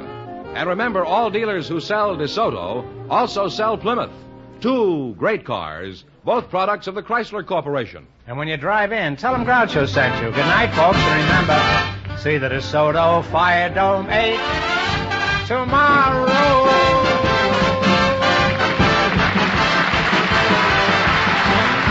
Folks, here's a reminder. Help the American Red Cross to be ready for its vital role in any emergency of peace or war. Answer your 1952 Red Cross appeal. You Bet Your Life, transcribed from Hollywood, is produced by John Goodell. Directed by Robert Dwan and Bernie Smith. Music by Jerry Fielding. This is George Fenneman signing off for the more than 3,000 DeSoto Plymouth dealers from coast to coast.